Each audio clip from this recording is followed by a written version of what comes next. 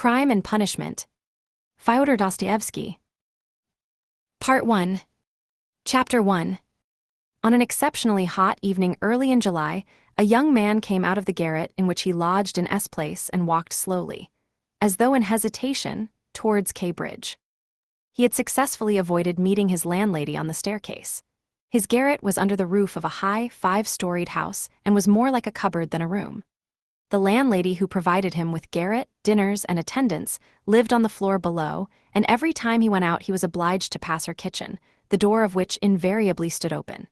And each time he passed, the young man had a sick, frightened feeling, which made him scowl and feel ashamed. He was hopelessly in debt to his landlady, and was afraid of meeting her. This was not because he was cowardly and abject, quite the contrary, but for some time past he had been in an overstrained, irritable condition, verging on hypochondria. He had become so completely absorbed in himself and isolated from his fellows that he dreaded meeting, not only his landlady, but anyone at all. He was crushed by poverty, but the anxieties of his position had of late ceased to weigh upon him. He had given up attending to matters of practical importance. He had lost all desire to do so. Nothing that any landlady could do had a real terror for him. But to be stopped on the stairs, to be forced to listen to her trivial, irrelevant gossip, to pestering demands for payment, threats and complaints, and to rack his brains for excuses, to prevaricate, to lie. No, rather than that, he would creep down the stairs like a cat and slip out unseen. This evening, however, on coming out into the street, he became acutely aware of his fears. I want to attempt a thing like that and am frightened by these trifles, he thought, with an odd smile. Yes, all is in a man's hands and he lets it all slip from cowardice, that's an axiom. It would be interesting to know what it is men are most afraid of. Taking a new step, uttering a new word is what they fear most. But I am talking too much. It's because I chatter that I do nothing. Or perhaps it is that I chatter because I do nothing. I've learned to chatter this last month, lying for days together in my den thinking of Jack the Giant Killer. Why am I going there now? Am I capable of that? Is that serious? It is not serious at all. It's simply a fantasy to amuse myself, a plaything. Yes, maybe it is a plaything. The heat in the street was terrible. And the airlessness, the bustle and the plaster, scaffolding, bricks and dust all about him, and that special Petersburg stench, so familiar to all who are unable to get out of town in summer. All worked painfully upon the young man's already overwrought nerves. The insufferable stench from the pothouses, which are particularly numerous in that part of the town, and the drunken men whom he met continually, although it was a working day, completed the revolting misery of the picture. An expression of the profoundest disgust gleamed for a moment in the young man's refined face. He was, by the way, exceptionally handsome, above the average in height, slim, well-built, with beautiful dark eyes and dark brown hair. Soon he sank into deep thought, or more accurately speaking into a complete blankness of mind. He walked along not observing what was about him and not caring to observe it. From time to time, he would mutter something from the habit of talking to himself, to which he had just confessed. At these moments he would become conscious that his ideas were sometimes in a tangle and that he was very weak. For 2 days he had scarcely tasted food. He was so badly dressed that even a man accustomed to shabbiness would have been ashamed to be seen in the street in such rags. In that quarter of the town, however, scarcely any shortcoming in dress would have created surprise. Owing to the proximity of the Hay Market, the number of establishments of bad character, the preponderance of the trading and working-class population crowded in these streets and alleys in the heart of Petersburg, types so various were to be seen in the streets that no figure, however queer, would have caused surprise. But there was such accumulated bitterness and contempt in the young man's heart that, in spite of all the fastidiousness of youth, he minded his rags least of all in the street. It was a different matter when he met with acquaintances or with former fellow-students, whom, indeed, he disliked meeting at any time. And yet when a drunken man who, for some unknown reason, was being taken somewhere in a huge wagon dragged by a heavy dray horse, suddenly shouted at him as he drove past. "Hey there!" German Hatter bawling at the top of his voice and pointing at him, the young man stopped suddenly and clutched tremulously at his hat.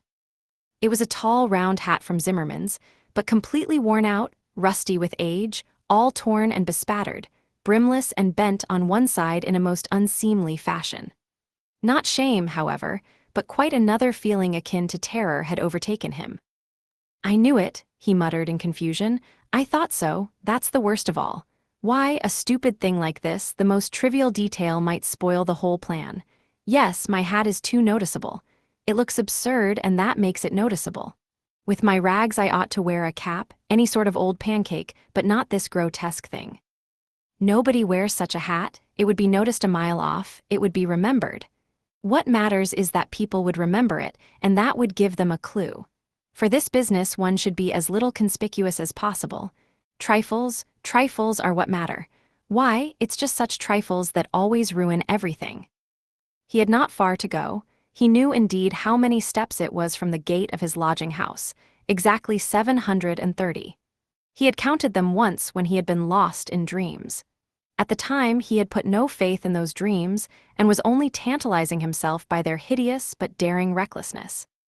Now, a month later, he had begun to look upon them differently, and, in spite of the monologues in which he jeered at his own impotence and indecision, he had involuntarily come to regard this hideous dream as an exploit to be attempted, although he still did not realize this himself. He was positively going now for a rehearsal of his project, and at every step his excitement grew more and more violent. With a sinking heart and a nervous tremor, he went up to a huge house which on one side looked onto the canal, and on the other into the street. This house was let out in tiny tenements and was inhabited by working people of all kinds: tailors, locksmiths, cooks, Germans of sorts, girls picking up a living as best they could, petty clerks, etc. There was a continual coming and going through the two gates and in the two courtyards of the house. 3 or 4 doorkeepers were employed on the building. The young man was very glad to meet none of them, and at once slipped unnoticed through the door on the right and up the staircase. It was a back staircase, dark and narrow, but he was familiar with it already and knew his way, and he liked all these surroundings.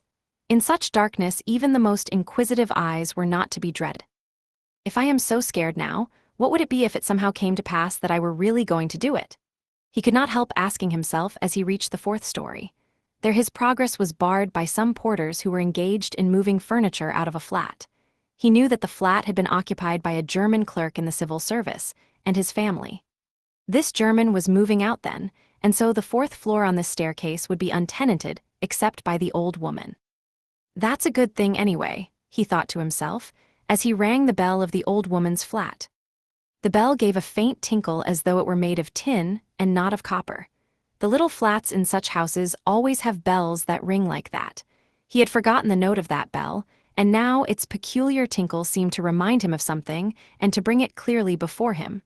He started. His nerves were terribly overstrained by now. In a little while, the door was opened a tiny crack. The old woman eyed her visitor with evident distrust through the crack, and nothing could be seen but her little eyes, glittering in the darkness.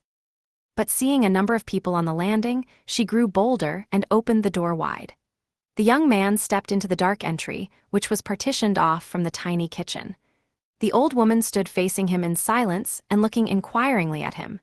She was a diminutive, withered-up old woman of 60, with sharp, malignant eyes and a sharp little nose. Her colorless, somewhat grizzled hair was thickly smeared with oil, and she wore no kerchief over it. Round her thin long neck, which looked like a hen's leg, was knotted some sort of flannel rag, and in spite of the heat, there hung flapping on her shoulders a mangy fur cape, yellow with age. The old woman coughed and groaned at every instant. The young man must have looked at her with a rather peculiar expression, for a gleam of mistrust came into her eyes again. "Raskolnikov, a student, I came here a month ago." The young man made haste to mutter, with a half-bow, remembering that he ought to be more polite. "I remember, my good sir, I remember quite well your coming here," the old woman said distinctly, still keeping her inquiring eyes on his face. "And here, I am again on the same errand," Raskolnikov continued, a little disconcerted and surprised at the old woman's mistrust. "Perhaps she is always like that, though, only I did not notice it the other time," he thought with an uneasy feeling.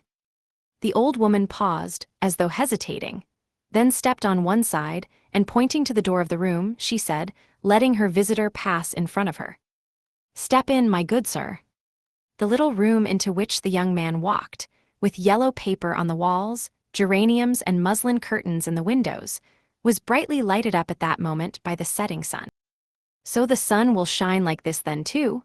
Flashed as it were by chance through Raskolnikov's mind, and with a rapid glance he scanned everything in the room, trying as far as possible to notice and remember its arrangement. But there was nothing special in the room. The furniture, all very old and of yellow wood, consisted of a sofa with a huge bent wooden back, an oval table in front of the sofa, a dressing table with a looking-glass fixed on it between the windows, chairs along the walls, and 2 or 3 halfpenny prints in yellow frames, representing German damsels with birds in their hands. That was all. In the corner, a light was burning before a small icon. Everything was very clean, the floor and the furniture were brightly polished, everything shone. Lizaveta's work, thought the young man. There was not a speck of dust to be seen in the whole flat. It's in the houses of spiteful old widows that one finds such cleanliness, Raskolnikov thought again, and he stole a curious glance at the cotton curtain over the door leading into another tiny room, in which stood the old woman's bed and chest of drawers, and into which he had never looked before. These 2 rooms made up the whole flat. "What do you want?" the old woman said severely, coming into the room and, as before, standing in front of him so as to look him straight in the face. "I've brought something to pawn here," and he drew out of his pocket an old-fashioned flat silver watch, on the back of which was engraved a globe. The chain was of steel. "But the time is up for your last pledge. The month was up the day before yesterday. I will bring you the interest for another month. Wait a little." "But that's for me to do as I please, my good sir, to wait or to sell your pledge at once." "How much will you give me for the watch, Alyona Ivanovna?" "You come with such trifles, my good sir, it's scarcely worth anything. I gave you 2 rubles last time for your ring, and one could buy it quite new at a jeweler's for 1.5 rubles. Give me 4 rubles for it, I shall redeem it, it was my father's. I shall be getting some money soon." 1.5 rubles, and interest in advance if you like." 1.5 rubles, cried the young man. "Please yourself?" and the old woman handed him back the watch.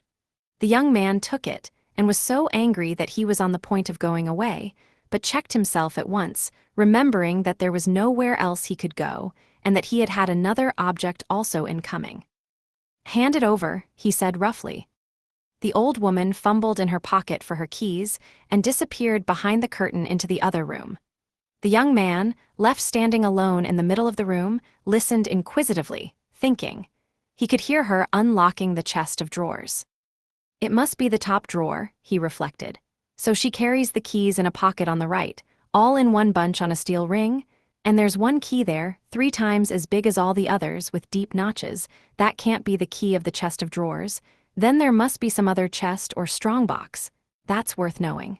Strongboxes always have keys like that, but how degrading it all is. The old woman came back. "Here, sir, as we say 10 kopecks the ruble a month, so I must take 15 kopecks from 1.5 rubles for the month in advance. But for the 2 rubles I lent you before, you owe me now 20 kopecks on the same reckoning in advance. That makes 35 kopecks altogether, so I must give you 1 ruble and 15 kopecks for the watch. Here it is." "What, only 1 ruble and 15 kopecks now?" "Just so." The young man did not dispute it and took the money. He looked at the old woman and was in no hurry to get away, as though there was still something he wanted to say or to do, but he did not himself quite know what. "I may be bringing you something else in a day or 2, Alyona Ivanovna, a valuable thing, silver, a cigarette box, as soon as I get it back from a friend." He broke off in confusion. "Well, we will talk about it then, sir. Goodbye, are you always at home alone? Your sister is not here with you?" He asked her as casually as possible as he went out into the passage. "What business is she of yours, my good sir?" "Oh, nothing particular, I simply asked. You are too quick. Good day, Alyona Ivanovna." Raskolnikov went out in complete confusion. This confusion became more and more intense. As he went down the stairs, he even stopped short, 2 or 3 times, as though suddenly struck by some thought. When he was in the street, he cried out, "Oh God, how loathsome it all is, and can I possibly? No, it's nonsense, it's rubbish," he added resolutely. "And how could such an atrocious thing come into my head? What filthy things my heart is capable of. Yes, filthy above all, disgusting, loathsome, and for a whole month I've been." But no words, no exclamations could express his agitation. The feeling of intense repulsion, which had begun to oppress and torture his heart while he was on his way to the old woman, had by now reached such a pitch, and had taken such a definite form that he did not know what to do with himself to escape from his wretchedness. He walked along the pavement like a drunken man, regardless of the passers-by, and jostling against them, and only came to his senses when he was in the next street. Looking round, he noticed that he was standing close to a tavern which was entered by steps leading from the pavement to the basement.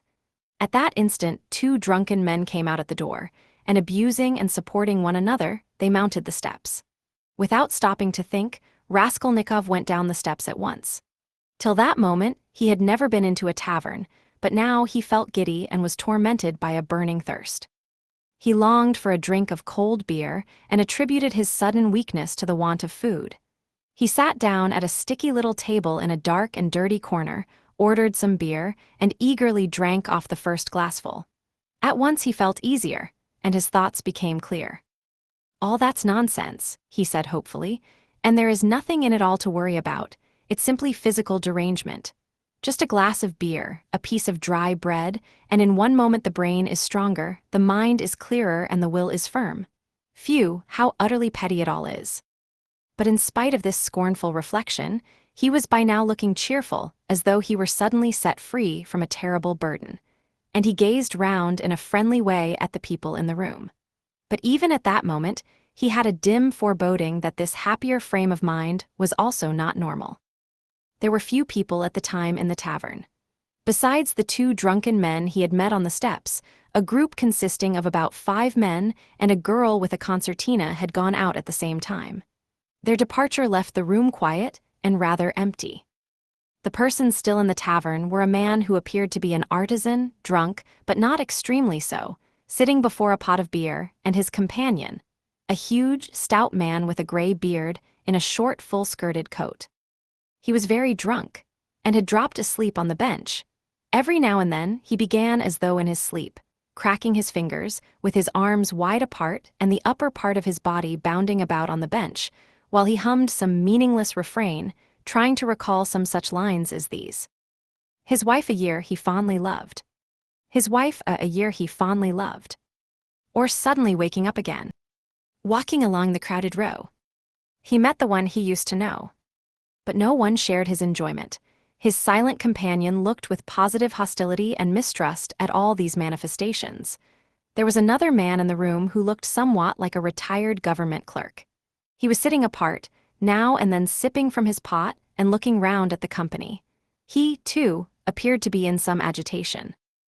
Chapter 2. Raskolnikov was not used to crowds, and, as we said before, he avoided society of every sort, more especially of late. But now all at once he felt a desire to be with other people. Something new seemed to be taking place within him, and with it, he felt a sort of thirst for company. He was so weary after a whole month of concentrated wretchedness and gloomy excitement that he longed to rest, if only for a moment, in some other world, whatever it might be. And, in spite of the filthiness of the surroundings, he was glad now to stay in the tavern. The master of the establishment was in another room, but he frequently came down some steps into the main room, his jaunty, tarred boots with red turnover tops coming into view each time before the rest of his person. He wore a full coat and a horribly greasy black satin waistcoat, with no cravat, and his whole face seemed smeared with oil like an iron lock. At the counter stood a boy of about 14, and there was another boy somewhat younger who handed whatever was wanted. On the counter lay some sliced cucumber, some pieces of dried black bread, and some fish, chopped up small, all smelling very bad. It was insufferably close, and so heavy with the fumes of spirits that 5 minutes in such an atmosphere might well make a man drunk. There are chance meetings with strangers that interest us from the first moment, before a word is spoken.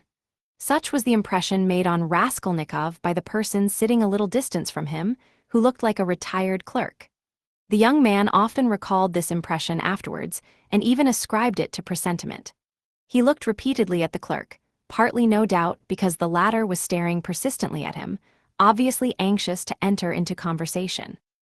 At the other persons in the room, including the tavern keeper, The clerk looked as though he were used to their company, and weary of it, showing a shade of condescending contempt for them as persons of station and culture inferior to his own, with whom it would be useless for him to converse.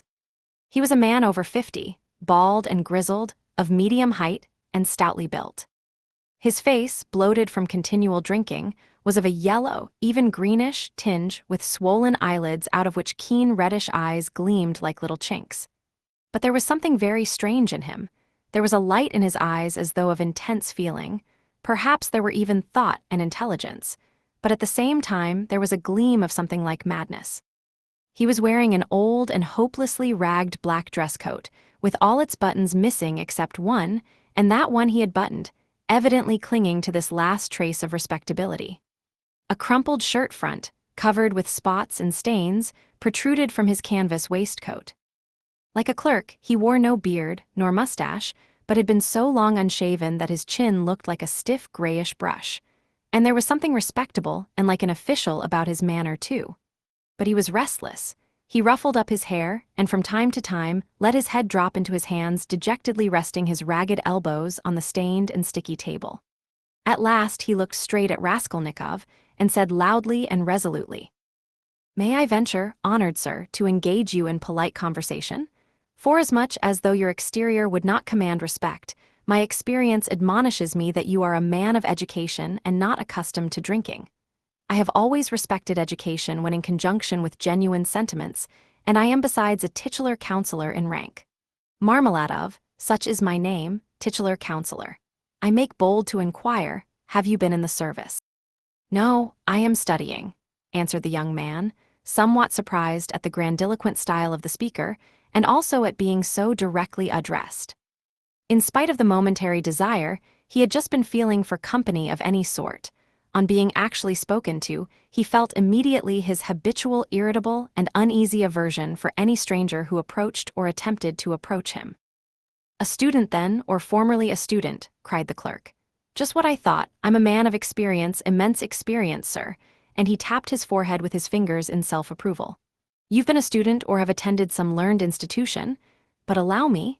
He got up, staggered, took up his jug and glass, and sat down beside the young man, facing him a little sideways. He was drunk, but spoke fluently and boldly, only occasionally losing the thread of his sentences and drawling his words. He pounced upon Raskolnikov as greedily as though he too had not spoken to a soul for a month. "Honored sir," he began almost with solemnity, "poverty is not a vice, that's a true saying. Yet I know too that drunkenness is not a virtue, and that that's even truer. But beggary, honored sir, beggary is a vice.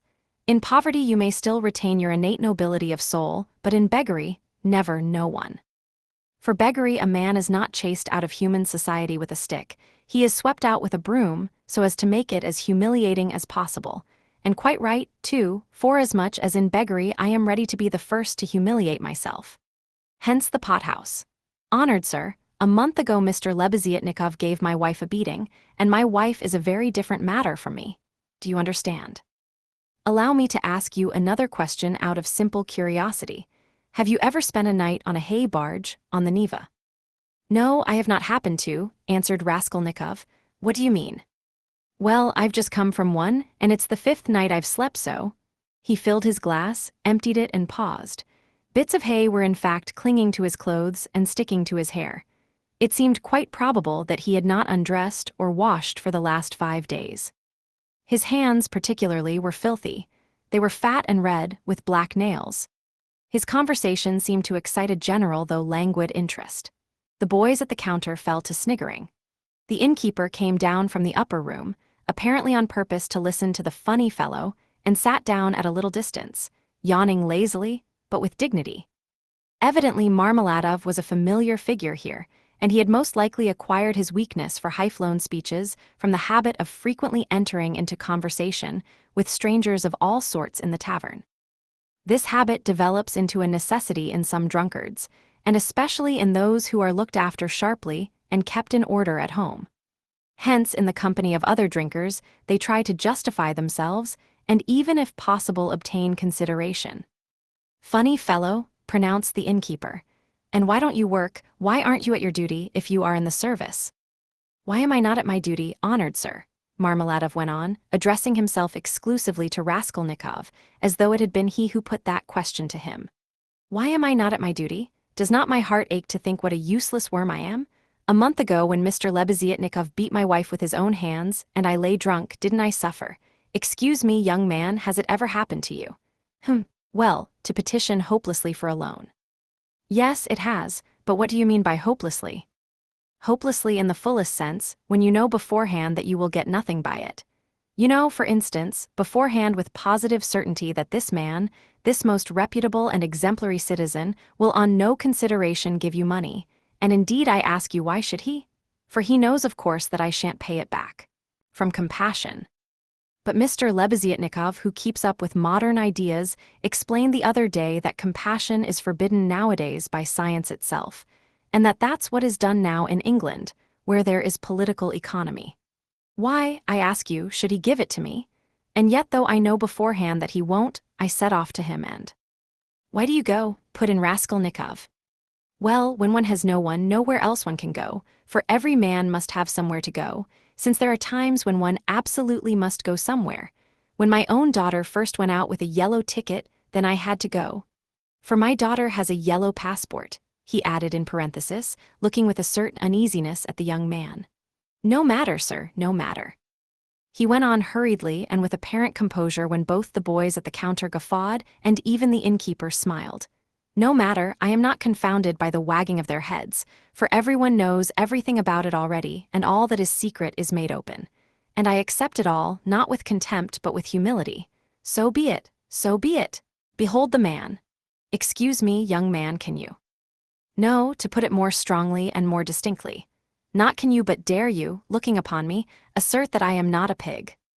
The young man did not answer a word. Well, the orator began again stolidly and with even increased dignity, after waiting for the laughter in the room to subside. Well, so be it, I am a pig, but she is a lady. I have the semblance of a beast, but Katerina Ivanovna, my spouse, is a person of education and an officer's daughter. Granted, I am a scoundrel, but she is a woman of a noble heart, full of sentiments, refined by education. And yet, oh, if only she felt for me. Honored sir, you know every man ought to have at least one place where people feel for him. But Katerina Ivanovna, though she is magnanimous, she is unjust. And yet, although I realize that when she pulls my hair she only does it out of pity, for I repeat without being ashamed, she pulls my hair, young man, he declared with redoubled dignity, hearing the sniggering again. But my God, if she would but once. But no, it's all in vain and it's no use talking. No use talking. For more than once my wish did come true and more than once she has felt for me, but such is my fate and I am a beast by nature. Rather, assented the innkeeper, yawning. Marmeladov struck his fist resolutely on the table. Such is my fate. Do you know, sir, I have sold her very stockings for drink? Not her shoes, that would be more or less in the order of things, but her stockings I have sold for drink. Her mohair shawl I sold for drink, a present to her long ago, her own property, not mine, and we live in a cold room and she caught cold this winter and has begun coughing and spitting blood too. We have 3 little children and Katerina Ivanovna is at work from morning till night. She is scrubbing and cleaning and washing the children, for she's been used to cleanliness from a child. But her chest is weak and she has a tendency to consumption and I feel it. Do you suppose I don't feel it? And the more I drink the more I feel it. That's why I drink too. I try to find sympathy and feeling in drink. I drink so that I may suffer twice as much. And as though in despair, he laid his head down on the table. Young man, he went on, raising his head again, in your face I seem to read some trouble of mind. When you came in I read it, and that was why I addressed you at once. For in unfolding to you the story of my life, I do not wish to make myself a laughingstock before these idle listeners, who indeed know all about it already, but I am looking for a man of feeling and education. Know then that my wife was educated in a high-class school for the daughters of noblemen, and on leaving she danced the shawl dance before the governor and other personages, for which she was presented with a gold medal and a certificate of merit. The medal? Well, the medal of course was sold, long ago, but the certificate of merit is in her trunk still, and not long ago she showed it to our landlady. And although she is most continually on bad terms with the landlady, Yet she wanted to tell someone or other of her past honors, and of the happy days that are gone. I don't condemn her for it, I don't blame her, for the one thing left her is recollection of the past, and all the rest is dust and ashes. Yes, yes, she is a lady of spirit, proud and determined. She scrubs the floors herself and has nothing but black bread to eat, but won't allow herself to be treated with disrespect. That's why she would not overlook Mr. Lebeziatnikov's rudeness to her, and so when he gave her a beating for it, she took to her bed more from the hurt to her feelings than from the blows. She was a widow when I married her, with 3 children, one smaller than the other. She married her first husband, an infantry officer, for love, and ran away with him from her father's house. She was exceedingly fond of her husband, but he gave way to cards, got into trouble, and with that he died. He used to beat her at the end, and although she paid him back, of which I have authentic documentary evidence, to this day she speaks of him with tears and she throws him up to me, and I am glad that, though only in imagination, she should think of herself as having once been happy.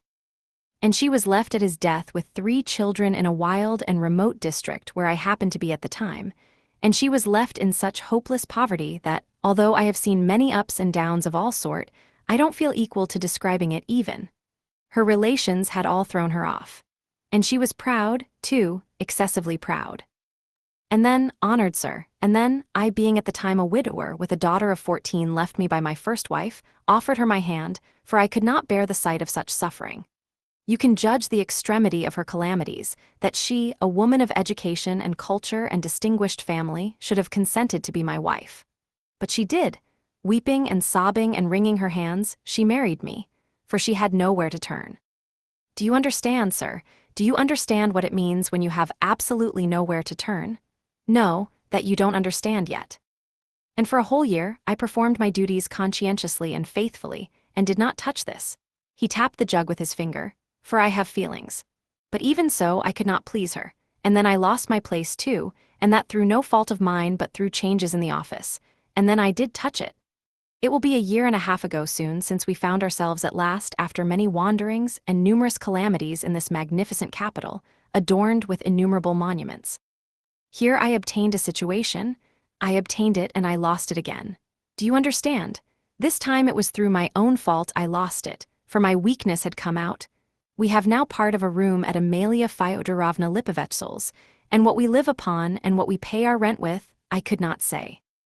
There are a lot of people living there besides ourselves.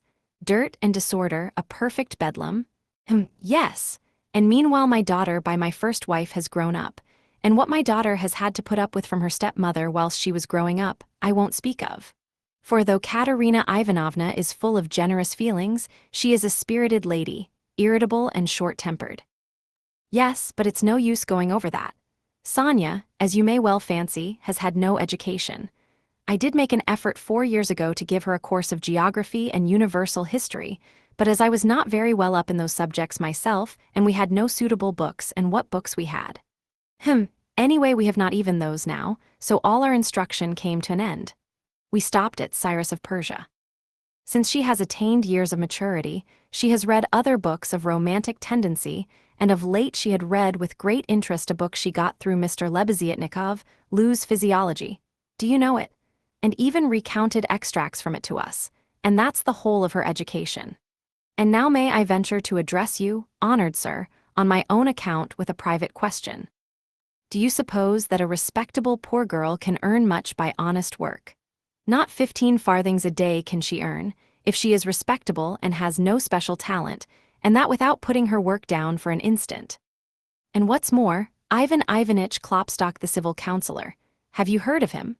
Has not to this day paid her for the half-dozen linen shirts she made him and drove her roughly away, stamping and reviling her, on the pretext that the shirt collars were not made like the pattern and were put in askew.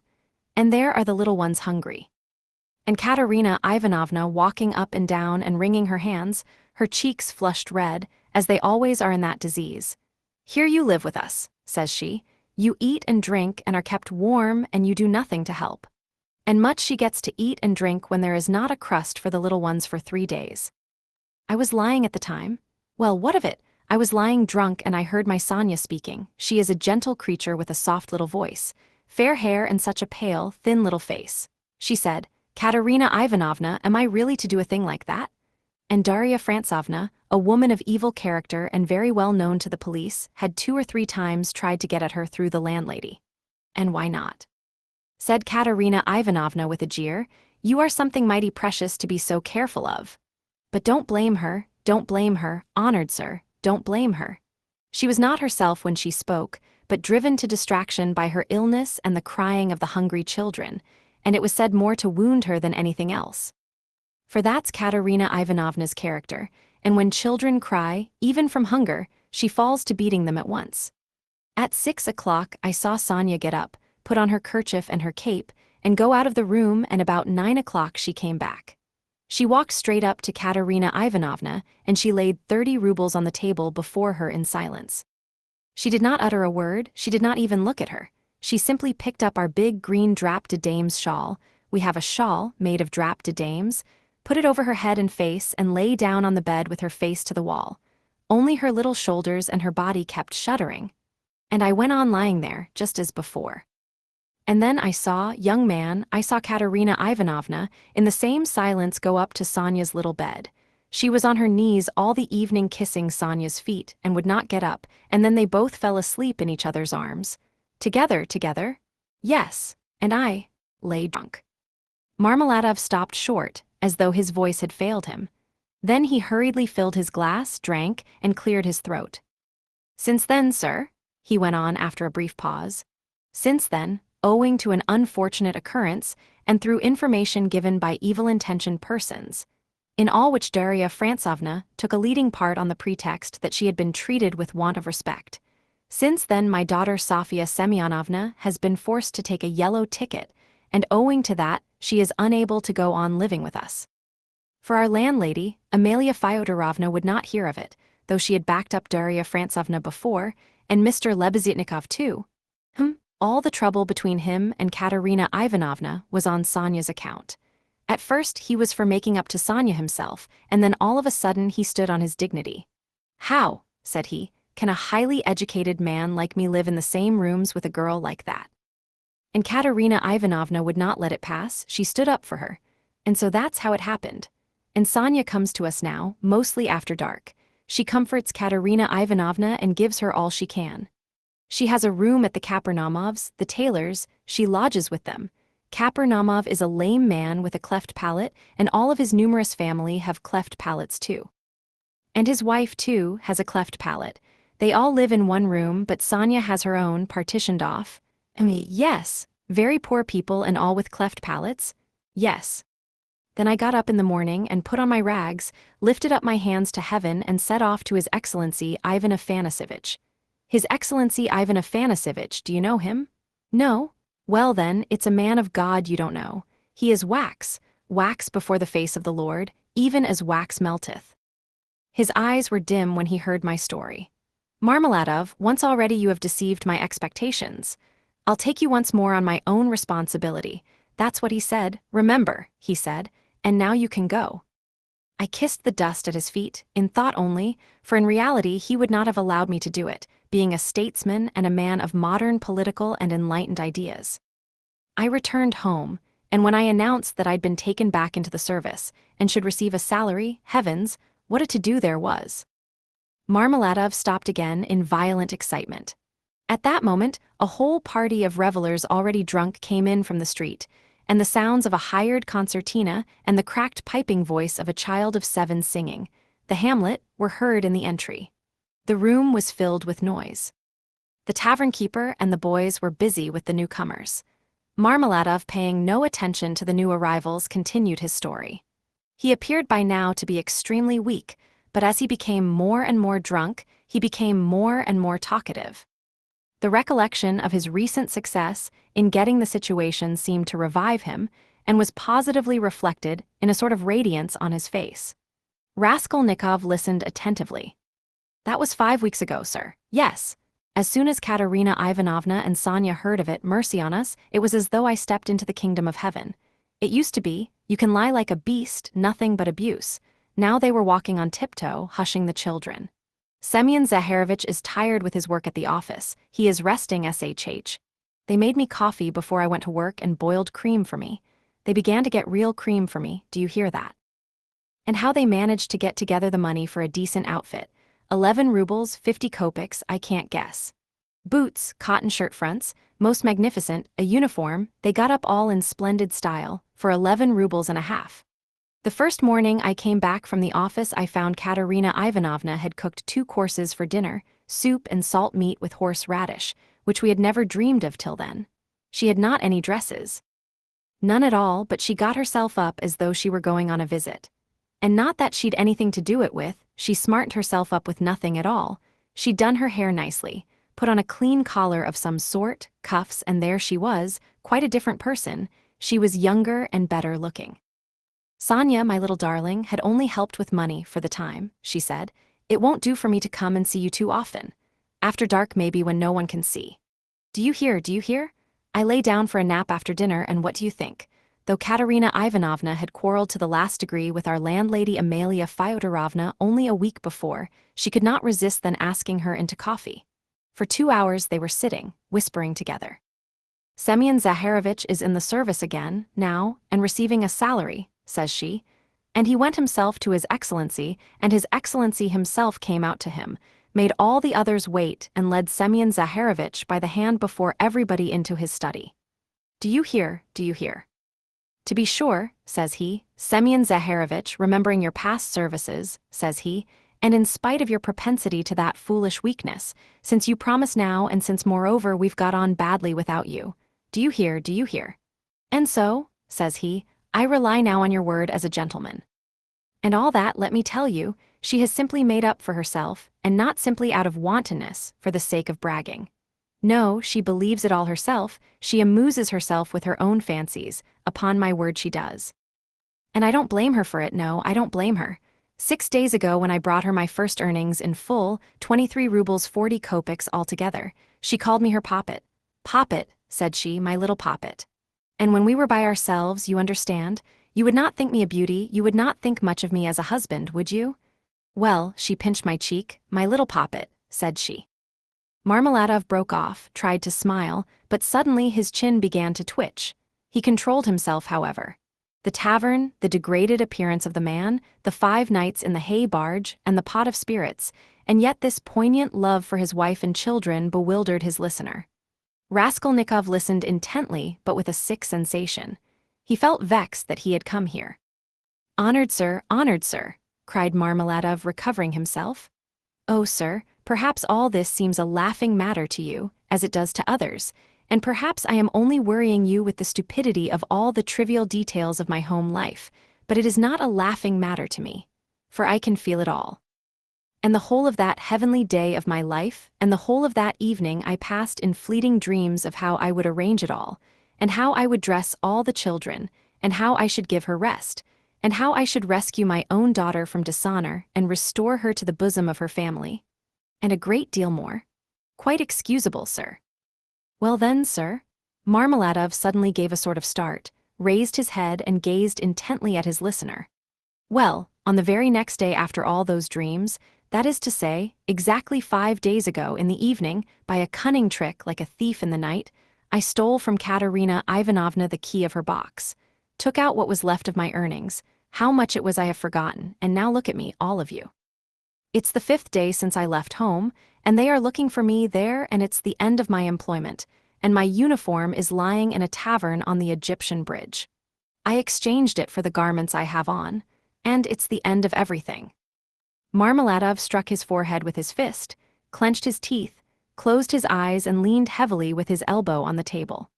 But a minute later his face suddenly changed, and with a certain assumed slyness and affectation of bravado, he glanced at Raskolnikov, laughed and said, "This morning I went to see Sonia, I went to ask her for a pick-me-up. He. You don't say she gave it to you?" cried one of the newcomers. He shouted the words and went off into a guffaw. "This very quart was bought with her money," Marmeladov declared, addressing himself exclusively to Raskolnikov. 30 kopecks she gave me with her own hands, her last, all she had, as I saw. She said nothing, she only looked at me without a word. Not on earth, but up yonder. They grieve over men, they weep, but they don't blame them, But it hurts more when they don't blame. 30 kopecks, yes. And maybe she needs them now, eh? What do you think, my dear sir? For now she's got to keep up her appearance. It costs money, that smartness, that special smartness, you know. Do you understand? And there's pomatum, too, you see, she must have things, petticoats, starched ones, shoes, too, real jaunty ones to show off her foot when she has to step over a puddle. Do you understand, sir, do you understand what all that smartness means? And here I, her own father, here I took 30 kopecks of that money for a drink. And I am drinking it, and I have already drunk it. Come, who will have pity on a man like me, eh? Are you sorry for me, sir, or not? Tell me, sir, are you sorry or not? He. He would have filled his glass, but there was no drink left. The pot was empty. What are you to be pitied for? Shouted the tavern keeper, who was again near them. Shouts of laughter and even oaths followed. The laughter and the oaths came from those who were listening, and also from those who had heard nothing, but were simply looking at the figure of the discharged government clerk. To be pitied? Why am I to be pitied? Marmeladov suddenly declaimed, standing up with his arm outstretched, as though he had been only waiting for that question. Why am I to be pitied, you say? Yes, there's nothing to pity me for. I ought to be crucified on a cross, not pitied. Crucify me, O judge, crucify me, but pity me. And then I will go of myself to be crucified, for it's not merrymaking I seek but tears and tribulation. Do you suppose, you that sell, that this pint of yours has been sweet to me? It was tribulation I sought at the bottom of it, tears and tribulation, and have found it, and I have tasted it. But he will pity us who has had pity on all men, who has understood all men and all things. He is the one, he too is the judge. He will come in that day, and he will ask, where is the daughter who gave herself for her cross, consumptive stepmother, and for the little children of another? Where is the daughter who had pity upon the filthy drunkard, her earthly father, undismayed by his beastliness? And he will say, come to me, I have already forgiven thee once. I have forgiven thee once.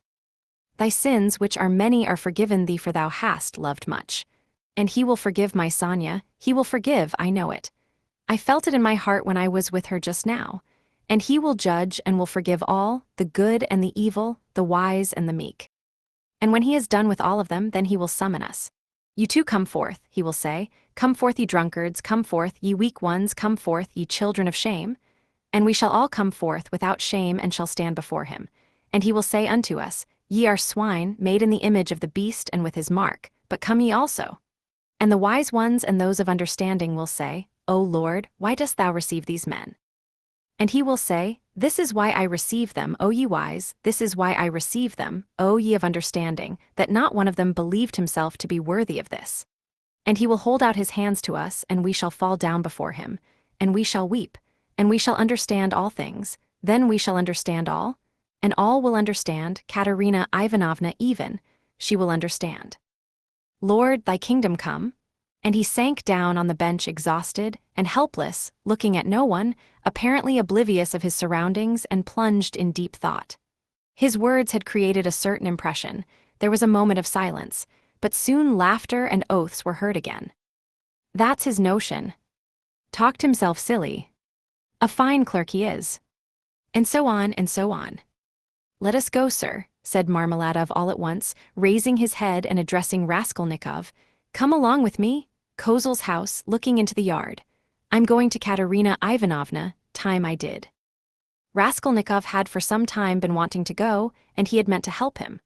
Marmeladov was much unsteadier on his legs than in his speech, and leaned heavily on the young man. They had 200 or 300 paces to go. The drunken man was more and more overcome by dismay and confusion as they drew nearer the house.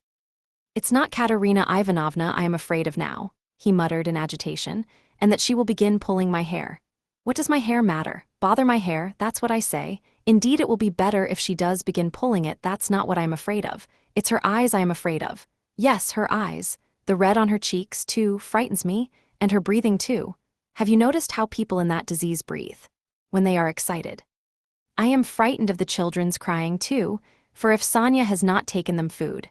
I don't know what's happened. I don't know, but blows I am not afraid of. No, sir, that such blows are not a pain to me, but even an enjoyment. In fact, I can't get on without it. It's better so. Let her strike me, it relieves her heart.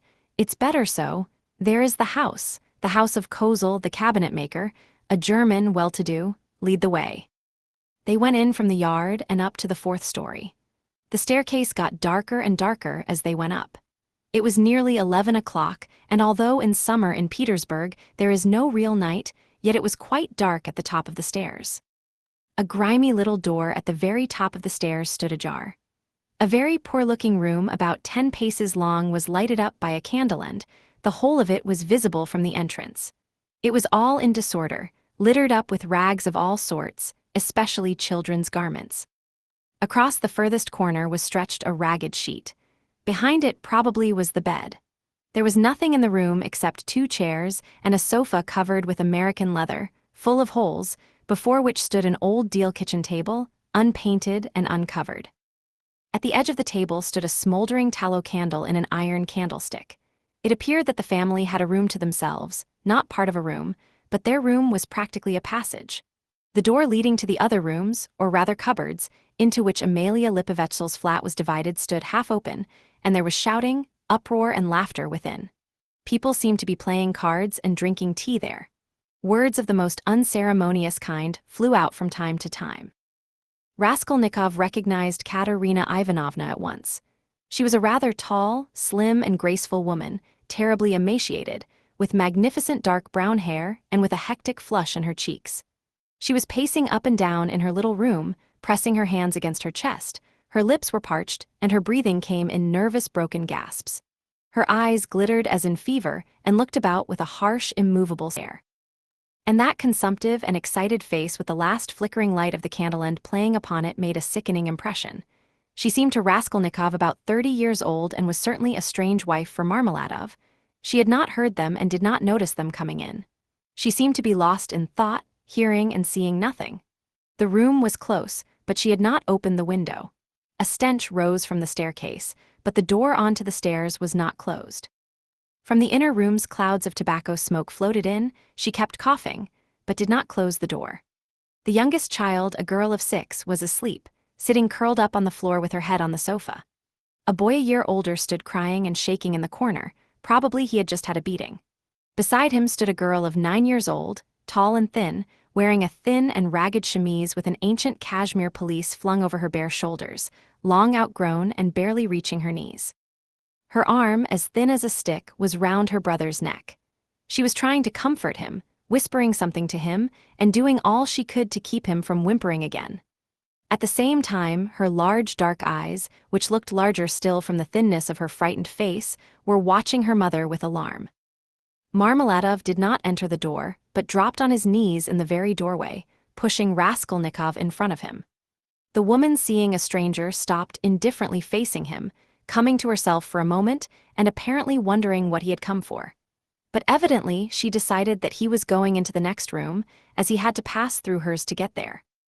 Taking no further notice of him, she walked towards the outer door to close it, and uttered a sudden scream on seeing her husband on his knees in the doorway. "Ah," she cried out in a frenzy, "he has come back, the criminal, the monster, and where is the money? What's in your pocket, show me, and your clothes are all different. Where are your clothes? Where is the money? Speak." And she fell to searching him. Marmeladov submissively and obediently held up both arms to facilitate the search. Not a farthing was there. "Where is the money?" she cried. "Mercy on us, can he have drunk it all? There were 12 silver rubles left in the chest." And in a fury, she seized him by the hair and dragged him into the room. Marmeladov seconded her efforts by meekly crawling along on his knees. "And this is a consolation to me. This does not hurt me, but is a positive consolation, ho nu red sir," he called out, shaken to and fro by his hair and even once striking the ground with his forehead. The child asleep on the floor woke up and began to cry. The boy in the corner, losing all control, began trembling and screaming and rushed to his sister in violent terror, almost in a fit. The eldest girl was shaking like a leaf. He's drunk it all," the poor woman screamed in despair, "and his clothes are gone, and they are hungry, and wringing her hands she pointed to the children. "Oh, accursed life, and are you not ashamed?" She pounced all at once upon Raskolnikov from the tavern. "Have you been drinking with him? You have been drinking with him too. Go away." The young man was hastening away without uttering a word. The inner door was thrown wide open, and inquisitive faces were peering in at it. Coarse laughing faces with pipes and cigarettes and heads wearing caps thrust themselves in at the doorway.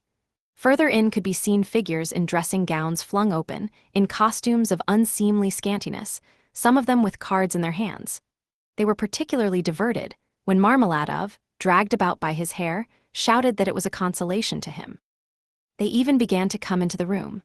At last, a sinister, shrill outcry was heard. This came from Amalia Lipovetsel herself, pushing her way amongst them and trying to restore order after her own fashion, and for the 100th time to frighten the poor woman by ordering her, with coarse abuse, to clear out of the room next day. As he went out, Raskolnikov had time to put his hand into his pocket, to snatch up the coppers he had received in exchange for his ruble in the tavern, and to lay them unnoticed on the window. Afterwards, on the stairs, he changed his mind and would have gone back. "What a stupid thing I've done," he thought to himself. "They have Sonia and I want it myself." But reflecting that it would be impossible to take it back now, and that in any case he would not have taken it, he dismissed it with a wave of his hand and went back to his lodging. "Sonia wants pomatum too," he said as he walked along the street, and he laughed malignantly. "Such smartness costs money. And maybe Sonia herself will be bankrupt today, for there is always a risk hunting big game. Digging for gold, then they would all be without a crust tomorrow except for my money. Hurrah for Sonia, what a mine they've dug there, and they're making the most of it. Yes, they are making the most of it.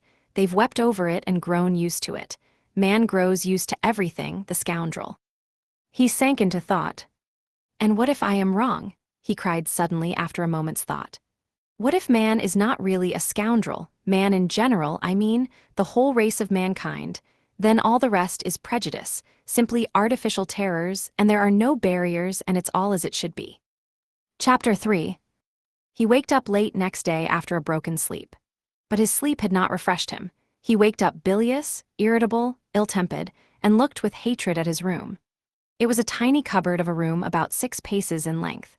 It had a poverty-stricken appearance with its dusty yellow paper peeling off the walls, and it was so low-pitched that a man of more than average height was ill at ease in it and felt every moment that he would knock his head against the ceiling. The furniture was in keeping with the room. There were 3 old chairs, rather rickety, a painted table in the corner on which lay a few manuscripts and books. The dust that lay thick upon them showed that they had been long untouched. A big clumsy sofa occupied almost the whole of 1 wall and half the floor space of the room. It was once covered with chintz, but was now in rags and served Raskolnikov as a bed. Often he went to sleep on it, as he was, without undressing, without sheets, wrapped in his old student's overcoat, with his head on one little pillow, under which he heaped up all the linen he had, clean and dirty, by way of a bolster. A little table stood in front of the sofa. It would have been difficult to sink to a lower ebb of disorder, but to Raskolnikov in his present state of mind, this was positively agreeable. He had got completely away from everyone, like a tortoise in its shell, and even the sight of a servant girl who had to wait upon him and looked sometimes into his room made him writhe with nervous irritation. He was in the condition that overtakes some monomaniacs, entirely concentrated upon one thing. His landlady had for the last fortnight given up sending him in meals, and he had not yet thought of expostulating with her, though he went without his dinner. Nastasia, the cook and only servant, was rather pleased at the lodger's mood, and had entirely given up sweeping and doing his room. Only once a week or so she would stray into his room with a broom. She waked him up that day. "Get up, why are you asleep?" she called to him. "It's past 9, I have brought you some tea, will you have a cup? I should think you're fairly starving." Raskolnikov opened his eyes, started and recognized Nastasia. "From the landlady, eh?" he asked, slowly, and with a sickly face, sitting up on the sofa. From the landlady, indeed. She set before him her own cracked teapot full of weak and stale tea, and laid 2 yellow lumps of sugar by the side of it. "Here, Nastasia, take it please," he said, fumbling in his pocket, for he had slept in his clothes, and taking out a handful of coppers. "Run and buy me a loaf. And get me a little sausage, the cheapest, at the pork butcher's. The loaf I'll fetch you this very minute, but wouldn't you rather have some cabbage soup instead of sausage? It's capital soup, yesterday's. I saved it for you yesterday, but you came in late. It's fine soup." When the soup had been brought, and he had begun upon it, Nastasia sat down beside him on the sofa and began chatting. She was a country peasant woman and a very talkative one. "Praskovia Pavlovna means to complain to the police about you," she said. He scowled. To the police, what does she want? You don't pay her money and you won't turn out of the room. That's what she wants, to be sure. The devil, that's the last straw, he muttered, grinding his teeth. No, that would not suit me. Just now, she is a fool, he added aloud. I'll go and talk to her today. Fool she is, and no mistake, just as I am. But why, if you are so clever, do you lie here like a sack and have nothing to show for it? One time you used to go out, you say, to teach children. But why is it you do nothing now? I am doing, Raskolnikov began sullenly and reluctantly. What are you doing? Work. What sort of work? I am thinking, he answered seriously after a pause. Nastasia was overcome with a fit of laughter. She was given to laughter, and when anything amused her, she laughed inaudibly, quivering and shaking all over till she felt ill. And have you made much money by your thinking? She managed to articulate at last. One can't go out to give lessons without boots, and I'm sick of it. Don't quarrel with your bread and butter. They pay so little for lessons. What's the use of a few coppers? He answered reluctantly, as though replying to his own thought. And you want to get a fortune all at once? He looked at her strangely. Yes, I want a fortune, he answered firmly after a brief pause. Don't be in such a hurry, you quite frighten me. Shall I get you the loaf or not? As you please. Ah, I forgot. A letter came for you yesterday when you were out. A letter for me, from whom? I can't say. I gave 3 kopecks of my own to the postman for it. Will you pay me back? Then bring it to me, for God's sake, bring it, cried Raskolnikov, greatly excited. Good God. A minute later the letter was brought him. That was it, from his mother, from the province of R. He turned pale when he took it. It was a long while since he had received a letter, but another feeling also suddenly stabbed his heart. Nastasia, leave me alone, for goodness sake. Here are your 3 kopecks, but for goodness sake make haste and go. The letter was quivering in his hand. He did not want to open it in her presence. He wanted to be left alone with this letter. When Nastasia had gone out, he lifted it quickly to his lips and kissed it. Then he gazed intently at the address, the small, sloping handwriting, so dear and familiar, of the mother who had once taught him to read and write. He delayed. He seemed almost afraid of something. At last he opened it. It was a thick, heavy letter, weighing over 2 ounces. 2 large sheets of note paper were covered with very small handwriting. My dear Rodia, wrote his mother, it's 2 months since I last had a talk with you by letter, which has distressed me and even kept me awake at night, thinking. But I am sure you will not blame me for my inevitable silence. You know how I love you. You are all we have to look to, Downia and I. You are our all, our one hope, our one stay. What a grief it was to me when I heard that you had given up the university some months ago, for want of means to keep yourself, and that you had lost your lessons and your other work. How could I help you out of my 120 rubles a year pension? The 15 rubles I sent you 4 months ago I borrowed, as you know, on security of my pension, from Vasily Ivanovich Varshin, a merchant of this town. He is a kind-hearted man and was a friend of your father's too. But having given him the right to receive the pension, I had to wait till the debt was paid off, and that is only just done, so that I've been unable to send you anything all this time. But now, thank God, I believe I shall be able to send you something more, and in fact we may congratulate ourselves on our good fortune now, of which I hasten to inform you. In the first place, would you have guessed, dear Rodia, that your sister has been living with me for the last 6 weeks, and we shall not be separated in the future? Thank God, her sufferings are over, but I will tell you everything in order, so that you may know just how everything has happened and all that we have hitherto concealed from you.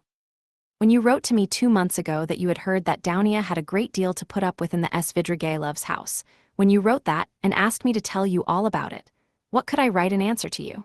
If I had written the whole truth to you, I dare say you would have thrown up everything and have come to us, even if you had to walk all the way, for I know your character and your feelings, and you would not let your sister be insulted. I was in despair myself, but what could I do? And besides, I did not know the whole truth myself then. What made it all so difficult was that Downia received 100 rubles in advance when she took the place as governess in their family, on condition of part of her salary being deducted every month, and so it was impossible to throw up the situation without repaying the debt.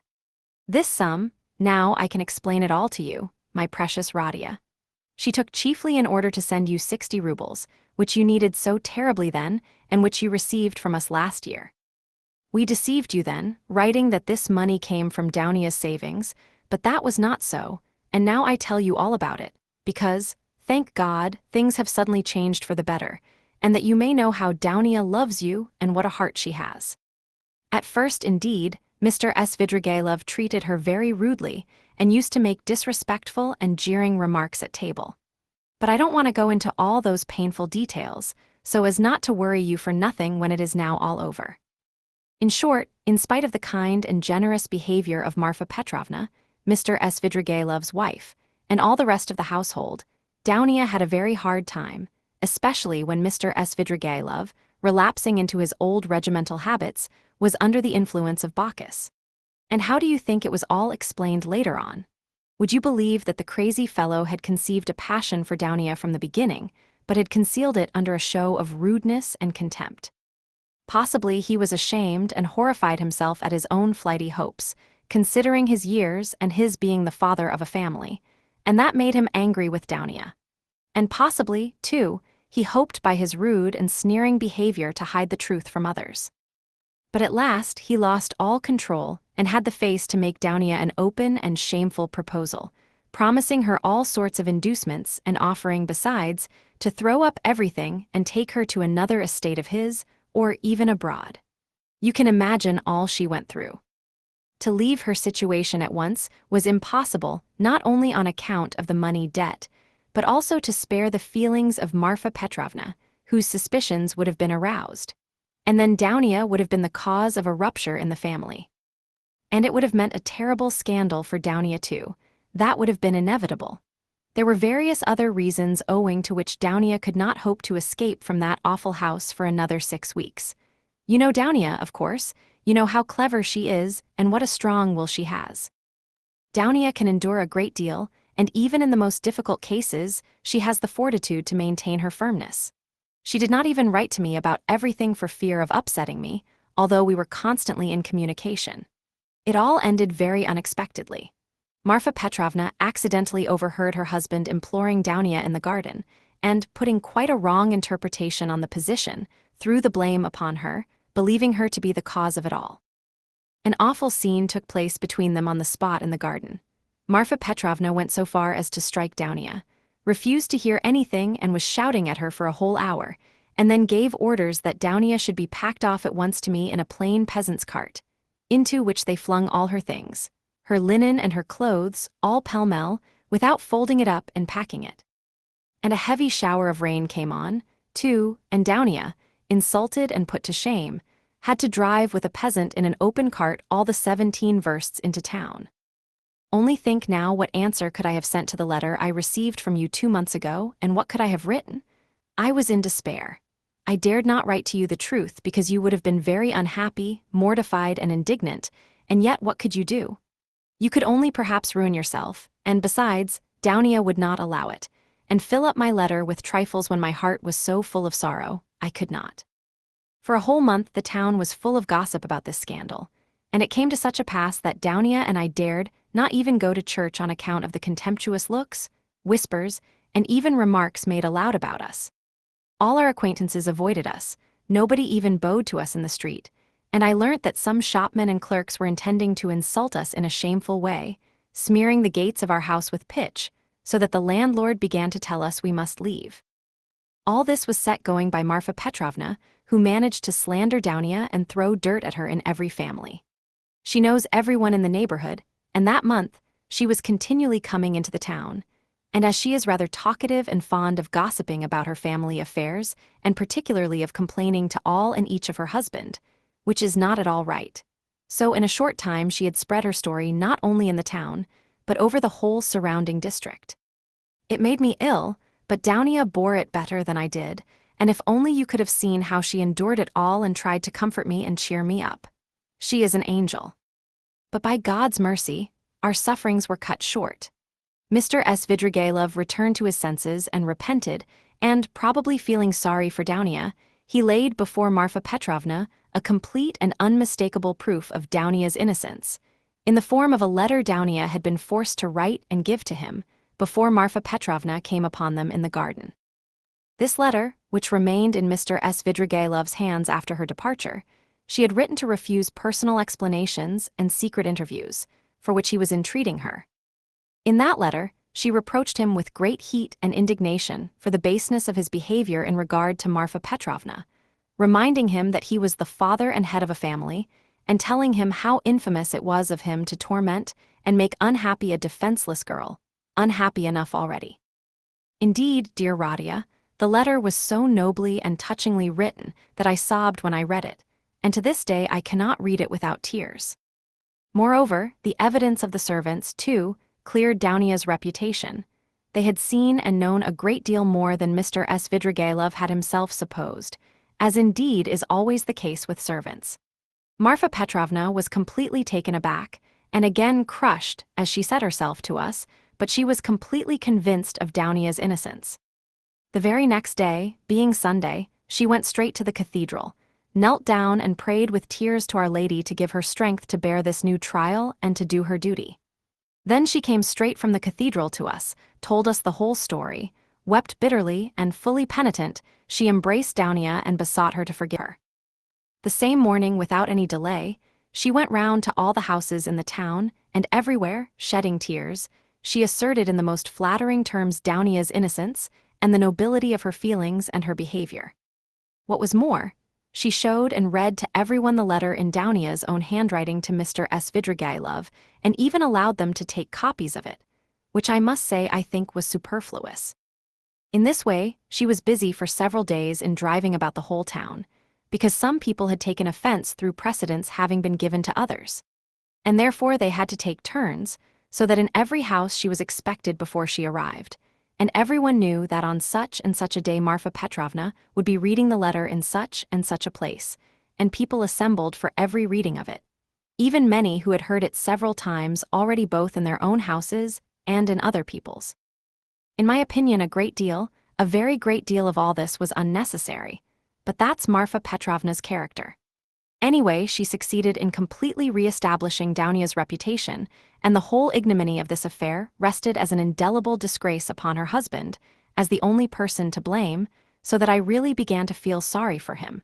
It was really treating the crazy fellow too harshly. Daunia was at once asked to give lessons in several families, but she refused. All of a sudden everyone began to treat her with marked respect, and all this did much to bring about the event by which, one may say, our whole fortunes are now transformed.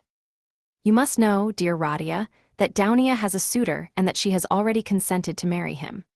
I hasten to tell you all about the matter, and though it has been arranged without asking your consent, I think you will not be aggrieved with me or with your sister on that account, for you will see that we could not wait and put off our decision till we heard from you. And you could not have judged all the facts without being on the spot. This was how it happened. He is already of the rank of a counselor, Fyodor Petrovich Luzhin, and is distantly related to Marfa Petrovna, who has been very active in bringing the match about. It began with his expressing through her his desire to make our acquaintance. He was properly received, drank coffee with us, and the very next day he sent us a letter in which he very courteously made an offer and begged for a speedy and decided answer.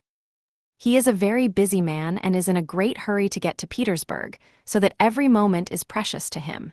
At first, of course, we were greatly surprised, as it had all happened so quickly and unexpectedly. We thought and talked it over the whole day.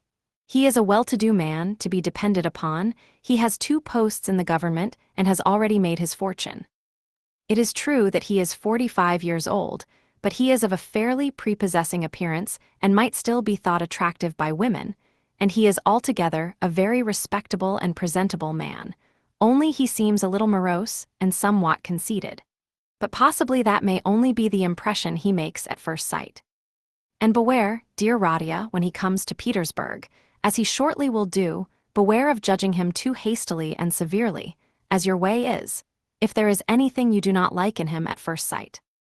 I give you this warning, although I feel sure that he will make a favorable impression upon you. Moreover, in order to understand any man one must be deliberate and careful to avoid forming prejudices and mistaken ideas, which are very difficult to correct and get over afterwards. And Pyotr Petrovitch, judging by many indications, is a thoroughly estimable man. At his first visit, indeed, he told us that he was a practical man, but still he shares, as he expressed it, many of the convictions of our most rising generation, and he is an opponent of all prejudices. He said a good deal more, for he seems a little conceited and likes to be listened to, but this is scarcely a vice. I, of course, understood very little of it, but Downia explained to me that, though he is not a man of great education, he is clever and seems to be good-natured. You know your sister's character, Rodia. She is a resolute, sensible, patient, and generous girl, but she has a passionate heart, as I know very well. Of course, there is no great love either on his side or on hers, but Downia is a clever girl and has the heart of an angel, and will make it her duty to make her husband happy, who on his side will make her happiness his care. Of that we have no good reason to doubt, though it must be admitted the matter has been arranged in great haste. Besides, he is a man of great prudence, and he will see, to be sure of himself, that his own happiness will be the more secure, the happier Downia is with him. And as for some defects of character, for some habits and even certain differences of opinion, which indeed are inevitable even in the happiest marriages, Downia has said that, as regards all that, she relies on herself, that there is nothing to be uneasy about, and that she is ready to put up with a great deal, if only their future relationship can be an honorable and straightforward one. He struck me, for instance, at first, as rather abrupt, but that may well come from his being an outspoken man, and that is no doubt how it is. For instance, at his second visit, after he had received Downia's consent, in the course of conversation, he declared that before making Downia's acquaintance, he had made up his mind to marry a girl of good reputation, without dowry, and above all, one who had experienced poverty. Because, as he explained, a man ought not to be indebted to his wife, but that it is better for a wife to look upon her husband as her benefactor. I must add that he expressed it more nicely and politely than I have done, for I have forgotten his actual phrases and only remember the meaning. And besides, it was obviously not said of design, but slipped out in the heat of conversation, so that he tried afterwards to correct himself and smooth it over, but all the same it did strike me as somewhat rude, and I said so afterwards to Downia. But Downia was vexed, and answered that words are not deeds. And that, of course, is perfectly true. Downia did not sleep all night before she made up her mind, and, thinking that I was asleep, she got out of bed and was walking up and down the room all night. At last, she knelt down before the icon and prayed long and fervently, and in the morning she told me that she had decided. I have mentioned already that Fyodor Petrovitch is just setting off for Petersburg, where he has a great deal of business, and he wants to open a legal bureau. He has been occupied for many years in conducting civil and commercial litigation, and only the other day he won an important case. He has to be in Petersburg because he has an important case before the Senate. So, Rodia dear, he may be of the greatest use to you, in every way indeed, and Downia and I have agreed that from this very day you could definitely enter upon your career, and might consider that your future is marked out and assured for you. Oh, if only this comes to pass. This would be such a benefit that we could only look upon it as a providential blessing. Downia is dreaming of nothing else. We have even ventured already to drop a few words on the subject to Fyodor Petrovitch. He was cautious in his answer, and said that, of course, as he could not get on without a secretary, it would be better to be paying a salary to a relation than to a stranger, if only the former were fitted for the duties, as though there could be doubt of your being fitted. But then he expressed doubts whether your studies at the university would leave you time for work at his office. The matter dropped for the time, but Downia is thinking of nothing else now. She has been in a sort of fever for the last few days, and has already made a regular plan for your becoming in the end an associate and even a partner in Fyodor Petrovitch's business, which might well be, seeing that you are a student of law. I am in complete agreement with her, Rodia, and share all her plans and hopes, and think there is every probability of realizing them. And in spite of Fyodor Petrovitch's evasiveness, very natural at present, since he does not know you, Downia is firmly persuaded that she will gain everything by her good influence over her future husband. This she is reckoning upon. Of course, we are careful not to talk of any of these more remote plans to Fyodor Petrovitch, especially of your becoming his partner. He is a practical man and might take this very coldly. It might all seem to him simply a daydream. Nor has either Downia or I breathed a word to him of the great hopes we have of his helping us to pay for your university studies. We have not spoken of it in the first place, because it will come to pass of itself, later on, and he will no doubt without wasting words offer to do it of himself.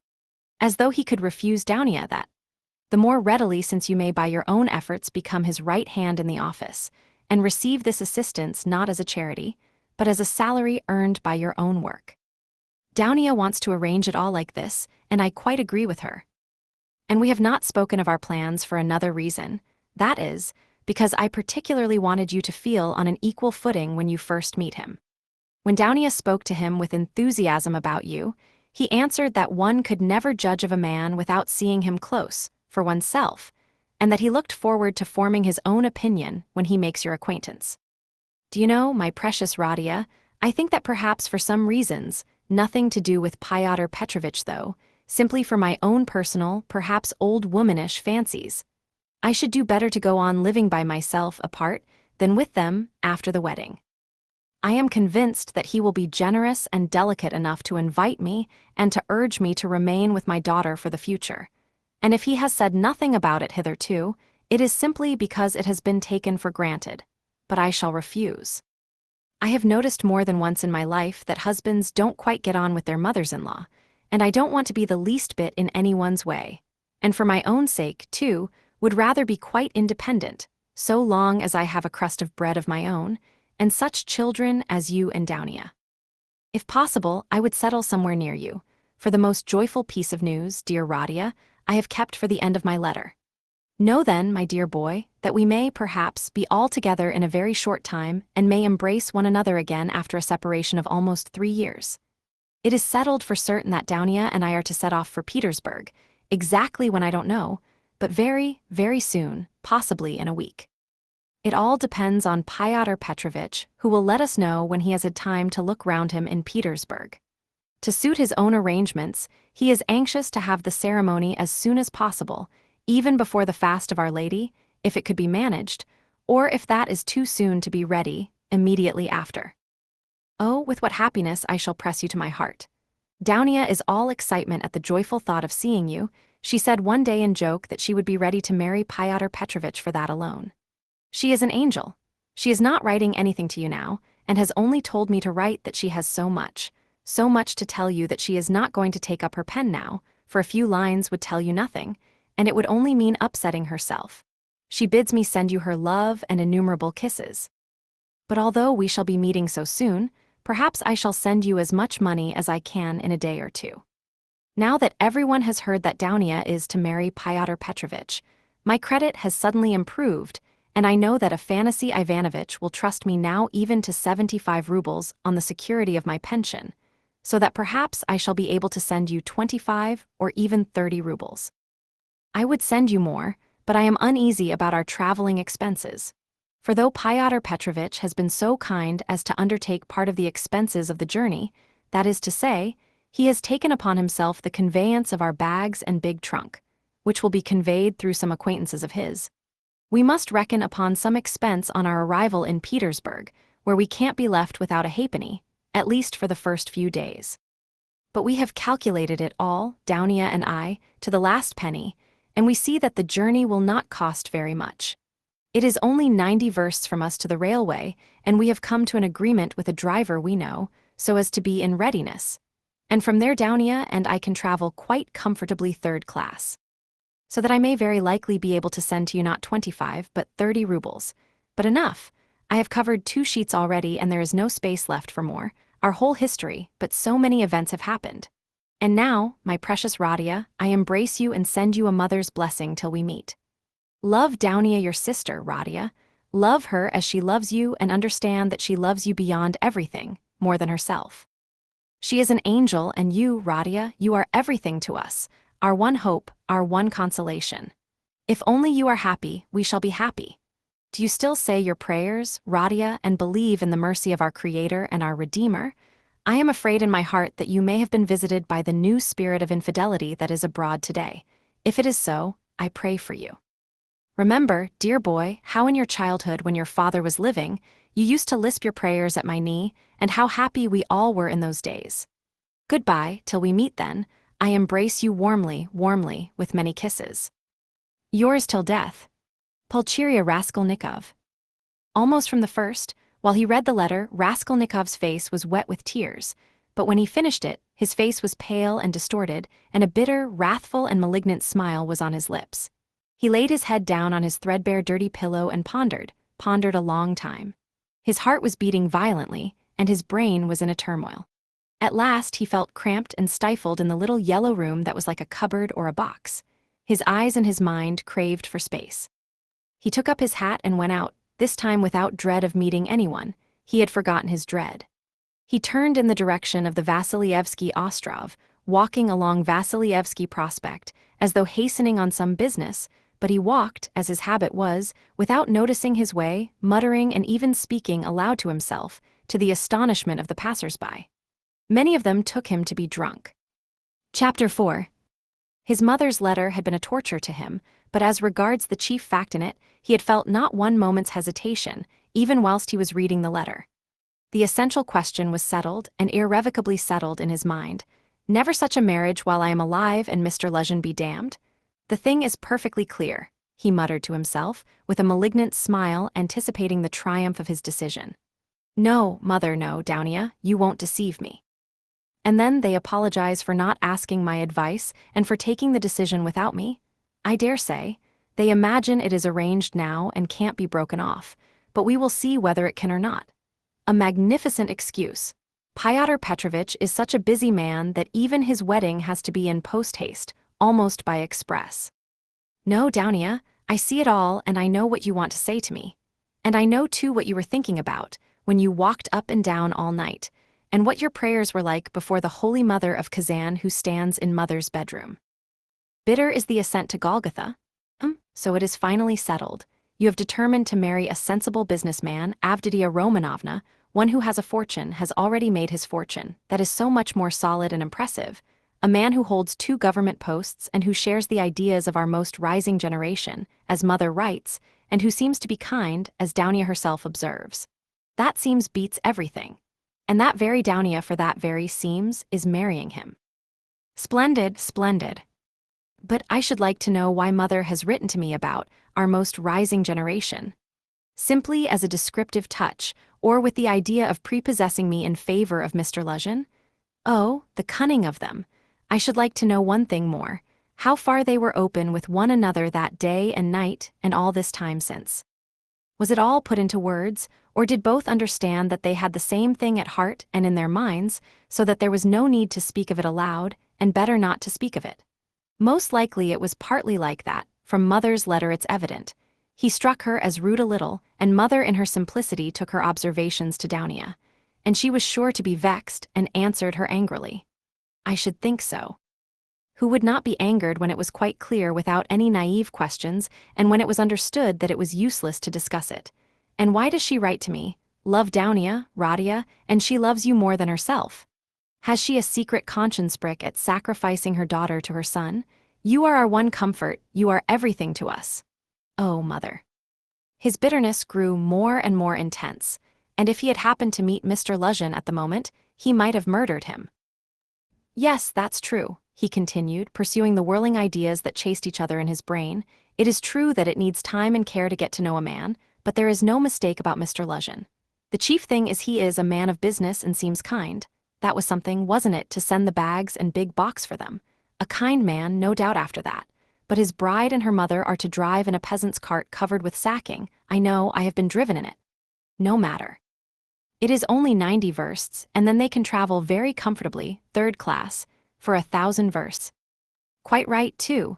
One must cut one's coat according to one's cloth. But what about you, Mr. Luzhin? She is your bride. And you must be aware that her mother has to raise money on her pension for the journey.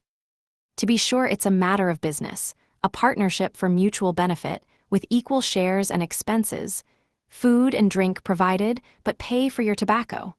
The businessman has got the better of them, too. The luggage will cost less than their fares and very likely go for nothing. How is it that they don't both see all that, or is it that they don't want to see? And they are pleased. And to think that this is only the first blossoming, and that the real fruits are to come. But what really matters is not the stinginess, is not the meanness, but the tone of the whole thing. For that will be the tone after marriage, it's a foretaste of it. And mother too, why should she be so lavish? What will she have by the time she gets to Petersburg? 3 silver rubles or 2, paper ones as she says. That old woman? What does she expect to live upon in Petersburg afterwards?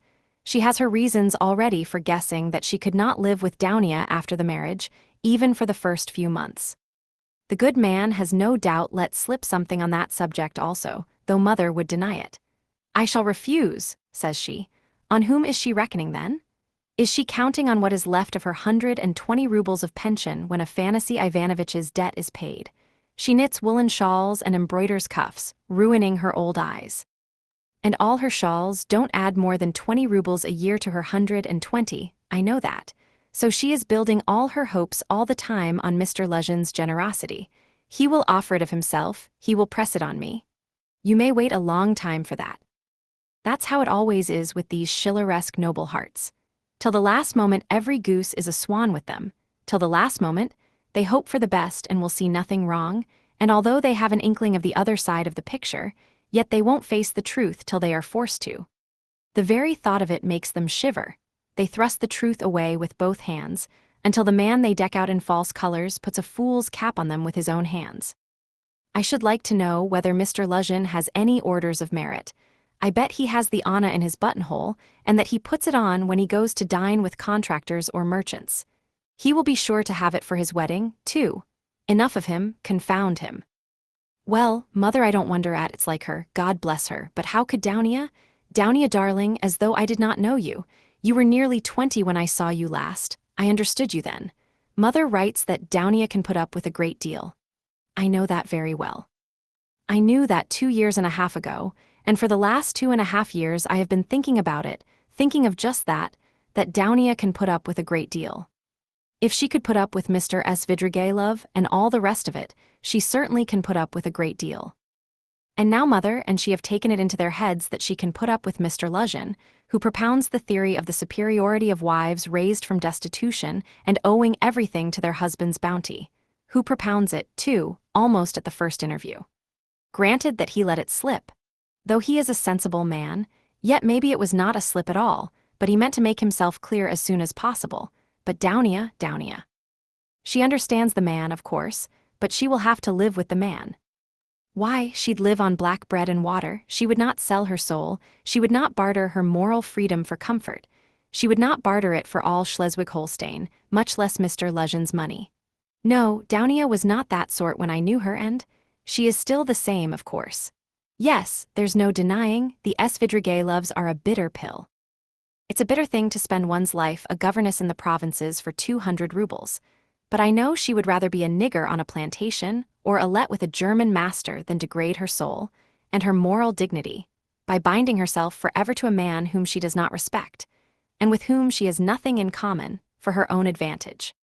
And if Mr. Luzhin had been of unalloyed gold or one huge diamond, she would never have consented to become his legal concubine. Why is she consenting then? What's the point of it? What's the answer? It's clear enough. For herself, for her comfort, to save her life she would not sell herself, but for someone else she is doing it. For one she loves, for one she adores, she will sell herself. That's what it all amounts to. For her brother, for her mother, she will sell herself. She will sell everything. In such cases, we overcome our moral feeling if necessary. Freedom, peace, conscience even, all are brought into the market. Let my life go, if only my dear ones may be happy. More than that, we become casuists, we learn to be Jesuitical, and for a time maybe we can soothe ourselves, we can persuade ourselves that it is one's duty for a good object. That's just like us, it's as clear as daylight.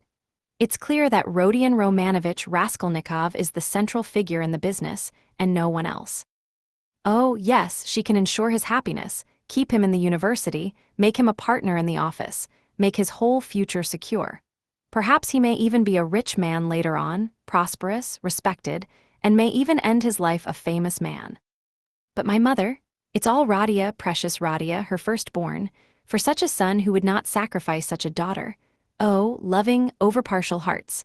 Why, for his sake we would not shrink even from Sonia's fate. Sonya Marmeladov, the eternal victim so long as the world lasts. Have you taken the measure of your sacrifice, both of you? Is it right? Can you bear it? Is it any use? Is there sense in it?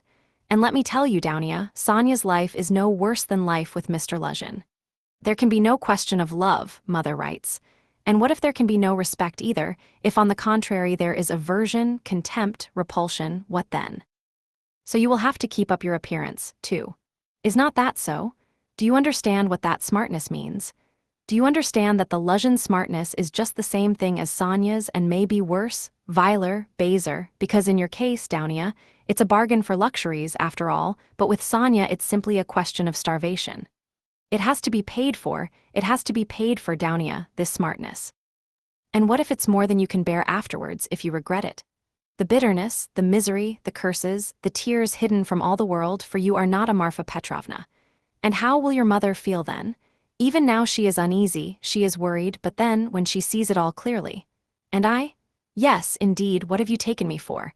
I won't have your sacrifice, Downia, I won't have it, Mother. It shall not be, so long as I am alive, it shall not. I won't accept it. He suddenly paused in his reflection and stood still. It shall not be, but what are you going to do to prevent it? You'll forbid it. And what right have you? What can you promise them on your side to give you such a right? Your whole life, your whole future, you will devote to them when you have finished your studies and obtained a post. Yes, we have heard all that before, and that's all words, but now something must be done now, do you understand that? And what are you doing now? You are living upon them. They borrow on their 100 rubles pension. They borrow from the Svidrigailovs.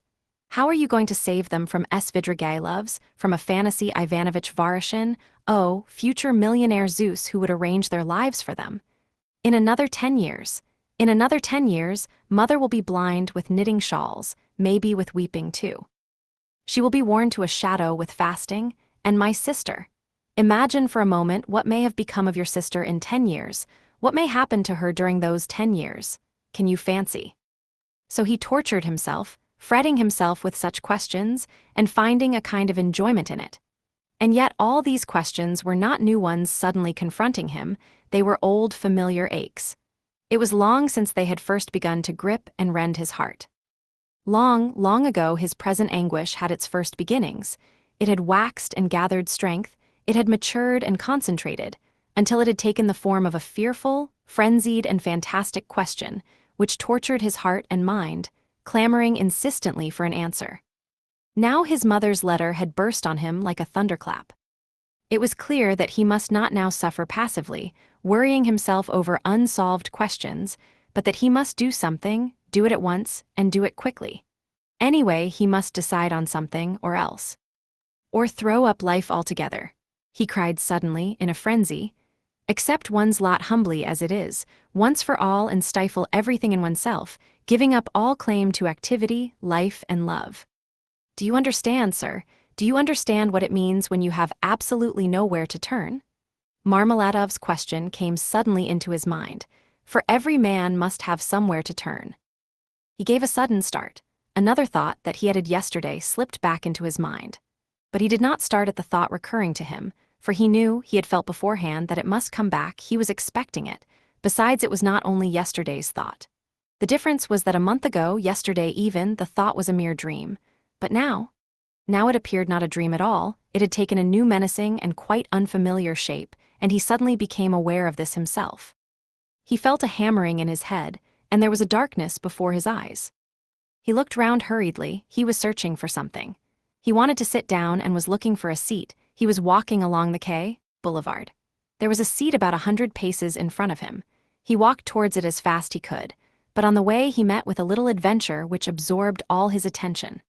Looking for the seat, he had noticed a woman walking some 20 paces in front of him, but at first he took no more notice of her than of other objects that crossed his path. It had happened to him many times going home not to notice the road by which he was going, and he was accustomed to walk like that. But there was at first sight something so strange about the woman in front of him that gradually his attention was riveted upon her, at first reluctantly, and, as it were, resentfully, and then more and more intently. He felt a sudden desire to find out what it was that was so strange about the woman. In the first place, she appeared to be a girl quite young, and she was walking in the great heat bareheaded and with no parasol or gloves, waving her arms about in an absurd way. She had on a dress of some light silky material, but put on strangely awry, not properly hooked up, and torn open at the top of the skirt, close to the waist. A great piece was rent and hanging loose. A little kerchief was flung about her bare throat, but lay slanting on one side. The girl was walking unsteadily, too, stumbling and staggering from side to side. She drew Raskolnikov's whole attention at last. He overtook the girl at the seat, but on reaching it, she dropped down on it in the corner. She let her head sink on the back of the seat and closed her eyes, apparently in extreme exhaustion. Looking at her closely, he saw at once that she was completely drunk. It was a strange and shocking sight. He could hardly believe that he was not mistaken.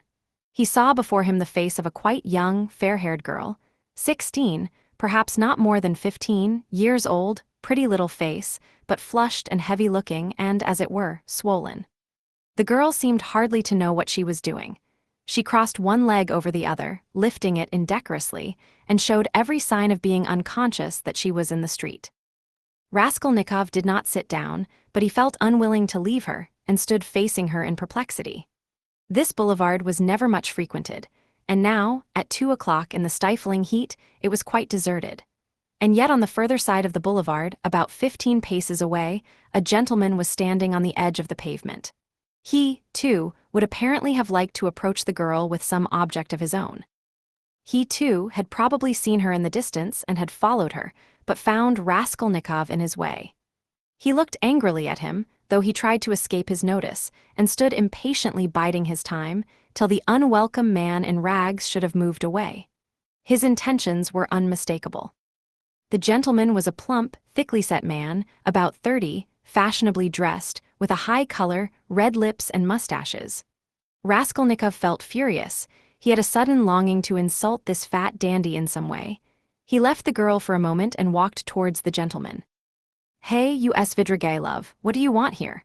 he shouted, clenching his fists and laughing, spluttering with rage. "What do you mean?"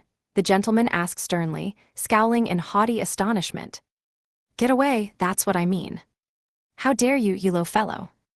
He raised his cane.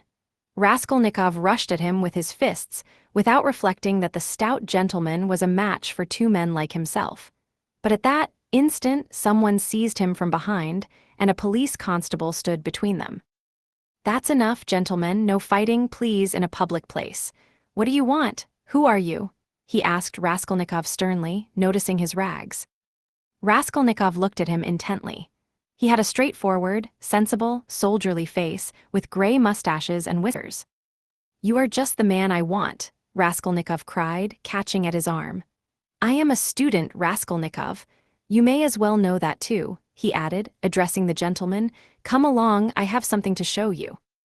And taking the policeman by the hand, he drew him towards the seat. "Look here, hopelessly drunk, and she has just come down the boulevard. There's no telling who and what she is. She does not look like a professional. It's more likely she's been given drink and deceived somewhere. For the first time, you understand, and they've put her out into the street like that.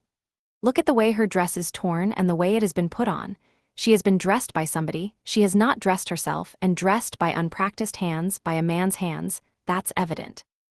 And now look there. I don't know that dandy with whom I was going to fight. I see him for the first time, but he, too, has seen her on the road, just now, drunk, not knowing what she is doing, and now he is very eager to get hold of her, to get her away somewhere while she is in this state. That's certain, believe me, I am not wrong. I saw him myself watching her and following her, but I prevented him, and he is just waiting for me to go away. Now he has walked away a little, and is standing still, pretending to make a cigarette. Think, how can we keep her out of his hands, and how are we to get her home?" The policeman saw it all in a flash. The stout gentleman was easy to understand. He turned to consider the girl. The policeman bent over to examine her more closely, and his face worked with genuine compassion. "Ah, what a pity," he said, shaking his head. "Why, she is quite a child. She has been deceived, you can see that at once. Listen, lady," he began, addressing her, "where do you live?" The girl opened her weary and sleepy-looking eyes, gazed blankly at the speaker, and waved her hand. "Here," said Raskolnikov, feeling in his pocket and finding 20 kopecks. "Here, call a cab and tell him to drive her to her address. The only thing is to find out her address."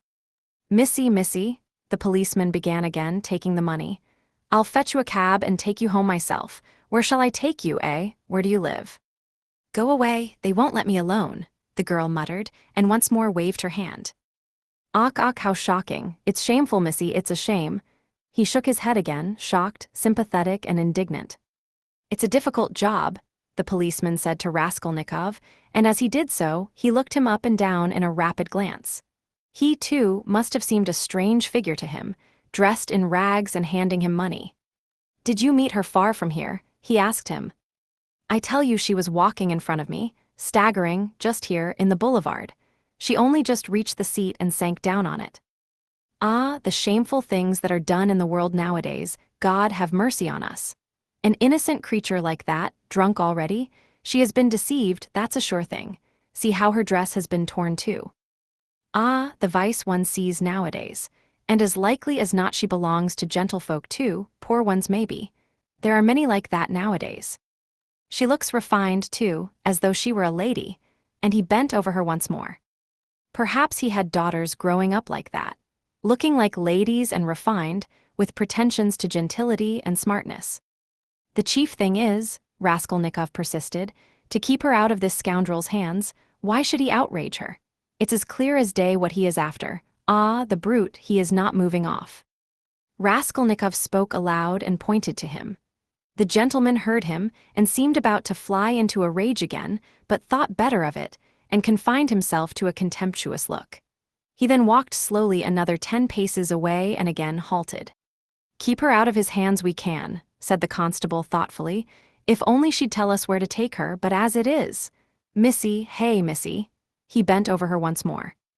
She opened her eyes fully all of a sudden, looked at him intently as though realizing something, got up from the seat and walked away in the direction from which she had come. Oh, shameful wretches, they won't let me alone, she said, waving her hand again. She walked quickly, though staggering as before. The dandy followed her, but along another avenue, keeping his eye on her. Don't be anxious, I won't let him have her, the policeman said resolutely, and he set off after them. Ah, the vice one sees nowadays, he repeated aloud, sighing. At that moment something seemed to sting Raskolnikov. In an instant, a complete revulsion of feeling came over him. Hey, here, he shouted after the policeman. The latter turned round. Let them be, what is it to do with you? Let her go, let him amuse himself. He pointed at the dandy, what is it to do with you? The policeman was bewildered and stared at him open-eyed. Raskolnikov laughed. Well, ejaculated the policeman, with a gesture of contempt, and he walked after the dandy and the girl, probably taking Raskolnikov for a madman or something even worse. He has carried off my 20 kopecks, Raskolnikov murmured angrily when he was left alone. Well, let him take as much from the other fellow to allow him to have the girl, and so let it end. And why did I want to interfere? Is it for me to help? Have I any right to help? Let them devour each other alive. What is it to me? How did I dare to give him 20 kopecks? Were they mine? In spite of those strange words, he felt very wretched. He sat down on the deserted seat. His thoughts strayed aimlessly. He found it hard to fix his mind on anything at that moment. He longed to forget himself altogether, to forget everything, and then to wake up and begin life anew. Poor girl, he said, looking at the empty corner where she had sat. She will come to herself and weep, and then her mother will find out. She will give her a beating, a horrible, shameful beating, and then maybe turn her out of doors. And even if she does not, the Darya Frantsovnas will get wind of it, and the girl will soon be slipping out on the sly here and there. Then there will be the hospital directly. That's always the luck of those girls with respectable mothers, who go wrong on the sly, and then, again the hospital. Drink, the taverns, and more hospital in 2 or 3 years, a wreck, and her life over at 18 or 19. Have not I seen cases like that? And how have they been brought to it? Why, they've all come to it like that. Ah, but what does it matter? That's as it should be, they tell us. A certain percentage, they tell us, must every year go that way, to the devil, I suppose, so that the rest may remain chaste and not be interfered with. A percentage, what splendid words they have, they are so scientific, so consolatory. Once you've said percentage, there's nothing more to worry about. If we had any other word, maybe we might feel more uneasy, but what if Downia were one of the percentage, of another one if not that one? But where am I going? he thought suddenly. Strange, I came out for something. As soon as I had read the letter I came out.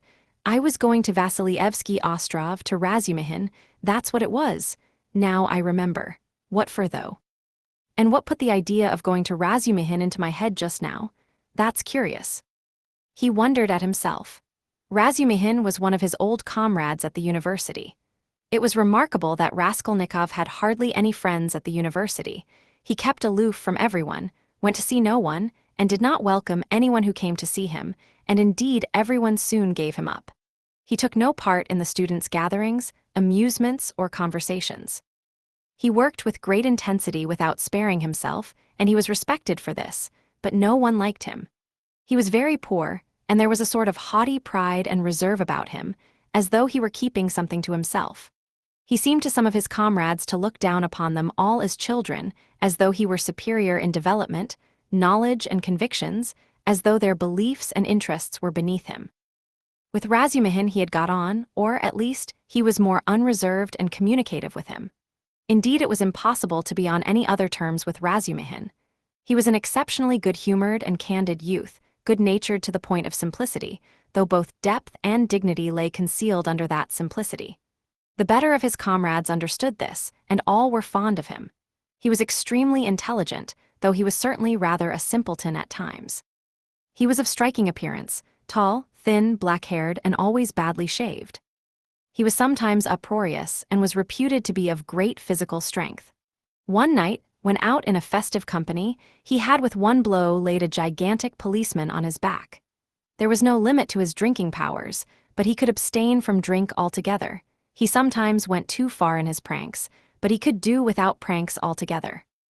Another thing striking about Razumihin, no failure distressed him, and it seemed as though no unfavorable circumstances could crush him. He could lodge anywhere, and bear the extremes of cold and hunger.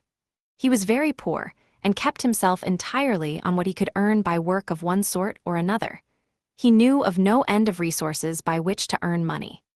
He spent one whole winter without lighting his stove, and used to declare that he liked it better, because one slept more soundly in the cold. For the present he, too, had been obliged to give up the university, but it was only for a time, and he was working with all his might to save enough to return to his studies again. Raskolnikov had not been to see him for the last 4 months, and Razumihin did not even know his address. About 2 months before, they had met in the street, but Raskolnikov had turned away and even crossed to the other side that he might not be observed. And though Razumihin noticed him, he passed him by, as he did not want to annoy him. Chapter 5. Of course, I've been meaning lately to go to Razumihin's to ask for work, to ask him to get me lessons or something. Raskolnikov thought, but what help can he be to me now?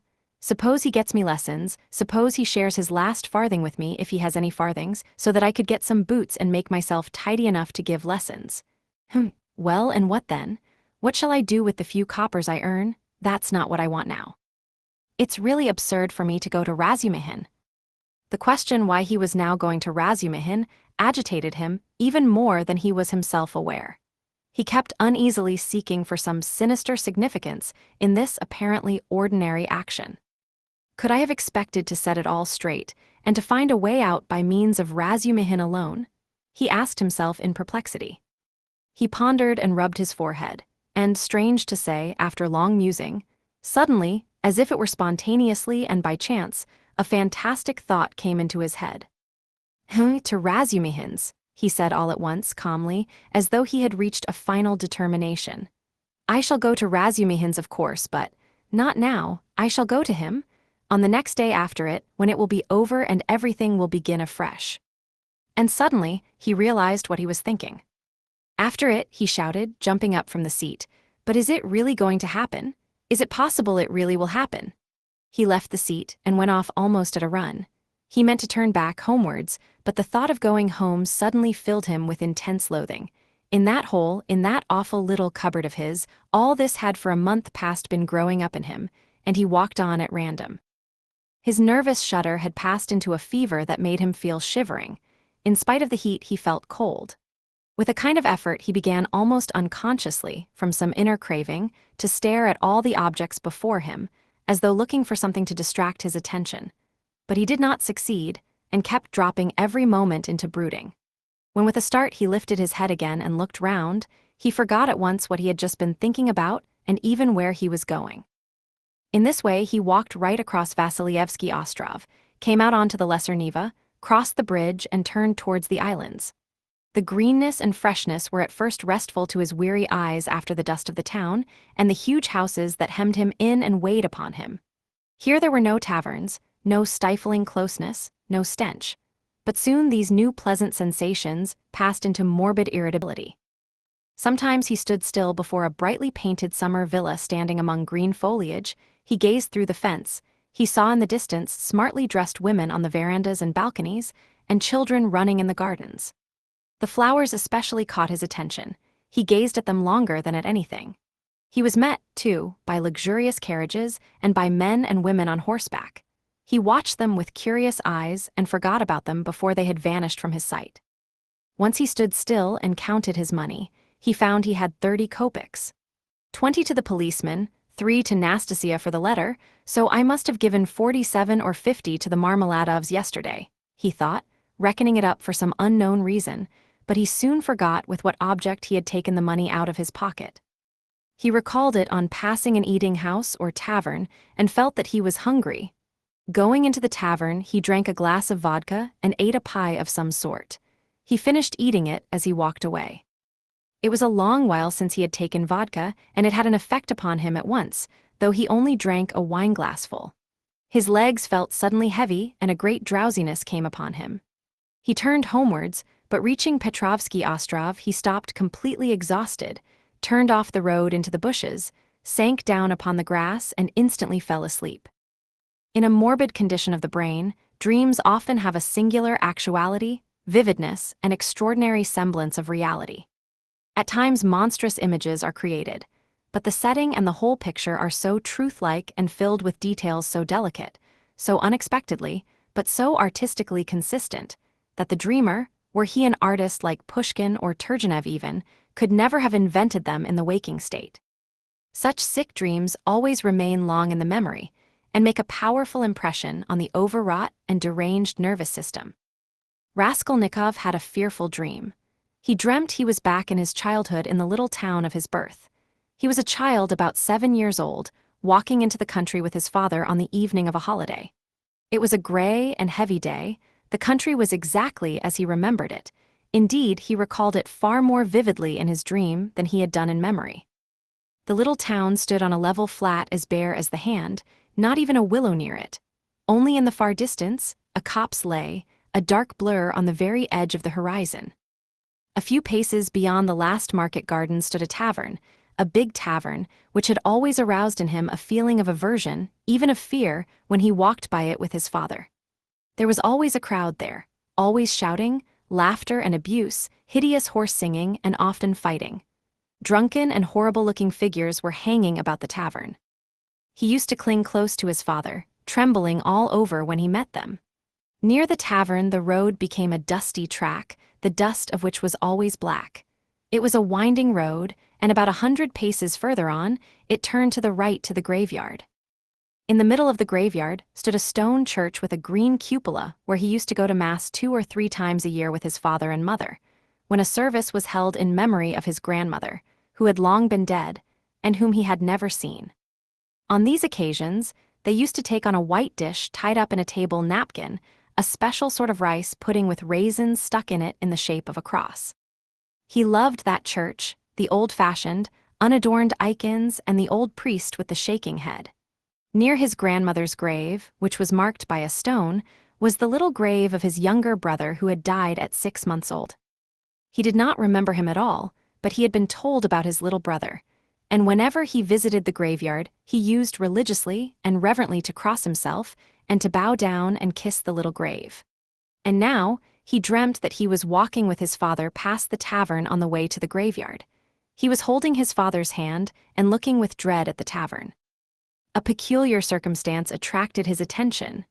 There seemed to be some kind of festivity going on. There were crowds of gaily dressed townspeople, peasant women, their husbands, and riffraff of all sorts, all singing and all more or less drunk. Near the entrance of the tavern stood a cart, but a strange cart. It was one of those big carts usually drawn by heavy cart horses and laden with casks of wine or other heavy goods. He always liked looking at those great cart horses, with their long manes, thick legs, and slow, even pace, drawing along a perfect mountain with no appearance of effort, as though it were easier going with a load than without it. But now, strange to say, in the shafts of such a cart, he saw a thin little sorrel beast, one of those peasants' nags which he had often seen straining their utmost under a heavy load of wood or hay, especially when the wheels were stuck in the mud or in a rut. And the peasants would beat them so cruelly, sometimes even about the nose and eyes, and he felt so sorry for them that he almost cried, and his mother always used to take him away from the window. All of a sudden there was a great uproar of shouting, singing, and the balalaika. And from the tavern, a number of big and very drunken peasants came out, wearing red and blue shirts and coats thrown over their shoulders. Get in," shouted one of them, a young, thick-necked peasant with a fleshy face red as a carrot. "I'll take you all, get in." But at once there was an outbreak of laughter and exclamations in the crowd. "Take us all with a beast like that?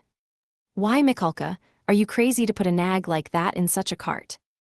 And this mare is 20, if she is a day, mates." "Get in, I'll take you all," Mikulka shouted again, leaping first into the cart, seizing the reins and standing straight up in front. "The bay has gone with Matvey," he shouted from the cart, "and this brute, mates, is just breaking my heart. I feel as if I could kill her. She's just eating her head off. Get in, I tell you. I'll make her gallop, she'll gallop."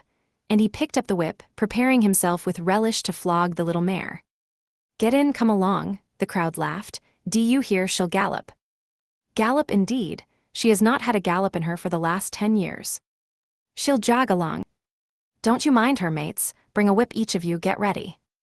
"All right, give it to her." They all clambered into Mikulka's cart, laughing and making jokes. 6 men got in, and there was still room for more. They hauled in a fat, rosy-cheeked woman. She was dressed in red cotton, in a pointed, beaded headdress and thick leather shoes. She was cracking nuts and laughing. The crowd round them was laughing too, and indeed, how could they help laughing?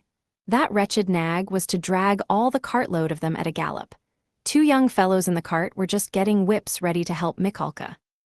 With the cry of "now," the mare tugged with all her might, but far from galloping, could scarcely move forward.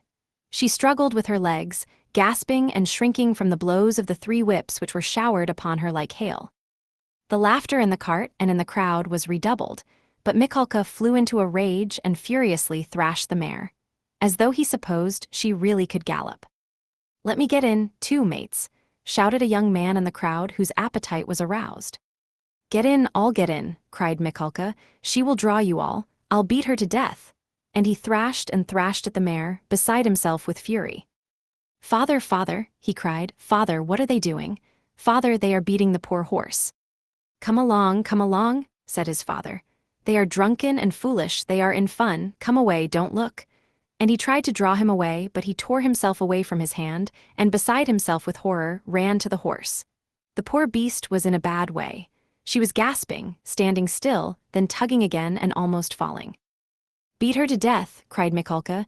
"It's come to that, I'll do for her." "What are you about? Are you a Christian, you devil?" shouted an old man in the crowd. "Did anyone ever see the like? A wretched nag like that pulling such a cartload," said another. "You'll kill her," shouted the third. "Don't meddle, it's my property, I'll do what I choose. Get in, more of you. Get in, all of you, I will have her go at a gallop." All at once laughter broke into a roar and covered everything. The mare, roused by the shower of blows, began feebly kicking. Even the old man could not help smiling. To think of a wretched little beast like that trying to kick. 2 lads in the crowd snatched up whips and ran to the mare to beat her about the ribs. 1 ran each side. "Hit her in the face, in the eyes," cried Mikulka. "Give us a song, mates," shouted someone in the cart, and everyone in the cart joined in a riotous song, jingling a tambourine and whistling. The woman went on cracking nuts and laughing. He ran beside the mare, ran in front of her, saw her being whipped across the eyes, right in the eyes. He was crying, he felt choking, his tears were streaming. One of the men gave him a cut with the whip across the face, he did not feel it. Wringing his hands and screaming, he rushed up to the gray-headed old man with the gray beard, who was shaking his head in disapproval. One woman seized him by the hand and would have taken him away, but he tore himself from her and ran back to the mare. She was almost at the last gasp, but began kicking once more. "I'll teach you to kick," Mikulka shouted ferociously. He threw down the whip, bent forward and picked up from the bottom of the cart a long, thick shaft. He took hold of one end with both hands and with an effort brandished it over the mare. "He'll crush her," was shouted round him. "He'll kill her." "It's my property," shouted Mikulka and brought the shaft down with a swinging blow. There was a sound of a heavy thud. Thrash her, why have you stopped?" shouted voices in the crowd. And Mikulka swung the shaft a second time and it fell a second time on the spine of the luckless mare. She sank back on her haunches, but lurched forward and tugged forward with all her force, tugged first on one side and then on the other, trying to move the cart. But the 6 whips were attacking her in all directions, and the shaft was raised again and fell upon her a third time, then a fourth, with heavy measured blows. Mikulka was in a fury that he could not kill her at one blow. "She's a tough one," was shouted in the crowd. "She'll fall in a minute, mates. There will soon be an end of her," said an admiring spectator in the crowd. "Fetch an axe to her, finish her off," shouted a third. "I'll show you, stand off," Mikulka screamed frantically. He threw down the shaft, stooped down in the cart and picked up an iron crowbar. "Look out," he shouted, and with all his might he dealt a stunning blow at the poor mare. The blow fell, the mare staggered, sank back, tried to pull, but the bar fell again with a swinging blow on her back and she fell on the ground like a log. "Finish her off," shouted Mikulka, and he leapt beside himself, out of the cart. Several young men, also flushed with drink, seized anything they could come across, whips, sticks, poles, and ran to the dying mare. Mikulka stood on one side and began dealing random blows with the crowbar. The mare stretched out her head, drew a long breath and died. "You butchered her," someone shouted in the crowd. "Why wouldn't she gallop then?" "My property," shouted Mikulka, with bloodshot eyes, brandishing the bar in his hands. He stood as though regretting that he had nothing more to beat. "No mistake about it, you are not a Christian," many voices were shouting in the crowd. But the poor boy, beside himself, made his way, screaming, through the crowd to the sorrel nag, put his arms round her bleeding dead head and kissed it, kissed the eyes and kissed the lips. Then he jumped up and flew in a frenzy with his little fists out at Mikulka. At that instant his father, who had been running after him, snatched him up and carried him out of the crowd. "Come along, come, let us go home," he said to him. "Father, why did they kill the poor horse?" he sobbed, but his voice broke and the words came in shrieks from his panting chest. "They are drunk, they are brutal, it's not our business," said his father. He put his arms round his father, but he felt choked. He tried to draw a breath, to cry out, and woke up. He waked up, gasping for breath, his hair soaked with perspiration, and stood up in terror. "Thank God, that was only a dream," he said, sitting down under a tree and drawing deep breaths. "But what is it? Is it some fever coming on? Such a hideous dream." He felt utterly broken. Darkness and confusion were in his soul. He rested his elbows on his knees and leaned his head on his hands. "Good God," he cried, can it be, that I shall really take an axe, that I shall strike her on the head, split her skull open, that I shall tread in the sticky warm blood, break the lock, steal and tremble, hide all spattered in the blood, with the axe? Good God, can it be?" He was shaking like a leaf as he said this. "But why am I going on like this?" he continued, sitting up again as it were in profound amazement. "I knew that I could never bring myself to it, so what have I been torturing myself for till now?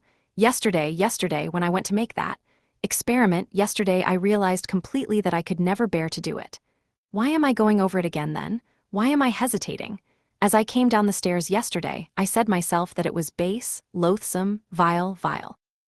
The very thought of it made me feel sick, and filled me with horror. No, I couldn't do it. Granted that there is no flaw in all that reasoning, that all that I have concluded this last month is clear as day, true as arithmetic. My God, anyway I couldn't bring myself to it. I couldn't do it. Why then am I still?" He rose to his feet, looked round in wonder as though surprised at finding himself in this place, and went towards the bridge. He was pale, his eyes glowed, he was exhausted in every limb, but he seemed suddenly to breathe more easily. He felt he had cast off that fearful burden that had so long been weighing upon him, and all at once there was a sense of relief and peace in his soul. "Lord," he prayed, Show me my path, I renounce that accursed dream of mine. Crossing the bridge, he gazed quietly and calmly at the Neva, at the glowing red sun setting in the glowing sky. In spite of his weakness, he was not conscious of fatigue. It was as though an abscess that had been forming for a month past in his heart had suddenly broken. Freedom, freedom. He was free from that spell, that sorcery, that obsession. Later on, when he recalled that time and all that happened to him during those days, minute by minute, point by point, he was superstitiously impressed by one circumstance, which, though in itself not very exceptional, always seemed to him afterwards the predestined turning point of his fate. He could never understand and explain to himself why, when he was tired and worn out, when it would have been more convenient for him to go home by the shortest and most direct way, he had returned by the Haymarket where he had no need to go. It was obviously and quite unnecessarily out of his way, though not much so. It is true that it happened to him dozens of times to return home without noticing what streets he passed through. But why, he was always asking himself, why had such an important, such a decisive, and at the same time such an absolutely chance meeting happened in the Haymarket, where he had moreover no reason to go, at the very hour, the very minute of his life when he was just in the very mood, and in the very circumstances in which that meeting was able to exert the gravest and most decisive influence on his whole destiny. As though it had been lying in wait for him on purpose. It was about 9 o'clock when he crossed the Haymarket. At the tables and the barrows, at the booths and the shops, all the market people were closing their establishments or clearing away and packing up their wares, and like their customers, were going home. Rag pickers and costermongers of all kinds were crowding round the taverns in the dirty and stinking courtyards of the Haymarket. Raskolnikov particularly liked this place and the neighboring alleys when he wandered aimlessly in the streets. Here his rags did not attract contemptuous attention, and one could walk about in any attire without scandalizing people. At the corner of an alley, a huckster and his wife had 2 tables set out with tapes, thread, cotton handkerchiefs, etc. They too had got up to go home, but were lingering in conversation with a friend who had just come up to them. This friend was Lizaveta Ivanovna, or, as everyone called her, Lizaveta, the younger sister of the old pawnbroker, Alyona Ivanovna, whom Raskolnikov had visited the previous day to pawn his watch and make his experiment. He already knew all about Lizaveta, and she knew him a little too. She was a single woman of about 35, tall, clumsy, timid, submissive, and almost idiotic.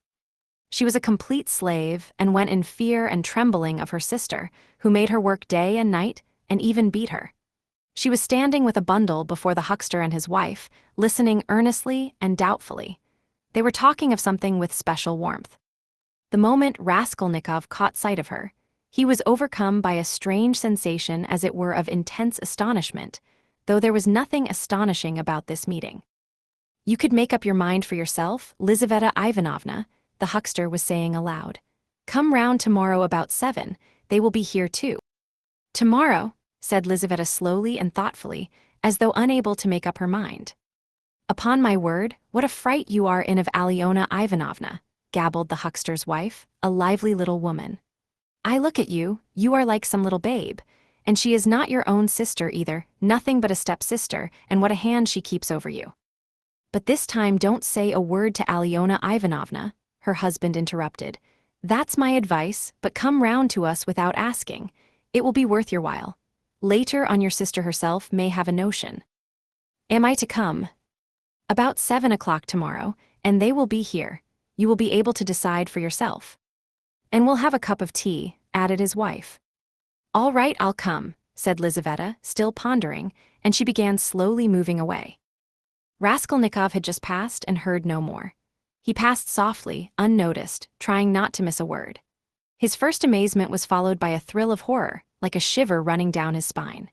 He had suddenly quite unexpectedly learnt, that the next day at 7 o'clock Lizaveta, the old woman's sister and only companion, would be away from home, and that therefore at 7 o'clock precisely the old woman would be left alone. He was only a few steps from his lodging. He went in like a man condemned to death. He thought of nothing and was incapable of thinking, but he felt suddenly in his whole being that he had no more freedom of thought, no will, and that everything was suddenly and irrevocably decided. Certainly, if he had to wait whole years for a suitable opportunity, He could not reckon on a more certain step towards the success of the plan than that which had just presented itself.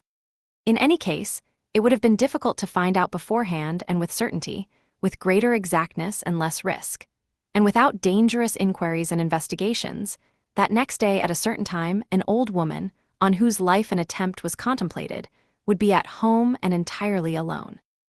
Chapter 6.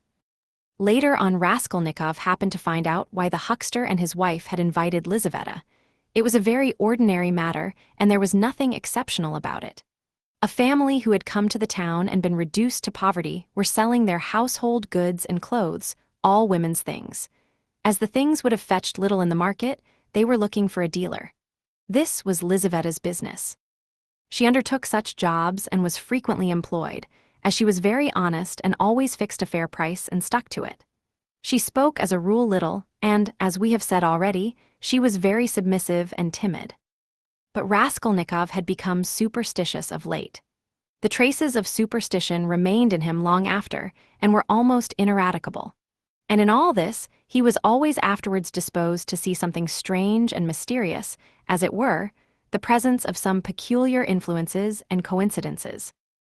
In the previous winter, a student he knew called Pokarev, who had left for Kharkov, had chanced in conversation to give him the address of Alyona Ivanovna, the old pawnbroker, in case he might want to pawn anything. For a long while he did not go to her, for he had lessons and managed to get along somehow.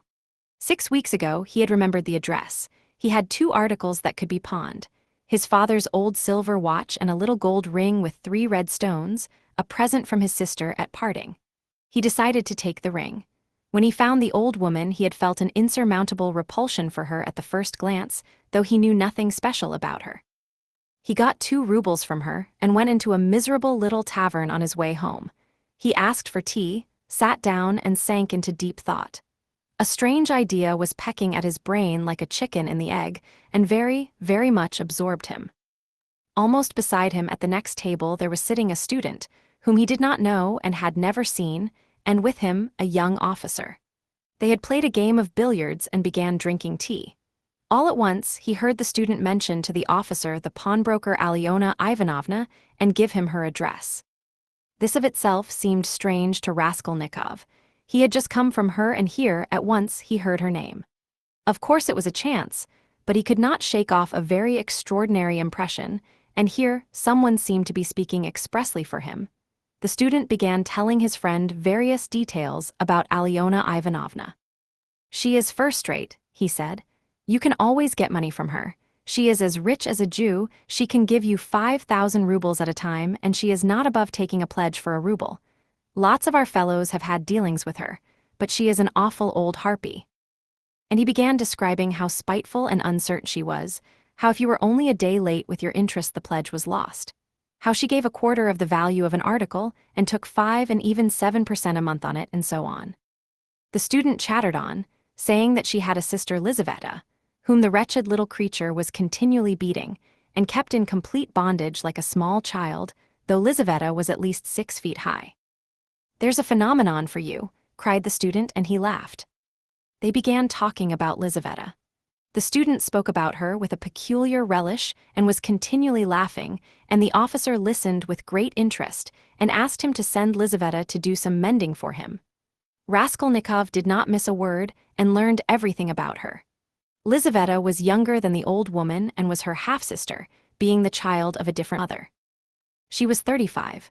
She worked day and night for her sister, and besides doing the cooking and the washing, she did sewing and worked as a charwoman and gave her sister all she earned.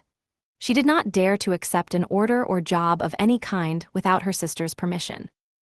The old woman had already made her will, and Lizaveta knew of it, and by this will she would not get a farthing, nothing but the movables, chairs, and so on. All the money was left to a monastery in the province of N, that prayers might be said for her in perpetuity. Lizaveta was of lower rank than her sister, unmarried and awfully uncouth in appearance, remarkably tall with long feet that looked as if they were bent outwards. She always wore battered goatskin shoes and was clean in her person. What the student expressed most surprise and amusement about was the fact that Lizaveta was continually with child. "But you say she is hideous," observed the officer. Yes, she is so dark-skinned and looks like a soldier dressed up, but you know she is not at all hideous. She has such a good-natured face and eyes. Strikingly so. And the proof of it is that lots of people are attracted by her. She is such a soft, gentle creature, ready to put up with anything, always willing to do anything. And her smile is really very sweet. You seem to find her attractive yourself, laughed the officer. From her queerness? No, I'll tell you what. I could kill that damned old woman and make off with her money, I assure you, without the faintest conscience prick, the student added with warmth. The officer laughed again while Raskolnikov shuddered. How strange it was. Listen, I want to ask you a serious question, the student said hotly. I was joking, of course, but look here. On one side we have a stupid, senseless, worthless, spiteful, ailing, horrid old woman, not simply useless but doing actual mischief, who has not an idea what she is living for herself, and who will die in a day or two in any case. You understand? You understand. Yes, yes, I understand, answered the officer, watching his excited companion attentively. Well, listen then. On the other side, fresh young lives thrown away for want of help and by thousands on every side. 100,000 good deeds could be done and helped, on that old woman's money which will be buried in a monastery. Hundreds, thousands perhaps, might be set on the right path. Dozens of families saved from destitution, from ruin, from vice, from the lock hospitals, and all with her money. Kill her, take her money, and with the help of it devote oneself to the service of humanity and the good of all. What do you think? Would not one tiny crime be wiped out by thousands of good deeds? For one life thousands would be saved from corruption and decay. One death and 100 lives in exchange, it's simple arithmetic. Besides, what value has the life of that sickly, stupid, ill-natured old woman in the balance of existence? No more than the life of a louse, of a black beetle, less in fact because the old woman is doing harm. She is wearing out the lives of others. The other day she bit Lizaveta's finger out of spite. It almost had to be amputated. Of course she does not deserve to live, remarked the officer, but there it is, its nature. Oh well, brother, but we have to correct and direct nature, and but for that, we should drown in an ocean of prejudice. But for that, there would never have been a single great man. They talk of duty, conscience. I don't want to say anything against duty and conscience, but the point is, what do we mean by them? Stay, I have another question to ask you. Listen. No, you stay, I'll ask you a question. Listen. Well, you are talking and speechifying away, but tell me, would you kill the old woman yourself? Of course not, I was only arguing the justice of it. It's nothing to do with me. But I think, if you would not do it yourself, there's no justice about it. Let us have another game. Raskolnikov was violently agitated. Of course, it was all ordinary youthful talk and thought, such as he had often heard before in different forms and on different themes. But why had he happened to hear such a discussion and such ideas at the very moment when his own brain was just conceiving? The very same ideas. And why, just at the moment when he had brought away the embryo of his idea from the old woman, had he dropped at once upon a conversation about her? This coincidence always seemed strange to him. This trivial talk in a tavern had an immense influence on him in his later action, as though there had really been in it something preordained, some guiding hint. On returning from the Haymarket, he flung himself on the sofa and sat for a whole hour without stirring. Meanwhile it got dark. He had no candle, and indeed, it did not occur to him to light up. He could never recollect whether he had been thinking about anything at that time. At last he was conscious of his former fever and shivering, and he realized with relief that he could lie down on the sofa. Soon heavy, leaden sleep came over him, as it were crushing him. He slept an extraordinarily long time and without dreaming. Nastasia, coming into his room at 10 o'clock the next morning, had difficulty in rousing him. She brought him in tea and bread. The tea was again the second brew and again in her own teapot. "My goodness, how he sleeps," she cried indignantly, "and he is always asleep." He got up with an effort. His head ached, he stood up, took a turn in his garret and sank back on the sofa again. "Going to sleep again?" cried Nastasia. "Are you ill, eh?" He made no reply. "Do you want some tea?" "Afterwards," he said with an effort, closing his eyes again and turning to the wall. Nastasia stood over him. "Perhaps he really is ill," she said, turned and went out. She came in again at 2 o'clock with soup. He was lying as before. The tea stood untouched. Nastasia felt positively offended and began wrathfully rousing him. "Why are you lying like a log?" she shouted, looking at him with repulsion. He got up and sat down again, but said nothing and stared at the floor. "Are you ill or not?" asked Nastasia, and again received no answer. "You'd better go out and get a breath of air," she said after a pause. "Will you eat it or not?" "Afterwards," he said weakly, "you can go." And he motioned her out. She remained a little longer, looked at him with compassion and went out. A few minutes afterwards, he raised his eyes and looked for a long while at the tea and the soup. Then he took the bread, took up a spoon and began to eat. He ate a little, 3 or 4 spoonfuls, without appetite, as it were mechanically. His head ached less.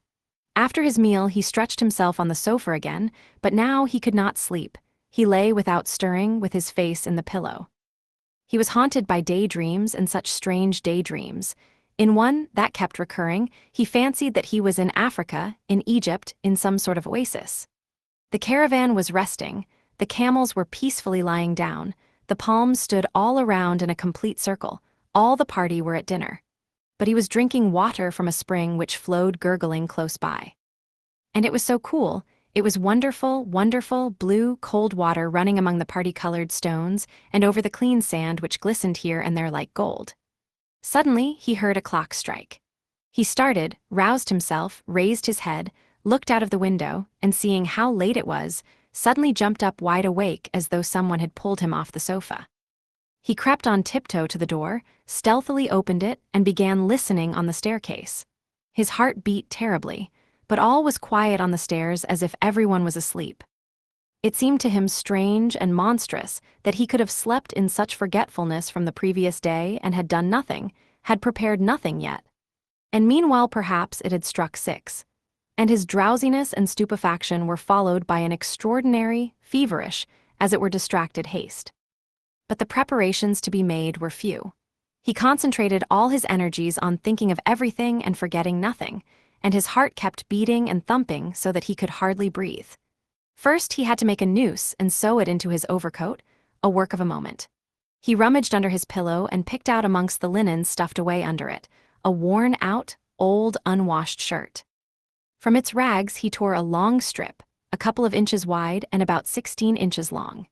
He folded this strip in 2, took off his wide, strong summer overcoat of some stout cotton material, his only outer garment, and began sewing the 2 ends of the rag on the inside, under the left armhole.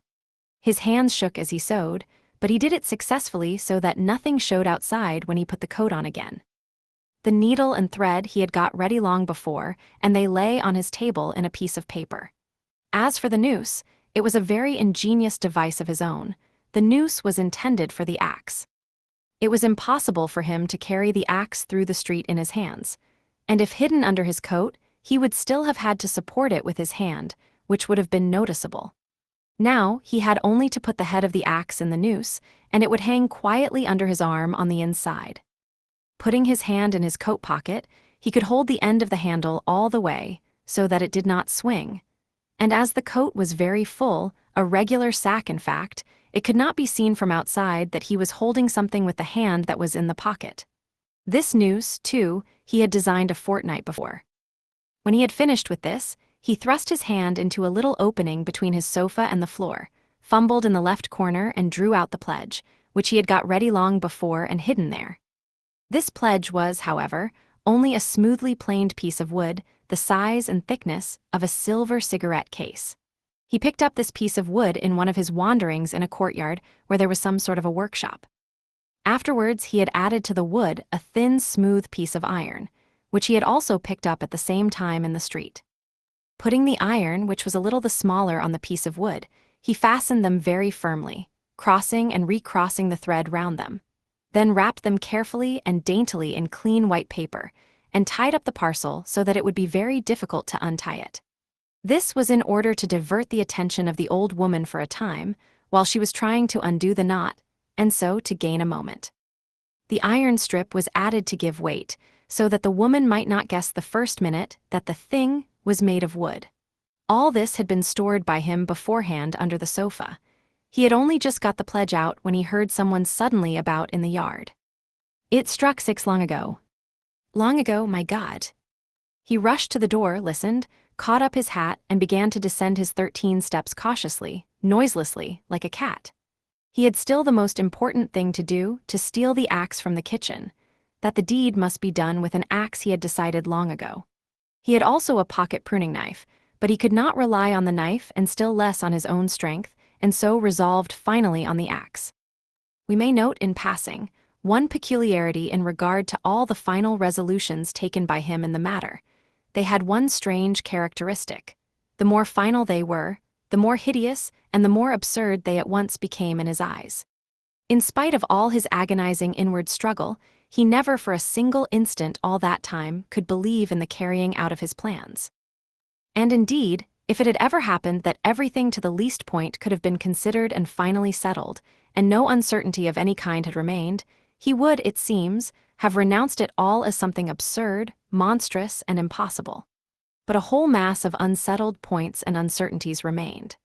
As for getting the axe, that trifling business cost him no anxiety, for nothing could be easier. Nastasia was continually out of the house, especially in the evenings. She would run in to the neighbors or to a shop, and always left the door ajar.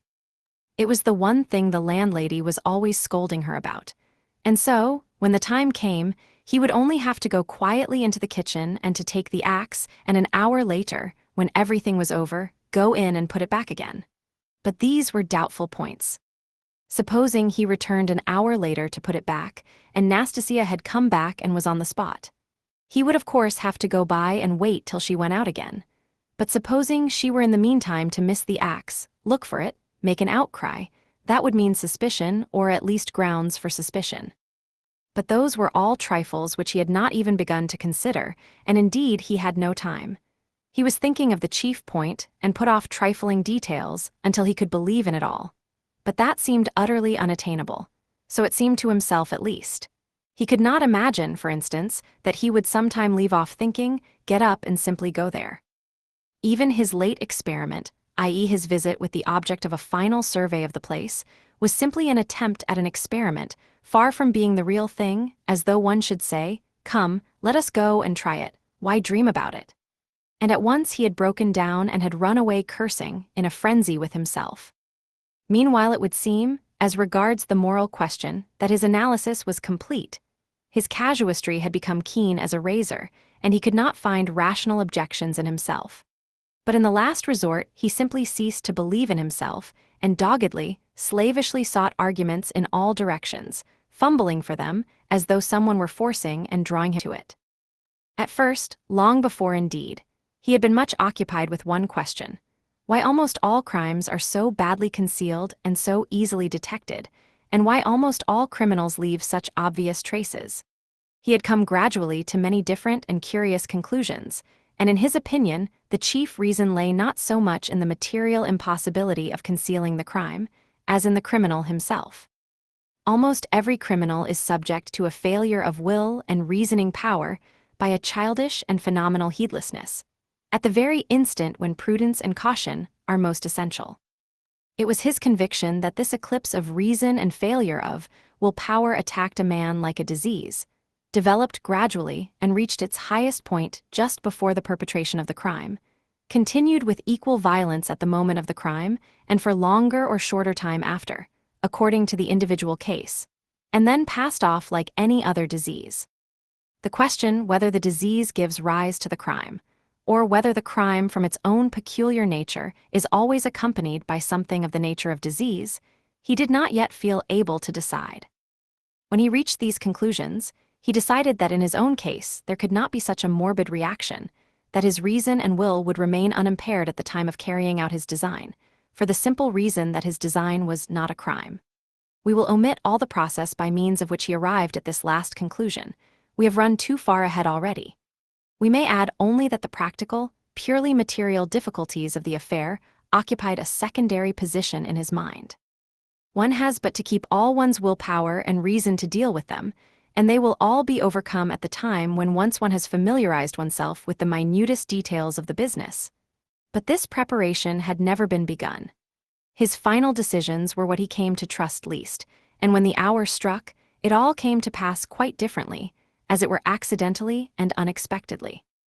One trifling circumstance upset his calculations before he had even left the staircase.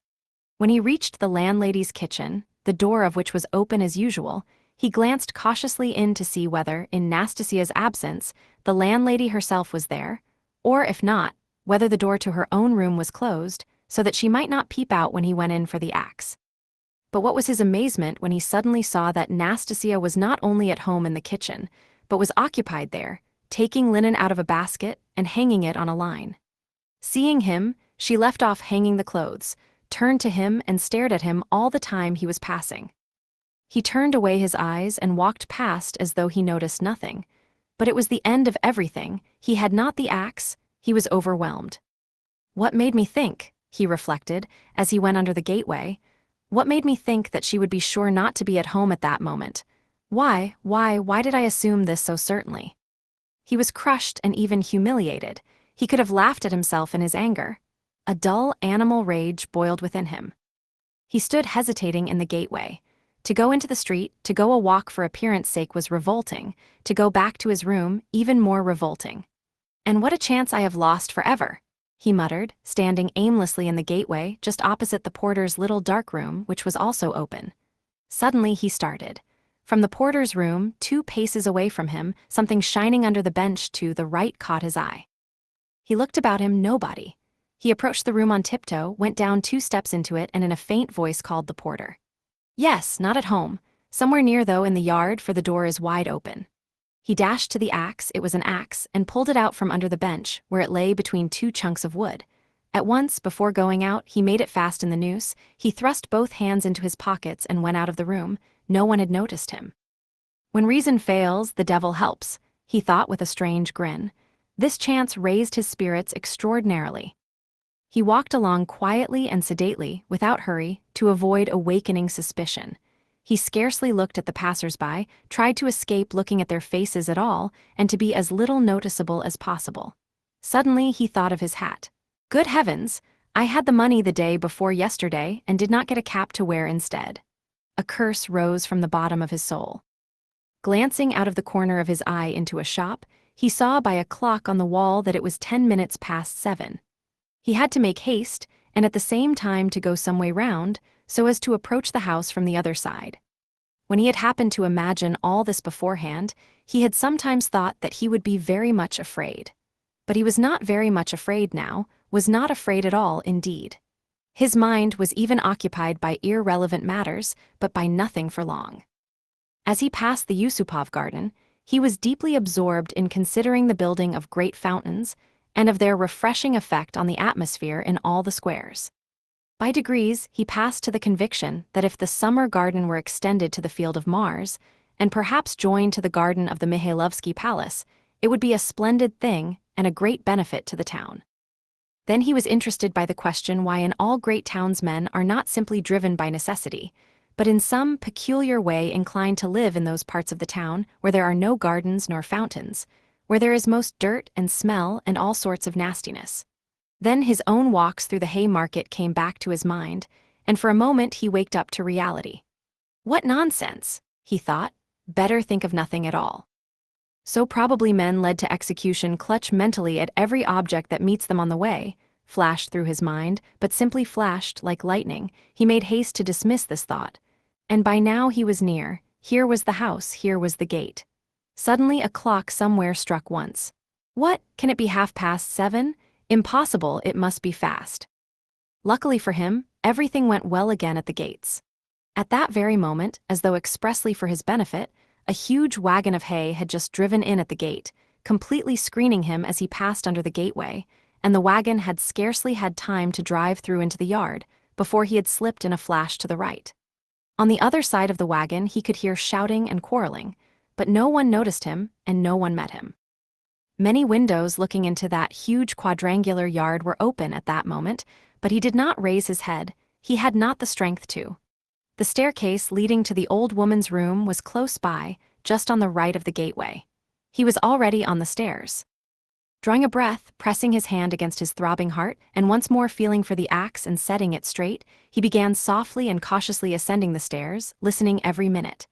But the stairs, too, were quite deserted. All the doors were shut. He met no one. One flat indeed on the first floor was wide open and painters were at work in it, but they did not glance at him. He stood still, thought a minute and went on. Of course it would be better if they had not been here, but it's 2 stories above them. And there was the 4th story. Here was the door, here was the flat opposite, the empty one. The flat underneath the old woman's was apparently empty also. The visiting card nailed on the door had been torn off. They had gone away. He was out of breath. For one instant the thought floated through his mind, shall I go back? But he made no answer and began listening at the old woman's door, a dead silence. Then he listened again on the staircase, listened long and intently, then looked about him for the last time, pulled himself together, drew himself up, and once more tried the axe and the noose.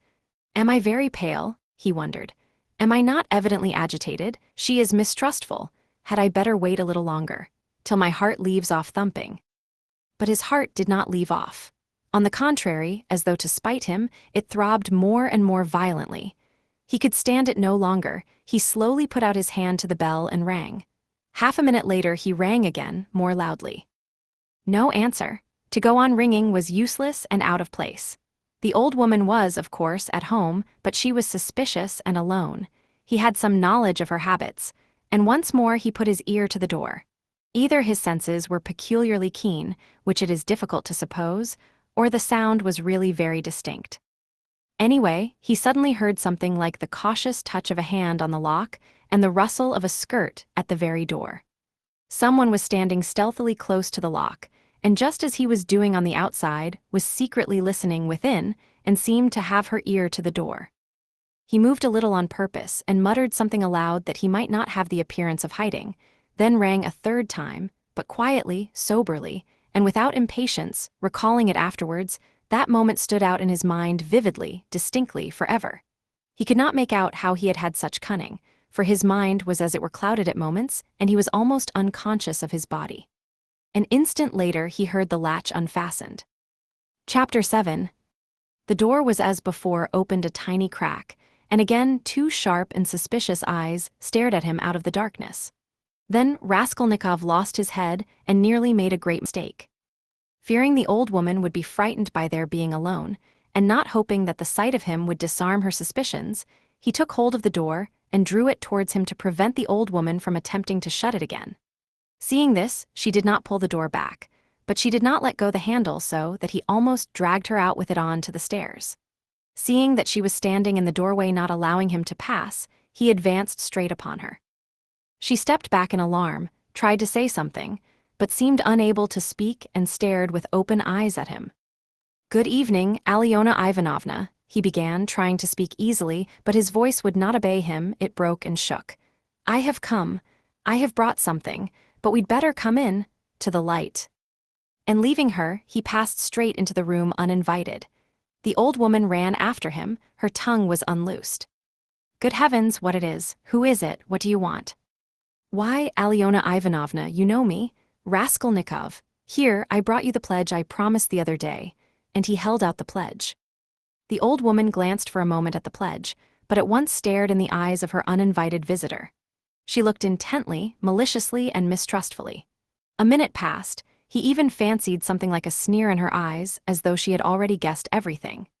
He felt that he was losing his head, that he was almost frightened, so frightened that if she were to look like that and not say a word for another half-minute, he thought he would have run away from her. Why do you look at me as though you did not know me? He said suddenly, also with malice. Take it if you like, if not I'll go elsewhere, I am in a hurry. He had not even thought of saying this, but it was suddenly said of itself. The old woman recovered herself, and her visitor's resolute tone evidently restored her confidence. But why, my good sir, all of a minute? What is it? She asked, looking at the pledge. The silver cigarette case. I spoke of it last time, you know. She held out her hand. But how pale you are, to be sure. And your hands are trembling too. Have you been bathing or what? Fever, he answered abruptly. You can't help getting pale. If you've nothing to eat, he added, with difficulty articulating the words. His strength was failing him again. But his answer sounded like the truth. The old woman took the pledge. "What is it?" she asked once more, scanning Raskolnikov intently and weighing the pledge in her hand. "A thing, cigarette case, silver, look at it. It does not seem somehow like silver, how he has wrapped it up." Trying to untie the string and turning to the window, to the light, all her windows were shut in spite of the stifling heat, she left him altogether for some seconds and stood with her back to him. He unbuttoned his coat and freed the axe from the noose, but did not yet take it out altogether, simply holding it in his right hand under the coat. His hands were fearfully weak, he felt them every moment growing more numb and more wooden. He was afraid he would let the axe slip and fall. A sudden giddiness came over him. But what has he tied it up like this for? The old woman cried with vexation and moved towards him. He had not a minute more to lose. He pulled the axe quite out, swung it with both arms, scarcely conscious of himself, and almost without effort, almost mechanically, brought the blunt side down on her head. He seemed not to use his own strength in this, but as soon as he had once brought the axe down, his strength returned to him. The old woman was as always bareheaded. Her thin, light hair, streaked with gray, thickly smeared with grease, was plaited in a rat's tail and fastened by a broken horn comb which stood out on the nape of her neck. As she was so short, the blow fell on the very top of her skull. She cried out but very faintly, and suddenly sank all of a heap on the floor, raising her hands to her head. In one hand she still held the pledge. Then he dealt her another and another blow with the blunt side, and on the same spot. The blood gushed as from an overturned glass, the body fell back. He stepped back, let it fall, and at once bent over her face. She was dead. Her eyes seemed to be starting out of their sockets, the brow and the whole face were drawn and contorted convulsively. He laid the axe on the ground near the dead body and felt at once in her pocket, trying to avoid the streaming body. The same right-hand pocket from which she had taken the key on his last visit. He was in full possession of his faculties, free from confusion or giddiness, but his hands were still trembling. He remembered afterwards that he had been particularly collected and careful, trying all the time not to get smeared with blood. He pulled out the keys at once. They were all, as before, in one bunch on a steel ring. He ran at once into the bedroom with them. It was a very small room with a whole shrine of holy images. Against the other wall stood a big bed, very clean and covered with a silk patchwork wadded quilt. Against a third wall was a chest of drawers. Strange to say, so soon as he began to fit the keys into the chest, so soon as he heard their jingling, a convulsive shudder passed over him. He suddenly felt tempted again to give it all up and go away. But that was only for an instant. It was too late to go back. He positively smiled at himself, when suddenly another terrifying idea occurred to his mind. He suddenly fancied that the old woman might be still alive and might recover her senses. Leaving the keys in the chest, he ran back to the body, snatched up the axe and lifted it once more over the old woman, but did not bring it down. There was no doubt that she was dead. Bending down and examining her again more closely, he saw clearly that the skull was broken and even battered in on one side. He was about to feel it with his finger, but drew back his hand, and indeed it was evident without that. Meanwhile, there was a perfect pool of blood. All at once he noticed a string on her neck. He tugged at it, but the string was strong and did not snap, and besides, it was soaked with blood. He tried to pull it out from the front of the dress, but something held it and prevented its coming. In his impatience, he raised the axe again to cut the string from above on the body, but did not dare, and with difficulty, smearing his hand and the axe in the blood, after 2 minutes' hurried effort, he cut the string and took it off without touching the body with the axe. He was not mistaken, it was a purse. On the string were 2 crosses, one of cypress wood and one of copper, and an image in silver filigree, and with them a small greasy chamois leather purse with a steel rim and ring. The purse was stuffed very full. Raskolnikov thrust it in his pocket without looking at it, flung the crosses on the old woman's body and rushed back into the bedroom, this time taking the axe with him. He was in terrible haste. He snatched the keys and began trying them again. But he was unsuccessful. They would not fit in the locks. It was not so much that his hands were shaking, but that he kept making mistakes. Though he saw, for instance, that a key was not the right one and would not fit, still he tried to put it in. Suddenly, he remembered and realized that the big key with the deep notches, which was hanging there with the small keys, could not possibly belong to the chest of drawers. On his last visit, this had struck him, but to some strong box, and that everything perhaps was hidden in that box. He left the chest of drawers, and at once felt under the bedstead, knowing that old women usually keep boxes under their beds. And so it was. There was a good-sized box under the bed, at least a yard in length, with an arched lid covered with red leather and studded with steel nails. The notched key fitted at once and unlocked it. At the top, under a white sheet, was a coat of red brocade lined with hareskin. Under it was a silk dress, then a shawl, and it seemed as though there was nothing below but clothes. The first thing he did was to wipe his blood-stained hands on the red brocade. It's red, and on red blood will be less noticeable, the thought passed through his mind. Then he suddenly came to himself. Good God, am I going out of my senses? He thought with terror. But no sooner did he touch the clothes than a gold watch slipped from under the fur coat. He made haste to turn them all over. There turned out to be various articles made of gold among the clothes, probably all pledges, unredeemed or waiting to be redeemed, bracelets, chains, earrings, pins, and such things. Some were in cases, others simply wrapped in newspaper, carefully and exactly folded, and tied round with tape. Without any delay, he began filling up the pockets of his trousers and overcoat without examining or undoing the parcels and cases, but he had not time to take many. He suddenly heard steps in the room where the old woman lay. He stopped short and was still as death, but all was quiet, so it must have been his fancy. All at once he heard distinctly a faint cry, as though someone had uttered a low, broken moan. Then again dead silence for a minute or two. He sat squatting on his heels by the box and waited, holding his breath. Suddenly he jumped up, seized the axe, and ran out of the bedroom. In the middle of the room stood Lizaveta with a big bundle in her arms. She was gazing in stupefaction at her murdered sister, white as a sheet and seeming not to have the strength to cry out. Seeing him run out of the bedroom, she began faintly quivering all over, like a leaf. A shudder ran down her face. She lifted her hand, opened her mouth, but still did not scream. She began slowly backing away from him into the corner, staring intently, persistently at him, but still uttered no sound, as though she could not get breath to scream. He rushed at her with the axe. Her mouth twitched piteously, as one sees babies' mouths, when they begin to be frightened, stare intently at what frightens them and are on the point of screaming.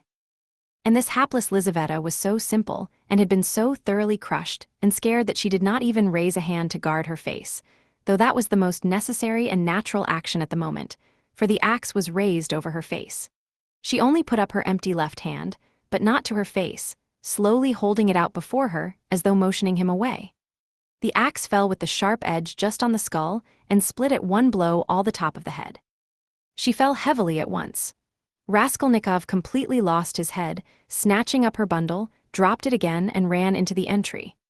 Fear gained more and more mastery over him, especially after this second, quite unexpected murder. He longed to run away from the place as fast as possible. And if at that moment he had been capable of seeing and reasoning more correctly, if he had been able to realize all the difficulties of his position, the hopelessness, the hideousness, and the absurdity of it, if he could have understood how many obstacles and perhaps crimes he had still to overcome or to commit, to get out of that place, and to make his way home, it is very possible that he would have flung up everything and would have gone to give himself up, and not from fear, but from simple horror and loathing of what he had done. The feeling of loathing especially surged up within him and grew stronger every minute.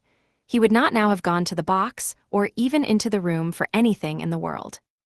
But a sort of blankness, even dreaminess, had begun by degrees to take possession of him. At moments he forgot himself, or rather, forgot what was of importance and caught at trifles. Glancing, however, into the kitchen and seeing a bucket half full of water on a bench, he bethought him of washing his hands and the axe.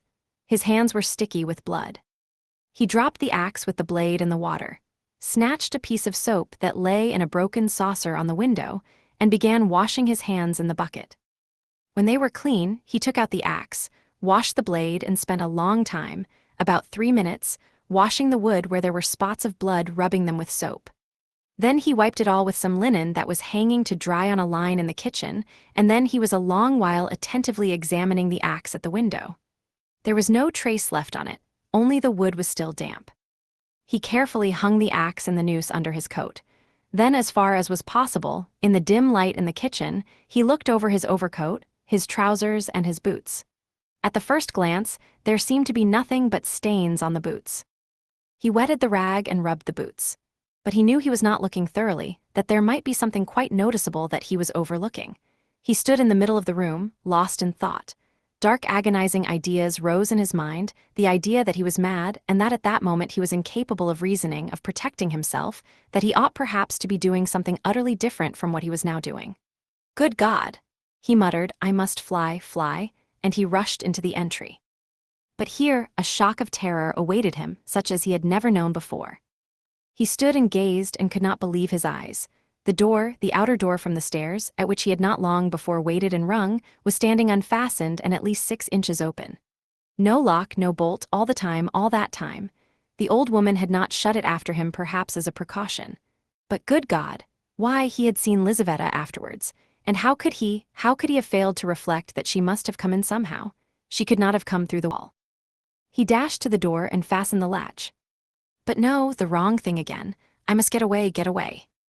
He unfastened the latch, opened the door, and began listening on the staircase. He listened a long time.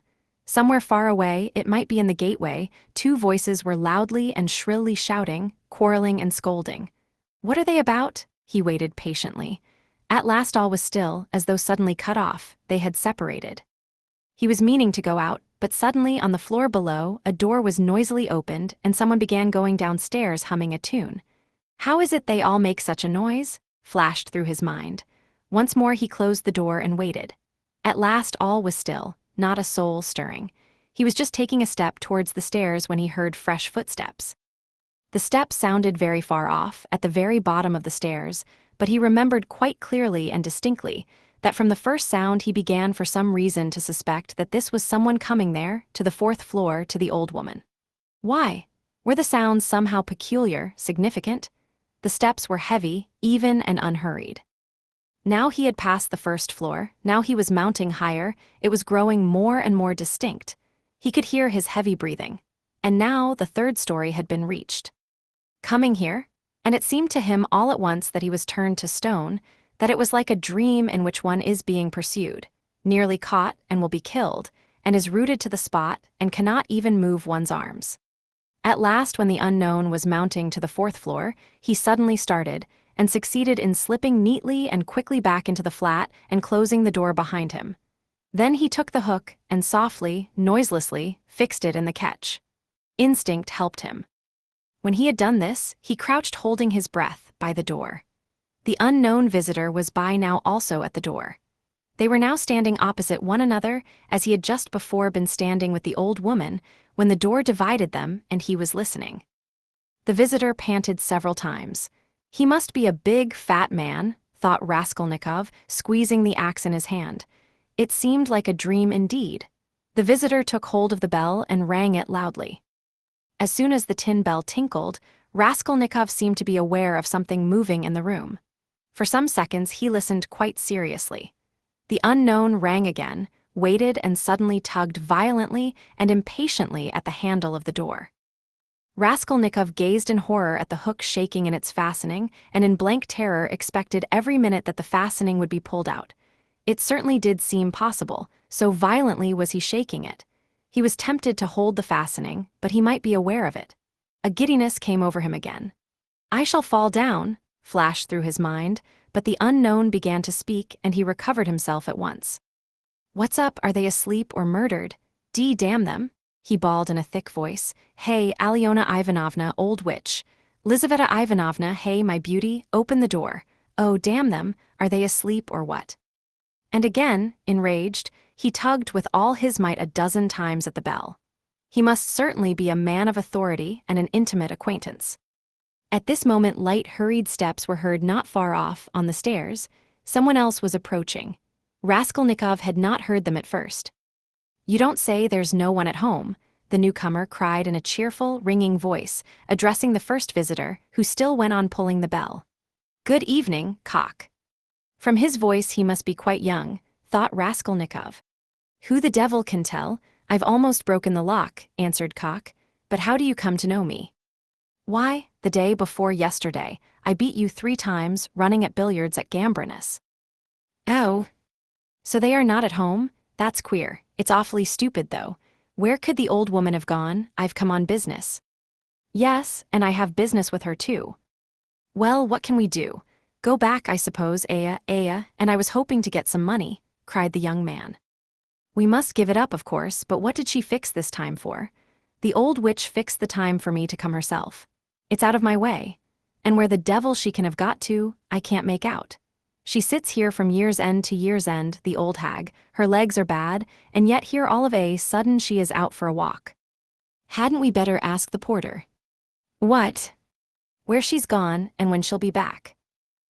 Damn it all, we might ask, but you know she never does go anywhere. And he once more tugged at the door handle. Damn it all, there's nothing to be done, we must go. Stay, cried the young man suddenly. Do you see how the door shakes if you pull it? Well, that shows it's not locked but fastened with the hook. Do you hear how the hook clanks? Well, why, don't you see? That proves that one of them is at home. If they were all out, they would have locked the door from the outside with the key and not with the hook from inside. There, do you hear how the hook is clanking? To fasten the hook on the inside, they must be at home, don't you see? So there they are sitting inside and don't open the door. Well, and so they must be, cried Cock, astonished. What are they about in there? And he began furiously shaking the door. Stay, cried the young man again. Don't pull at it, there must be something wrong. Here, you've been ringing and pulling at the door and still they don't open. So either they've both fainted or... What? I tell you what, let's go fetch the porter, let him wake them up. All right. Both were going down. Stay, you stop here while I run down for the porter. What for? Well, you'd better. All right. I'm studying the law, you see. It's evident, Roman sextant, there's something wrong here. The young man cried hotly, and he ran downstairs. Cock remained. Once more he softly touched the bell, which gave one tinkle, then gently, as though reflecting and looking about him, began touching the door handle, pulling it, and letting it go to make sure once more that it was only fastened by the hook. Then, puffing and panting, he bent down and began looking at the keyhole. But the key was in the lock on the inside, and so nothing could be seen. Raskolnikov stood keeping tight hold of the axe. He was in a sort of delirium. He was even making ready to fight when they should come in. While they were knocking and talking together, the idea several times occurred to him to end it all at once and shout to them through the door. Now and then he was tempted to swear at them, to jeer at them, while they could not open the door. Only make haste, was the thought that flashed through his mind. But what the devil is he about? Time was passing, 1 minute and another, no one came. Cock began to be restless. What the devil? He cried suddenly, and in impatience deserting his sentry duty, he, too, went down, hurrying and thumping with his heavy boots on the stairs. The steps died away. Good heavens, what am I to do? Raskolnikov unfastened the hook, opened the door, there was no sound. Abruptly, without any thought at all, he went out, closing the door as thoroughly as he could, and went downstairs. He had gone down 3 flights when he suddenly heard a loud voice below. Where could he go? There was nowhere to hide. He was just going back to the flat. Hey there, catch the brute. Somebody dashed out of a flat below, shouting, and rather fell than ran down the stairs, bawling at the top of his voice.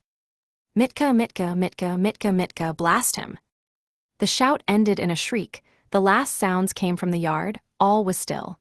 But at the same instant several men talking loud and fast began noisily mounting the stairs. There were 3 or 4 of them. He distinguished the ringing voice of the young man. Hey! Filled with despair, he went straight to meet them, feeling come what must. If they stopped him, all was lost. If they let him pass, all was lost too. They would remember him. They were approaching, they were only a flight from him, and suddenly deliverance. A few steps from him on the right, there was an empty flat with the door wide open, the flat on the 2nd floor where the painters had been at work, and which, as though for his benefit, they had just left. It was they, no doubt, who had just run down, shouting. The floor had only just been painted. In the middle of the room stood a pail and a broken pot with paint and brushes. In one instant he had whisked in at the open door and hidden behind the wall, and only in the nick of time, they had already reached the landing. Then they turned and went on up to the 4th floor, talking loudly. He waited, went out on tiptoe and ran down the stairs. No one was on the stairs, nor in the gateway. He passed quickly through the gateway and turned to the left in the street.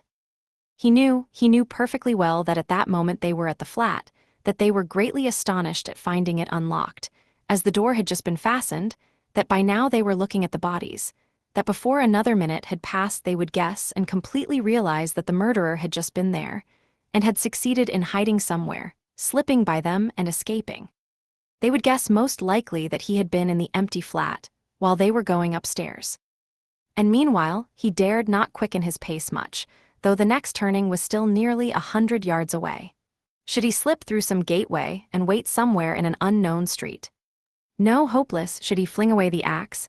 Should he take a cab? Hopeless. At last he reached the turning. He turned down it more dead than alive. Here he was halfway to safety, and he understood it. It was less risky because there was a great crowd of people, and he was lost in it like a grain of sand. But all he had suffered had so weakened him that he could scarcely move. Perspiration ran down him in drops, his neck was all wet. My word, he has been going it. Someone shouted at him when he came out on the canal bank. He was only dimly conscious of himself now, and the farther he went the worse it was. He remembered, however, that on coming out onto the canal bank, he was alarmed at finding few people there and so being more conspicuous, and he had thought of turning back. Though he was almost falling from fatigue, he went a long way round so as to get home from quite a different direction. He was not fully conscious when he passed through the gateway of his house. He was already on the staircase before he recollected the axe. And yet, he had a very grave problem before him, to put it back and to escape observation as far as possible in doing so. He was of course incapable of reflecting that it might perhaps be far better not to restore the axe at all, but to drop it later on in somebody's yard. But it all happened fortunately. The door of the porter's room was closed but not locked, so that it seemed most likely that the porter was at home. But he had so completely lost all power of reflection that he walked straight to the door and opened it. If the porter had asked him, "What do you want?" he would perhaps have simply handed him the axe. But again the porter was not at home, and he succeeded in putting the axe back under the bench and even covering it with the chunk of wood as before. He met no one, not a soul. Afterwards, on the way to his room, the landlady's door was shut. When he was in his room, he flung himself on the sofa just as he was. He did not sleep, but sank into blank forgetfulness. If anyone had come into his room then, he would have jumped up at once and screamed. Scraps and shreds of thoughts were simply swarming in his brain, but he could not catch at one. He could not rest on one, in spite of all his efforts. Part 2. Chapter 1. So he lay a very long while. Now and then he seemed to wake up, and at such moments he noticed that it was far into the night, but it did not occur to him to get up. At last he noticed that it was beginning to get light. He was lying on his back, still dazed from his recent oblivion. Fearful, despairing cries rose shrilly from the street, sounds which he heard every night, indeed, under his window after 2 o'clock. They woke him up now. Ah, the drunken men are coming out of the taverns, he thought. It's past 2 o'clock, and at once he leaped up, as though someone had pulled him from the sofa. What past 2 o'clock? He sat down on the sofa and instantly recollected everything. All at once, in one flash, he recollected everything. For the first moment he thought he was going mad. A dreadful chill came over him, but the chill was from the fever that had begun long before in his sleep. Now he was suddenly taken with violent shivering, so that his teeth chattered and all his limbs were shaking. He opened the door and began listening. Everything in the house was asleep. With amazement he gazed at himself and everything in the room around him, wondering how he could have come in the night before without fastening the door, and have flung himself on the sofa without undressing, without even taking his hat off. It had fallen off and was lying on the floor near his pillow. If anyone had come in, what would he have thought? That I'm drunk, but... He rushed to the window. There was light enough, and he began hurriedly looking himself all over from head to foot. All his clothes, were there no traces? But there was no doing it like that. Shivering with cold, he began taking off everything and looking over again. He turned everything over to the last threads and rags, and mistrusting himself, went through his search 3 times. But there seemed to be nothing, no trace, except in one place, where some thick drops of congealed blood were clinging to the frayed edge of his trousers. He picked up a big clasp knife and cut off the frayed threads. There seemed to be nothing more. Suddenly, he remembered that the purse and the things he had taken out of the old woman's box were still in his pockets. He had not thought, till then, of taking them out and hiding them. He had not even thought of them while he was examining his clothes. What next? Instantly he rushed to take them out and fling them on the table. When he had pulled out everything, and turned the pocket inside out to be sure there was nothing left, he carried the whole heap to the corner. The paper had come off the bottom of the wall and hung there in tatters. He began stuffing all the things into the hole under the paper. They're in, all out of sight, and the purse too, he thought gleefully, getting up and gazing blankly at the hole which bulged out more than ever. Suddenly he shuddered all over with horror. "My God," he whispered in despair, "what's the matter with me? Is that hidden? Is that the way to hide things?" He had not reckoned on having trinkets to hide. He had only thought of money, and so had not prepared a hiding place.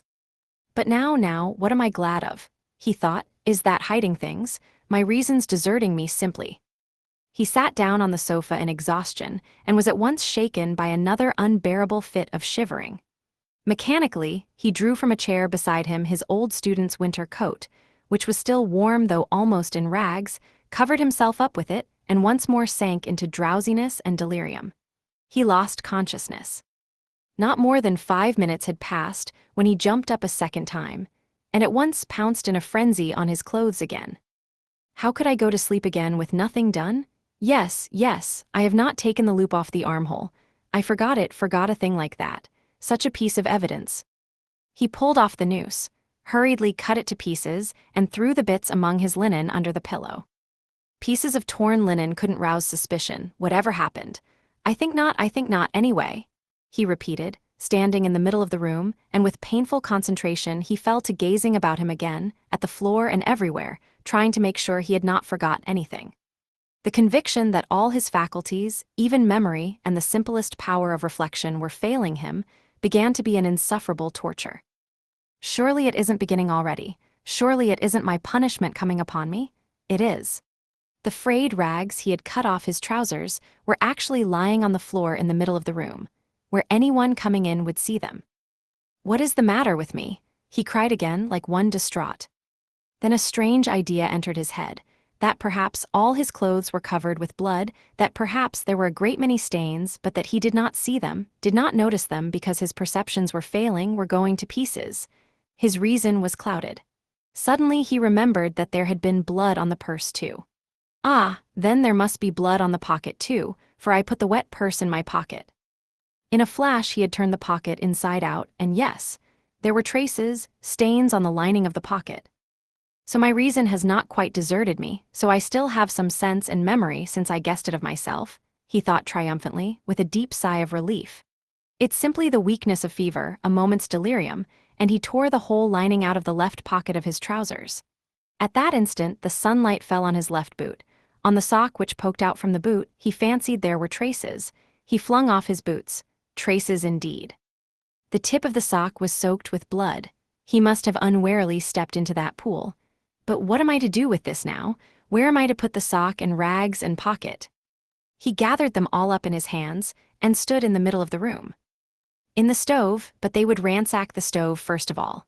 Burn them, but what can I burn them with? There are no matches even. No, better go out and throw it all away somewhere. Yes, better throw it away, he repeated, sitting down on the sofa again, and at once, this minute, without lingering.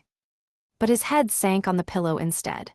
Again, the unbearable icy shivering came over him. Again, he drew his coat over him. And for a long while, for some hours, he was haunted by the impulse to go off somewhere at once, this moment, and fling it all away, so that it may be out of sight and done with, at once. Several times he tried to rise from the sofa, but could not. He was thoroughly waked up at last, by a violent knocking at his door. "Open, do, are you dead or alive? He keeps sleeping here," shouted Nastasia, banging with her fist on the door. "For whole days together he's snoring here like a dog he is too. Open, I tell you. It's past 10. "Maybe he's not at home," said a man's voice. "Ha, that's the porter's voice. What does he want?" He jumped up and sat on the sofa. The beating of his heart was a positive pain. "Then who can have latched the door?" retorted Nastasia. "He's taken to bolting himself in, as if he were worth stealing. Open, you stupid, wake up." What do they want? Why the porter? All's discovered, resist or open, come what may. He half rose, stooped forward and unlatched the door. His room was so small that he could undo the latch without leaving the bed. Yes, the porter and Nastasia were standing there. Nastasia stared at him in a strange way.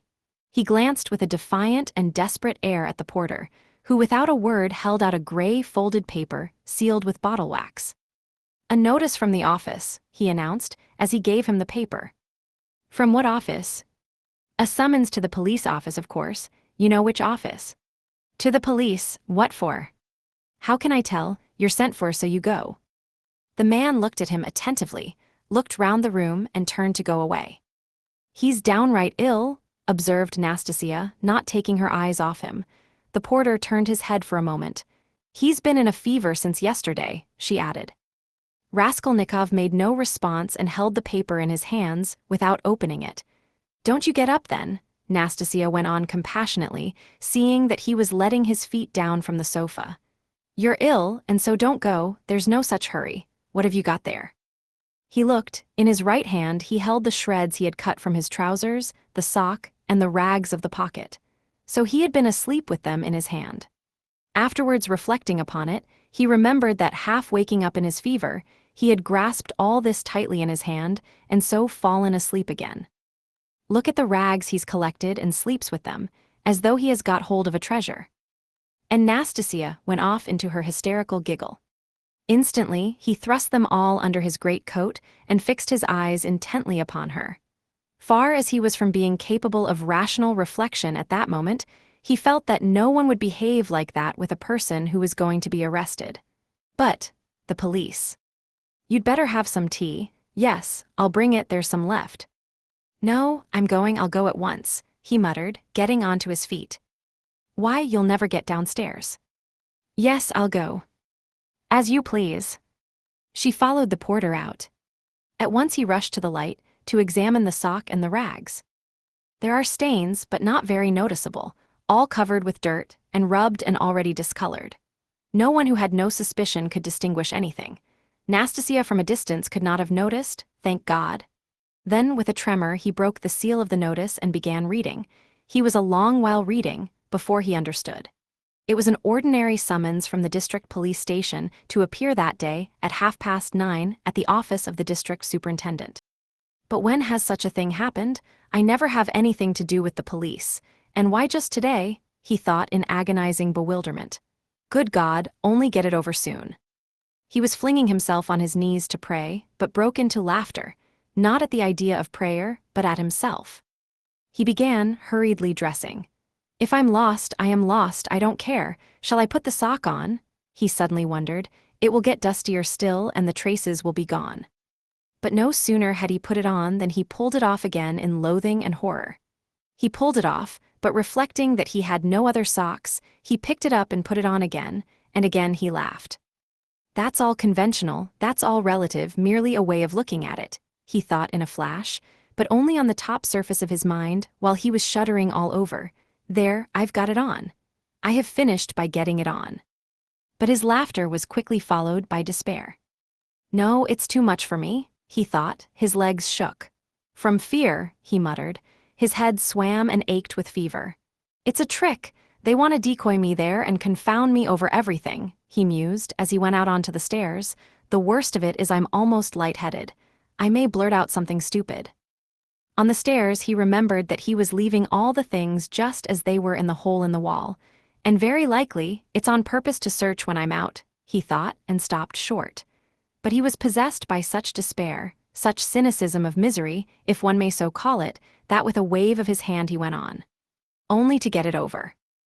In the street the heat was insufferable again. Not a drop of rain had fallen all those days. Again dust, bricks and mortar, again the stench from the shops and pot-houses, again the drunken men, the Finnish peddlers and half-broken-down cabs. The sun shone straight in his eyes, so that it hurt him to look out of them, and he felt his head going round, as a man in a fever is apt to feel when he comes out into the street on a bright sunny day. When he reached the turning into the street, in an agony of trepidation he looked down it, at the house, and at once averted his eyes. "If they question me, perhaps I'll simply tell," he thought, as he drew near the police station. The police station was about a quarter of a mile off. It had lately been moved to new rooms on the fourth floor of a new house. He had been once for a moment in the old office, but long ago. Turning in at the gateway, he saw on the right a flight of stairs which a peasant was mounting with a book in his hand. A house boarder, no doubt, so then the office is here, and he began ascending the stairs on the chance. He did not want to ask questions of anyone.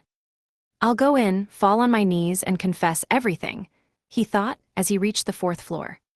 The staircase was steep, narrow, and all sloppy with dirty water. The kitchens of the flats opened onto the stairs and stood open almost the whole day, so there was a fearful smell and heat. The staircase was crowded with porters going up and down with their books under their arms, policemen and persons of all sorts and both sexes. The door of the office, too, stood wide open. Peasants stood waiting within. There, too, the heat was stifling, and there was a sickening smell of fresh paint and stale oil from the newly decorated rooms. After waiting a little, he decided to move forward into the next room. All the rooms were small and low-pitched. A fearful impatience drew him on and on. No one paid attention to him. In the second room, some clerk sat writing, dressed hardly better than he was, and rather a queer-looking set. He went up to one of them. "What is it?" He showed the notice he had received. "You are a student?" the man asked, glancing at the notice. "Yes, formerly a student." The clerk looked at him, but without the slightest interest. He was a particularly unkempt person with the look of a fixed idea in his eye. There would be no getting anything out of him, because he has no interest in anything, thought Raskolnikov. "Go in there to the head clerk," said the clerk, pointing towards the furthest room. He went into that room, the fourth in order. It was a small room and packed full of people, rather better dressed than in the outer rooms. Among them were two ladies. One, poorly dressed in mourning, sat at the table opposite the chief clerk, writing something at his dictation. The other, a very stout, buxom woman with a purplish-red, blotchy face, excessively smartly dressed with a brooch on her bosom as big as a saucer, was standing on one side, apparently waiting for something. Raskolnikov thrust his notice upon the head clerk. The latter glanced at it, said, "Wait a minute," and went on attending to the lady in mourning. He breathed more freely. It can't be that. By degrees, he began to regain confidence. He kept urging himself to have courage and be calm. "Some foolishness, some trifling carelessness, and I may betray myself.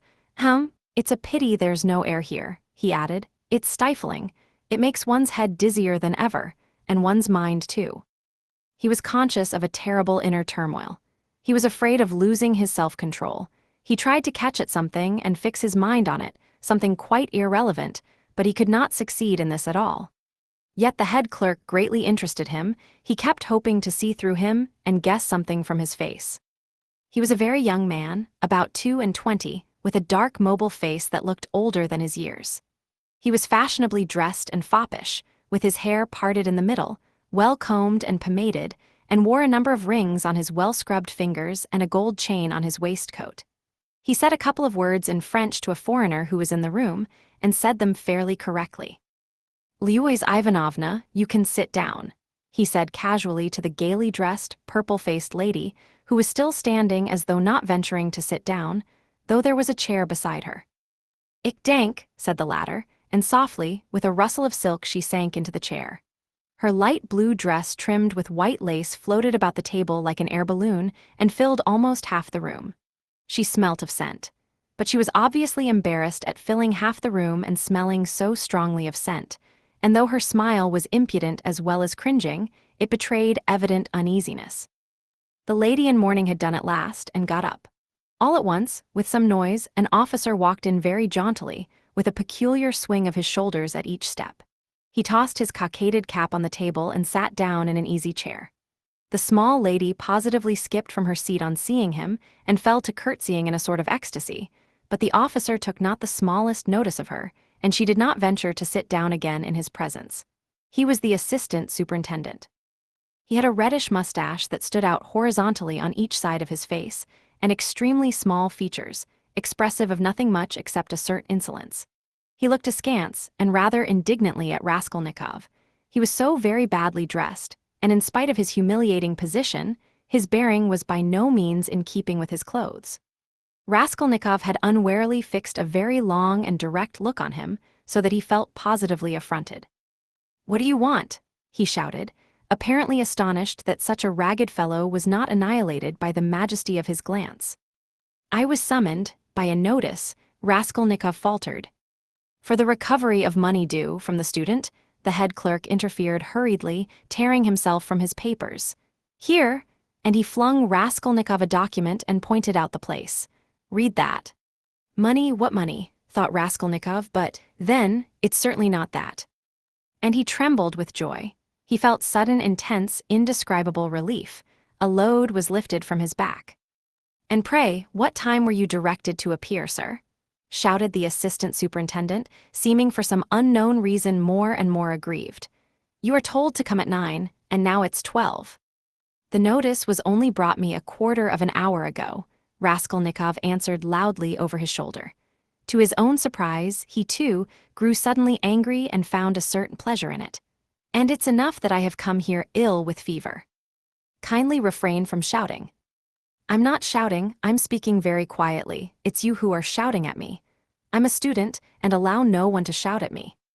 The assistant superintendent was so furious that for the first minute he could only splutter inarticulately. He leaped up from his seat. "Be silent, you are in a government office. Don't be impudent, sir." "You're in a government office, too," cried Raskolnikov, "and you're smoking a cigarette as well as shouting, so you are showing disrespect to all of us."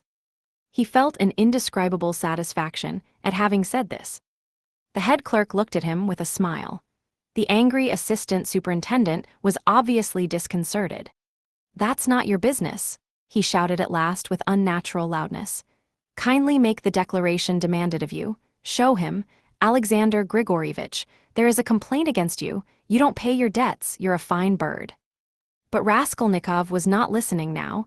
He had eagerly clutched at the paper, in haste to find an explanation. He read it once, and a second time, and still did not understand. "What is this?" he asked the head clerk.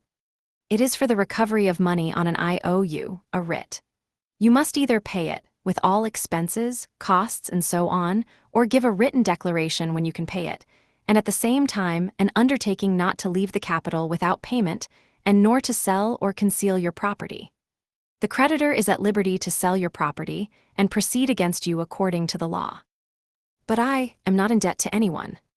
"That's not our business. Here, an IOU for 115 rubles, legally attested, and due for payment, has been brought us for recovery, given by you to the widow of the assessor Zarnitsyn 9 months ago, and paid over by the widow Zarnitsyn to one Mr. Tchebarov. We therefore summon you, hereupon." "But she is my landlady." "And what if she is your landlady?" The head clerk looked at him with a condescending smile of compassion, and at the same time with a certain triumph, as at a novice under fire for the first time, as though he would say, "Well, how do you feel now?" But what did he care now for an IOU, for a writ of recovery? Was that worth worrying about now? Was it worth attention even? He stood, he read, he listened, he answered, he even asked questions himself, but all mechanically. The triumphant sense of security, of deliverance from overwhelming danger, that was what filled his whole soul that moment, without thought for the future, without analysis, without suppositions or surmises, without doubts and without questioning. It was an instant of full, direct, purely instinctive joy. But at that very moment something like a thunderstorm took place in the office. The assistant superintendent, still shaken by Raskolnikov's disrespect, still fuming and obviously anxious to keep up his wounded dignity, pounced on the unfortunate smart lady, who had been gazing at him ever since he came in with an exceedingly silly smile. "You shameful hussy," he shouted suddenly at the top of his voice.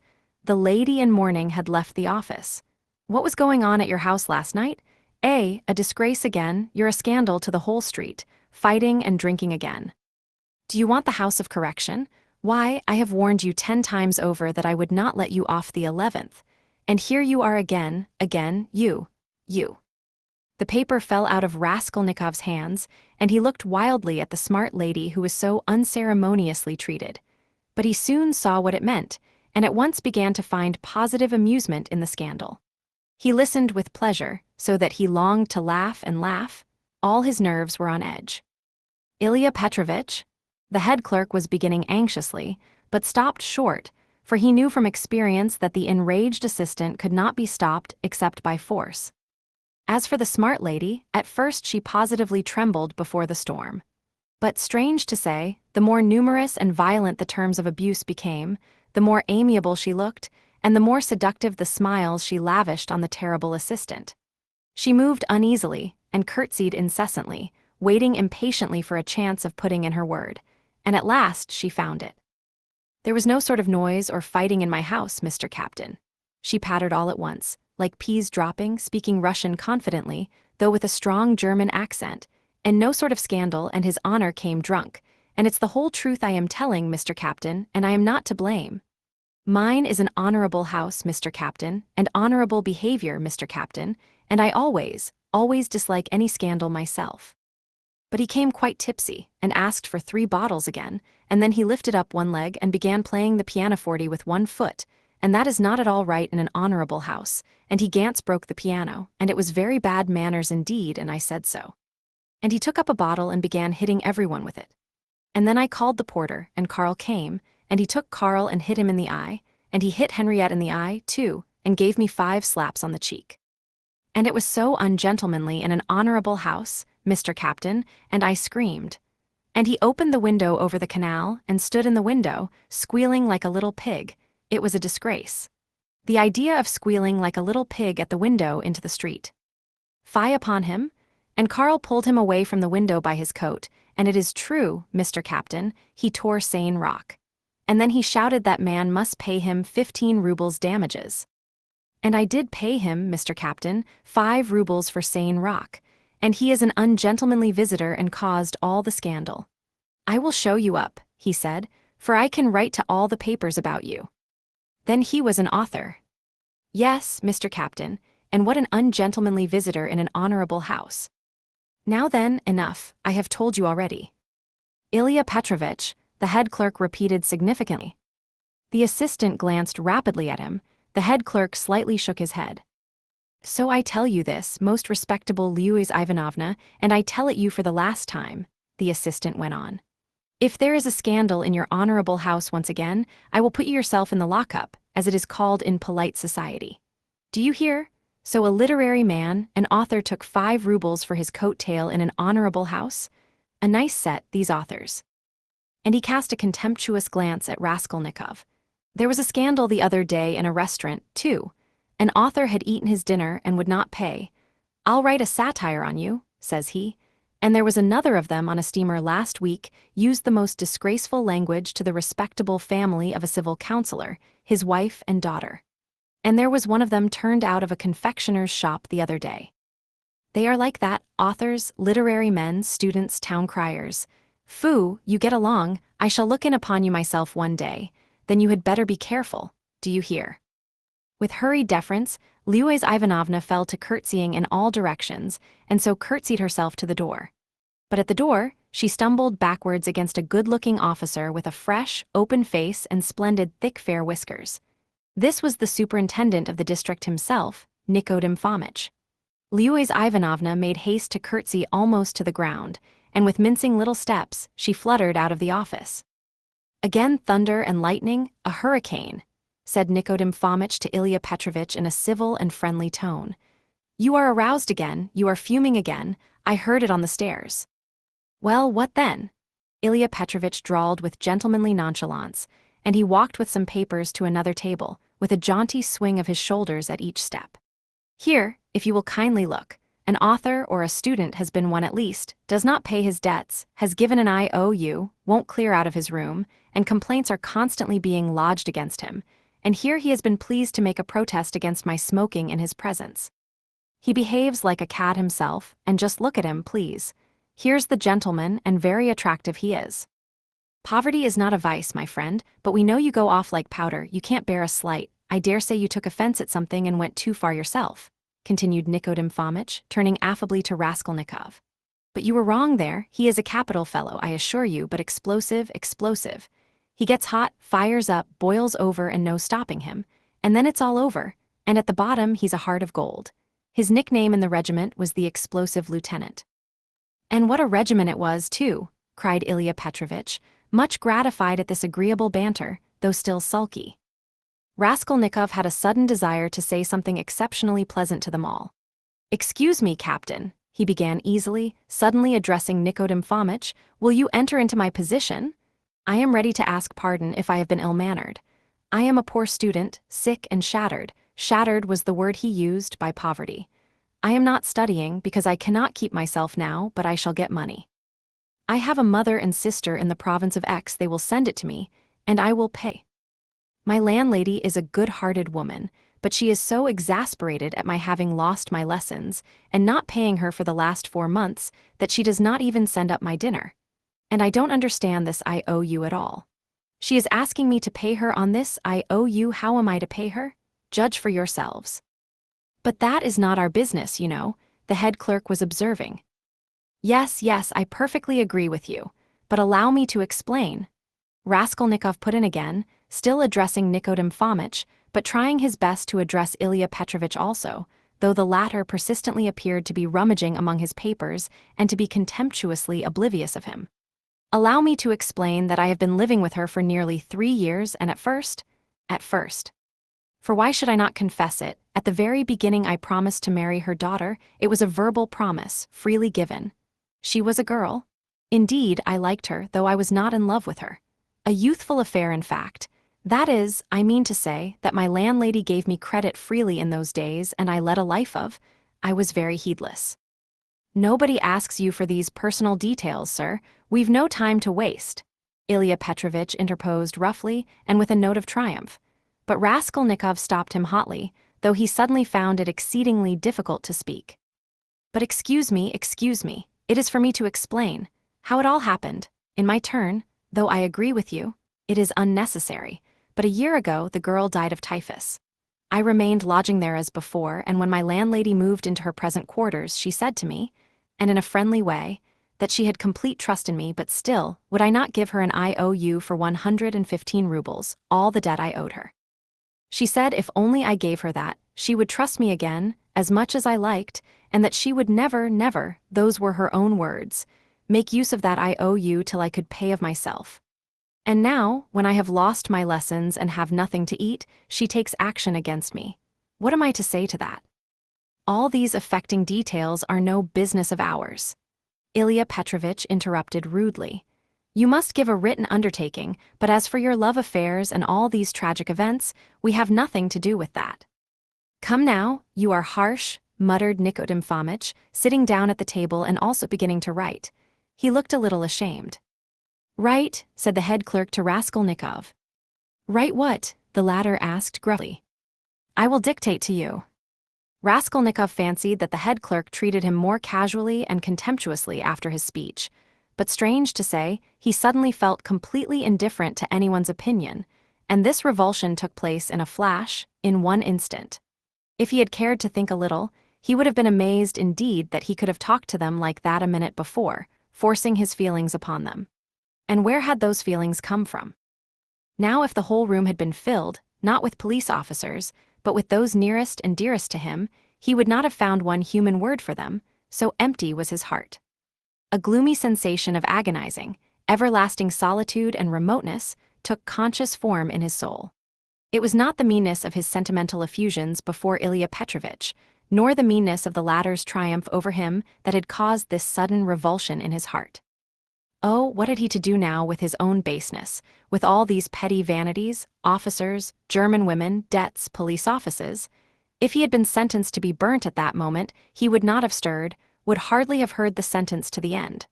Something was happening to him entirely new, sudden, and unknown. It was not that he understood, but he felt clearly with all the intensity of sensation that he could never more appeal to these people in the police office with sentimental effusions like his recent outburst, or with anything whatever, and that if they had been his own brothers and sisters and not police officers, it would have been utterly out of the question to appeal to them in any circumstance of life. He had never experienced such a strange and awful sensation. And what was most agonizing, it was more a sensation than a conception or idea, a direct sensation, the most agonizing of all the sensations he had known in his life. The head clerk began dictating to him the usual form of declaration, that he could not pay, that he undertook to do so at a future date, that he would not leave the town, nor sell his property, and so on. "But you can't write, you can hardly hold the pen," observed the head clerk, looking with curiosity at Raskolnikov. "Are you ill?" "Yes, I am giddy, go on." "That's all, sign it." The head clerk took the paper and turned to attend to others. Raskolnikov gave back the pen, but instead of getting up and going away, he put his elbows on the table and pressed his head in his hands. He felt as if a nail were being driven into his skull. A strange idea suddenly occurred to him, to get up at once, to go up to Nikodim Fomitch, and tell him everything that had happened yesterday, and then to go with him to his lodgings and to show him the things in the hole in the corner. The impulse was so strong that he got up from his seat to carry it out. "Hadn't I better think a minute?" flashed through his mind. No, better cast off the burden without thinking. But all at once he stood still, rooted to the spot. Nikodim Fomitch was talking eagerly with Ilya Petrovitch, and the words reached him. "It's impossible, they'll both be released. To begin with, the whole story contradicts itself. Why should they have called the porter, if it had been their doing, to inform against themselves? Or as a blind? No, that would be too cunning. Besides, Pestryakov, the student, was seen at the gate by both the porters and a woman as he went in. He was walking with 3 friends, who left him only at the gate, and he asked the porters to direct him, in the presence of the friends. Now, would he have asked his way if he had been going with such an object? As for Koch, he spent half an hour at the silversmith's below, before he went up to the old woman, and he left him at exactly 7:15. Now just consider. But excuse me, how do you explain this contradiction? They state themselves that they knocked and the door was locked, yet 3 minutes later when they went up with the porter, it turned out the door was unfastened. That's just it, the murderer must have been there and bolted himself in, and they'd have caught him for a certainty if Koch had not been an ass and gone to look for the porter too. He must have seized the interval to get downstairs and slip by them somehow. Koch keeps crossing himself and saying, "If I had been there, he would have jumped out and killed me with his axe. He is going to have a Thanksgiving service. Ha ha." And no one saw the murderer. "They might well not see him. The house is a regular Noah's Ark," said the head clerk, who was listening. "It's clear, quite clear," Nikodim Fomitch repeated warmly. "No, it is anything but clear," Ilya Petrovitch maintained. Raskolnikov picked up his hat and walked towards the door, but he did not reach it. When he recovered consciousness, he found himself sitting in a chair, supported by someone on the right side, while someone else was standing on the left, holding a yellowish glass filled with yellow water, and Nikodim Fomitch standing before him, looking intently at him. He got up from the chair.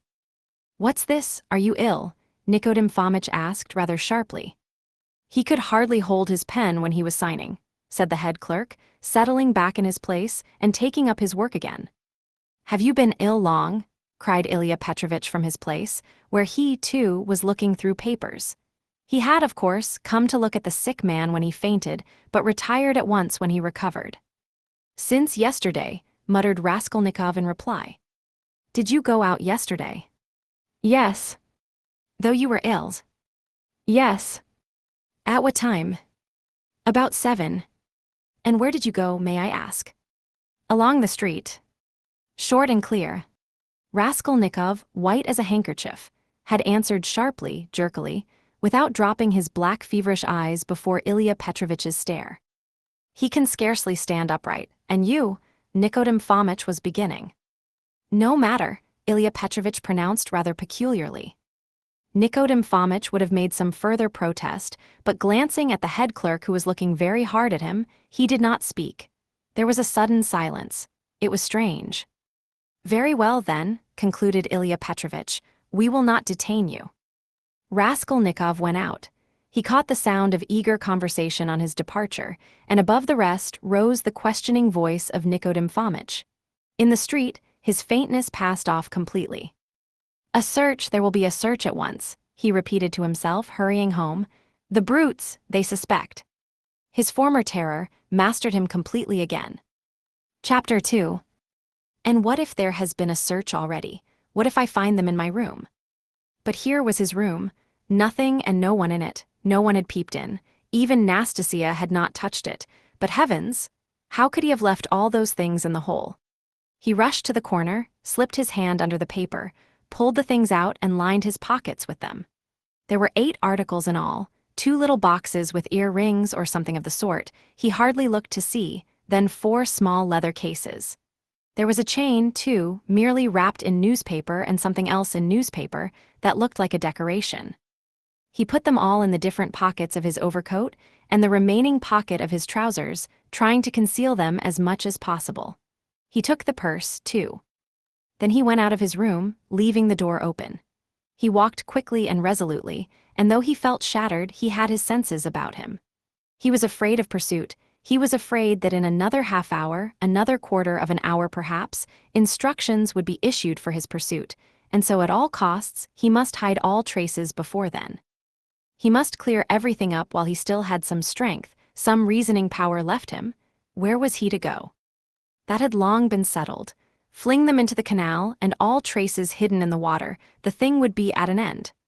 So he had decided in the night of his delirium, when several times he had had the impulse to get up and go away, to make haste, and get rid of it all. But to get rid of it turned out to be a very difficult task. He wandered along the bank of the Ekaterininsky Canal for half an hour or more and looked several times at the steps running down to the water, but he could not think of carrying out his plan. Either rafts stood at the step's edge, and women were washing clothes on them, or boats were moored there, and people were swarming everywhere. Moreover, he could be seen and noticed from the banks on all sides. It would look suspicious for a man to go down on purpose, stop, and throw something into the water. And what if the boxes were to float instead of sinking? And of course they would.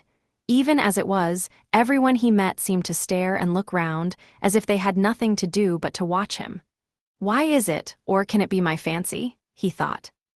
At last the thought struck him that it might be better to go to the Neva. There were not so many people there, he would be less observed, and it would be more convenient in every way. Above all, it was further off. He wondered how he could have been wandering for a good half hour, worried and anxious in this dangerous past without thinking of it before. And that half hour he had lost over an irrational plan, simply because he had thought of it in delirium. He had become extremely absent and forgetful, and he was aware of it. He certainly must make haste. He walked towards the Neva along V. Prospect, but on the way another idea struck him. Why to the Neva? Would it not be better to go somewhere far off, to the islands again, and there hide the things in some solitary place, in a wood or under a bush, and mark the spot perhaps? And though he felt incapable of clear judgment, the idea seemed to him a sound one. But he was not destined to go there. For coming out of V. Prospect towards the square, he saw on the left a passage leading between 2 blank walls to a courtyard. On the right hand, the blank unwhitewashed wall of a 4-storied house stretched far into the court. On the left, a wooden hoarding ran parallel with it for 20 paces into the court, and then turned sharply to the left. Here was a deserted fenced-off place where rubbish of different sorts was lying. At the end of the court, the corner of a low, smutty stone shed, apparently part of some workshop, peeped from behind the hoarding. It was probably a carriage builder's or carpenter's shed. The whole place from the entrance was black with coal dust. Here would be the place to throw it, he thought. Not seeing anyone in the yard, he slipped in, and at once saw near the gate a sink, such as is often put in yards where there are many workmen or cab drivers, and on the hoarding above had been scribbled in chalk the time-honored witticism, "Standing here strictly forbidden." This was all the better, for there would be nothing suspicious about his going in. Here I could throw it all in a heap and get away. Looking round once more, with his hand already in his pocket, he noticed against the outer wall, between the entrance and the sink, a big unhewn stone, weighing perhaps 60 pounds. The other side of the wall was a street. He could hear passers-by, always numerous in that part, but he could not be seen from the entrance, unless someone came in from the street, which might well happen indeed, so there was need of haste. He bent down over the stone, seized the top of it firmly in both hands, and using all his strength turned it over. Under the stone was a small hollow in the ground, and he immediately emptied his pocket into it. The purse lay at the top, and yet the hollow was not filled up. Then he seized the stone again and with one twist turned it back, so that it was in the same position again, though it stood a very little higher. But he scraped the earth about it and pressed it at the edges with his foot. Nothing could be noticed. Then he went out and turned into the square. Again an intense, almost unbearable joy overwhelmed him for an instant, as it had in the police office. I have buried my tracks. And who can think of looking under that stone? It has been lying there most likely ever since the house was built, and will lie as many years more. And if it were found, who would think of me? It is all over. No clue. And he laughed. Yes, he remembered that he began laughing a thin, nervous, noiseless laugh, and went on laughing all the time he was crossing the square. But when he reached the quay, boulevard where 2 days before he had come upon that girl, his laughter suddenly ceased. Other ideas crept into his mind. He felt all at once that it would be loathsome to pass that seat on which, after the girl was gone, he had sat and pondered, and that it would be hateful, too, to meet that whiskered policeman to whom he had given the 20 kopecks. Damn him. He walked, looking about him angrily and distractedly. All his ideas now seemed to be circling round some single point, and he felt that there really was such a point, and that now, he was left facing that point, and for the first time, indeed, during the last 2 months. Damn it all, he thought suddenly, in a fit of ungovernable fury. If it has begun, then it has begun. Hang the new life, good Lord, how stupid it is. And what lies I told today. How despicably I fawned upon that wretched Ilya Petrovitch. But that is all folly. What do I care for them all and my fawning upon them? It is not that at all. It is not that at all. Suddenly he stopped.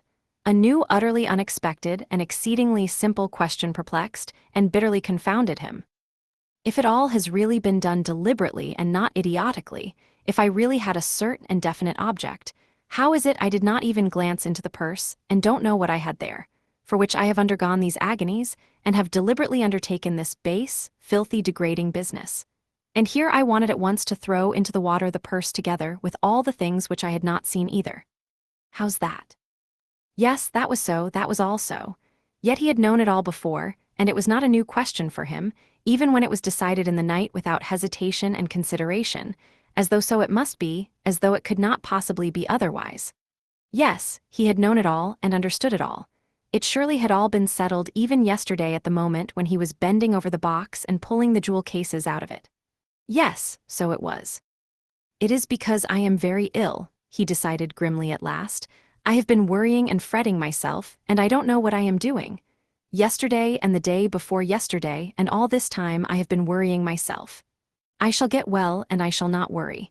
But what if I don't get well at all? Good God, how sick I am of it all. He walked on without resting. He had a terrible longing for some distraction, but he did not know what to do, what to attempt.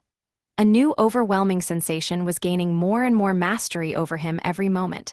This was an immeasurable, almost physical, repulsion for everything surrounding him, an obstinate, malignant feeling of hatred. All who met him were loathsome to him. He loathed their faces, their movements, their gestures. If anyone had addressed him, he felt that he might have spat at him or bitten him. He stopped suddenly on coming out on the bank of the Little Neva, near the bridge to Vasilyevsky Ostrov. Why, he lives here in that house, he thought. Why, I have not come to Razumihin of my own accord. Here's the same thing over again.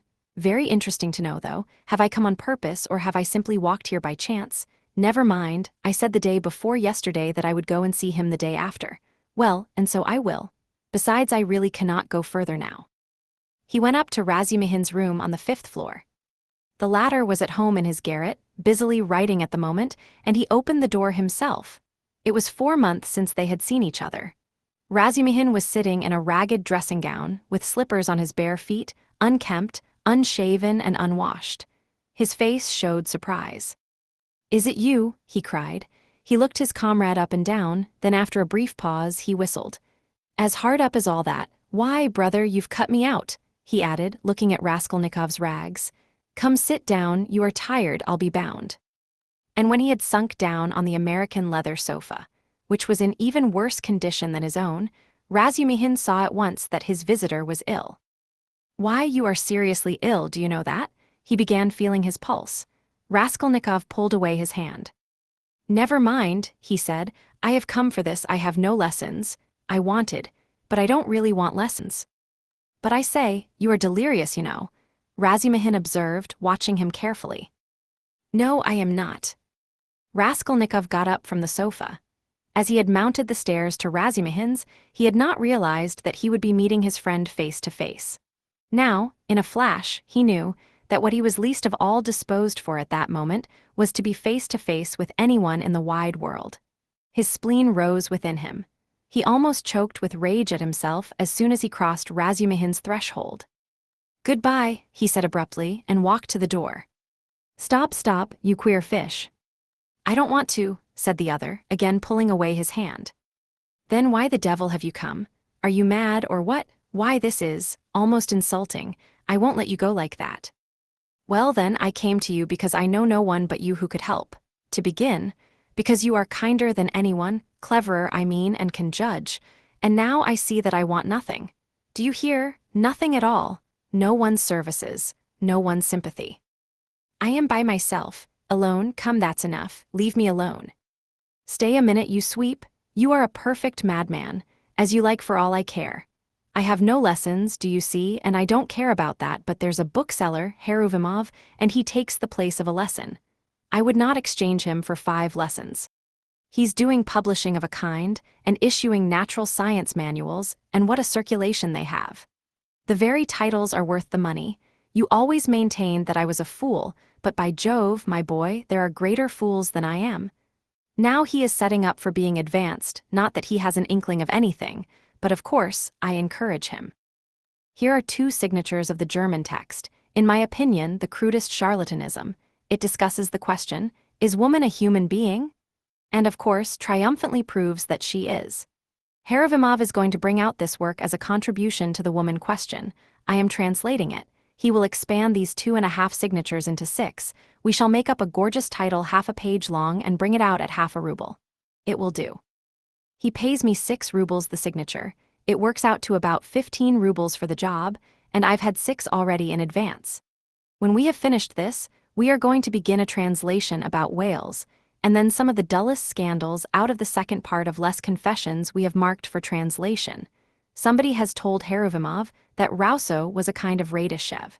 You may be sure I don't contradict him, hang him. Well, would you like to do the second signature of Is Woman a Human Being?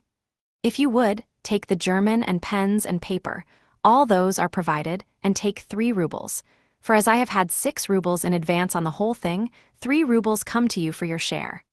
And when you have finished the signature, there will be another 3 rubles for you. And please don't think I am doing you a service. Quite the contrary, as soon as you came in, I saw how you could help me. To begin with, I am weak in spelling, and secondly, I am sometimes utterly adrift in German, so that I make it up as I go along for the most part. The only comfort is that it's bound to be a change for the better. Though who can tell, maybe it's sometimes for the worse. Will you take it? Raskolnikov took the German sheets in silence, took the 3 rubles, and without a word went out. Razumihin gazed after him in astonishment. But when Raskolnikov was in the next street, he turned back, mounted the stairs to Razumihin's again, and laying on the table the German article and the 3 rubles, went out again, still without uttering a word. "Are you raving, or what?" Razumihin shouted, roused to fury at last. "What farce is this? You'll drive me crazy too. What did you come to see me for, damn you?" "I don't want translation," muttered Raskolnikov from the stairs. "Then what the devil do you want?" shouted Razumihin from above. Raskolnikov continued descending the staircase in silence. "Hey there, where are you living?" No answer. "Well, confound you then." But Raskolnikov was already stepping into the street. On the Nikolaevsky Bridge, he was roused to full consciousness again by an unpleasant incident.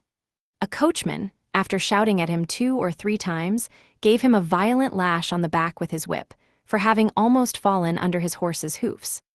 The lash so infuriated him that he dashed away to the railing. For some unknown reason, he had been walking in the very middle of the bridge and the traffic. He angrily clenched and ground his teeth. He heard laughter, of course. Serves him right. A pickpocket, I dare say. Pretending to be drunk, for sure, and getting under the wheels on purpose, and you have to answer for him. It's a regular profession, that's what it is. But while he stood at the railing, still looking angry and bewildered after the retreating carriage, and rubbing his back, he suddenly felt someone thrust money into his hand. He looked. It was an elderly woman in a kerchief and goatskin shoes, with a girl, probably her daughter, wearing a hat and carrying a green parasol. "Take it, my good man, in Christ's name." He took it and they passed on. It was a piece of 20 kopecks. From his dress and appearance, they might well have taken him for a beggar asking alms in the streets, and the gift of the 20 kopecks he doubtless owed to the blow, which made them feel sorry for him. He closed his hand on the 20 kopecks, walked on for 10 paces, and turned facing the Neva, looking towards the palace. The sky was without a cloud and the water was almost bright blue, which is so rare in the Neva. The cupola of the cathedral, which is seen at its best from the bridge about 20 paces from the chapel, glittered in the sunlight, and in the pure air every ornament on it could be clearly distinguished. The pain from the lash went off, and Raskolnikov forgot about it. One uneasy and not quite definite idea occupied him now completely. He stood still and gazed long and intently into the distance. This spot was especially familiar to him. When he was attending the university, he had hundreds of times, generally on his way home, stood still on this spot, gazed at this truly magnificent spectacle, and almost always marveled at a vague and mysterious emotion it roused in him. It left him strangely cold. This gorgeous picture was for him blank and lifeless. He wondered every time at his somber and enigmatic impression, and mistrusting himself, put off finding the explanation of it. He vividly recalled those old doubts and perplexities, and it seemed to him that it was no mere chance that he recalled them now. It struck him as strange and grotesque that he should have stopped at the same spot as before, as though he actually imagined he could think the same thoughts, be interested in the same theories and pictures that had interested him so short a time ago. He felt it almost amusing, and yet it wrung his heart. Deep down, hidden far away out of sight, all that seemed to him now, all his old past, his old thoughts, his old problems and theories, his old impressions and that picture and himself and all. He felt as though he were flying upwards, and everything were vanishing from his sight. Making an unconscious movement with his hand, he suddenly became aware of the piece of money in his fist. He opened his hand, stared at the coin, and with a sweep of his arm flung it into the water. Then he turned and went home. It seemed to him he had cut himself off from everyone and from everything at that moment. Evening was coming on when he reached home, so that he must have been walking about 6 hours. How and where he came back he did not remember. Undressing and quivering like an overdriven horse, he lay down on the sofa, drew his greatcoat over him, and at once sank into oblivion. It was dusk when he was waked up by a fearful scream. Good God, what a scream! Such unnatural sounds, such howling, wailing, grinding, tears, blows, and curses he had never heard. He could never have imagined such brutality, such frenzy. In terror he sat up in bed, almost swooning with agony. But the fighting, wailing, and cursing grew louder and louder. And then, to his intense amazement, he caught the voice of his landlady. She was howling, shrieking, and wailing, rapidly, hurriedly, incoherently, so that he could not make out what she was talking about. She was beseeching, no doubt, not to be beaten, for she was being mercilessly beaten on the stairs. The voice of her assailant was so horrible from spite and rage that it was almost a croak. But he, too, was saying something, and just as quickly and indistinctly, hurrying and spluttering. All at once Raskolnikov trembled. He recognized the voice. It was the voice of Ilya Petrovitch. Ilya Petrovitch here and beating the landlady? He is kicking her, banging her head against the steps. That's clear, that can be told from the sounds, from the cries and the thuds. How is the world topsy-turvy? He could hear people running in crowds from all the stories and all the staircases. He heard voices, exclamations, knocking, doors banging. But why, and how could it be? He repeated, thinking seriously that he had gone mad.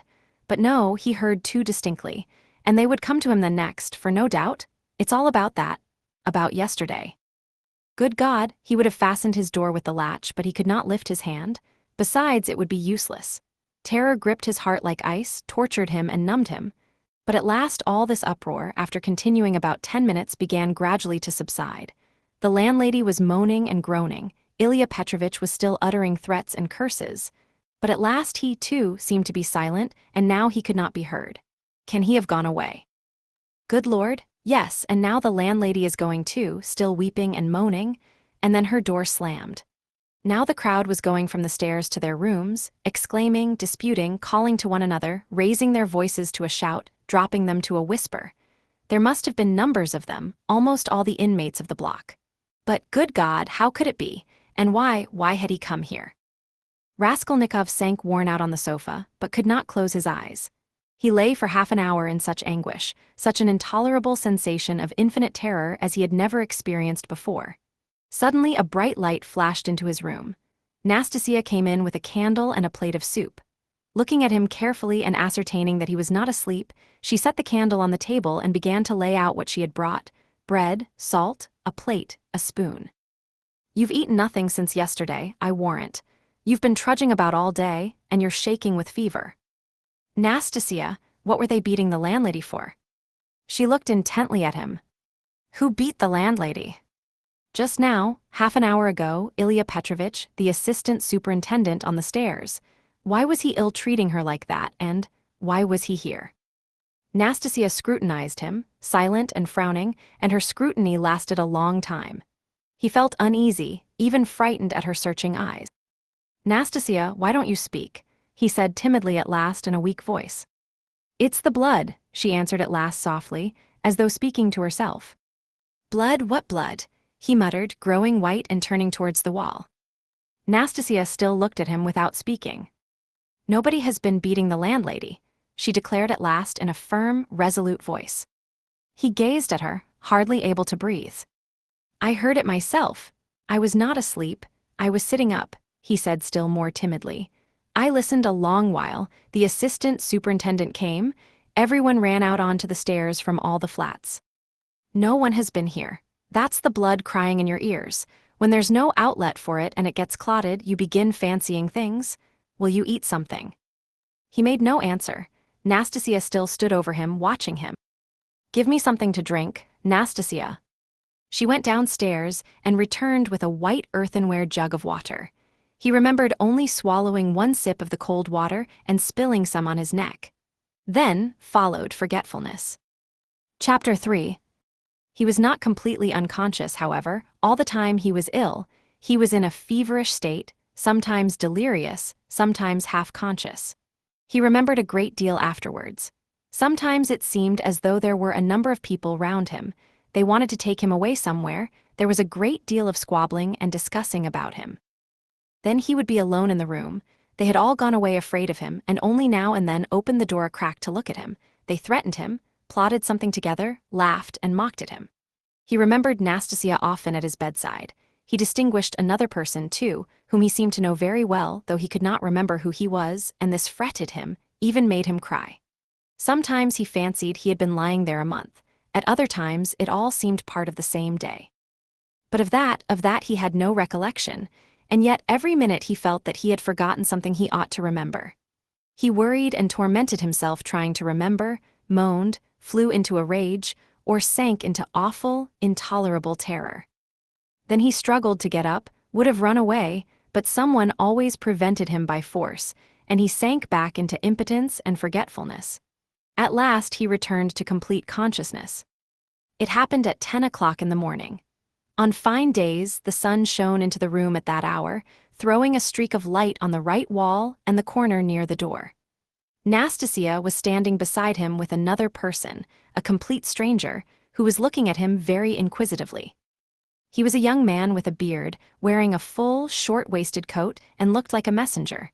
The landlady was peeping in at the half-opened door. Raskolnikov sat up. "Who is this, Nastasia?" he asked, pointing to the young man.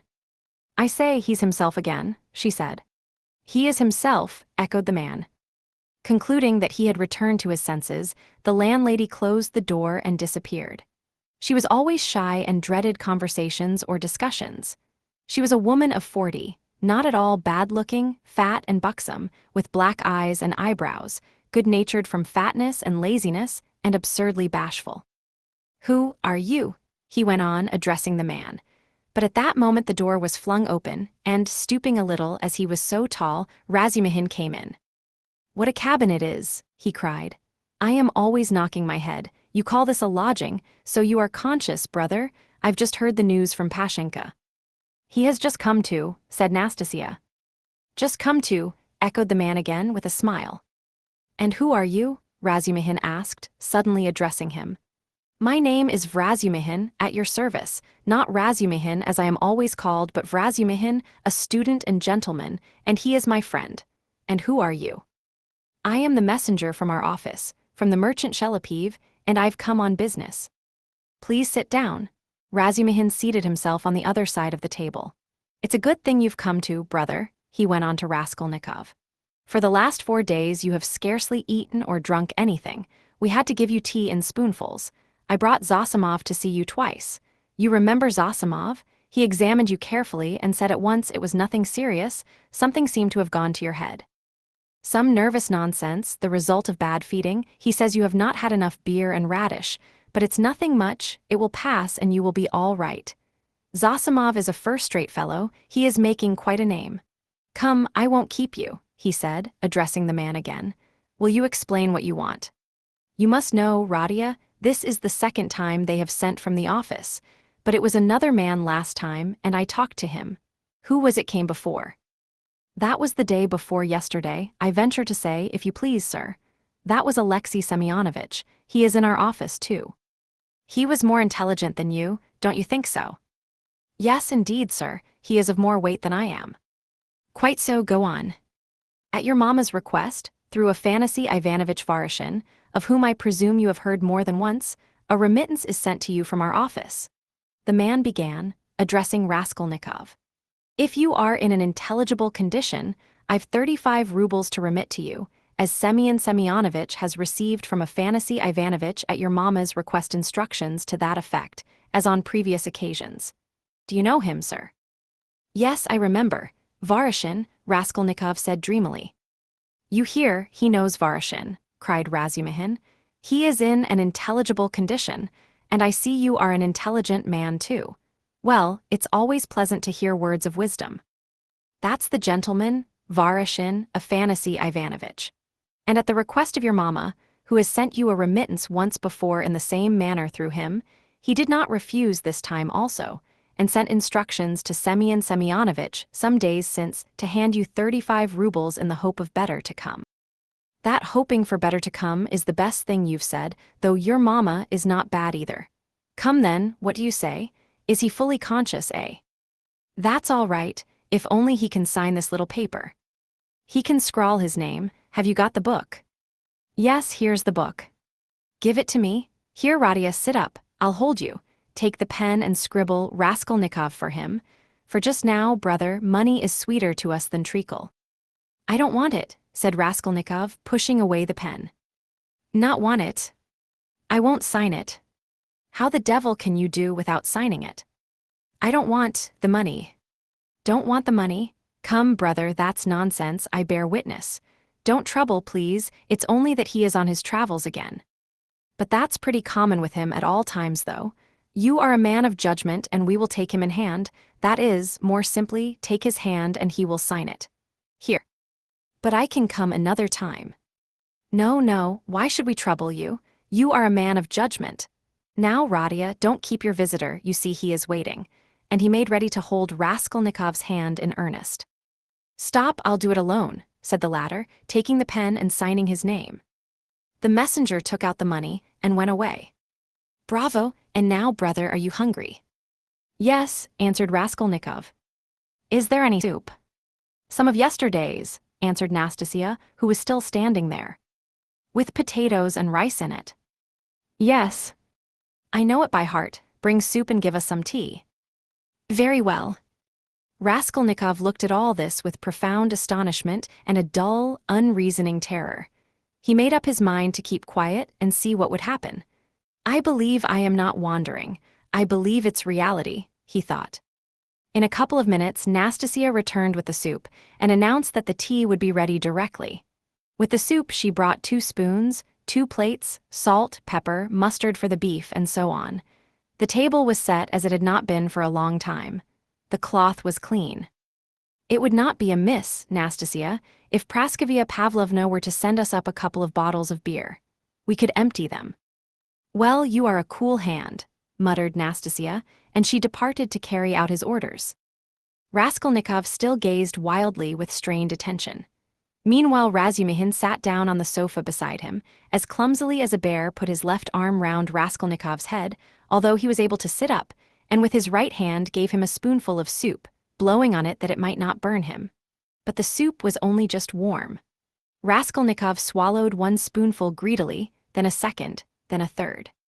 But after giving him a few more spoonfuls of soup, Razumihin suddenly stopped, and said that he must ask Zosimov whether he ought to have more.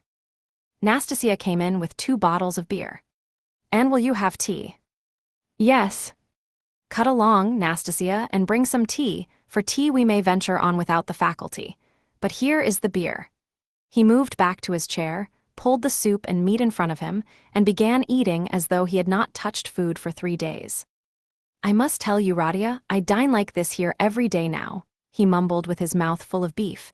"And it's all Pashenka, your dear little landlady, who sees to that. She loves to do anything for me. I don't ask for it, but of course I don't object. And here's Nastasia with the tea. She is a quick girl. Nastasia, my dear, won't you have some beer?" "Get along with your nonsense." "A cup of tea, then." "A cup of tea, maybe." "Pour it out. Stay, I'll pour it out myself. Sit down."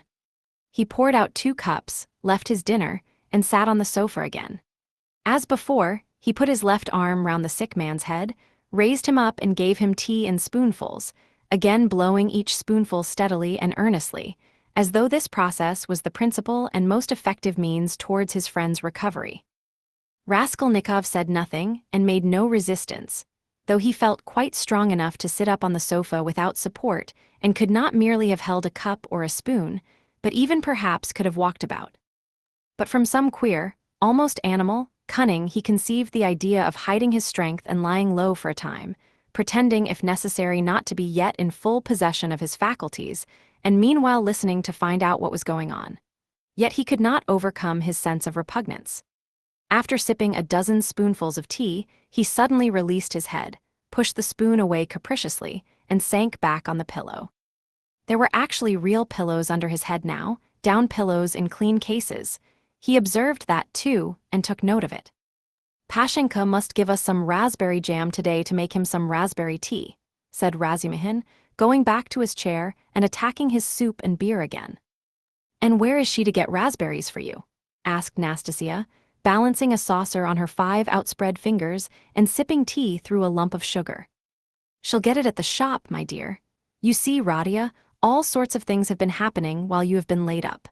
When you decamped in that rascally way without leaving your address, I felt so angry that I resolved to find you out and punish you. I set to work that very day. How I ran about making inquiries for you. This lodging of yours I had forgotten, though I never remembered it indeed because I did not know it. And as for your old lodgings, I could only remember it was at the 5 Corners, Harlamov's house. I kept trying to find that Harlamov's house, and afterwards it turned out that it was not Harlamov's but Butch's. How one muddles up sound sometimes. So I lost my temper, and I went on the chance to the address bureau next day, and only fancy, in 2 minutes they looked you up. Your name is down there." "My name?" "I should think so, and yet a General Koblev they could not find while I was there. Well, it's a long story. But as soon as I did land on this place, I soon got to know all your affairs. All, brother, I know everything. Nastasia here will tell you. I made the acquaintance of Nikodim Fomitch and Ilya Petrovitch, and the house boarder and Mr. Zamatov, Alexander Grigorievich, the head clerk in the police office, and last, but not least, of Pashenka. Nastasia here knows." "He's got round her," Nastasia murmured, smiling slyly. "Why don't you put the sugar in your tea, Nastasia Nikiforovna?" "You are a one?" Nastasia cried suddenly, going off into a giggle. "I am not Nikiforovna but Petrovna," she added suddenly, recovering from her mirth. "I'll make a note of it.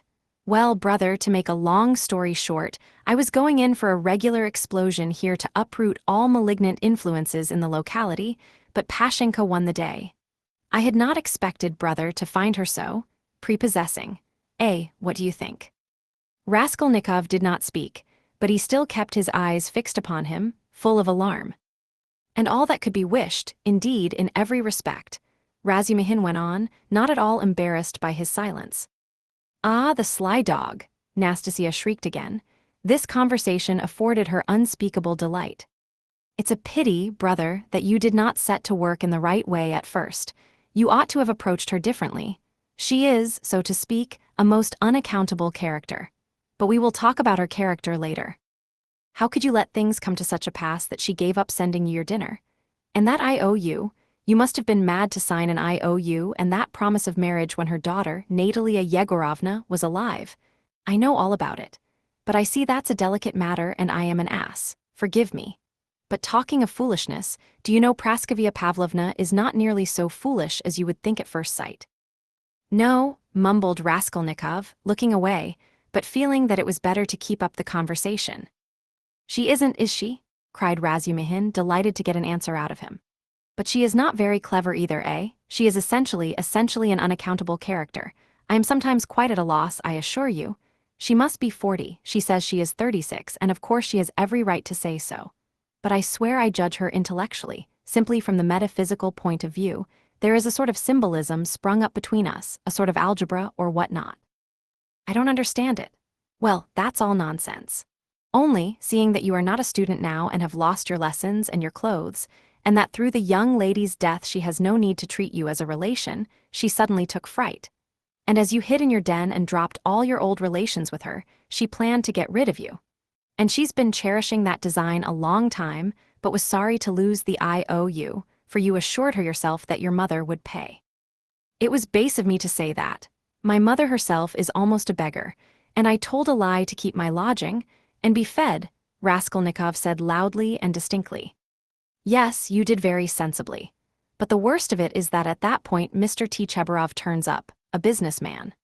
Pashenka would never have thought of doing anything on her own account, she is too retiring. But the businessman is by no means retiring, and first thing he puts the question, is there any hope of realizing the IOU?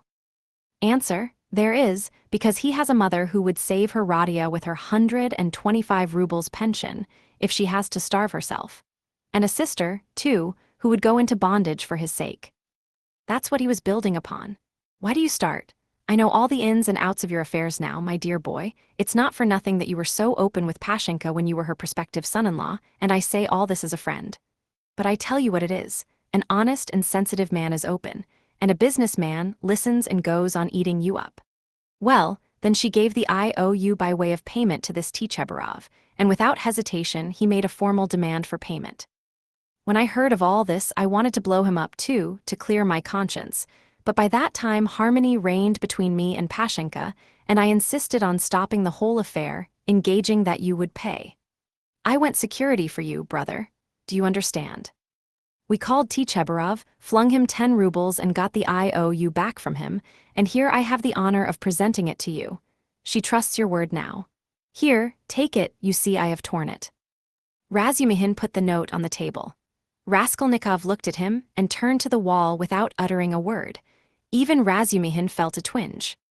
I see, brother, he said a moment later, that I have been playing the fool again. I thought I should amuse you with my chatter, and I believe I have only made you cross. Was it you I did not recognize when I was delirious? Raskolnikov asked, after a moment's pause without turning his head. Yes, and you flew into a rage about it, especially when I brought Zametov one day. Zametov, the head clerk, what for? Raskolnikov turned round quickly and fixed his eyes on Razumihin. What's the matter with you? What are you upset about? He wanted to make your acquaintance because I talked to him a lot about you. How could I have found out so much except from him? He is a capital fellow, brother, first-rate, in his own way, of course. Now we are friends, see each other almost every day. I have moved into this part, you know. I have only just moved. I've been with him to Luise Ivanovna once or twice. Do you remember Luise Ivanovna? Did I say anything in delirium? I should think so, you were beside yourself. What did I rave about? What next? What did you rave about? What people do rave about? Well, brother, now I must not lose time, to work. He got up from the table and took up his cap. What did I rave about? How he keeps on. Are you afraid of having let out some secret? Don't worry yourself, you said nothing about a countess. But you said a lot about a bulldog, and about earrings and chains, and about Krestovsky Island, and some porter and Nikodim Fomitch and Ilya Petrovitch, the assistant superintendent. And another thing that was of special interest to you was your own sock. You whined, give me my sock. Zametov hunted all about your room for your socks, and with his own scented, ring-bedecked fingers he gave you the rag. And only then were you comforted, and for the next 24 hours you held the wretched thing in your hand. We could not get it from you.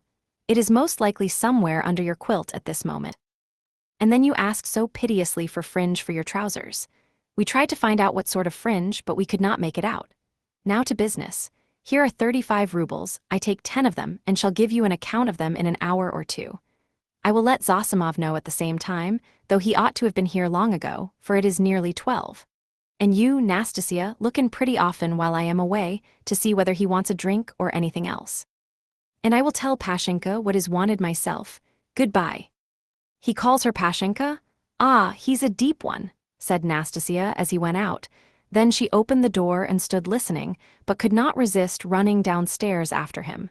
She was very eager to hear what he would say to the landlady. She was evidently quite fascinated by Razumihin. No sooner had she left the room than the sick man flung off the bedclothes and leapt out of bed like a madman. With burning, twitching impatience, he had waited for them to be gone so that he might set to work. But to what work? Now, as though to spite him, it eluded him. Good God, only tell me one thing. Do they know of it yet or not? What if they know it and are only pretending, mocking me while I am laid up, and then they will come in and tell me that it's been discovered long ago and that they have only... What am I to do now? That's what I've forgotten, as though on purpose. Forgotten it all at once, I remembered a minute ago. He stood in the middle of the room and gazed in miserable bewilderment about him.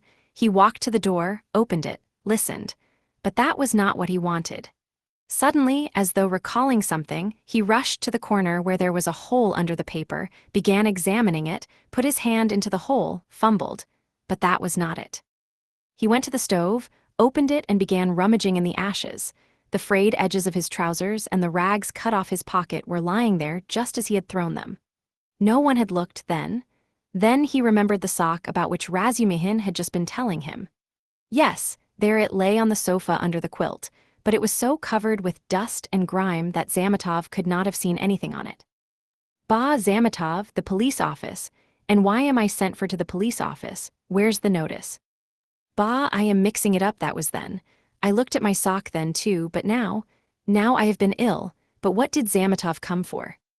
Why did Razumihin bring him? He muttered, helplessly sitting on the sofa again. What does it mean? Am I still in delirium or is it real? I believe it is real. Ah, I remember, I must escape. Make haste to escape. Yes, I must escape. Yes, but where? And where are my clothes? I've no boots. They've taken them away, they've hidden them, I understand. Ah, here is my coat, they passed that over. And here is money on the table, thank God, and here's the IOU. I'll take the money and go and take another lodging. They won't find me. Yes, but the address bureau. They'll find me, Razumihin will find me. Better escape altogether. Far away, to America, and let them do their worst. And take the IOU, it would be of use there. What else shall I take? They think I am ill, they don't know that I can walk, ha ha ha. I could see by their eyes that they know all about it. If only I could get downstairs. And what if they have set a watch there, policemen? What's this tea? Ah, and here is beer left, half a bottle cold. He snatched up the bottle, which still contained a glassful of beer, and gulped it down with relish, as though quenching a flame in his breast.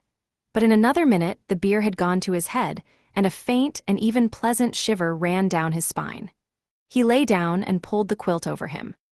His sick and incoherent thoughts grew more and more disconnected, and soon a light, pleasant drowsiness came upon him. With a sense of comfort, he nestled his head into the pillow, wrapped more closely about him the soft, wadded quilt which had replaced the old, ragged greatcoat, sighed softly, and sank into a deep, sound, refreshing sleep. He woke up, hearing someone come in. He opened his eyes and saw Razumihin standing in the doorway, uncertain whether to come in or not. Raskolnikov sat up quickly on the sofa and gazed at him, as though trying to recall something. Ah, you are not asleep. Here I am, Nastasia, bring in the parcel. Razumihin shouted down the stairs. You shall have the account directly. What time is it? Asked Raskolnikov, looking round uneasily. Yes, you had a fine sleep, brother, it's almost evening, it will be 6 o'clock directly. You have slept more than 6 hours. Good heavens, have I?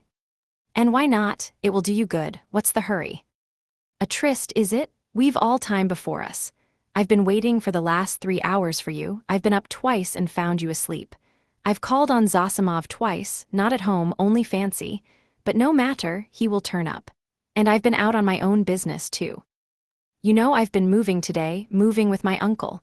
I have an uncle living with me now, but that's no matter to business. Give me the parcel, Nastasia, we will open it directly. And how do you feel now, brother? I am quite well, I am not ill. Razumihin, have you been here long? I tell you I've been waiting for the last 3 hours. No, before. How do you mean? How long have you been coming here? Why, I told you all about it this morning, don't you remember? Raskolnikov pondered. The morning seemed like a dream to him. He could not remember alone, and looked inquiringly at Razumihin. Said the latter, he has forgotten. I fancied then that you were not quite yourself. Now you are better for your sleep. You really look much better, first-rate. Well, to business, look here, my dear boy.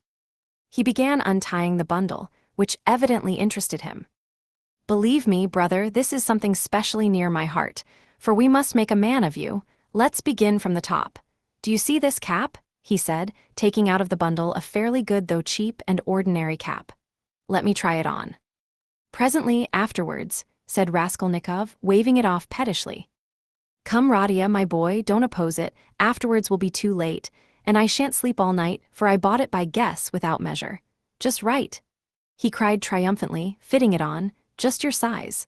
A proper head covering is the first thing in dress and a recommendation in its own way. Tolstyakov, a friend of mine, is always obliged to take off his pudding basin when he goes into any public place where other people wear their hats or caps. People think he does it from slavish politeness, but it's simply because he is ashamed of his bird's nest. He is such a boastful fellow. Look, Nastasia, here are 2 specimens of headgear. This Palmerston. He took from the corner Raskolnikov's old, battered hat, which for some unknown reason he called a Palmerston, or this jewel. Guess the price, Rodia. What do you suppose I paid for it, Nastasia? He said, turning to her, seeing that Raskolnikov did not speak. 20 kopecks, no more, I dare say, answered Nastasia. 20 kopecks, silly, he cried, offended. Why, nowadays you would cost more than that, 80 kopecks, and that only because it has been worn, and it's bought on condition that once it's worn out, they will give you another next year. Yes, on my word. Well, now let us pass to the United States of America, as they called them at school. I assure you I am proud of these breeches, and he exhibited to Raskolnikov a pair of light, summer trousers of gray woolen material. No holes, no spots, and quite respectable, although a little worn, and a waistcoat to match, quite in the fashion. And its being worn really is an improvement, it's softer, smoother. You see, Rodia, to my thinking, the great thing for getting on in the world is always to keep to the seasons. If you don't insist on having asparagus in January, you keep your money in your purse. And it's the same with this purchase. It's summer now, so I've been buying summer things. Warmer materials will be wanted for autumn, so you will have to throw these away in any case. Especially as they will be done for by then from their own lack of coherence, if not your higher standard of luxury. Come, price them. What do you say? 2 rubles 25 kopecks. And remember the condition. If you wear these out, you will have another suit for nothing. They only do business on that system at Fedyaev's. If you've bought a thing once, you are satisfied for life, for you will never go there again of your own free will. Now for the boots. What do you say? You see that they are a bit worn, but they'll last a couple of months, for it's foreign work and foreign leather. The secretary of the English embassy sold them last week. He had only worn them 6 days, but he was very short of cash. Price, 1.5 rubles. A bargain. But perhaps they won't fit, observed Nastasia. Not fit, just look. And he pulled out of his pocket Raskolnikov's old, broken boot, stiffly coated with dry mud. I did not go empty-handed, they took the size from this monster. We all did our best. And as to your linen, your landlady has seen to that. Here, to begin with, are 3 shirts, hempen but with a fashionable front. Well now then, 80 kopecks the cap, 2 rubles 25 kopecks the suit, together 3 rubles 5 kopecks, 1.5 rubles for the boots. For you see they are very good, and that makes 4 rubles 55 kopecks, 5 rubles for the underclothes, they were bought in the lot, which makes exactly 9 rubles 55 kopecks. 45 kopecks change in coppers. Will you take it? And so, Rodia, you are set up with a complete new rig-out, for your overcoat will serve, and even has a style of its own. That comes from getting one's clothes from Sharmer's. As for your socks and other things, I leave them to you, we've 25 rubles left. And as for Pashenka and paying for your lodging, don't you worry. I tell you she'll trust you for anything. And now, brother, let me change your linen, for I dare say you will throw off your illness with your shirt. Let me be, I don't want to. Raskolnikov waved him off. He had listened with disgust to Razumihin's efforts to be playful about his purchases. Come, brother, don't tell me I've been trudging around for nothing, Razumihin insisted. Nastasia, don't be bashful, but help me, that's it. And in spite of Raskolnikov's resistance, he changed his linen. The latter sank back on the pillows and for a minute or two said nothing. It will be long before I get rid of them, he thought. What money was all that bought with? He asked at last, gazing at the wall. Money? Why, your own, what the messenger brought from Varshin, your mother sent it. Have you forgotten that too? I remember now, said Raskolnikov after a long, sullen silence. Razumihin looked at him, frowning and uneasy. The door opened, and a tall, stout man whose appearance seemed familiar to Raskolnikov came in. Chapter 4.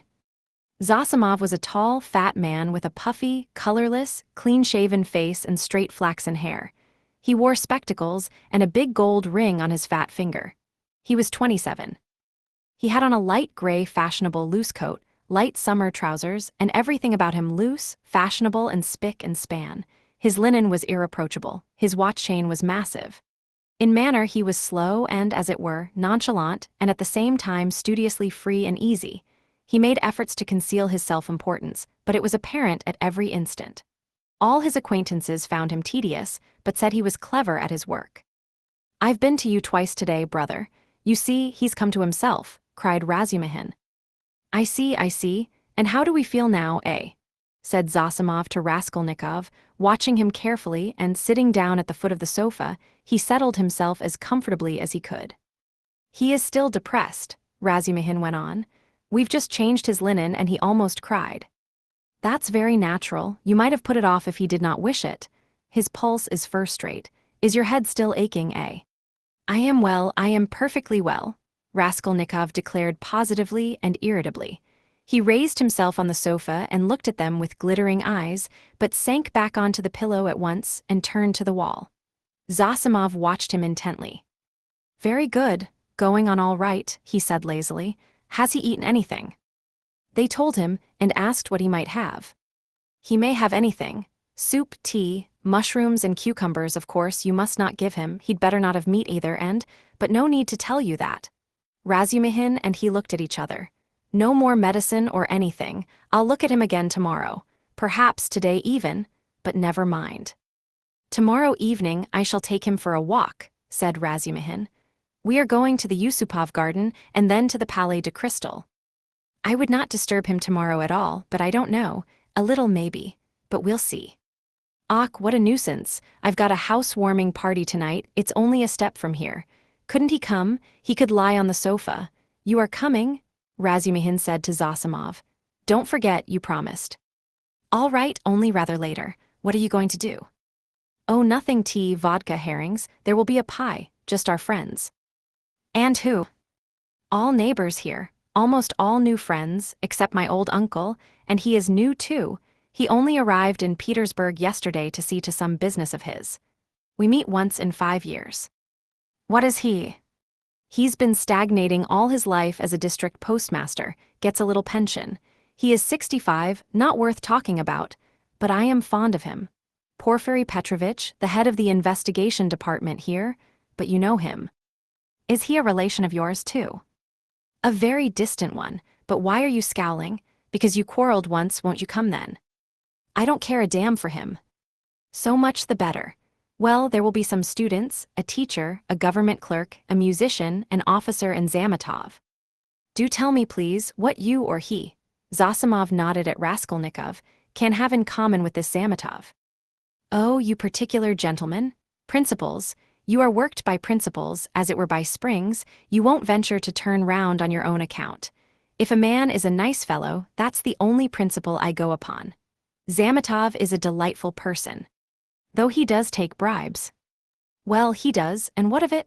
I don't care if he does take bribes, Razumihin cried with unnatural irritability.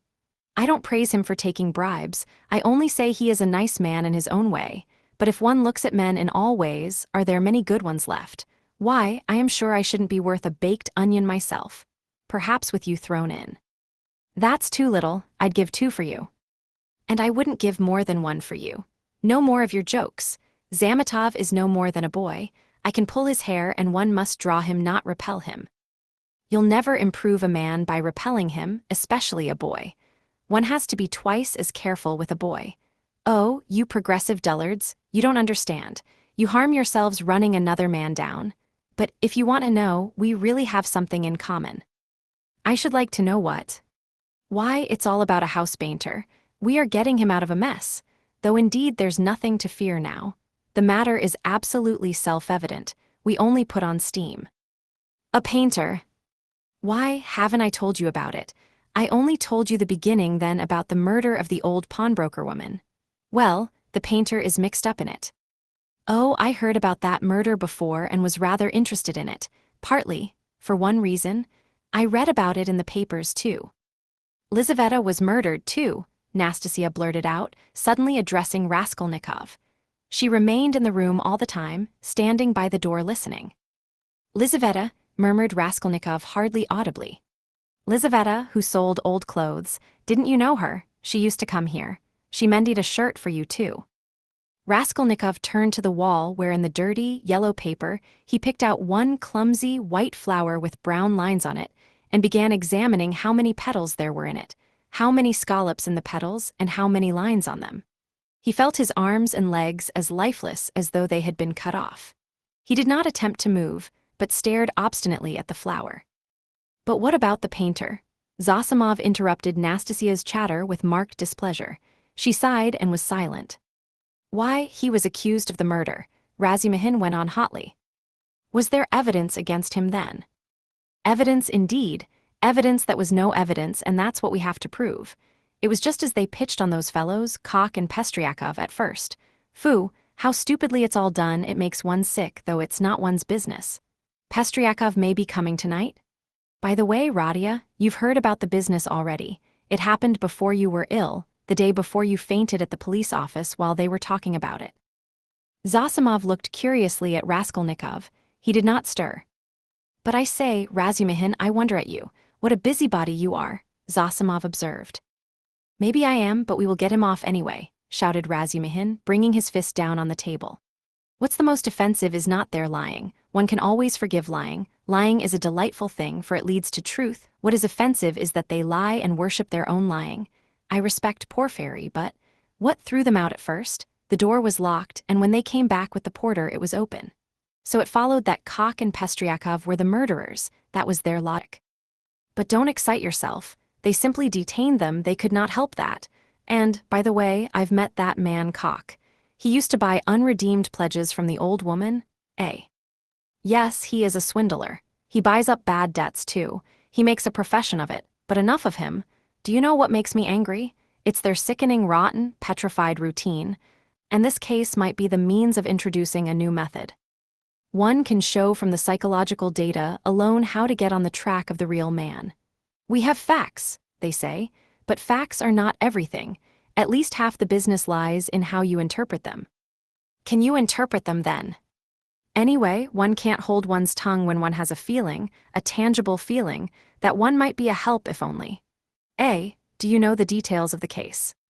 I am waiting to hear about the painter. Oh yes, well, here's the story. Early on the 3rd day after the murder, when they were still dandling Kok and Pestryakov, though they accounted for every step they took, and it was as plain as a pikestaff, an unexpected fact turned up. A peasant called Dushkin, who keeps a dram shop facing the house, brought to the police office a jeweler's case containing some gold earrings and told a long rigmarole. The day before yesterday, just after 8 o'clock, marked the day and the hour. A journeyman house painter, Nikolay, who had been in to see me already that day, brought me this box of gold earrings and stones and asked me to give him 2 rubles for them. When I asked him where he got them, he said that he picked them up in the street. I did not ask him anything more. I am telling you Dushkin's story. I gave him a note, a ruble that is, for I thought if he did not pawn it with me he would with another. It would all come to the same thing, he'd spend it on drink, so the thing had better be with me. The further you hide it the quicker you will find it, and if anything turns up, if I hear any rumors, I'll take it to the police. Of course, that's all taradiddle. He lies like a horse, for I know this Dushkin, he is a pawnbroker and a receiver of stolen goods, and he did not cheat Nikolay out of a 30-ruble trinket in order to give it to the police. He was simply afraid. But no matter, to return to Dushkin's story. I've known this peasant, Nikolay Dementiev, from a child. He comes from the same province and district of Zaraisk. We are both Ryazan men. And though Nikolay is not a drunkard, he drinks, and I knew he had a job in that house, painting work with Dmitri, who comes from the same village too. As soon as he got the ruble, he changed it, had a couple of glasses, took his change and went out. But I did not see Dmitri with him then. And the next day I heard that someone had murdered Alyona Ivanovna and her sister, Lizaveta Ivanovna, with an axe. I knew them, and I felt suspicious about the earrings at once, for I knew the murdered woman lent money on pledges. I went to the house and began to make careful inquiries without saying a word to anyone. First of all I asked, "Is Nikolay here?" Dmitri told me that Nikolay had gone off on the spree. He had come home at daybreak drunk, stayed in the house about 10 minutes and went out again. Dmitri didn't see him again and is finishing the job alone. And their job is on the same staircase as the murder, on the second floor. When I heard all that, I did not say a word to anyone. That's Dushkin's tale. But I found out what I could about the murder and went home feeling as suspicious as ever. And at 8 o'clock this morning, that was the third day, you understand, I saw Nikolay coming in, not sober, though not to say very drunk. He could understand what was said to him. He sat down on the bench and did not speak. There was only one stranger in the bar and a man I knew asleep on a bench and our 2 boys. "Have you seen Dmitri?" said I. "No, I haven't," said he. "And you've not been here either?" "Not since the day before yesterday," said he. "And where did you sleep last night?" "In Pesky with the Kolomensky men." "And where did you get those earrings?" I asked. "I found them in the street," and the way he said it was a bit queer. He did not look at me. "Did you hear what happened that very evening at that very hour on that same staircase?"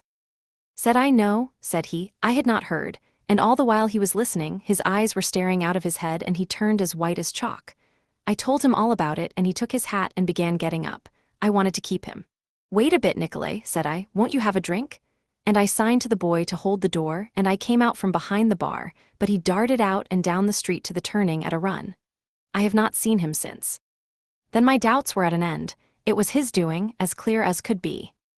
"I should think so," said Zosimov. "Wait, hear the end. Of course they sought high and low for Nikolay. They detained Dushkin and searched his house. Dmitri, too, was arrested. The Kolomensky men also were turned inside out. And the day before yesterday they arrested Nikolay in a tavern at the end of the town. He had gone there, taken the silver cross off his neck and asked for a dram for it. They gave it to him. A few minutes afterwards the woman went to the cowshed, and through a crack in the wall she saw in the stable adjoining he had made a noose of his sash from the beam, stood on a block of wood and was trying to put his neck in the noose. The woman screeched her hardest. People ran in. "So that's what you are up to. Take me," he says, "to such and such a police officer. I'll confess everything." Well, they took him to that police station, that is here, with a suitable escort. So they asked him this and that, how old he is, 22, and so on. At the question, "When you were working with Dmitri, didn't you see anyone on the staircase at such and such a time?" Answer: "To be sure, folks may have gone up and down, but I did not notice them." "And didn't you hear anything, any noise, and so on?" "We heard nothing special." "And did you hear, Nikolay, that on the same day widow so-and-so and her sister were murdered and robbed?" "I never knew a thing about it. The first I heard of it was from Afanasy Pavlovitch the day before yesterday." "And where did you find the earrings?" "I found them on the pavement." "Why didn't you go to work with Dmitri the other day?" "Because I was drinking." "And where were you drinking?" "Oh, in such and such a place." "Why did you run away from Dushkin's?" "Because I was awfully frightened." "What were you frightened of?" "That I should be accused." "How could you be frightened if you felt free from guilt?" Now, Zosimov, you may not believe me, that question was put literally in those words. I know it for a fact, it was repeated to me exactly. What do you say to that? Well, anyway, there's the evidence. I am not talking of the evidence now, I am talking about that question of their own idea of themselves. Well, so they squeezed and squeezed him and he confessed. I did not find it in the street, but in the flat where I was painting with Dmitri. And how was that? Why, Dmitri and I were painting there all day, and we were just getting ready to go, and Dmitri took a brush and painted my face, and he ran off and I after him. I ran after him, shouting my hardest, and at the bottom of the stairs I ran right against the porter and some gentlemen, And how many gentlemen were there I don't remember. And the porter swore at me, and the other porter swore, too, and the porter's wife came out, and swore at us, too. And a gentleman came into the entry with a lady, and he swore at us, too, for Dmitri and I lay right across the way. I got hold of Dmitri's hair and knocked him down and began beating him. And Dmitri, too, caught me by the hair and began beating me. But we did it all not for temper, but in a friendly way, for sport. And then Dmitri escaped and ran into the street, and I ran after him, but I did not catch him and went back to the flat alone. I had to clear up my things. I began putting them together, expecting Dmitri to come, and there in the passage in the corner by the door, I stepped on the box. I saw it lying there wrapped up in paper. I took off the paper, saw some little hooks, undid them, and in the box were the earrings.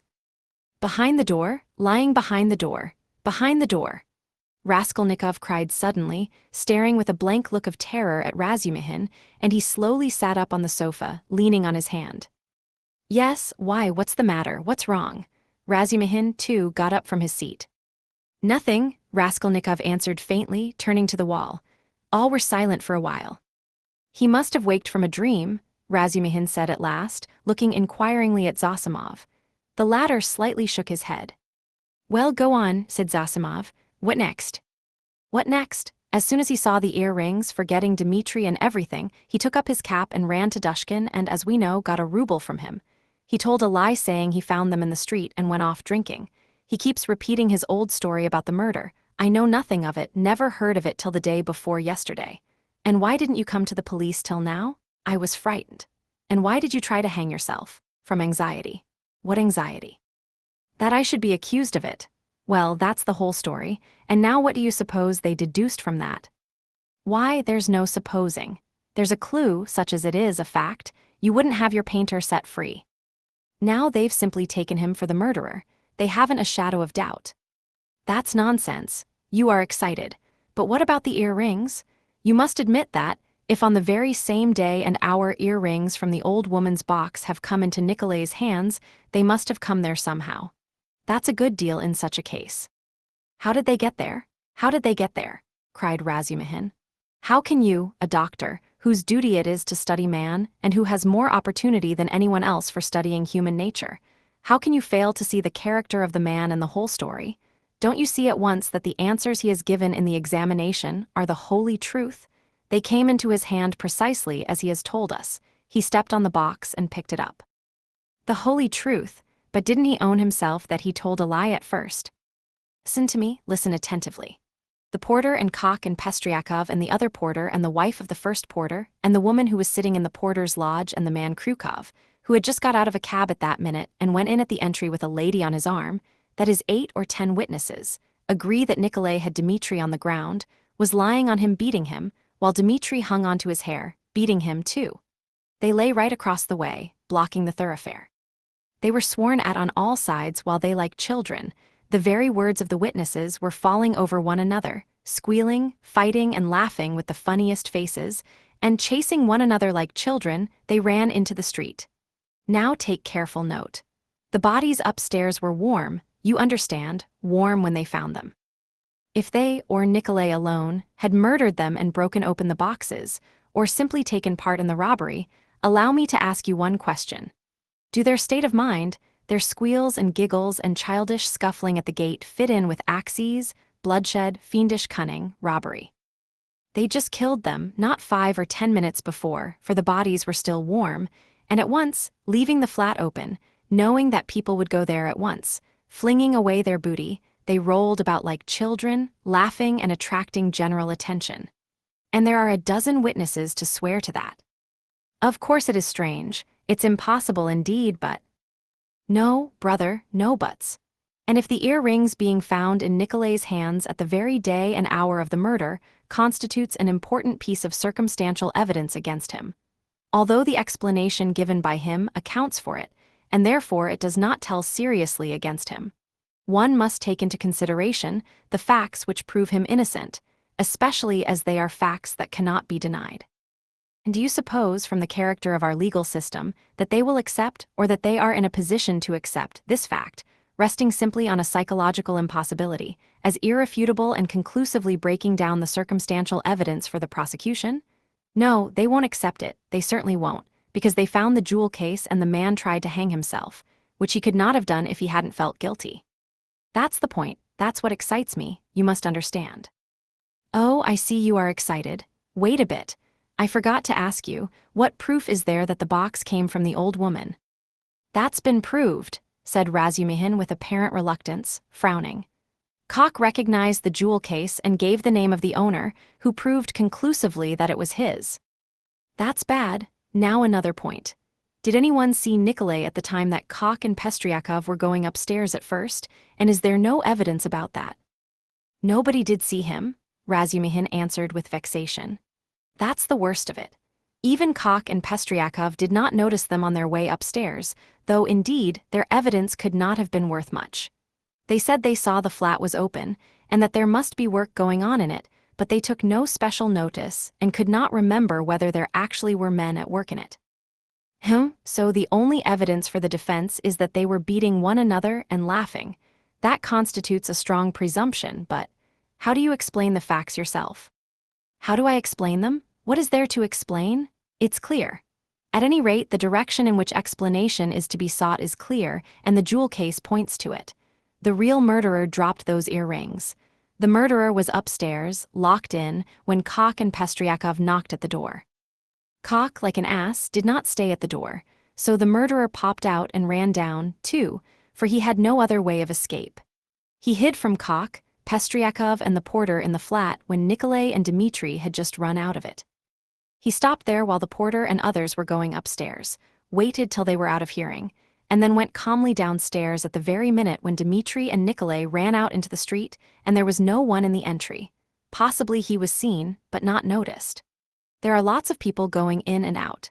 He must have dropped the earrings out of his pocket when he stood behind the door, and did not notice he dropped them, because he had other things to think of. The jewel case is a conclusive proof that he did stand there. That's how I explain it. Too clever? No, my boy, you're too clever. That beats everything. But why? Why? Because everything fits too well. It's too melodramatic. Ayuk, Razumihin was exclaiming. But at that moment the door opened, and a personage came in who was a stranger to all present. Chapter 5. This was a gentleman no longer young, of a stiff and portly appearance, and a cautious and sour countenance. He began by stopping short in the doorway, staring about him with offensive and undisguised astonishment, as though asking himself what sort of place he had come to. Mistrustfully, and with an affectation of being alarmed and almost affronted, he scanned Raskolnikov's low and narrow cabin. With the same amazement he stared at Raskolnikov, who lay undressed, disheveled, unwashed on his miserable dirty sofa, looking fixedly at him. Then with the same deliberation he scrutinized the uncouth, unkempt figure and unshaven face of Razumihin, who looked him boldly and inquiringly in the face without rising from his seat. A constrained silence lasted for a couple of minutes, and then, as might be expected, some scene shifting took place. Reflecting, probably from certain fairly unmistakable signs, that he would get nothing in this cabin by attempting to overawe them, the gentleman softened somewhat, and civilly, though with some severity, emphasizing every syllable of his question, addressed Zosimov. Rodion Raskolnikov, a student or formerly a student. Zosimov made a slight movement, and would have answered, had not Razumihin anticipated him. Here he is lying on the sofa, what do you want? This familiar, what do you want, seemed to cut the ground from the feet of the pompous gentleman. He was turning to Razumihin, but checked himself in time and turned to Zosimov again. This is Raskolnikov, mumbled Zosimov, nodding towards him. Then he gave a prolonged yawn, opening his mouth as wide as possible. Then he lazily put his hand into his waistcoat pocket, pulled out a huge gold watch in a round hunter's case, opened it, looked at it, and as slowly and lazily proceeded to put it back. Raskolnikov himself lay without speaking on his back, gazing persistently, though without understanding, at the stranger. Now that his face was turned away from the strange flower on the paper, it was extremely pale and wore a look of anguish, as though he had just undergone an agonizing operation or just been taken from the rack. But the newcomer gradually began to arouse his attention, then his wonder, then suspicion and even alarm. When Zosimov said, "This is Raskolnikov," he jumped up quickly, sat on the sofa, and with an almost defiant but weak and breaking voice articulated, "Yes, I am Raskolnikov. What do you want?" The visitor scrutinized him and pronounced impressively, "Pyotr Petrovich Luzhin, I believe I have reason to hope that my name is not wholly unknown to you." But Raskolnikov, who had expected something quite different, gazed blankly and dreamily at him, making no reply, as though he heard the name of Pyotr Petrovich for the first time. "Is it possible that you can up to the present have received no information?" asked Pyotr Petrovich, somewhat disconcerted. In reply, Raskolnikov sank languidly back on the pillow, put his hands behind his head, and gazed at the ceiling. A look of dismay came into Luzhin's face. Zosimov and Razumihin stared at him more inquisitively than ever, and at last he showed unmistakable signs of embarrassment. "I had presumed and calculated," he faltered, "that a letter posted more than 10 days, if not a fortnight ago." "I say, why are you standing in the doorway?" Razumihin interrupted suddenly. "If you've something to say, sit down. Nastasia and you are so crowded. Nastasia, make room. Here's a chair, thread your way in." He moved his chair back from the table, made a little space between the table and his knees, and waited in a rather cramped position for the visitor to thread his way in. The minute was so chosen that it was impossible to refuse, and the visitor squeezed his way through, hurrying and stumbling. Reaching the chair, he sat down, looking suspiciously at Razumihin. "No need to be nervous," the latter blurted out. "Rodia has been ill for the last 5 days and delirious for 3, but now he is recovering and has got an appetite. This is his doctor, who has just had a look at him. I am a comrade of Rodia's, like him, formerly a student, and now I am nursing him, so don't you take any notice of us, but go on with your business." "Thank you, but shall I not disturb the invalid by my presence and conversation?" Pyotr Petrovich asked of Zosimov. "And no," mumbled Zosimov, "you may amuse him." He yawned again. "He has been conscious a long time, since the morning," went on Razumihin, whose familiarity seemed so much like unaffected good nature that Pyotr Petrovich began to be more cheerful, partly, perhaps, because this shabby and impudent person had introduced himself as a student. "Your mamma," began Luzhin. Razumihin cleared his throat loudly. Luzhin looked at him inquiringly. "That's all right, go on." Luzhin shrugged his shoulders. "Your mamma had commenced a letter to you while I was sojourning in her neighborhood. On my arrival here, I purposely allowed a few days to elapse before coming to see you, in order that I might be fully assured that you were in full possession of the tidings. But now, to my astonishment—" I know," Raskolnikov cried suddenly with impatient vexation. "So you are the fiancé? I know, and that's enough." There was no doubt about Pyotr Petrovich's being offended this time, but he said nothing. He made a violent effort to understand what it all meant. There was a moment's silence. Meanwhile Raskolnikov, who had turned a little towards him when he answered, began suddenly staring at him again with marked curiosity, as though he had not had a good look at him yet, or as though something new had struck him. He rose from his pillow on purpose to stare at him. There certainly was something peculiar in Pyotr Petrovich's whole appearance, something which seemed to justify the title of fiancé so unceremoniously applied to him. In the first place, it was evident, far too much so indeed, that Pyotr Petrovich had made eager use of his few days in the capital to get himself up and rig himself out in expectation of his betrothed. A perfectly innocent and permissible proceeding, indeed. Even his own, perhaps too complacent, consciousness of the agreeable improvement in his appearance might have been forgiven in such circumstances, seeing that Pyotr Petrovich had taken up the role of fiancé. All his clothes were fresh from the tailor's and were all right, except for being too new and too distinctly appropriate. Even the stylish new round hat had the same significance. Pyotr Petrovich treated it too respectfully and held it too carefully in his hands. The exquisite pair of lavender gloves, real Louvain, told the same tale, if only from the fact of his not wearing them, but carrying them in his hand for show. Light and youthful colors predominated in Pyotr Petrovich's attire. He wore a charming summer jacket of a fawn shade, light thin trousers, a waistcoat of the same, new and fine linen, a cravat of the lightest cambric with pink stripes on it, and the best of it was, This all suited Pyotr Petrovitch. His very fresh and even handsome face looked younger than his 45 years at all times. His dark mutton-chop whiskers made an agreeable setting on both sides, growing thickly upon his shining, clean-shaven chin. Even his hair, touched here and there with gray, though it had been combed and curled at a hairdresser's, did not give him a stupid appearance, as curled hair usually does, by inevitably suggesting a German on his wedding day. If there really was something unpleasing and repulsive in his rather good-looking and imposing countenance, it was due to quite other causes. After scanning Mr. Luzhin unceremoniously, Raskolnikov smiled malignantly, sank back on the pillow, and stared at the ceiling as before. But Mr. Luzhin hardened his heart and seemed to determine to take no notice of their oddities. "I feel the greatest regret at finding you in this situation," he began, again breaking the silence with an effort. "If I had been aware of your illness, I should have come earlier. But you know what business is. I have, too, a very important legal affair in the Senate, not to mention other preoccupations which you may well conjecture. I am expecting your mamma and sister any minute." Raskolnikov made a movement and seemed about to speak. His face showed some excitement. Pyotr Petrovitch paused, waited, but as nothing followed, he went on. "Any minute. I have found a lodging for them on their arrival." "Where?" asked Raskolnikov weakly. "Very near here, in Bakalev's house." "That's in Voskresensky," put in Razumihin. "There are 2 stories of rooms, let by a merchant called Yushin. I've been there." "Yes, rooms." "A disgusting place, filthy, stinking, and what's more, of doubtful character. Things have happened there, and there are all sorts of queer people living there, and I went there about a scandalous business. It's cheap, though." "I could not, of course, find out so much about it, for I am a stranger in Petersburg myself," Pyotr Petrovitch replied huffily.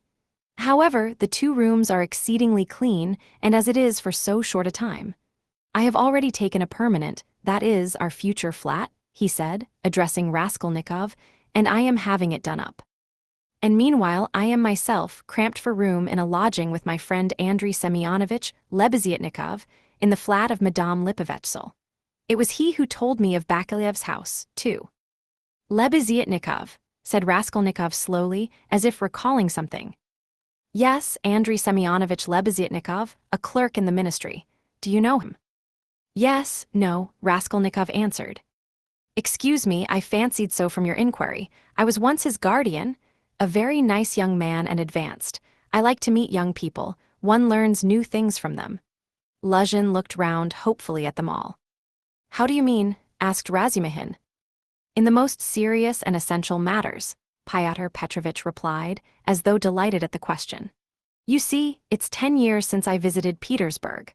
All the novelties, reforms, ideas have reached us in the provinces, but to see it all more clearly one must be in Petersburg. And it's my notion that you observe and learn most by watching the younger generation. And I confess I am delighted."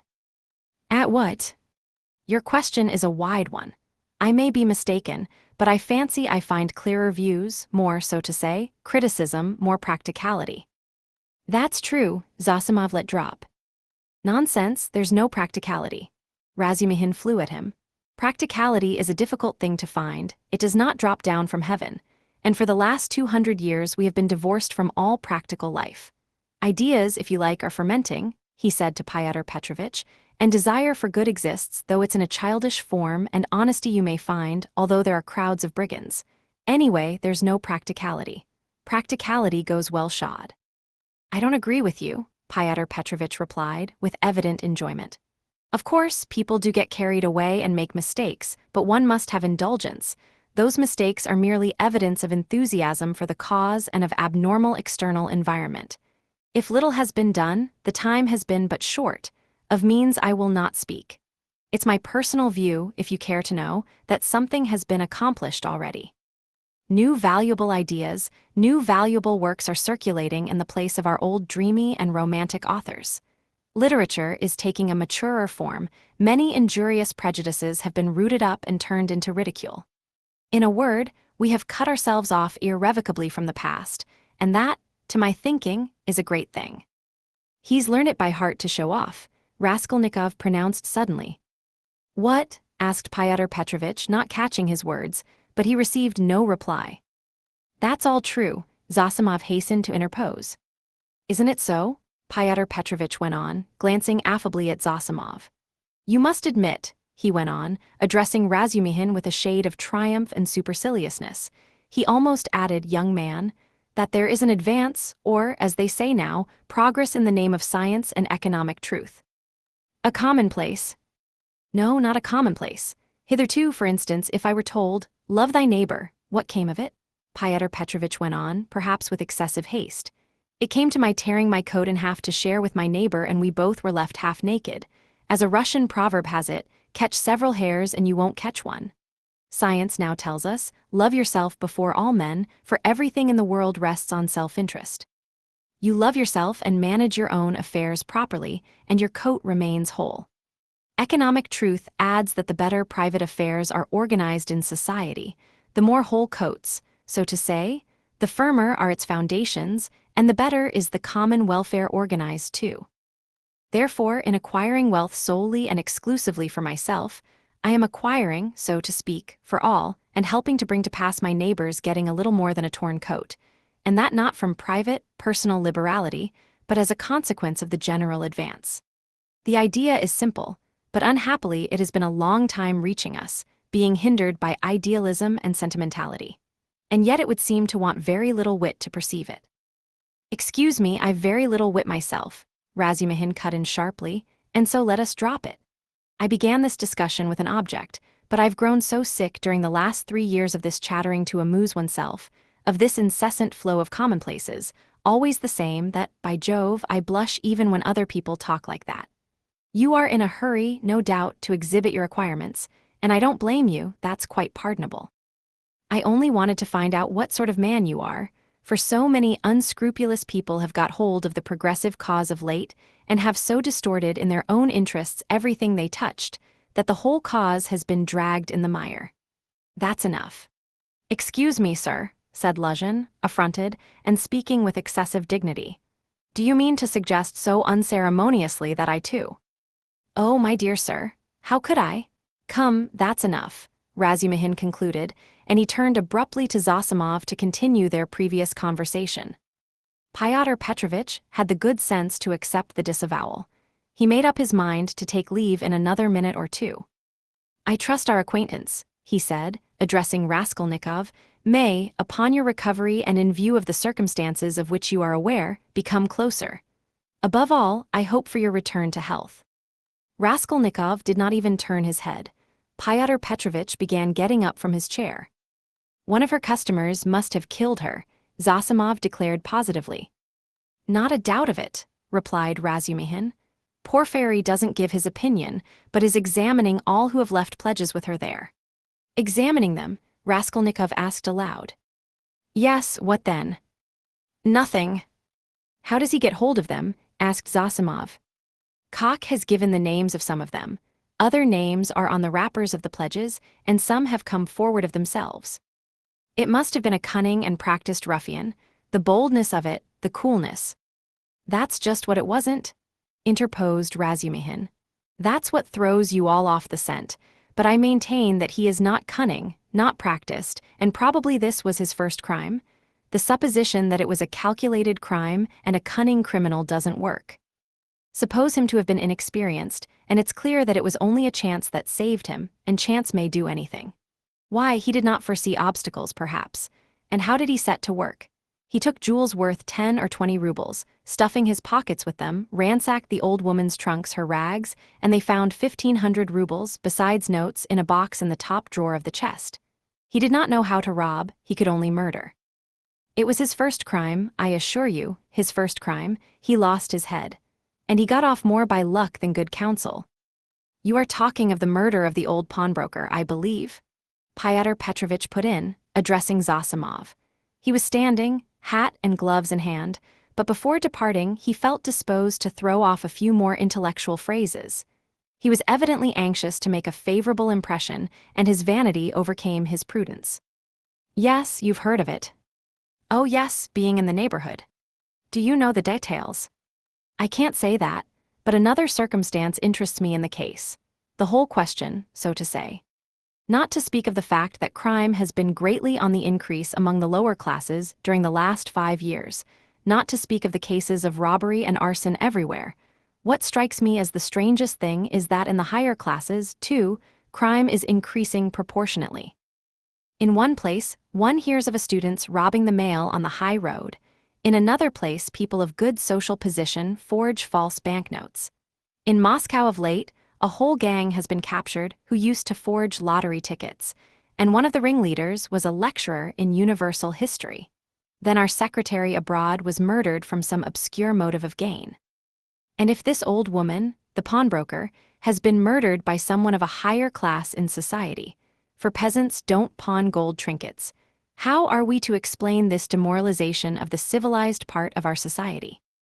There are many economic changes, put in Zosimov. How are we to explain it?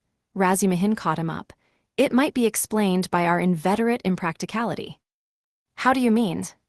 What answer had your lecturer in Moscow to make to the question why he was forging notes? Everybody is getting rich one way or another, so I want to make haste to get rich too. I don't remember the exact words, but the upshot was that he wants money for nothing, without waiting or working. We've grown used to having everything ready-made, to walking on crutches, to having our food chewed for us. Then the great hour struck, asterisk, and every man showed himself in his true colors. Asterisk, the emancipation of the serfs in 1861, is meant, translator's note. But morality, and so to speak, principles. But why do you worry about it? Raskolnikov interposed suddenly. It's in accordance with your theory. In accordance with my theory. Why, carry out logically the theory you were advocating just now, and it follows that people may be killed. Upon my word, cried Luzhin. No, that's not so, put in Zosimov. Raskolnikov lay with a white face and twitching upper lip, breathing painfully. There's a measure in all things, Luzhin went on superciliously. Economic ideas are not an incitement to murder, and one has but to suppose. And is it true, Raskolnikov interposed once more suddenly, again in a voice quivering with fury and delight in insulting him, is it true that you told your fiancée, within an hour of her acceptance, that what pleased you most was that she was a beggar? Because it was better to raise a wife from poverty, so that you may have complete control over her, and reproach her with your being her benefactor. Upon my word, Luzhin cried wrathfully and irritably, crimson with confusion, to distort my words in this way. Excuse me, allow me to assure you that the report which has reached you, or rather, let me say, has been conveyed to you, has no foundation in truth, and I suspect who, in a word, this arrow, in a word, your mamma. She seemed to me in other things, with all her excellent qualities, of a somewhat high-flown and romantic way of thinking. But I was 1,000 miles from supposing that she would misunderstand and misrepresent things in so fanciful a way. And indeed, I tell you what, cried Raskolnikov, raising himself on his pillow and fixing his piercing, glittering eyes upon him, I tell you what. What? Luzhin stood still, waiting with a defiant and offended face. Silence lasted for some seconds. Why, if ever again, you dare to mention a single word about my mother, I shall send you flying downstairs. What's the matter with you? Cried Razumihin. So that's how it is. Luzhin turned pale and bit his lip. Let me tell you, sir, he began deliberately, doing his utmost to restrain himself but breathing hard, at the first moment I saw you were ill-disposed to me, but I remained here on purpose to find out more. I could forgive a great deal in a sick man and a connection, but you, never after this. I am not ill, cried Raskolnikov. So much the worse. Go to hell. But Luzhin was already leaving without finishing his speech, squeezing between the table and the chair. Razumihin got up this time to let him pass. Without glancing at anyone, and not even nodding to Zosimov, who had for some time been making signs to him to let the sick man alone, he went out, lifting his hat to the level of his shoulders to avoid crushing it as he stooped to go out of the door. And even the curve of his spine was expressive of the horrible insult he had received. How could you, Razumihin said, shaking his head in perplexity. Let me alone, all of you, Raskolnikov cried in a frenzy. Will you ever leave off tormenting me? I am not afraid of you. I am not afraid of anyone now. Get away from me. I want to be alone. Come along, said Zosimov, nodding to Razumihin. But we can't leave him like this. "Come along," Zosimov repeated insistently, and he went out. Razumihin thought a minute and ran to overtake him. "It might be worse not to obey him," said Zosimov on the stairs. "He mustn't be irritated. What's the matter with him? If only he could get some favorable shock, that's what would do it. At first he was better. You know he has got something on his mind, some fixed idea weighing on him. I am very much afraid so, he must have. Perhaps it's that gentleman, Fyodor Petrovitch. From his conversation, I gather he is going to marry his sister, and that he had received a letter about it just before his illness. Yes, confound the man, he may have upset the case altogether. But have you noticed, he takes no interest in anything. He does not respond to anything except one point on which he seems excited, that's the murder." Yes, Razumihin agreed. "I noticed that too. He is interested, frightened. It gave him a shock on the day he was ill in the police office, he fainted. Tell me more about that this evening and I'll tell you something afterwards. He interests me very much. In half an hour I'll go and see him again. There'll be no inflammation though." "Thanks, and I'll wait with Pashenka meantime, and we'll keep watch on him through Nastasia." Raskolnikov, left alone, looked with impatience and misery at Nastasia, but she still lingered. "Won't you have some tea now?" she asked. "Later, I am sleepy, leave me." He turned abruptly to the wall. Nastasia went out. Chapter 6. But as soon as she went out, he got up, latched the door, undid the parcel which Razumihin had brought in that evening and had tied up again and began dressing. Strange to say, he seemed immediately to have become perfectly calm, not a trace of his recent delirium nor of the panic fear that had haunted him of late. It was the first moment of a strange, sudden calm. His movements were precise and definite. A firm purpose was evident in them. Today, he muttered to himself.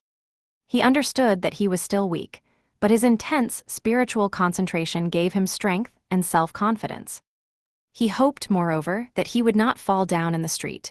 When he had dressed in entirely new clothes, he looked at the money lying on the table, and after a moment's thought put it in his pocket. It was 25 rubles. He took also all the copper change from the 10 rubles spent by Razumihin on the clothes. Then he softly unlatched the door, went out, slipped downstairs and glanced in at the open kitchen door. Nastasia was standing with her back to him, blowing up the landlady's samovar. She heard nothing. Who would have dreamed of his going out indeed? A minute later he was in the street. It was nearly 8 o'clock, the sun was setting. It was as stifling as before, but he eagerly drank in the stinking, dusty town air. His head felt rather dizzy, a sort of savage energy gleamed suddenly in his feverish eyes and his wasted, pale and yellow face. He did not know and did not think where he was going, he had one thought only, that all this must be ended today, once for all, immediately, that he would not return home without it because he would not go on living like that. How, with what to make an end? He had not an idea about it, he did not even want to think of it. He drove away thought tortured him. All he knew, all he felt was that everything must be changed, one way or another. He repeated with desperate and immovable self-confidence and determination. From old habit, he took his usual walk in the direction of the hay market. A dark-haired young man with a barrel organ was standing in the road in front of a little general shop, and was grinding out a very sentimental song. He was accompanying a girl of 15, who stood on the pavement in front of him. She was dressed up in a crinoline, a mantle and a straw hat with a flame-colored feather in it, all very old and shabby. In a strong and rather agreeable voice, cracked and coarsened by street singing, she sang in hope of getting a copper from the shop.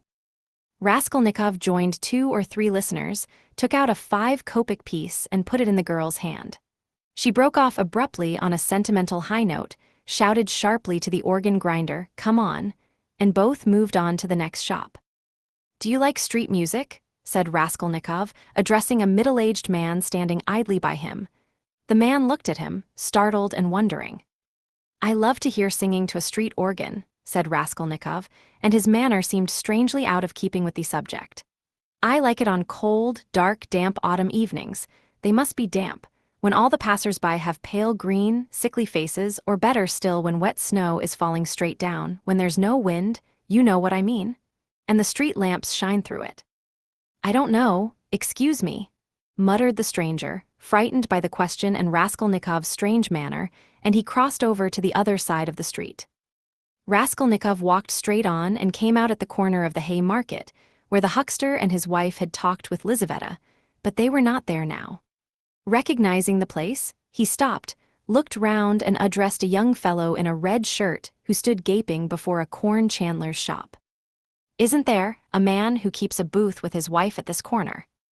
"All sorts of people keep booths here," answered the young man, glancing superciliously at Raskolnikov.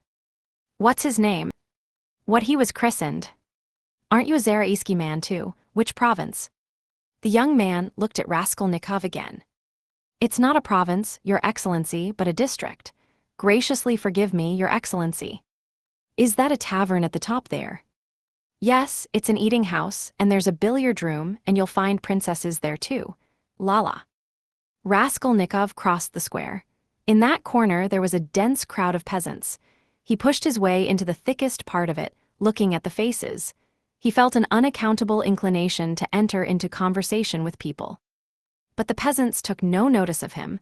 They were all shouting in groups together. He stood and thought a little, and took a turning to the right in the direction of V. He had often crossed that little street which turns at an angle, leading from the marketplace to Sadovy Street. Of late, he had often felt drawn to wander about this district, when he felt depressed, that he might feel more so. Now he walked along, thinking of nothing. At that point there is a great block of buildings, entirely let out in dram shops and eating houses. Women were continually running in and out, bareheaded and in their indoor clothes. Here and there they gathered in groups on the pavement, especially about the entrances to various festive establishments in the lower stories. From one of these a loud din, sounds of singing, the tinkling of a guitar and shouts of merriment, floated into the street. A crowd of women were thronging round the door. Some were sitting on the steps, others on the pavement, others were standing talking. A drunken soldier, smoking a cigarette, was walking near them in the road, swearing. He seemed to be trying to find his way somewhere, but had forgotten where. One beggar was quarreling with another, and a man dead drunk was lying right across the road. Raskolnikov joined the throng of women, who were talking in husky voices. They were bareheaded and wore cotton dresses and goatskin shoes. There were women of 40 and some not more than 17, almost all had blackened eyes. He felt strangely attracted by the singing and all the noise and uproar in the saloon below. Someone could be heard within dancing frantically, marking time with his heels to the sounds of the guitar, and of a thin falsetto voice singing a jaunty air. He listened intently, gloomily and dreamily, bending down at the entrance and peeping inquisitively in from the pavement. "Oh, my handsome soldier, don't beat me for nothing," trilled the thin voice of the singer. Raskolnikov felt a great desire to make out what he was singing, as though everything depended on that. "Shall I go in?" he thought. "They are laughing from drink. Shall I get drunk?" "Won't you come in?" one of the women asked him. Her voice was still musical and less thick than the others. She was young and not repulsive, the only one of the group. "Why, she's pretty," he said, drawing himself up and looking at her. She smiled, much pleased at the compliment. "You're very nice looking yourself," she said. "Isn't he thin though?" observed another woman in a deep bass. "Have you just come out of a hospital?" "They're all generals' daughters, it seems, but they have all snub noses," interposed a tipsy peasant with a sly smile on his face, wearing a loose coat. "See how jolly they are. Go along with you." "I'll go, sweetie." And he darted down into the saloon below. Raskolnikov moved on. "I say, sir," the girl shouted after him. "What is it?" She hesitated. "I'll always be pleased to spend an hour with you, kind gentleman, but now I feel shy. Give me 6 kopecks for a drink, there's a nice young man." Raskolnikov gave her what came first, 15 kopecks. "Ah, what a good-natured gentleman. What's your name?" "Ask for Ducklida." "Well, that's too much," one of the women observed, shaking her head at Ducklida. "I don't know how you can ask like that. I believe I should drop with shame." Raskolnikov looked curiously at the speaker. She was a pockmarked wench of 30, covered with bruises, with her upper lip swollen. She made her criticism quietly and earnestly. "Where is it?" thought Raskolnikov. "Where is it I've read that someone condemned to death says or thinks, an hour before his death, that if he had to live on some high rock, on such a narrow ledge that he'd only room to stand, and the ocean, everlasting darkness, everlasting solitude, everlasting tempest around him, if he had to remain standing on a square yard of space all his life, 1,000 years, eternity, it were better to live so than to die at once. Only to live and live. Life, whatever it may be, how true it is. Good God, how true, man is a vile creature, and vile is he who calls him vile for that, he added a moment later. He went into another street. Bah, the Palais de Cristal. Razumihin was just talking of the Palais de Cristal, but what on earth was it I wanted? Yes, the newspapers. Zosimov said he'd read it in the papers. Have you the papers? He asked, going into a very spacious and positively clean restaurant consisting of several rooms, which were, however, rather empty. 2 or 3 people were drinking tea, and in a room further away were sitting 4 men drinking champagne. Raskolnikov fancied that Zametov was one of them, but he could not be sure at that distance. What if it is? He thought. Will you have vodka? Asked the waiter. Give me some tea and bring me the papers, the old ones for the last 5 days, and I'll give you something. Yes, sir, here's today's, no vodka. The old newspapers and the tea were brought. Raskolnikov sat down and began to look through them. Oh damn, these are the items of intelligence.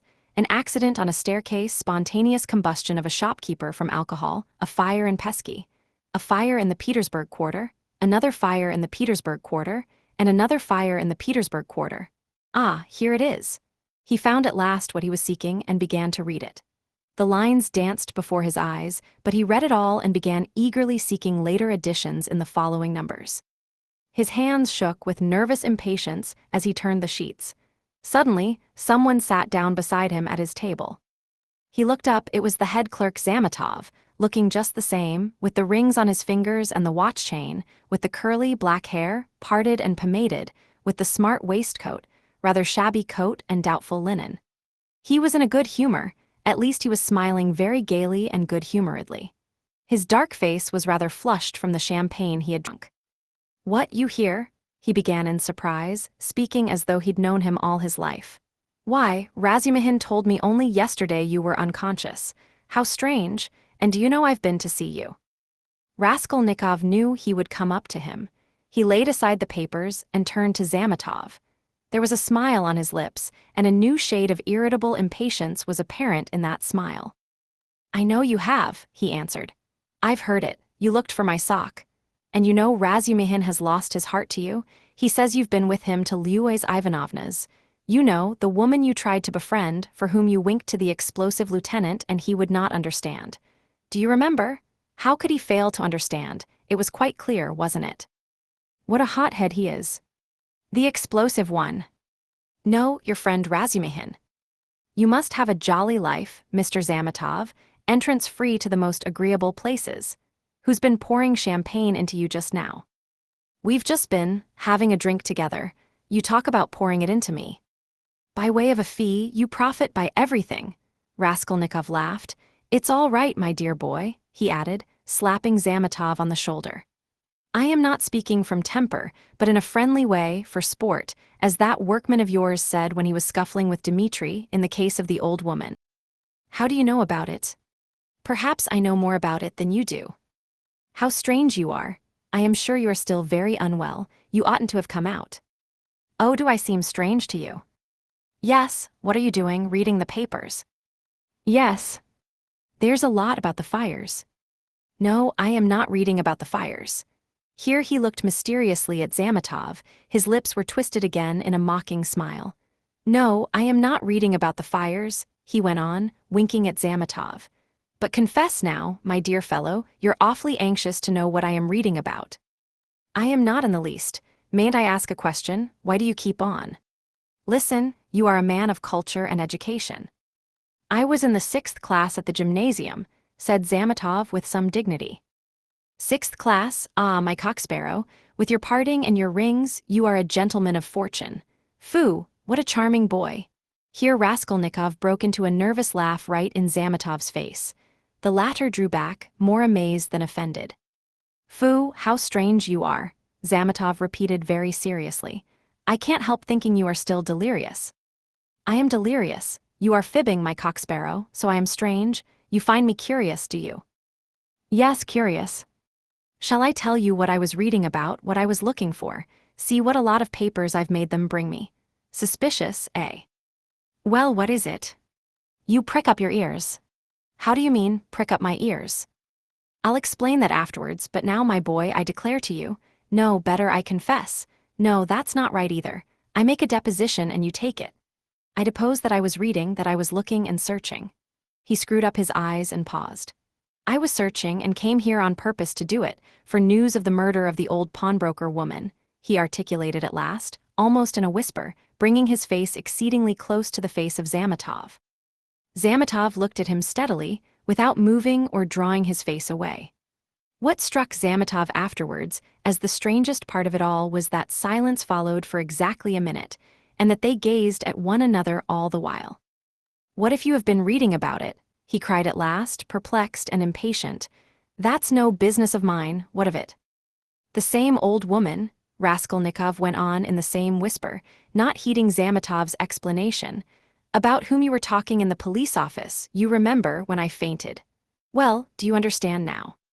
What do you mean, understand? What? Zametov brought out, almost alarmed. Raskolnikov's set and earnest face was suddenly transformed, and he suddenly went off into the same nervous laugh as before, as though utterly unable to restrain himself. And in one flash he recalled with extraordinary vividness of sensation a moment in the recent past, that moment when he stood with the axe behind the door, while the latch trembled and the men outside swore and shook it, and he had a sudden desire to shout at them, to swear at them, to put out his tongue at them, to mock them, to laugh and laugh and laugh. You are either mad or, began Zametov, and he broke off, as though stunned by the idea that had suddenly flashed into his mind. Or what, come tell me.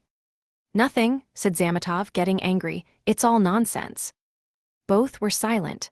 After his sudden fit of laughter, Raskolnikov became suddenly thoughtful and melancholy. He put his elbow on the table and leaned his head on his hand. He seemed to have completely forgotten Zametov. The silence lasted for some time. Why don't you drink your tea? It's getting cold, said Zametov. What, tea? Oh, yes. Raskolnikov sipped the glass, put a morsel of bread in his mouth, and, suddenly looking at Zametov, seemed to remember everything and pulled himself together. At the same moment his face resumed its original mocking expression. He went on drinking tea. There have been a great many of these crimes lately, said Zametov. Only the other day I read in the Moscow news that a whole gang of false coiners had been caught in Moscow. It was a regular society. They used to forge tickets. Oh, but it was a long time ago. I read about it a month ago, Raskolnikov answered calmly. So you consider them criminals, he added, smiling. Of course they are criminals. They are children, simpletons, not criminals. Why, 100 people meeting for such an object. What an idea! 3 would be too many, and then they want to have more faith in one another than in themselves. One has only to blab in his cups and it all collapses. Simpletons. They engaged untrustworthy people to change the notes. What a thing to trust to a casual stranger. Well, let us suppose that these simpletons succeed, and each makes 1,000,000, and what follows for the rest of their lives? Each is dependent on the others for the rest of his life. Better hang oneself at once. And they did not know how to change the notes either.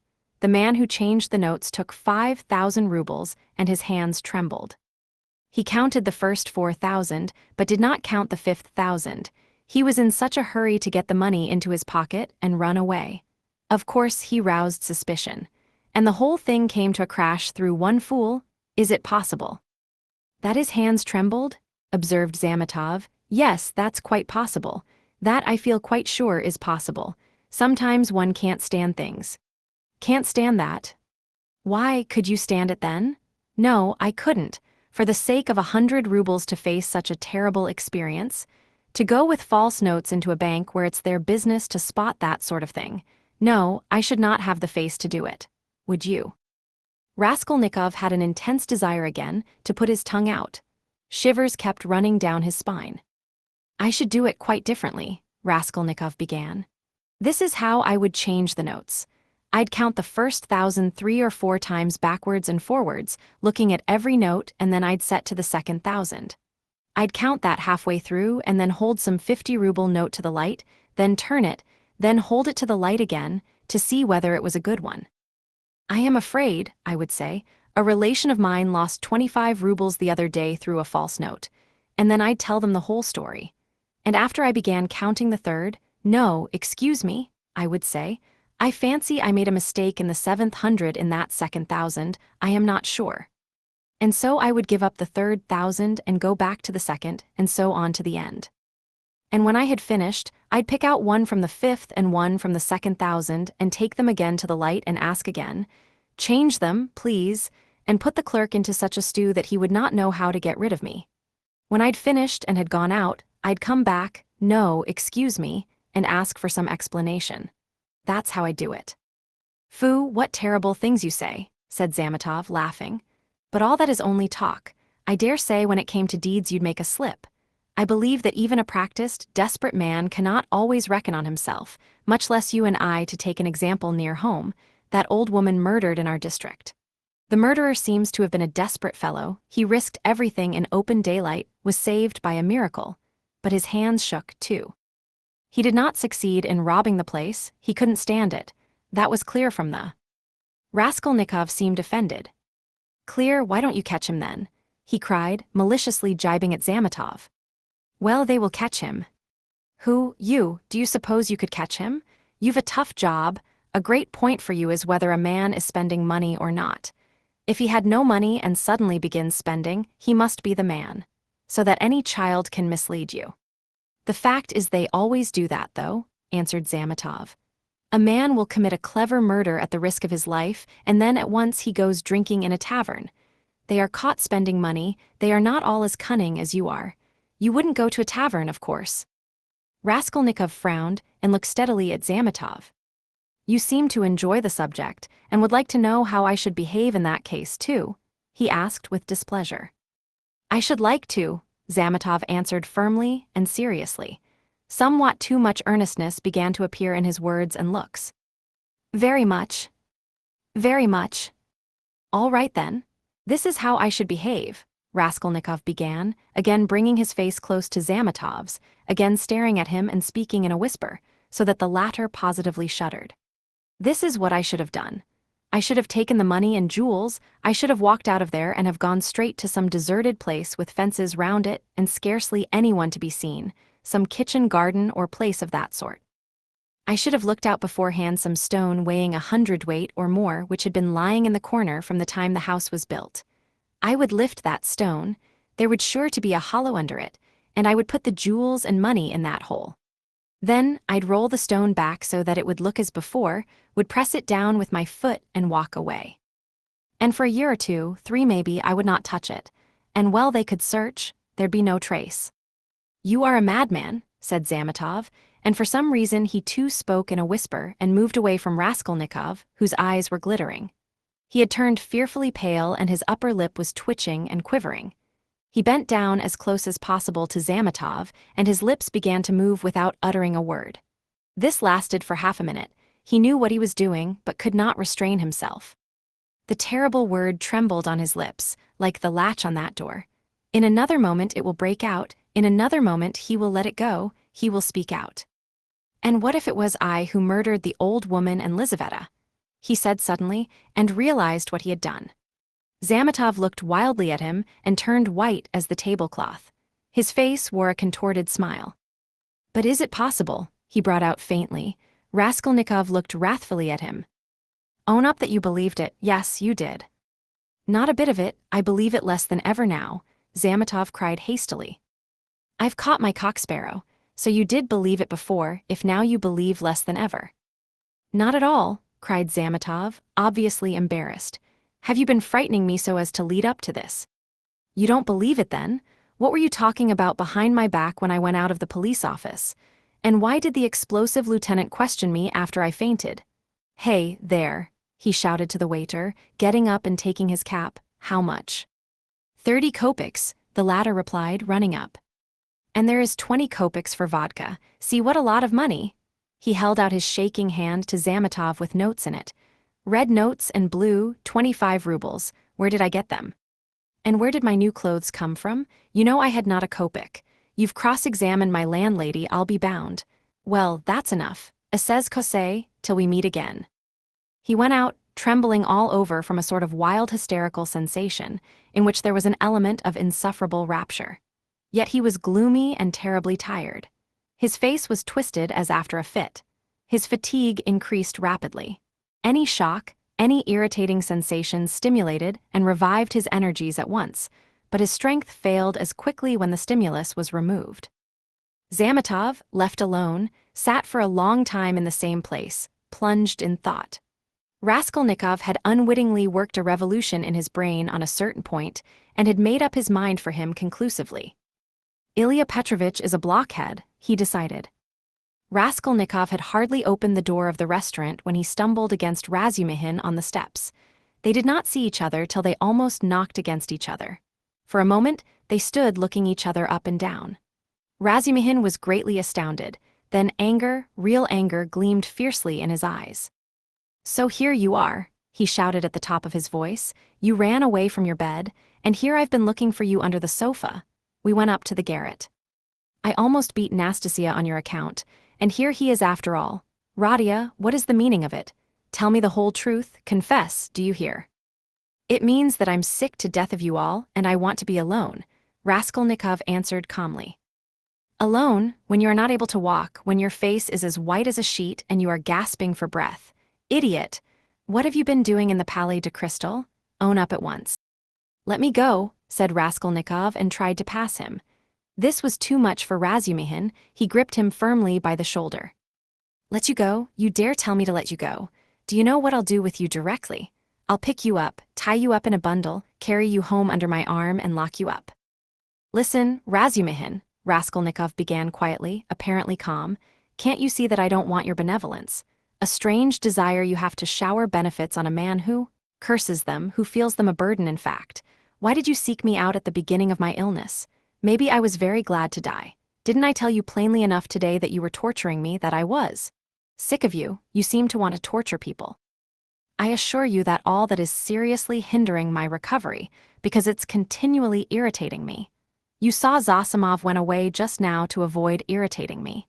You leave me alone too, for goodness sake. What right have you indeed to keep me by force? Don't you see that I am in possession of all my faculties now? How can I persuade you not to persecute me with your kindness? I may be ungrateful, I may be mean, only let me be, for God's sake, let me be. Let me be, let me be."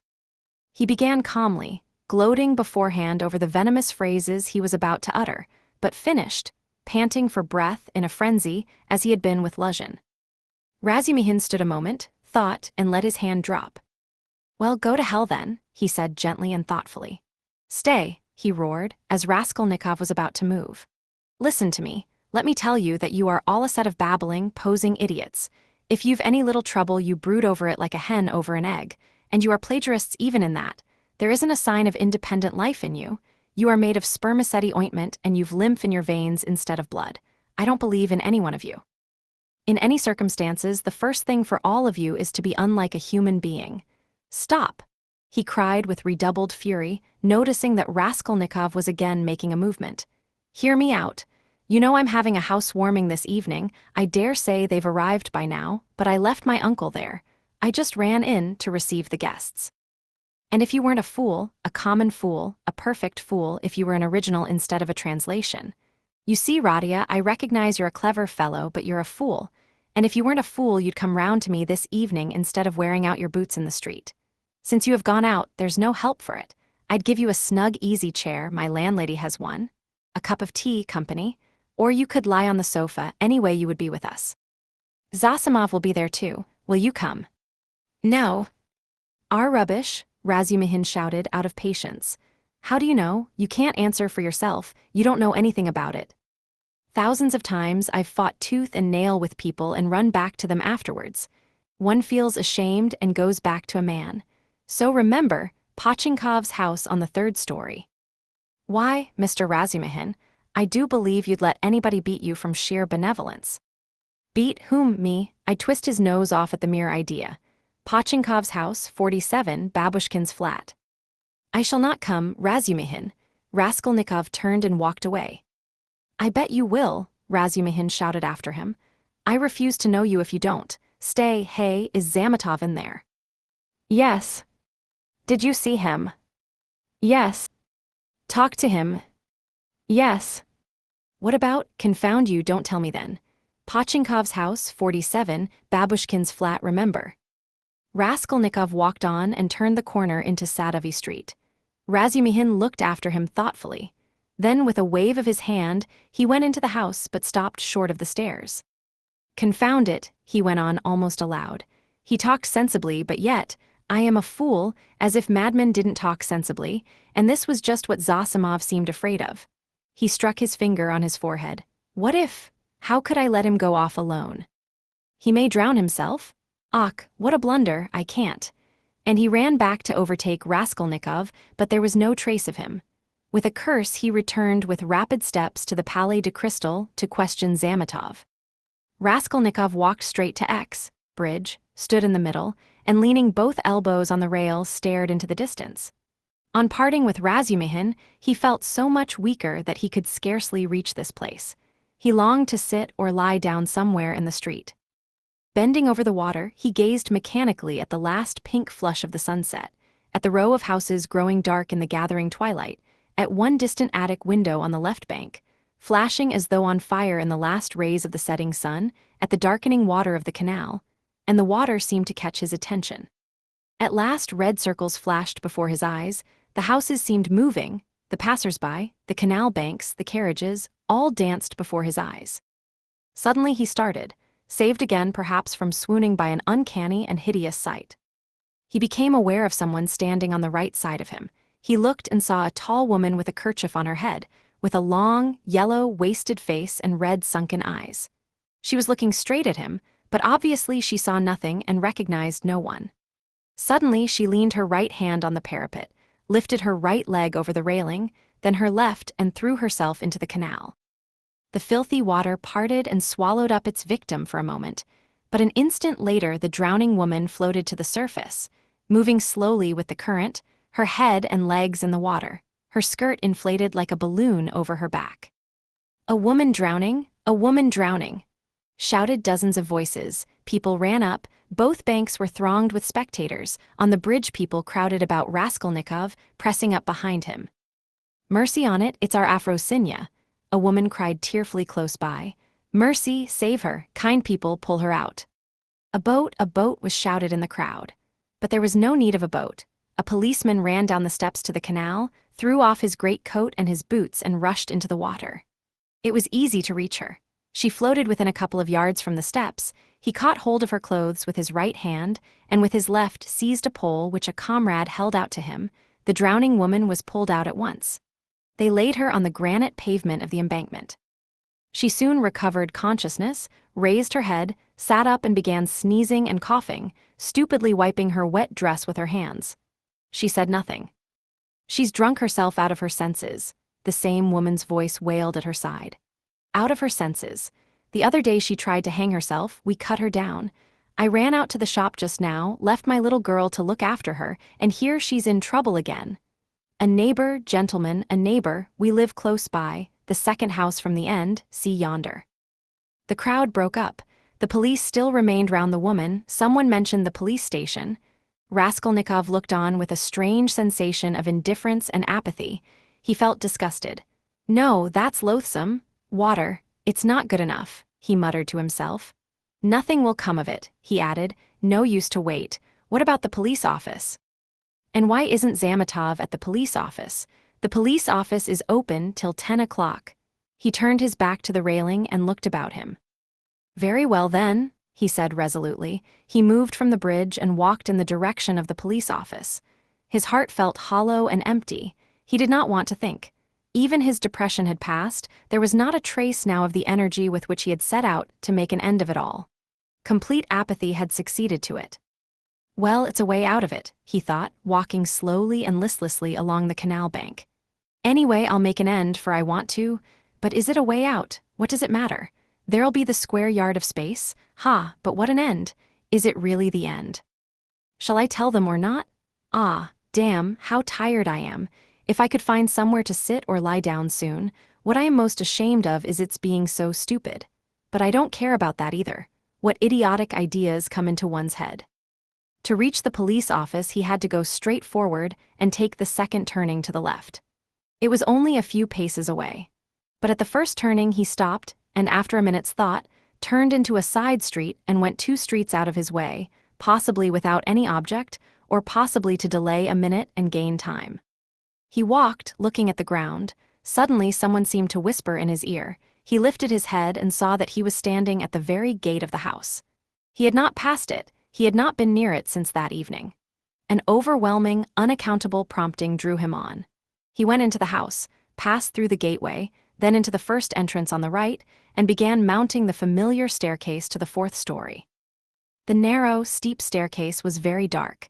He stopped at each landing and looked round him with curiosity. On the first landing, the framework of the window had been taken out. That wasn't so then, he thought. Here was the flat on the 2nd story where Nikolay and Dmitri had been working. It's shut up and the door newly painted, so it's to let. Then the 3rd story and the 4th. Here! He was perplexed to find the door of the flat wide open. There were men there, he could hear voices, he had not expected that. After brief hesitation, he mounted the last stairs and went into the flat. It too was being done up, there were workmen in it. This seemed to amaze him. He somehow fancied that he would find everything as he left it, even perhaps the corpses in the same places on the floor. And now, bare walls, no furniture, it seemed strange. He walked to the window and sat down on the windowsill. There were 2 workmen, both young fellows, but one much younger than the other. They were papering the walls with a new white paper covered with lilac flowers, instead of the old, dirty, yellow one. Raskolnikov for some reason felt horribly annoyed by this. He looked at the new paper with dislike, as though he felt sorry to have it all so changed.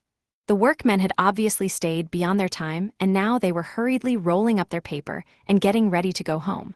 They took no notice of Raskolnikov's coming in. They were talking. Raskolnikov folded his arms and listened. "She comes to me in the morning," said the elder to the younger, "very early, all dressed up. 'Why are you preening and prinking?' Says I am ready to do anything to please you, Tit Vassilitch." That's a way of going on. And she dressed up like a regular fashion book. "And what is a fashion book?" the younger one asked. He obviously regarded the other as an authority. "A fashion book is a lot of pictures, colored, and they come to the tailors here every Saturday by post from abroad to show folks how to dress, the male sex as well as the female. They're pictures. The gentlemen are generally wearing fur coats, and for the ladies' fluffles, they're beyond anything you can fancy. There's nothing you can't find in Petersburg," the younger cried enthusiastically. "Except father and mother, there's everything." "Except them, there's everything to be found, my boy," the elder declared sententiously. Raskolnikov got up and walked into the other room where the strong box, the bed, and the chest of drawers had been. The room seemed to him very tiny without furniture in it. The paper was the same. The paper in the corner showed where the case of Eikins had stood. He looked at it and went to the window. The elder workman looked at him askance. "What do you want?" he asked suddenly. Instead of answering, Raskolnikov went into the passage and pulled the bell. The same cracked note. He rang it a second and a third time. He listened and remembered. The hideous and agonizingly fearful sensation he had felt then began to come back more and more vividly. He shuddered at every ring, and it gave him more and more satisfaction. "Well, what do you want? Who are you?" the workman shouted, going out to him. Raskolnikov went inside again. "I want to take a flat," he said. "I am looking round." "It's not the time to look at rooms at night, and you ought to come up with the porter." "The floors have been washed, will they be painted?" Raskolnikov went on. "Is there no blood?" "What blood?" "Why, the old woman and her sister were murdered here. There was a perfect pool there." "But who are you?" the workman cried, uneasy. "Who am I?" "Yes." "You want to know? Come to the police station, I'll tell you." The workmen looked at him in amazement. "It's time for us to go, we are late." "Come along, Alyosha, we must lock up," said the elder workman. "Very well, come along," said Raskolnikov indifferently, and going out first, he went slowly downstairs. "Hey, porter," he cried in the gateway. At the entrance, several people were standing, staring at the passers-by, the 2 porters, a peasant woman, a man in a long coat, and a few others. Raskolnikov went straight up to them. "What do you want?" asked one of the porters. Have you been to the police office? I've just been there, what do you want? Is it open? Of course.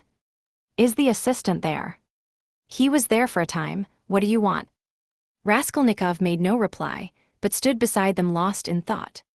He's been to look at the flat, said the elder workman, coming forward. Which flat? Where we are at work. Why have you washed away the blood, says he. There has been a murder here, says he, and I've come to take it. And he began ringing at the bell, all but broke it.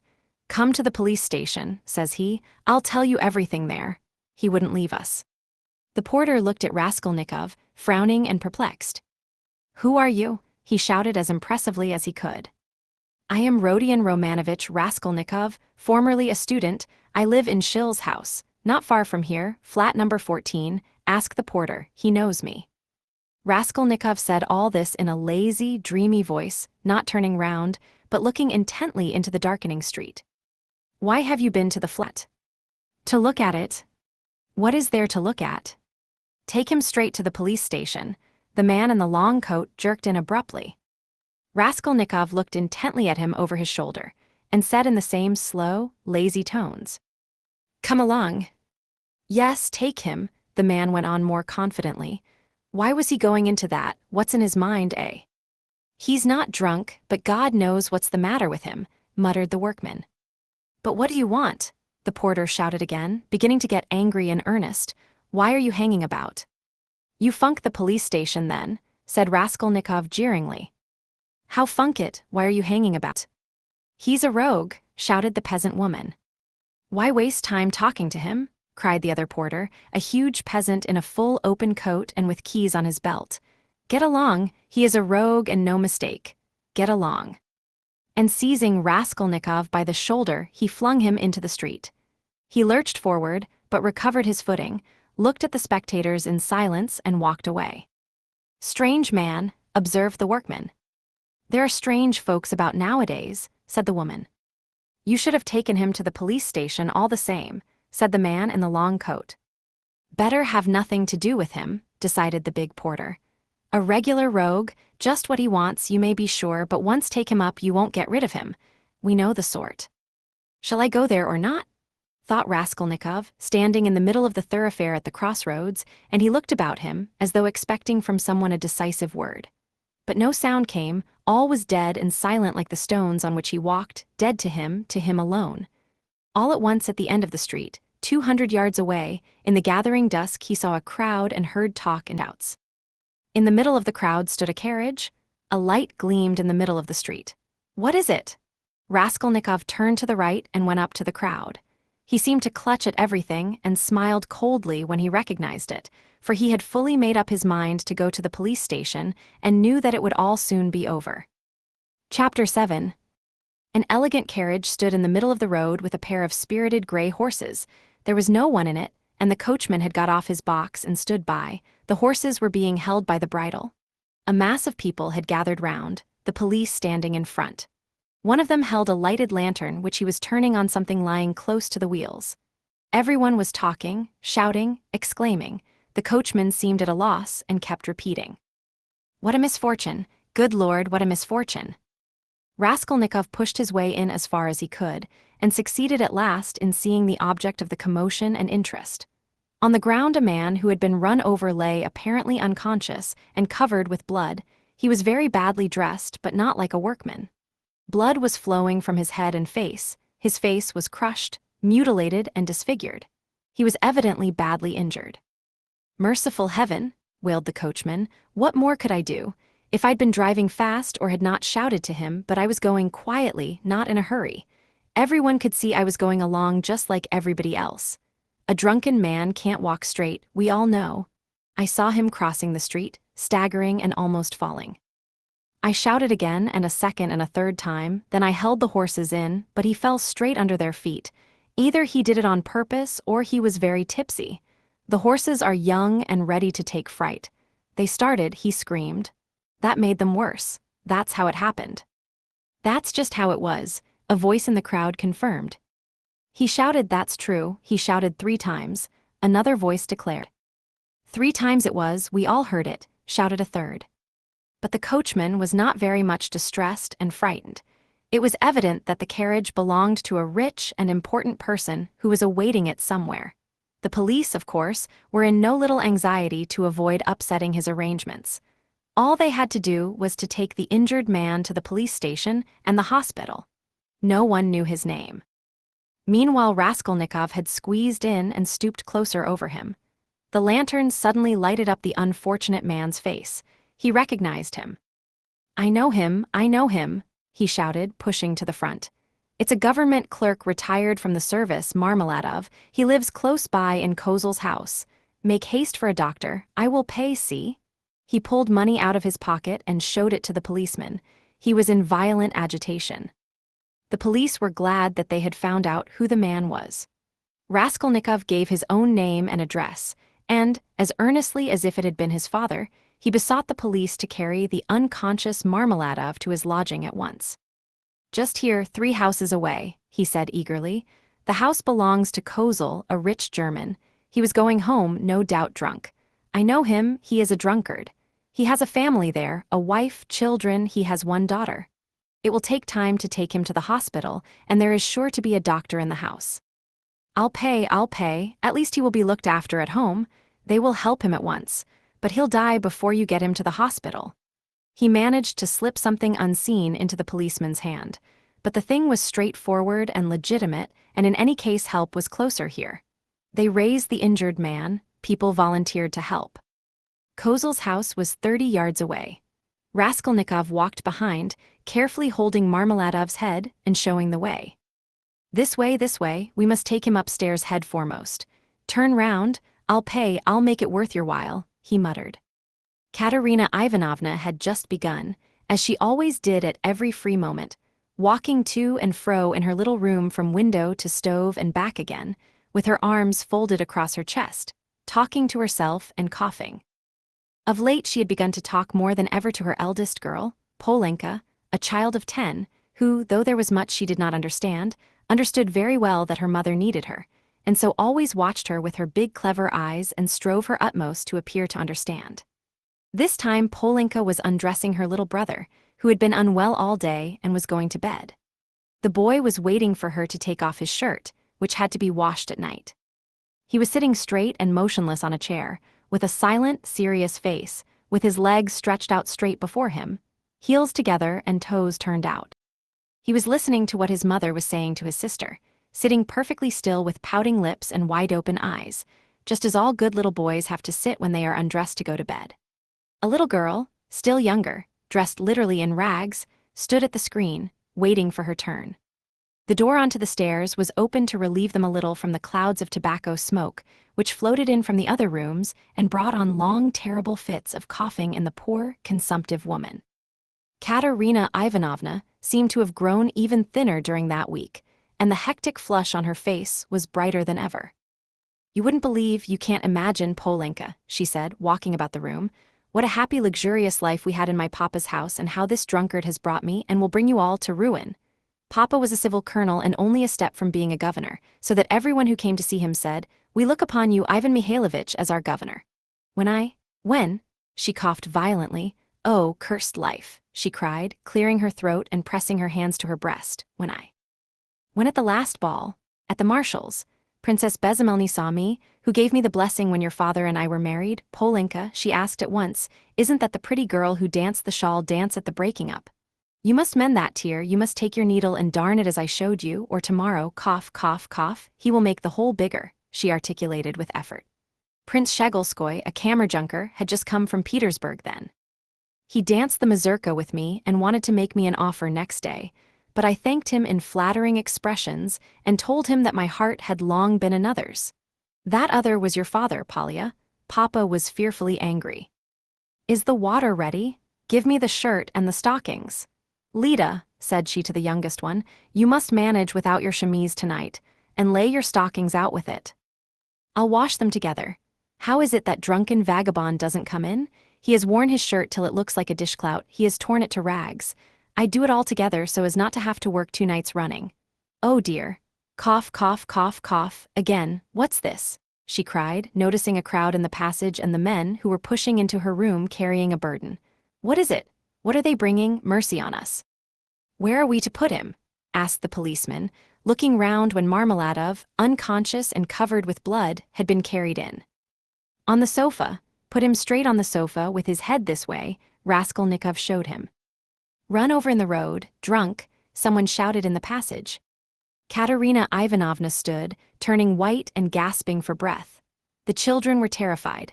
Little Lida screamed, rushed to Polenka and clutched at her, trembling all over. Having laid Marmeladov down, Raskolnikov flew to Katerina Ivanovna. "For God's sake, be calm, don't be frightened," he said, speaking quickly. "He was crossing the road and was run over by a carriage, don't be frightened, he will come to, I told them bring him here. I've been here already, you remember. He will come to, I'll pay." "He's done it this time," Katerina Ivanovna cried despairingly, and she rushed to her husband. Raskolnikov noticed at once that she was not one of those women who swoon easily. She instantly placed under the luckless man's head a pillow, which no one had thought of, and began undressing and examining him. She kept her head, forgetting herself, biting her trembling lips and stifling the screams which were ready to break from her. Raskolnikov meanwhile induced someone to run for a doctor. There was a doctor, it appeared, next door but one. "I've sent for a doctor," he kept assuring Katerina Ivanovna. "Don't be uneasy, I'll pay, haven't you water? And give me a napkin or a towel, anything, as quick as you can. He is injured but not killed, believe me. We shall see what the doctor says." Katerina Ivanovna ran to the window. There, on a broken chair in the corner, a large earthenware basin full of water had been stood, in readiness for washing her children's and husband's linen that night. This washing was done by Katerina Ivanovna at night at least twice a week, if not oftener. For the family had come to such a pass that they were practically without change of linen, and Katerina Ivanovna could not endure uncleanliness, and, rather than see dirt in the house, she preferred to wear herself out at night, working beyond her strength when the rest were asleep, so as to get the wet linen hung on a line and dry by the morning. She took up the basin of water at Raskolnikov's request, but almost fell down with her burden. But the latter had already succeeded in finding a towel, wetted it, and began washing the blood off Marmeladov's face. Katerina Ivanovna stood by, breathing painfully and pressing her hands to her breast. She was in need of attention herself. Raskolnikov began to realize that he might have made a mistake in having the injured man brought here. The policeman, too, stood in hesitation. "Polenka," cried Katerina Ivanovna, "run to Sonya, make haste. If you don't find her at home, leave word that her father has been run over and that she is to come here at once, when she comes in. Run, Polenka. There, put on the shawl." "Run your fastest," cried the little boy on the chair suddenly, after which he relapsed into the same dumb rigidity, with round eyes, his heels thrust forward and his toes spread out. Meanwhile the room had become so full of people that you couldn't have dropped a pin. The policemen left, all except one, who remained for a time, trying to drive out the people who came in from the stairs. Almost all Madame Lipovetzel's lodgers had streamed in from the inner rooms of the flat. At first they were squeezed together in the doorway, but afterwards they overflowed into the room. Katerina Ivanovna flew into a fury. "You might let him die in peace, at least," she shouted at the crowd. "Is it a spectacle for you to gape at? With cigarettes. Cough, cough, cough, you might as well keep your hats on, and there is one in his hat. Get away, you should respect the dead at least." Her cough choked her, but her reproaches were not without result. They evidently stood in some awe of Katerina Ivanovna. The lodgers, one after another, squeezed back into the doorway with that strange inner feeling of satisfaction which may be observed in the presence of a sudden accident, even in those nearest and dearest to the victim, from which no living man is exempt, even in spite of the sincerest sympathy and compassion. Voices outside were heard, however, speaking of the hospital, and saying that they'd no business to make a disturbance here. "No business to die," cried Katerina Ivanovna, and she was rushing to the door to vent her wrath upon them, but in the doorway came face to face with Madame Lipovetzel, who had only just heard of the accident and ran in to restore order. She was a particularly quarrelsome and irresponsible German. "Ah, my God," she cried, clasping her hands, "your husband drunken horses have trampled, to the hospital with him, I am the landlady. Amalia Ludwigovna, I beg you to recollect what you are saying. Katerina Ivanovna began haughtily.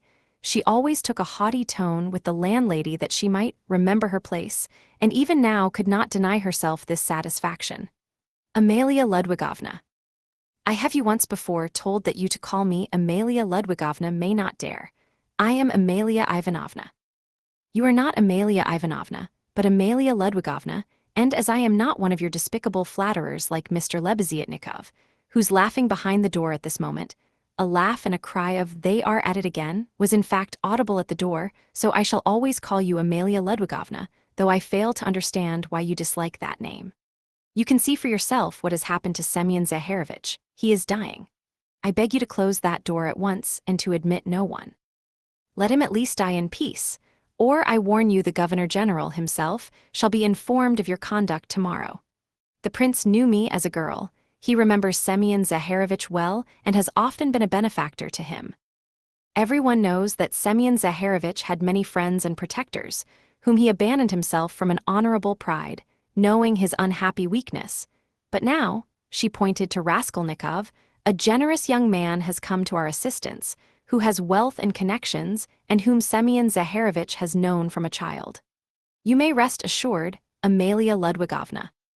All this was uttered with extreme rapidity, getting quicker and quicker, but a cough suddenly cut short Katerina Ivanovna's eloquence. At that instant, the dying man recovered consciousness and uttered a groan. She ran to him. The injured man opened his eyes and without recognition or understanding gazed at Raskolnikov, who was bending over him. He drew deep, slow, painful breaths. Blood oozed at the corners of his mouth and drops of perspiration came out on his forehead. Not recognizing Raskolnikov, he began looking round uneasily.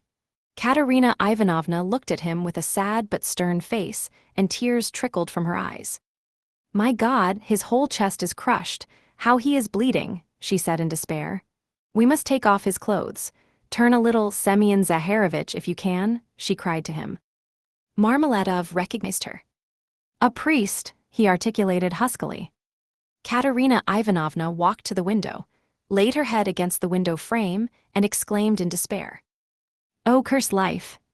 "A priest," the dying man said again after a moment's silence.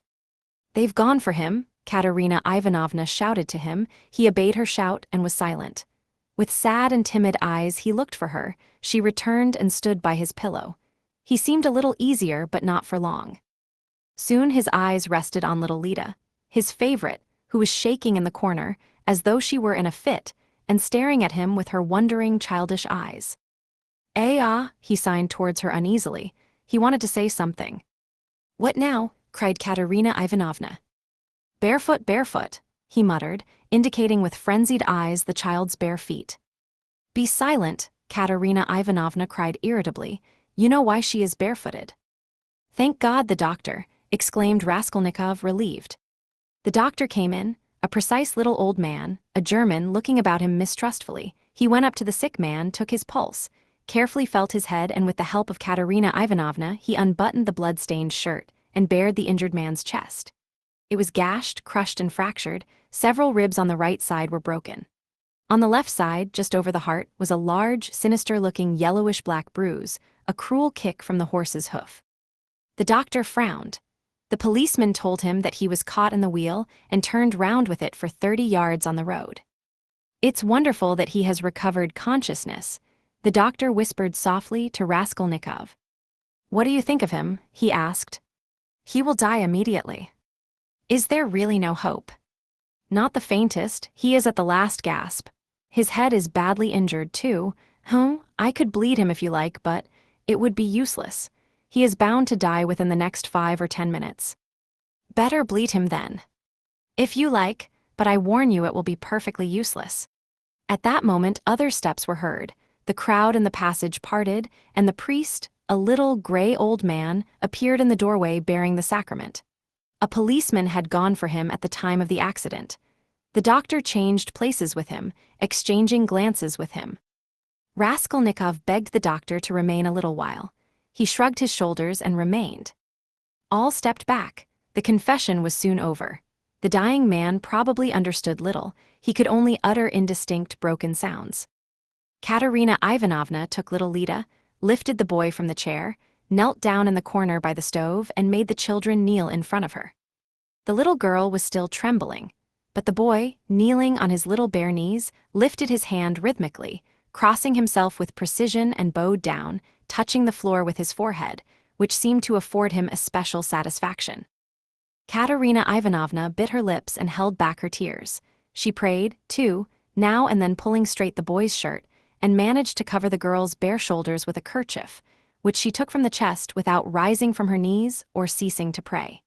Meanwhile, the door from the inner rooms was opened inquisitively again. In the passage, the crowd of spectators from all the flats on the staircase grew denser and denser, but they did not venture beyond the threshold. A single candle-end lighted up the scene.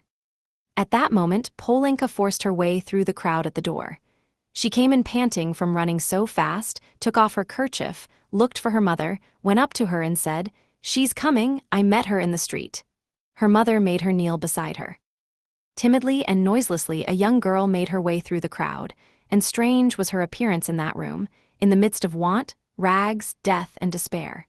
She, too, was in rags. Her attire was all of the cheapest, but decked out in gutter finery of a special stamp, unmistakably betraying its shameful purpose.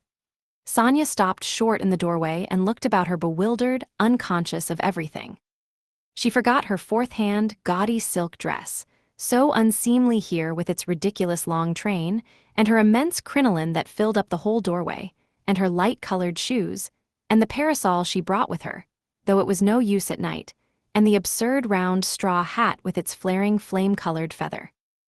Under this rakishly tilted hat was a pale, frightened little face with lips parted and eyes staring in terror. Sonia was a small, thin girl of 18 with fair hair, rather pretty, with wonderful blue eyes. She looked intently at the bed and the priest. She too was out of breath with running. At last whispers, some words in the crowd probably, reached her. She looked down and took a step forward into the room, still keeping close to the door. The service was over.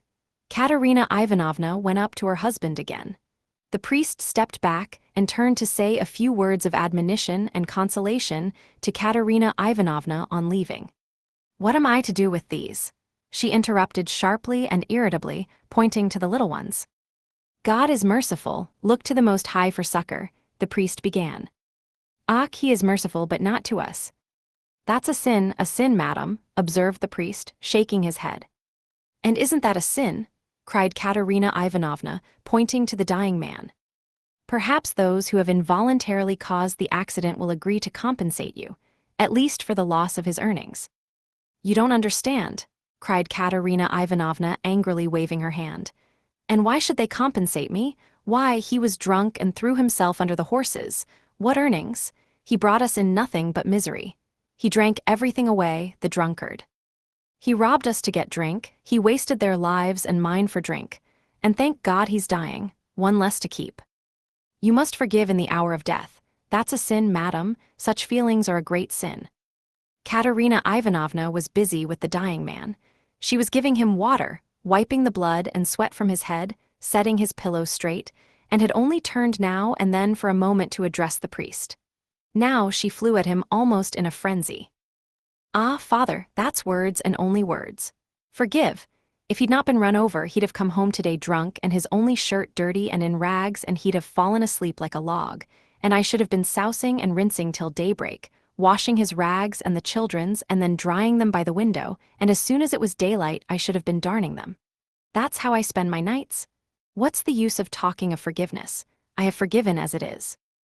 A terrible hollow cough interrupted her words. She put her handkerchief to her lips and showed it to the priest, pressing her other hand to her aching chest. The handkerchief was covered with blood. The priest bowed his head and said nothing. Marmeladov was in the last agony.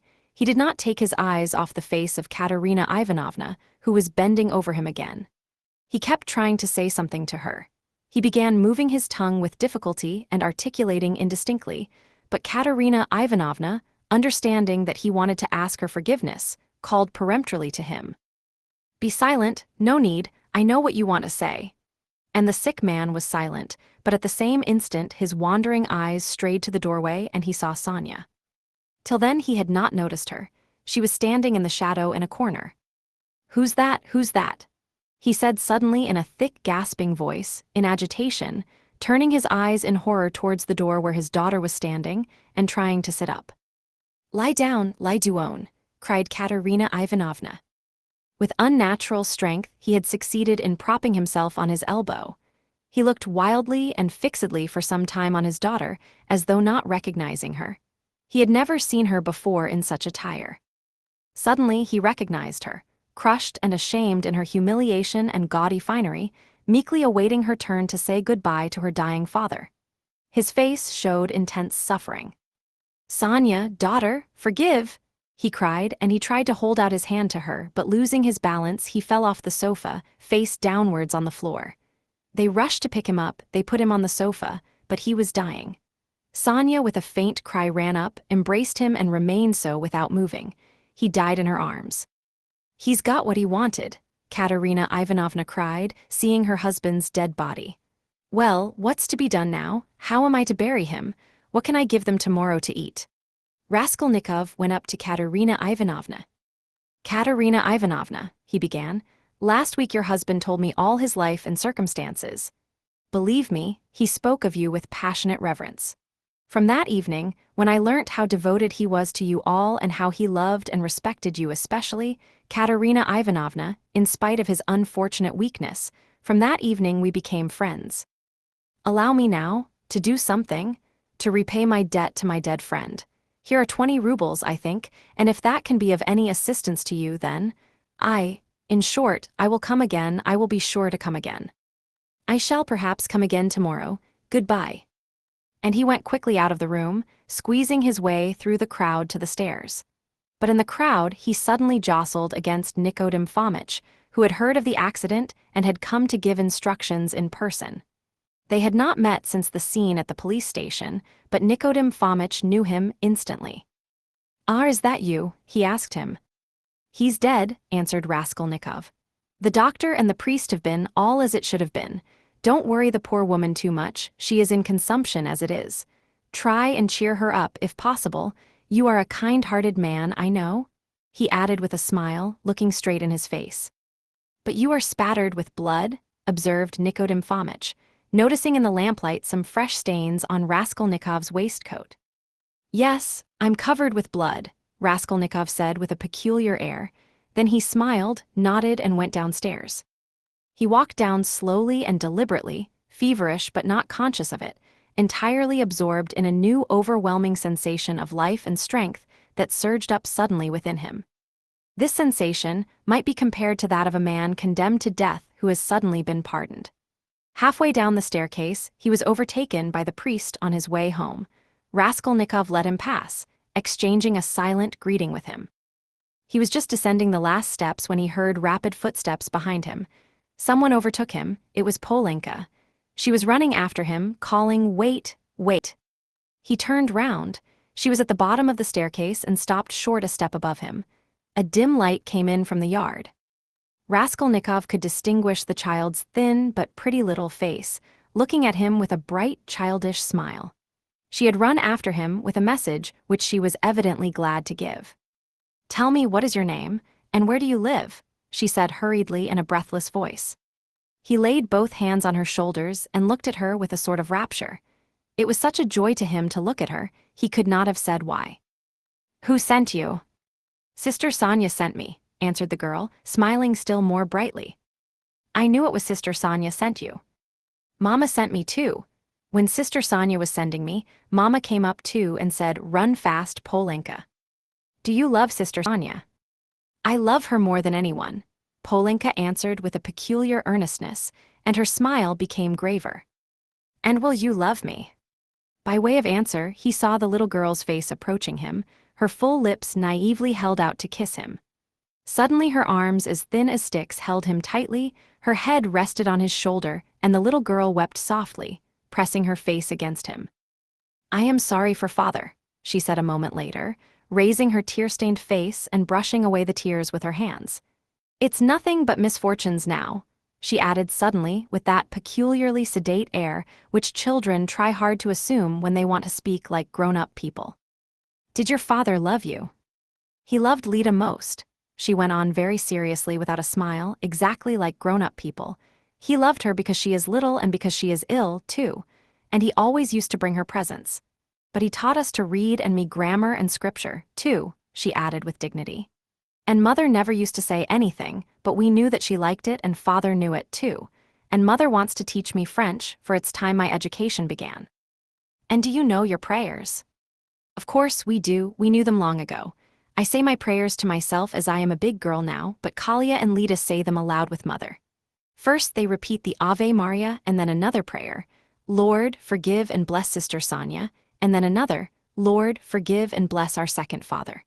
For our elder father is dead, and this is another one, but we do pray for the other as well. Polenka, my name is Rodion, pray sometimes for me too. And thy servant Rodion, nothing more. I'll pray for you all the rest of my life, the little girl declared hotly, and suddenly smiling again, she rushed at him and hugged him warmly once more. Raskolnikov told her his name and address and promised to be sure to come next day. The child went away quite enchanted with him. It was past 10 when he came out into the street. In 5 minutes he was standing on the bridge at the spot where the woman had jumped in. Enough, he pronounced resolutely and triumphantly. I've done with fancies, imaginary terrors and phantoms. Life is real, haven't I lived just now? My life has not yet died with that old woman. The kingdom of heaven to her, and now enough, madam, leave me in peace. Now for the reign of reason and light, and of will and of strength, and now we will see, we will try our strength, he added defiantly, as though challenging some power of darkness. And I was ready to consent to live in a square of space. I am very weak at this moment, but I believe my illness is all over. I knew it would be over when I went out. By the way, Pochinkov's house is only a few steps away. I certainly must go to Razumihin even if it were not close by. Let him win his bet. Let us give him some satisfaction, too, no matter. Strength is what one wants. You can get nothing without it, and strength must be won by strength. That's what they don't know, he added proudly and self-confidently, and he walked with flagging footsteps from the bridge. Pride and self-confidence grew continually stronger in him. He was becoming a different man every moment. What was it had happened to work this revolution in him? He did not know himself. Like a man catching at a straw, he suddenly felt that he, too, could live, that there was still life for him, that his life had not died with the old woman. Perhaps he was in too great a hurry with his conclusions, but he did not think of that. But I did ask her to remember thy servant Rodion in her prayers, the idea struck him. Well, that was, in case of emergency, he added and laughed himself at his boyish sally. He was in the best of spirits. He easily found Razumihin. The new lodger was already known at Pochinkov's, and the porter at once showed him the way. Halfway upstairs, he could hear the noise and animated conversation of a big gathering of people. The door was wide open on the stairs. He could hear exclamations and discussion. Razumihin's room was fairly large. The company consisted of 15 people. Raskolnikov stopped in the entry, where 2 of the landlady's servants were busy behind a screen with 2 samovars, bottles, plates and dishes of pie and savories, brought up from the landlady's kitchen. Raskolnikov sent in for Razumihin. He ran out delighted. At the first glance it was apparent that he had had a great deal to drink, and though no amount of liquor made Razumihin quite drunk, this time he was perceptibly affected by it. Listen, Raskolnikov hastened to say, I've only just come to tell you you've won your bet, and that no one really knows what may not happen to him. I can't come in, I am so weak that I shall fall down directly. And so good evening and goodbye. Come and see me tomorrow. Do you know what? I'll see you home. If you say you're weak yourself, you must. And your visitors, who is the curly-headed one who has just peeped out?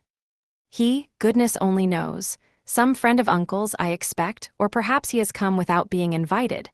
I'll leave uncle with them, he is an invaluable person. Pity I can't introduce you to him now. But confound them all now. They won't notice me, and I need a little fresh air, for you've come just in the nick of time. Another 2 minutes and I should have come to blows. They are talking such a lot of wild stuff. You simply can't imagine what men will say, though why shouldn't you imagine? Don't we talk nonsense ourselves, and let them? That's the way to learn not to. Wait a minute, I'll fetch Zosimov. Zosimov pounced upon Raskolnikov almost greedily. He showed a special interest in him. Soon his face brightened. You must go to bed at once, he pronounced, examining the patient as far as he could, and take something for the night. Will you take it? I got it ready some time ago. A powder. Two, if you like, answered Raskolnikov. The powder was taken at once. It's a good thing you are taking him home, observed Zossimov to Razumihin. We shall see how he is tomorrow. Today he's not at all amiss. A considerable change since the afternoon. Live and learn. Do you know what Zossimov whispered to me when we were coming out? Razumihin blurted out as soon as they were in the street. I won't tell you everything, brother, because they are such fools. Zossimov told me to talk freely to you on the way and get you to talk freely to me, and afterwards I am to tell him about it, for he's got a notion in his head that you are mad or close on it. Only fancy. In the first place, you've 3 times the brains he has. In the second, if you are not mad, you needn't care a hang that he has got such a wild idea. And thirdly, that piece of beef whose specialty is surgery has gone mad on mental diseases, and what's brought him to this conclusion about you was your conversation today with Zametov. Zametov told you all about it. Yes, and he did well. Now I understand what it all means, and so does Zametov. Well, the fact is, Rodia, the point is, I am a little drunk now. But that's no matter. The point is that this idea, you understand, was just being hatched in their brains. You understand? That is, no one ventured to say it aloud because the idea is too absurd, and especially since the arrest of that painter, that bubble's burst and gone forever. But why are they such fools? I gave Zametov a bit of a thrashing at the time. That's between ourselves, brother. Please don't let out a hint that you know of it. I've noticed he is a ticklish subject. It was at Luise Ivanovna's. But today it's all cleared up. That Ilya Petrovitch is at the bottom of it. He took advantage of your fainting at the police station, but he is ashamed of it himself now, I know that. Raskolnikov listened greedily. Razumihin was drunk enough to talk too freely. I fainted then because it was so close and the smell of paint, said Raskolnikov. No need to explain that, and it wasn't the paint only, the fever had been coming on for a month, Zossimov testifies to that. But how crushed that boy is now, you wouldn't believe. I am not worth his little finger, he says. Yours, he means. He has good feelings at times, brother. But the lesson you gave him today in the Palais de Cristal, that was too good for anything. You frightened him at first, you know, he nearly went into convulsions. You almost convinced him again of the truth of all that hideous nonsense, and then you suddenly put out your tongue at him. There now, what do you make of it? It was perfect. He is crushed, annihilated now. It was masterly, by Jove, it's what they deserve. Ah, that I wasn't there. He was hoping to see you awfully. Porfiry, too, wants to make your acquaintance. Ah, he too, but why did they put me down as mad? Oh, not mad. I must have said too much, brother. What struck him, you see, was that only that subject seemed to interest you. Now it's clear why it did interest you, knowing all the circumstances, and how that irritated you and worked in with your illness. I am a little drunk, brother, only confound him, he has some idea of his own. I tell you, he's mad on mental diseases. But don't you mind him. For half a minute both were silent. Listen, Razumihin, began Raskolnikov, I want to tell you plainly, I've just been at a deathbed, a clerk who died. I gave them all my money. And besides, I've just been kissed by someone who, if I had killed anyone, would just the same. In fact, I saw someone else there, with a flame-colored feather. But I am talking nonsense. I am very weak, support me. We shall be at the stairs directly. What's the matter? What's the matter with you? Razumihin asked anxiously. I am a little giddy, but that's not the point. I am so sad, like a woman. Look, what's that? Look. What is it? Don't you see? A light in my room, you see, through the crack. They were already at the foot of the last flight of stairs, at the level of the landlady's door, and they could, as a fact, see from below that there was a light in Raskolnikov's garret. Queer Nastasia, perhaps, observed Razumihin. She is never in my room at this time, and she must be in bed long ago, but I don't care. Goodbye. What do you mean? I am coming with you, we'll come in together. I know we are going in together, but I want to shake hands here and say goodbye to you here. So give me your hand, goodbye. What's the matter with you, Rodia? Nothing, come along, you shall be witness. They began mounting the stairs, and the idea struck Razumihin that perhaps Zossimov might be right after all. Ah, I've upset him with my chatter, he muttered to himself. When they reached the door, they heard voices in the room. "What is it?" cried Razumihin. Raskolnikov was the first to open the door. He flung it wide and stood still in the doorway, dumbfounded. His mother and sister were sitting on his sofa and had been waiting an hour and a half for him. Why had he never expected, never thought of them, though the news that they had started, were on their way and would arrive immediately, had been repeated to him only that day? They had spent that hour and a half plying Nastasia with questions. She was standing before them and had told them everything by now. They were beside themselves with alarm when they heard of his running away today, ill and, as they understood from her story, delirious. Good heavens, what had become of him? Both had been weeping, both had been in anguish for that hour and a half. A cry of joy, of ecstasy, greeted Raskolnikov's entrance. Both rushed to him, but he stood like one dead. A sudden intolerable sensation struck him like a thunderbolt. He did not lift his arms to embrace them, he could not. His mother and sister clasped him in their arms, kissed him, laughed and cried. He took a step, tottered and fell to the ground, fainting. Anxiety, cries of horror, moans. Razumihin, who was standing in the doorway, flew into the room, seized the sick man in his strong arms, and in a moment had him on the sofa. "It's nothing, nothing," he cried to the mother and sister. "It's only a faint, a mere trifle. Only just now the doctor said he was much better, that he is perfectly well. Water. See, he is coming to himself, he is all right again." And seizing Dounia by the arm so that he almost dislocated it, he made her bend down to see that he is all right again. The mother and sister looked on him with emotion and gratitude, as their providence. They had heard already from Nastasia all that had been done for their Rodia during his illness, by this very competent young man, as Pulcheria Alexandrovna Raskolnikov called him that evening in conversation with Dounia. Part 3. Chapter 1. Raskolnikov got up and sat down on the sofa. He waved his hand weakly to Razumihin to cut short the flow of warm and incoherent consolations he was addressing to his mother and sister, took them both by the hand, and for a minute or two gazed from one to the other without speaking. His mother was alarmed by his expression. It revealed an emotion agonizingly poignant, and at the same time something immovable, almost insane. Pulcheria Alexandrovna began to cry. Avditia Romanovna was pale. Her hand trembled in her brother's. "Go home, with him," he said in a broken voice, pointing to Razumihin. "Goodbye till tomorrow, tomorrow everything. Is it long since you arrived?" "This evening, Rodia," answered Pulcheria Alexandrovna. "The train was awfully late. But Rodia, nothing would induce me to leave you now. I will spend the night here, near you." "Don't torture me," he said with a gesture of irritation. "I will stay with him," cried Razumihin. "I won't leave him for a moment. Bother all my visitors. Let them rage to their heart's content. My uncle is presiding there." How can I thank you?" Pulcheria Alexandrovna was beginning, once more pressing Razumihin's hands, but Raskolnikov interrupted her again. I can't have it," he repeated irritably. "Don't worry me, enough, go away, I can't stand it." "Come, Mama, come out of the room at least for a minute," Dounia whispered in dismay. "We are distressing him, that's evident." "Mayn't I look at him after 3 years?" wept Pulcheria Alexandrovna. "Stay," he stopped them again. "You keep interrupting me and my ideas get muddled. Have you seen Luzhin?" "No, Rodia, but he knows already of our arrival. We have heard, Rodia, that Pyotr Petrovitch was so kind as to visit you today," Pulcheria Alexandrovna added somewhat timidly. "Yes, he was so kind. Dounia, I promised Luzhin I'd throw him downstairs and told him to go to hell." "Rodia, what are you saying? Surely you don't mean to tell us."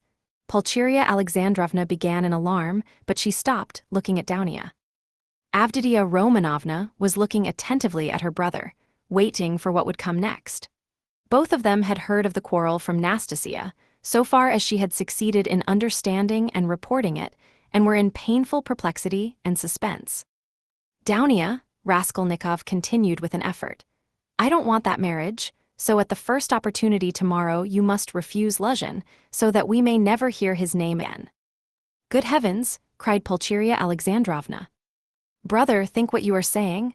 Avditia Romanovna began impetuously, but immediately checked herself. "You are not fit to talk now, perhaps, you are tired," she added gently. You think I am delirious? No, you are marrying Luzhin for my sake, but I won't accept the sacrifice. And so write a letter before tomorrow to refuse him. Let me read it in the morning and that will be the end of it. That I can't do, the girl cried, offended. What right have you? Daunia, you are hasty too. Be quiet tomorrow. Don't you see? The mother interposed in dismay. Better come away. He is raving, Razumihin cried tipsily, or how would he dare? Tomorrow all this nonsense will be over. Today he certainly did drive him away. That was so. And Luzhin got angry too. He made speeches here, wanted to show off his learning, and he went out crestfallen. Then it's true, cried Pulcheria Alexandrovna. Goodbye till tomorrow, brother, said Daunia compassionately. Let us go, mother. Goodbye, Rodia. Do you hear, sister? He repeated after them, making a last effort. I am not delirious. This marriage is an infamy. Let me act like a scoundrel, but you mustn't. One is enough. And though I am a scoundrel, I wouldn't own such a sister. It's me or Luzhin. Go now. But you're out of your mind. Despot? Roared Razumihin, but Raskolnikov did not and perhaps could not answer. He lay down on the sofa and turned to the wall, utterly exhausted. Avditia Romanovna looked with interest at Razumihin, her black eyes flashed. Razumihin positively started at her glance. Pulcheria Alexandrovna stood overwhelmed. Nothing would induce me to go, she whispered in despair to Razumihin. I will stay somewhere here. Escort Daunia home. You'll spoil everything, Razumihin answered in the same whisper, losing patience. Come out onto the stairs anyway. Nastasia, show a light, I assure you, he went on in a half-whisper on the stairs, that he was almost beating the doctor and me this afternoon. Do you understand? The doctor himself, even he gave way and left him, so as not to irritate him.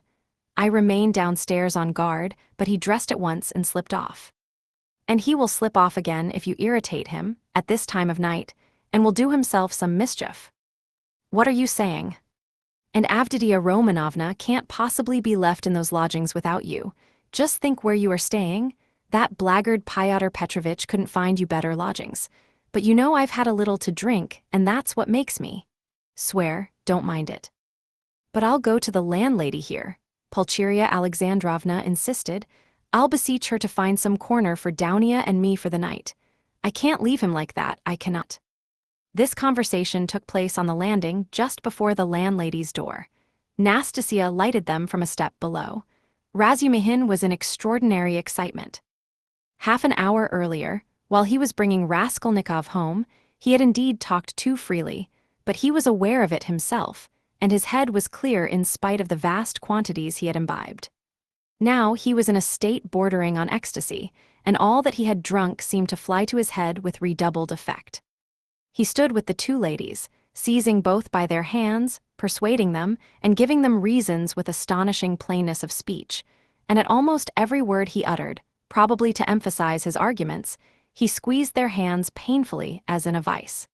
He stared at Avditia Romanovna without the least regard for good manners. They sometimes pulled their hands out of his huge bony paws, but far from noticing what was the matter, he drew them all the closer to him. If they'd told him to jump head foremost from the staircase, he would have done it without thought or hesitation in their service. Though Pulcheria Alexandrovna felt that the young man was really too eccentric and pinched her hand too much, in her anxiety over her Rodia she looked on his presence as providential, and was unwilling to notice all his peculiarities. But though Avditia Romanovna shared her anxiety, and was not of timorous disposition, she could not see the glowing light in his eyes without wonder and almost alarm. It was only the unbounded confidence inspired by Nastasia's account of her brother's queer friend, which prevented her from trying to run away from him, and to persuade her mother to do the same. She realized, too, that even running away was perhaps impossible now. 10 minutes later, however, she was considerably reassured. It was characteristic of Razumihin that he showed his true nature at once, whatever mood he might be in, so that people quickly saw the sort of man they had to deal with. You can't go to the landlady, that's perfect nonsense, he cried. If you stay, though you are his mother, you'll drive him to a frenzy, and then goodness knows what will happen. Listen, I'll tell you what I'll do. Nastasia will stay with him now, and I'll conduct you both home. You can't be in the streets alone. Petersburg is an awful place in that way, but no matter. Then I'll run straight back here, and a quarter of an hour later, on my word of honor. I'll bring you news how he is, whether he is asleep and all that. Then listen. Then I'll run home in a twinkling. I've a lot of friends there, all drunk. I'll fetch Zosimov. That's the doctor who is looking after him. He is there too, but he is not drunk. He is not drunk, he is never drunk. I'll drag him to Rodia and then to you so that you'll get 2 reports in the hour. From the doctor, you understand, from the doctor himself. That's a very different thing from my account of him. If there's anything wrong, I swear I'll bring you here myself, but if it's all right, you go to bed. And I'll spend the night here in the passage. He won't hear me, and I'll tell Zosimov to sleep at the landlady's to be at hand. Which is better for him, you or the doctor? So come home then. But the landlady is out of the question. It's all right for me, but it's out of the question for you. She wouldn't take you, for she's a fool. She'd be jealous on my account of Avditia Romanovna, and of you too, if you want to know. Of Avditia Romanovna, certainly. She is an absolutely unaccountable character. But I am a fool too. No matter, come along. Do you trust me? Come, do you trust me or not? Let us go, mother, said Avditia Romanovna. He will certainly do what he has promised. He has saved Rodia already, and if the doctor really will consent to spend the night here, what could be better? You see, you understand me because you are an angel. Razumihin cried in ecstasy. Let us go, Nastasia. Fly upstairs and sit with him with a light. I'll come in a quarter of an hour. Though Pulcheria Alexandrovna was not perfectly convinced, she made no further resistance. Razumihin gave an arm to each and drew them down the stairs. He still made her uneasy, as though he was competent and good-natured. Was he capable of carrying out his promise? He seemed in such a condition. Ah, I see you think I am in such a condition. Razumihin broke in upon her thoughts, guessing them, as he strolled along the pavement with huge steps, so that the 2 ladies could hardly keep up with him, a fact he did not observe, however. Nonsense, that is, I am drunk like a fool, but that's not it. I am not drunk from wine. It's seeing you has turned my head. But don't mind me, don't take any notice. I am talking nonsense. I am not worthy of you. I am utterly unworthy of you. The minute I've taken you home, I'll pour a couple of pailfuls of water over my head in the gutter here, and then I shall be all right. If only you knew how I love you both. Don't laugh and don't be angry. You may be angry with anyone, but not with me. I am his friend, and therefore I'm your friend too. I want to be. I had a presentiment. Last year there was a moment. Though it wasn't a presentiment really, for you seem to have fallen from heaven. And I expect I shan't sleep all night. Zosimov was afraid a little time ago that he would go mad. That's why he mustn't be irritated. What do you say? Cried the mother. Did the doctor really say that? Asked Avditia Romanovna, alarmed. Yes, but it's not so, not a bit of it. He gave him some medicine, a powder, I saw it, and then you're coming here? Ah, it would have been better if you had come tomorrow. It's a good thing we went away. And in an hour Zosimov himself will report to you about everything. He is not drunk, and I shan't be drunk. And what made me get so tight? Because they got me into an argument, damn them. I've sworn never to argue. They talk such trash. I almost came to blows. I've left my uncle to preside. Would you believe, they insist on complete absence of individualism, and that's just what they relish. Not to be themselves, to be as unlike themselves as they can. That's what they regard as the highest point of progress. If only their nonsense were their own, but as is. Listen, Pulcheria Alexandrovna interrupted timidly, but it only added fuel to the flames. What do you think? Shouted Razumihin, louder than ever. You think I am attacking them for talking nonsense? Not a bit. I like them to talk nonsense. That's man's one privilege over all creation. Through error you come to the truth? I am a man because I err. You never reach any truth without making 14 mistakes, and very likely 114. And a fine thing, too, in its way. But we can't even make mistakes on our own account. Talk nonsense, but talk your own nonsense, and I'll kiss you for it. To go wrong in one's own way is better than to go right in someone else's. In the first case you are a man, in the second you're no better than a bird. Truth won't escape you, but life can be cramped. There have been examples, and what are we doing now? In science, development, thought, invention, ideals, aims, liberalism, judgment, experience, and everything, we are still in the preparatory class at school. We prefer to live on other people's ideas. It's what we are used to. Am I right, am I right? Cried Razumihin, pressing and shaking the 2 ladies' hands. "Oh mercy, I do not know," cried poor Pulcheria Alexandrovna. "Yes, yes, though I don't agree with you in everything," added Avdiya Romanovna earnestly, and at once uttered a cry, for he squeezed her hand so painfully. "Yes, you say yes. Well, after that you," he cried in a transport, "you are a fount of goodness, purity, sense, and perfection. Give me your hand. You give me yours, too. I want to kiss your hands here at once on my knees." And he fell on his knees on the pavement, fortunately at that time deserted. "Leave off, I entreat you. What are you doing?" Pulcheria Alexandrovna cried, greatly distressed. Get up," said Downia laughing, though she too was upset. "Not for anything till you let me kiss your hands? That's it. Enough, I get up and will go on. I am a luckless fool, I am unworthy of you and drunk. And I am ashamed. I am not worthy to love you, but to do homage to you is the duty of every man who is not a perfect beast. And I've done homage. Here are your lodgings, and for that alone Radia was right in driving your Pyotr Petrovitch away. How dare he put you in such lodgings? It's a scandal. Do you know the sort of people they take in here? And you his betrothed? You are his betrothed? Yes. Well then, I'll tell you, your fiancé is a scoundrel." "Excuse me, Mr. Razumihin, you are forgetting." Pulcheria Alexandrovna was beginning. Yes, you are right, I did forget myself, I am ashamed of it." Razumihin made haste to apologize. But you can't be angry with me for speaking so, for I speak sincerely and not because. That would be disgraceful, in fact not because I'm in. Well anyway, I won't say why, I daren't. But we all saw today when he came in that man is not of our sort. Not because he had his hair curled at the barber's, not because he was in such a hurry to show his wit, but because he is a spy, a speculator, because he is a skinflint and a buffoon. That's evident. Do you think him clever? No, he is a fool, a fool. And is he a match for you? Good heavens, do you see, ladies?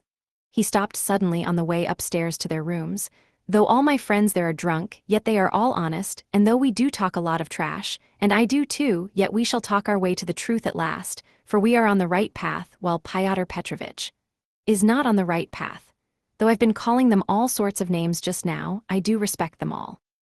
Though I don't respect Zametov, I like him, for he is a puppy, and that bullock Zosimov, because he is an honest man and knows his work. But enough, it's all said and forgiven. Is it forgiven? Well then, let's go on. I know this corridor, I've been here, there was a scandal here at number 3. Where are you here? Which number? 8. Well, lock yourselves in for the night then. Don't let anybody in. In a quarter of an hour I'll come back with news, and half an hour later I'll bring Zosimov, you'll see. Goodbye, I'll run. Good heavens, Downia, what is going to happen? Said Pulcheria Alexandrovna, addressing her daughter with anxiety and dismay.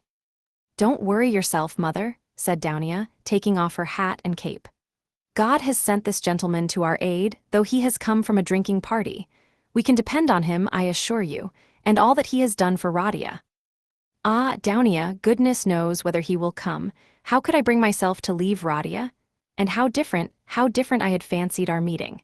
How sullen he was, as though not pleased to see us. Tears came into her eyes.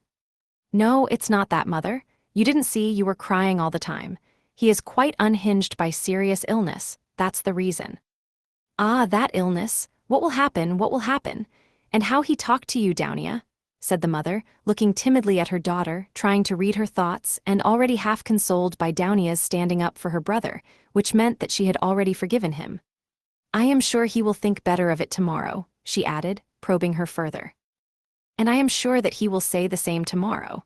About that, Avdiya Romanovna said finally. And of course there was no going beyond that, for this was a point which Pulcheria Alexandrovna was afraid to discuss. Downia went up and kissed her mother. The latter warmly embraced her without speaking. Then she sat down to wait anxiously for Razumihin's return, timidly watching her daughter who walked up and down the room with her arms folded, lost in thought. This walking up and down, when she was thinking, was a habit of Avdiya Romanovna's, and the mother was always afraid to break in on her daughter's mood at such moments. Razumihin, of course, was ridiculous in his sudden drunken infatuation for Avdiya Romanovna.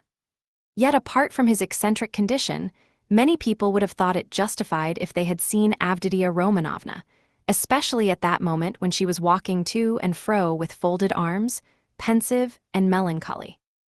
Avditia Romanovna was remarkably good-looking. She was tall, strikingly well-proportioned, strong and self-reliant. The latter quality was apparent in every gesture, though it did not in the least detract from the grace and softness of her movements. In face she resembled her brother, but she might be described as really beautiful. Her hair was dark brown, a little lighter than her brother's. There was a proud light in her almost black eyes, and yet at times a look of extraordinary kindness. She was pale, but it was a healthy pallor. Her face was radiant with freshness and vigor. Her mouth was rather small. The full red lower lip projected a little as did her chin. It was the only irregularity in her beautiful face, but it gave it a peculiarly individual and almost haughty expression. Her face was always more serious and thoughtful than gay. But how well smiles, how well youthful, light-hearted, irresponsible. Laughter suited her face. It was natural enough that a warm, open, simple-hearted, honest giant like Razumihin, who had never seen anyone like her and was not quite sober at the time, should lose his head immediately. Besides, as chance would have it, he saw Dounia for the first time transfigured by her love for her brother and her joy at meeting him. Afterwards he saw her lower lip quiver with indignation at her brother's insolent, cruel and ungrateful words, and his fate was sealed. He had spoken the truth, moreover, when he blurted out in his drunken talk on the stairs that Praskovia Pavlovna, Raskolnikov's eccentric landlady, would be jealous of Pulcheria Alexandrovna as well as of Avditia Romanovna on his account. Although Pulcheria Alexandrovna was 43, her face still retained traces of her former beauty. She looked much younger than her age, indeed, which is almost always the case with women who retain serenity of spirit, sensitiveness, and pure sincere warmth of heart to old age. We may add in parenthesis that to preserve all this is the only means of retaining beauty to old age. Her hair had begun to grow gray and thin, there had long been little crow's foot wrinkles round her eyes, her cheeks were hollow and sunken from anxiety and grief, and yet it was a handsome face. She was Dounia over again, 20 years older, but without the projecting underlip. Pulcheria Alexandrovna was emotional, but not sentimental, timid and yielding, but only to a certain point. She could give way and accept a great deal even of what was contrary to her convictions, but there was a certain barrier fixed by honesty, principle, and the deepest convictions which nothing would induce her to cross. Exactly 20 minutes after Razumihin's departure, there came 2 subdued but hurried knocks at the door. He had come back. "I won't come in, I haven't time," he hastened to say when the door was opened. "He sleeps like a top, soundly, quietly, and God grant he may sleep 10 hours. Nastasia's with him, I told her not to leave till I came. Now I am fetching Zosimov, he will report to you and then you'd better turn in. I can see you are too tired to do anything." And he ran off down the corridor. "What a very competent and devoted young man," cried Pulcheria Alexandrovna, exceedingly delighted. "He seems a splendid person," Avditia Romanovna replied with some warmth, resuming her walk up and down the room. It was nearly an hour later when they heard footsteps in the corridor and another knock at the door. Both women waited this time, completely relying on Razumihin's promise. He actually had succeeded in bringing Zosimov. Zosimov had agreed at once to desert the drinking party to go to Raskolnikov's, but he came reluctantly and with the greatest suspicion to see the ladies, mistrusting Razumihin in his exhilarated condition. But his vanity was at once reassured and flattered. He saw that they were really expecting him as an oracle. He stayed just 10 minutes and succeeded in completely convincing and comforting Pulcheria Alexandrovna. He spoke with marked sympathy, but with the reserve and extreme seriousness of a young doctor at an important consultation.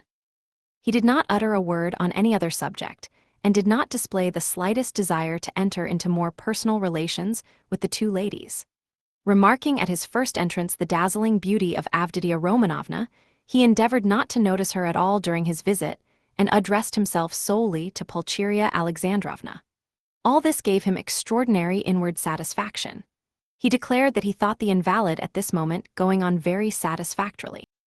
According to his observations, the patient's illness was due partly to his unfortunate material surroundings during the last few months, but it had partly also a moral origin, was, so to speak, the product of several material and moral influences, anxieties, apprehensions, troubles, certain ideas, and so on. Noticing stealthily that Avditia Romanovna was following his words with close attention, Zosimov allowed himself to enlarge on this theme. On Pulcheria Alexandrovna's anxiously and timidly inquiring as to some suspicion of insanity, he replied with a composed and candid smile that his words had been exaggerated, that certainly the patient had some fixed idea, something approaching a monomania. He, Zosimov, was now particularly studying this interesting branch of medicine, but that it must be recollected that until today the patient had been in delirium and that no doubt the presence of his family would have a favorable effect on his recovery and distract his mind, if only all fresh shocks can be avoided, he added significantly. Then he got up, took leave with an impressive and affable bow, while blessings, warm gratitude, and entreaties were showered upon him, and Avditia Romanovna spontaneously offered her hand to him. He went out exceedingly pleased with his visit, and still more so with himself. "We'll talk tomorrow, go to bed at once," Razumihin said in conclusion, following Zosimov out. "I'll be with you tomorrow morning as early as possible with my report." "That's a fetching little girl, Avditia Romanovna," remarked Zosimov, almost licking his lips as they both came out into the street. "Fetching, you said fetching?" roared Razumihin, and he flew at Zosimov and seized him by the throat. "If you ever dare, do you understand, do you understand?" he shouted, shaking him by the collar and squeezing him against the wall. "Do you hear?" "Let me go, you drunken devil," said Zosimov, struggling, and when he had let him go, he stared at him and went off into a sudden guffaw. Razumihin stood facing him in gloomy and earnest reflection. "Of course I am an ass," he observed, somber as a storm cloud, "but still, you are another." "No, brother, not at all such another. I am not dreaming of any folly." They walked along in silence, and only when they were close to Raskolnikov's lodgings, Razumihin broke the silence in considerable anxiety. "Listen," he said, "you're a first-rate fellow, but among your other failings you're a loose fish, that I know, and a dirty one too. You are a feeble, nervous wretch and a mass of whims, you're getting fat and lazy and can't deny yourself anything, and I call that dirty because it leads one straight into the dirt. You've let yourself get so slack that I don't know how it is you are still a good, even a devoted doctor. You, a doctor, sleep on a feather bed and get up at night to your patients. In another 3 or 4 years you won't get up for your patients, but hang it all, that's not the point. You are going to spend tonight in the landlady's flat here. Hard work I've had to persuade her, and I'll be in the kitchen, so here's a chance for you to get to know her better. It's not as you think, there's not a trace of anything of the sort, brother. But I don't think. Here you have modesty, brother, silence, bashfulness, a savage virtue. And yet she's sighing and melting like wax, simply melting. Save me from her, by all that's unholy. She's most prepossessing. I'll repay you, I'll do anything." Zosimov laughed more violently than ever. "Well, you are smit, but what am I to do with her? It won't be much trouble, I assure you. Talk any rot you like to her, as long as you sit by her and talk. You're a doctor, too, try curing her of something, I swear you won't regret it. She has a piano, and you know I strum a little. I have a song there, a genuine Russian one. I shed hot tears. She likes the genuine article, and well, it all began with that song. Now you're a regular performer, a mater, a Rubinstein. I assure you, you won't regret it. But have you made her some promise? Something signed? A promise of marriage, perhaps?" Nothing, absolutely nothing of the kind. Besides, she is not that sort at all. Tchebarov tried that." "Well then, drop her." "But I can't drop her like that." "Why can't you?" "Well, I can't, that's all about it. There's an element of attraction here, brother." "Then why have you fascinated her?" "I haven't fascinated her, perhaps I was fascinated myself in my folly. But she won't care a straw whether it's you or I, so long as somebody sits beside her sighing. I can't explain the position, brother. Look here, you are good at mathematics and working at it now. Begin teaching her the integral calculus. Upon my soul, I'm not joking, I'm in earnest, it'll be just the same to her. She will gaze at you and sigh for a whole year together. I talked to her once for 2 days at a time about the Prussian House of Lords, for one must talk of something. She just sighed and perspired. And you mustn't talk of love, she's bashful to hysterics, but just let her see you can't tear yourself away, that's enough. It's fearfully comfortable, you're quite at home, you can read, sit, lie about, right? You may even venture on a kiss if you're careful. But what do I want with her? Och, I can't make you understand. You see, you are made for each other. I have often been reminded of you. You'll come to it in the end. So does it matter whether it's sooner or later? There's the featherbed element here, brother, and not only that. There's an attraction here. Here you have the end of the world, an anchorage, a quiet haven, the navel of the earth, the three fishes that are the foundation of the world, the essence of pancakes, of savory fish pies, of the evening samovar, of soft sighs and warm shawls and hot stoves to sleep on, as snug as though you were dead, and yet you're alive, the advantages of both at once. Well, hang it, brother, what stuff I'm talking, it's bedtime. Listen, I sometimes wake up at night, so I'll go in and look at him. But there's no need, it's all right. Don't you worry yourself, yet if you like, you might just look in once too. But if you notice anything, delirium or fever, wake me at once. But there can't be. Chapter 2. Razumihin waked up next morning at 8 o'clock, troubled and serious. He found himself confronted with many new and unlooked-for perplexities. He had never expected that he would ever wake up feeling like that. He remembered every detail of the previous day, and he knew that a perfectly novel experience had befallen him, that he had received an impression unlike anything he had known before. At the same time, he recognized clearly that the dream which had fired his imagination was hopelessly unattainable, so unattainable that he felt positively ashamed of it, and he hastened to pass to the other more practical cares and difficulties bequeathed him by that thrice accursed yesterday. The most awful recollection of the previous day was the way he had shown himself base and mean. Not only because he had been drunk, but because he had taken advantage of the young girl's position to abuse her fiancé in his stupid jealousy, knowing nothing of their mutual relations and obligations, and next to nothing of the man himself. And what right had he to criticize him in that hasty and unguarded manner? Who had asked for his opinion? Was it thinkable that such a creature as Avditia Romanovna would be marrying an unworthy man for money? So there must be something in him. The lodgings? But after all, how could he know the character of the lodgings? He was furnishing a flat. Phoo, how despicable it all was. And what justification was it that he was drunk? Such a stupid excuse was even more degrading. In wine is truth, and the truth had all come out, that is, all the uncleanness of his coarse and envious heart. And would such a dream ever be permissible to him, Razumihin? What was he beside such a girl? He, the drunken, noisy braggart of last night? Was it possible to imagine so absurd and cynical a juxtaposition? Razumihin blushed desperately at the very idea, and suddenly the recollection forced itself vividly upon him of how he had said last night on the stairs that the landlady would be jealous of Avditia Romanovna. That was simply intolerable. He brought his fist down heavily on the kitchen stove, hurt his hand, and sent one of the bricks flying. Of course, he muttered to himself a minute later with a feeling of self-abasement, of course, all these infamies can never be wiped out or smoothed over. And so it's useless even to think of it, and I must go to them in silence and do my duty. In silence, too, and not ask forgiveness and say nothing, for all is lost now.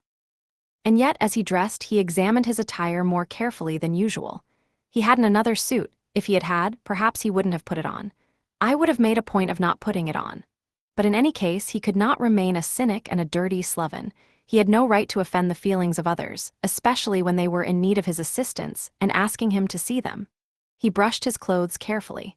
His linen was always decent. In that respect, he was especially clean. He washed that morning scrupulously. He got some soap from Nastasia. He washed his hair, his neck, and especially his hands. When it came to the question whether to shave his stubbly chin or not, Praskovia Pavlovna had capital razors that had been left by her late husband. The question was angrily answered in the negative. Let it stay as it is. What if they think that I shaved on purpose to? They certainly would think so, not on any account. And the worst of it was he was so coarse, so dirty, he had the manners of a pothouse, and even admitting that he knew he had some of the essentials of a gentleman, what was there in that to be proud of? Everyone ought to be a gentleman and more than that. And all the same, he remembered he too had done little things, not exactly dishonest, and yet, and what thoughts he sometimes had, and to set all that beside Avditia Romanovna. Confound it, so be it. Well, he'd make a point then of being dirty, greasy, pothouse in his manners, and he wouldn't care. He'd be worse. He was engaged in such monologues when Zosimov, who had spent the night in Praskovia Pavlovna's parlor, came in. He was going home and was in a hurry to look at the invalid first. Razumihin informed him that Raskolnikov was sleeping like a dormouse. Zosimov gave orders that they shouldn't wake him and promised to see him again about 11.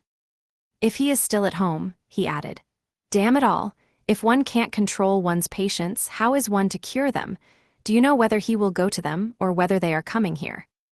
They are coming, I think, said Razumihin, understanding the object of the question, and they will discuss their family affairs, no doubt. I'll be off. You, as the doctor, have more right to be here than I. But I am not a father confessor. I shall come and go away. I've plenty to do besides looking after them. One thing worries me, interposed Razumihin, frowning. On the way home I talked a lot of drunken nonsense to him, all sorts of things, and amongst them that you were afraid that he might become insane. You told the ladies so too. I know it was stupid. You may beat me if you like. Did you think so seriously? That's nonsense, I tell you. How could I think it seriously? You yourself described him as a monomaniac when you fetched me to him, and we added fuel to the fire yesterday. You did, that is, with your story about the painter. It was a nice conversation when he was, perhaps, mad on that very point. If only I'd known what happened then at the police station and that some wretch had insulted him with this suspicion, I would not have allowed that conversation yesterday. These monomaniacs will make a mountain out of a molehill and see their fancies as solid realities. As far as I remember, it was Zamitov's story that cleared up half the mystery, to my mind. Why, I know one case in which a hypochondriac, a man of 40, cut the throat of a little boy of 8 because he couldn't endure the jokes he made every day at table. And in this case his rags, the insolent police officer, the fever and the suspicion. All that working upon a man half frantic with hypochondria, and with his morbid exceptional vanity. That may well have been the starting point of illness. Well, bother it all. And, by the way, that Zamitov certainly is a nice fellow, but he shouldn't have told all that last night. He is an awful chatterbox. But whom did he tell it to? You and me. And Porfiry. What does that matter? And, by the way, have you any influence on them, his mother and sister? Tell them to be more careful with him today. They'll get on all right, Razumihin answered reluctantly. Why is he so set against this Luzhin? A man with money, and she doesn't seem to dislike him. And they haven't a farthing, I suppose, eh? But what business is it of yours? Razumihin cried with annoyance. How can I tell whether they've a farthing? Ask them yourself, and perhaps you'll find out. Foo, what an ass you are sometimes. Last night's wine has not gone off yet. Goodbye, thank your Praskovia Pavlovna for me for my night's lodging. She locked herself in, made no reply to my bonjour through the door. She was up at 7 o'clock, the samovar was taken into her from the kitchen. I was not vouchsafed a personal interview. At 9 o'clock precisely Razumihin reached the lodgings at Bakaliev's house. Both ladies were waiting for him with nervous impatience. They had risen at 7 o'clock or earlier. He entered looking as black as night, bowed awkwardly, and was at once furious with himself for it. He had reckoned without his host. Pulcheria Alexandrovna fairly rushed at him, seized him by both hands and was almost kissing them. He glanced timidly at Avditia Romanovna, but her proud countenance wore at that moment an expression of such gratitude and friendliness, such complete and unlooked-for respect, in place of the sneering looks and ill-disguised contempt he had expected, that it threw him into greater confusion than if he had been met with abuse. Fortunately, there was a subject for conversation, and he made haste to snatch at it. Hearing that everything was going well and that Rodia had not yet waked, Pulcheria Alexandrovna declared that she was glad to hear it, because she had something which it was very, very necessary to talk over beforehand. Then followed an inquiry about breakfast and an invitation to have it with them. They had waited to have it with him. Avditia Romanovna rang the bell. It was answered by a ragged, dirty waiter, and they asked him to bring tea, which was served at last, but in such a dirty and disorderly way that the ladies were ashamed. Razumihin vigorously attacked the lodgings, but, remembering Luzhin, stopped in embarrassment and was greatly relieved by Pulcheria Alexandrovna's questions, which showered in a continual stream upon him. He talked for 3/4 of an hour, being constantly interrupted by their questions, and succeeded in describing to them all the most important facts he knew of the last year of Raskolnikov's life, concluding with a circumstantial account of his illness. He omitted, however, many things, which were better omitted, including the scene at the police station with all its consequences. They listened eagerly to his story, and, when he thought he had finished and satisfied his listeners, he found that they considered he had hardly begun. Tell me, what do you think? Excuse me, I still don't know your name," Pulcheria Alexandrovna put in hastily. "Dmitri Prokofitch." "I should like very, very much to know Dmitri Prokofitch, how he looks. On things in general now, that is, how can I explain what are his likes and dislikes? Is he always so irritable? Tell me, if you can, what are his hopes and, so to say, his dreams? Under what influences is he now? In a word, I should like." "Ah, mother, how can he answer all that at once?" observed Dounia. "Good heavens, I had not expected to find him in the least like this, Dmitri Prokofitch."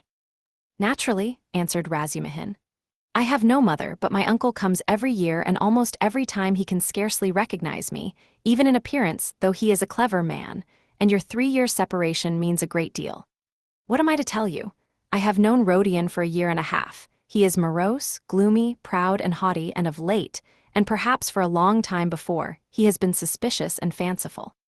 He has a noble nature and a kind heart. He does not like showing his feelings, and would rather do a cruel thing than open his heart freely. Sometimes, though, he is not at all morbid, but simply cold and inhumanly callous. It's as though he were alternating between two characters. Sometimes he is fearfully reserved.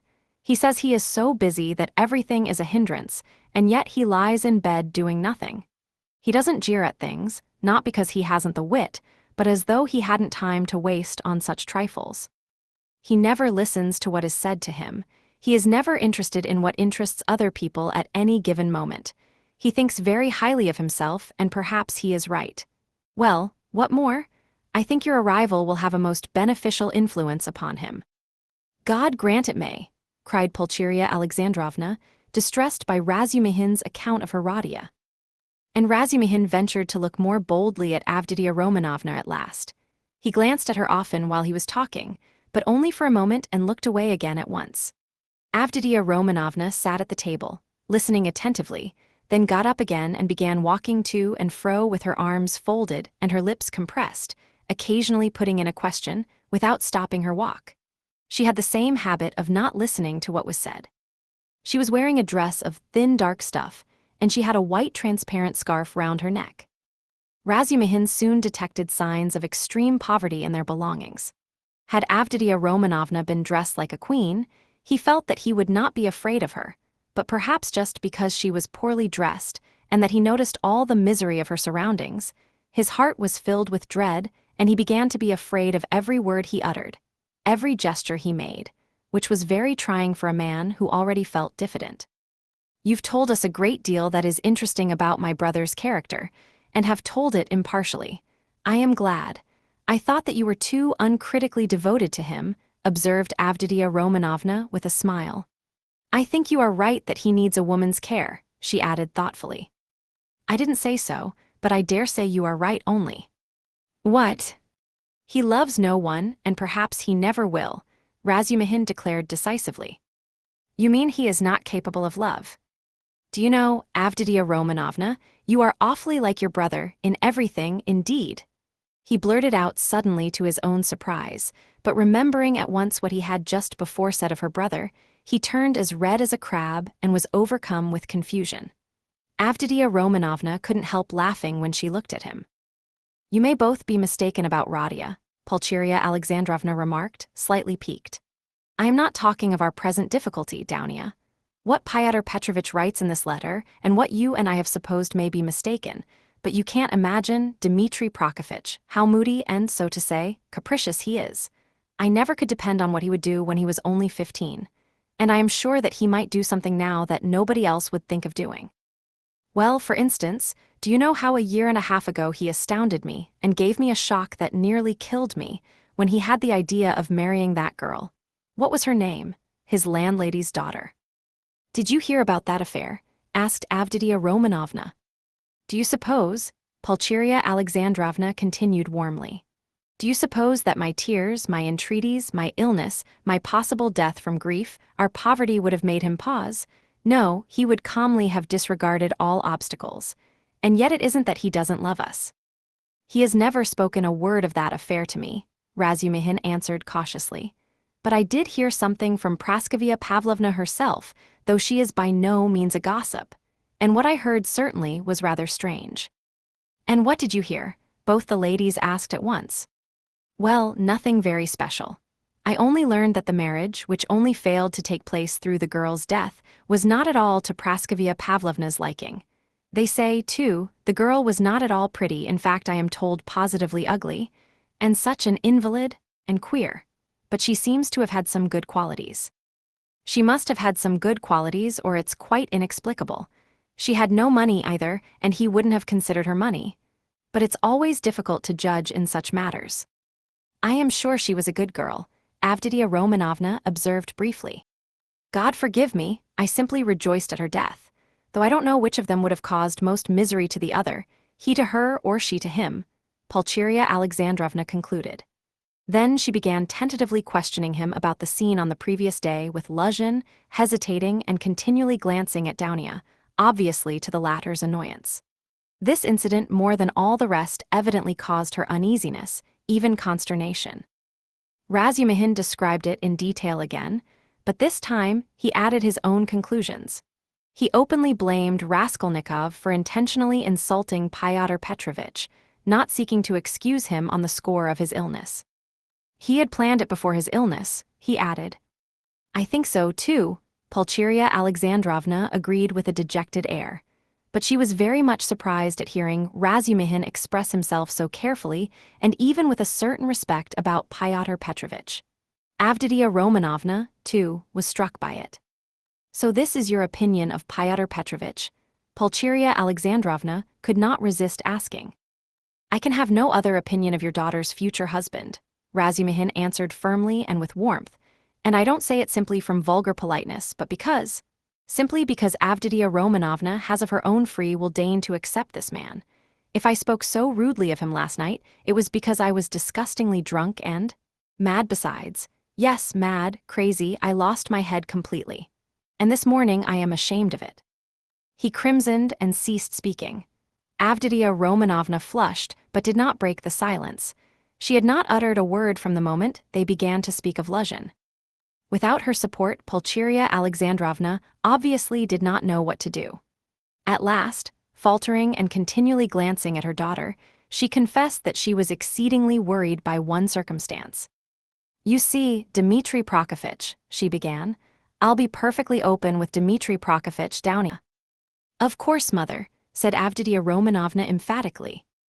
This is what it is, she began in haste, as though the permission to speak of her trouble lifted a weight off her mind.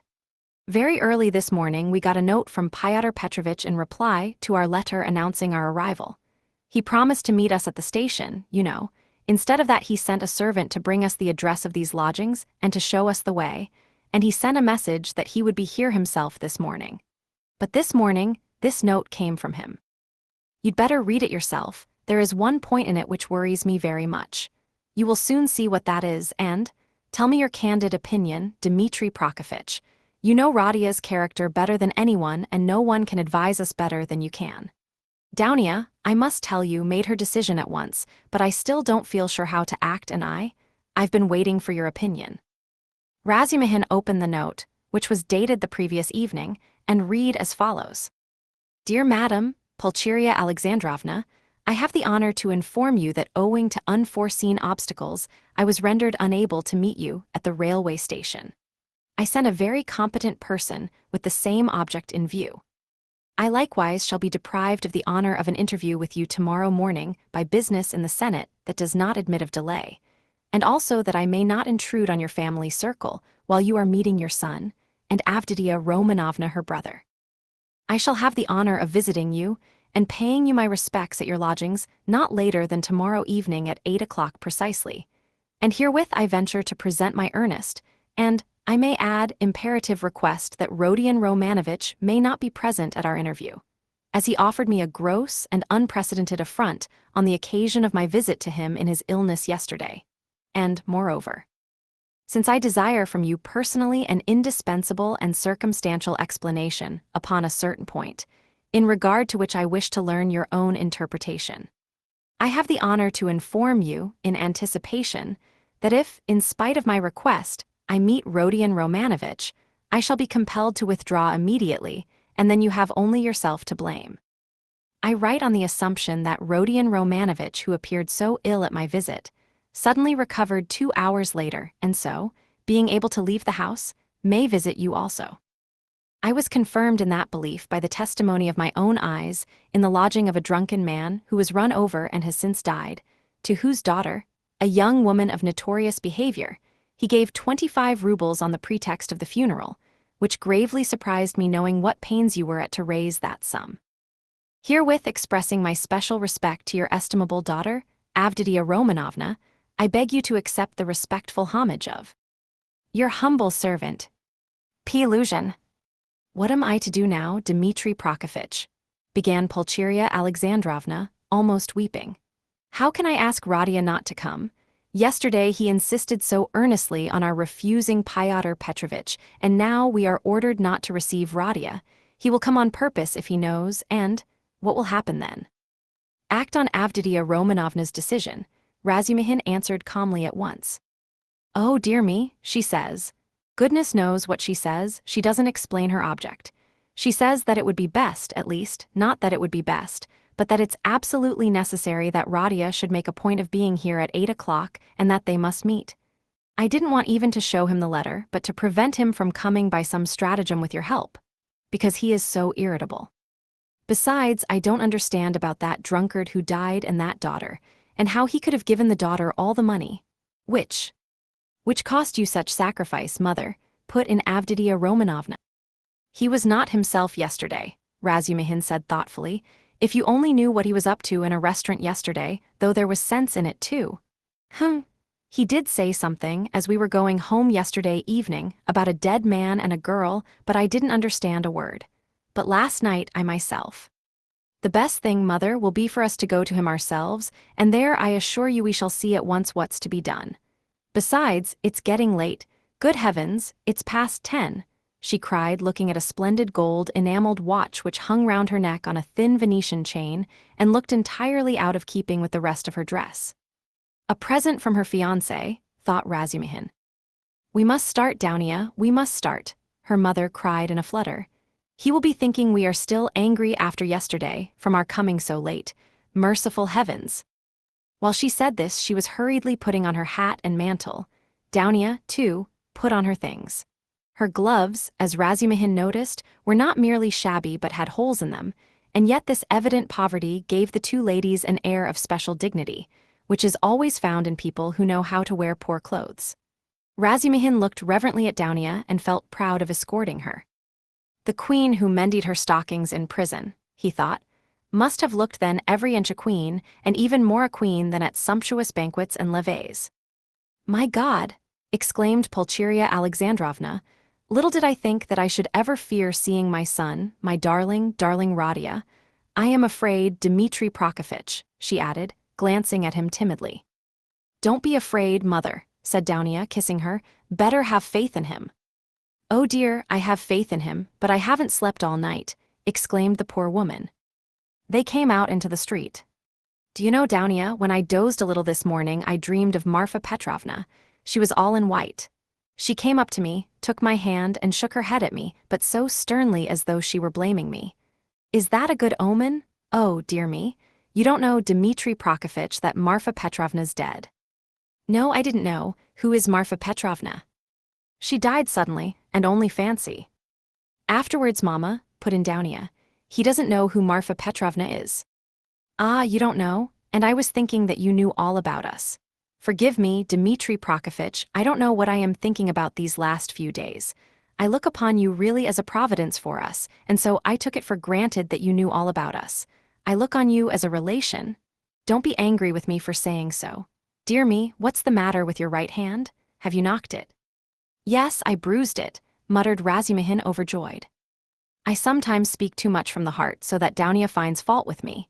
But, dear me, what a cupboard he lives in. I wonder whether he is awake. Does this woman, his landlady, consider it a room?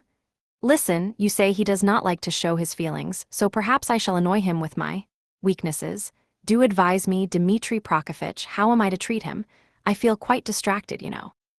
Don't question him too much about anything if you see him frown. Don't ask him too much about his health. He doesn't like that. Ah, Dmitri Prokofitch, how hard it is to be a mother. But here are the stairs. What an awful staircase. Mother, you are quite pale. Don't distress yourself, darling, said Dounia, caressing her. Then with flashing eyes she added, he ought to be happy at seeing you, and you are tormenting yourself so.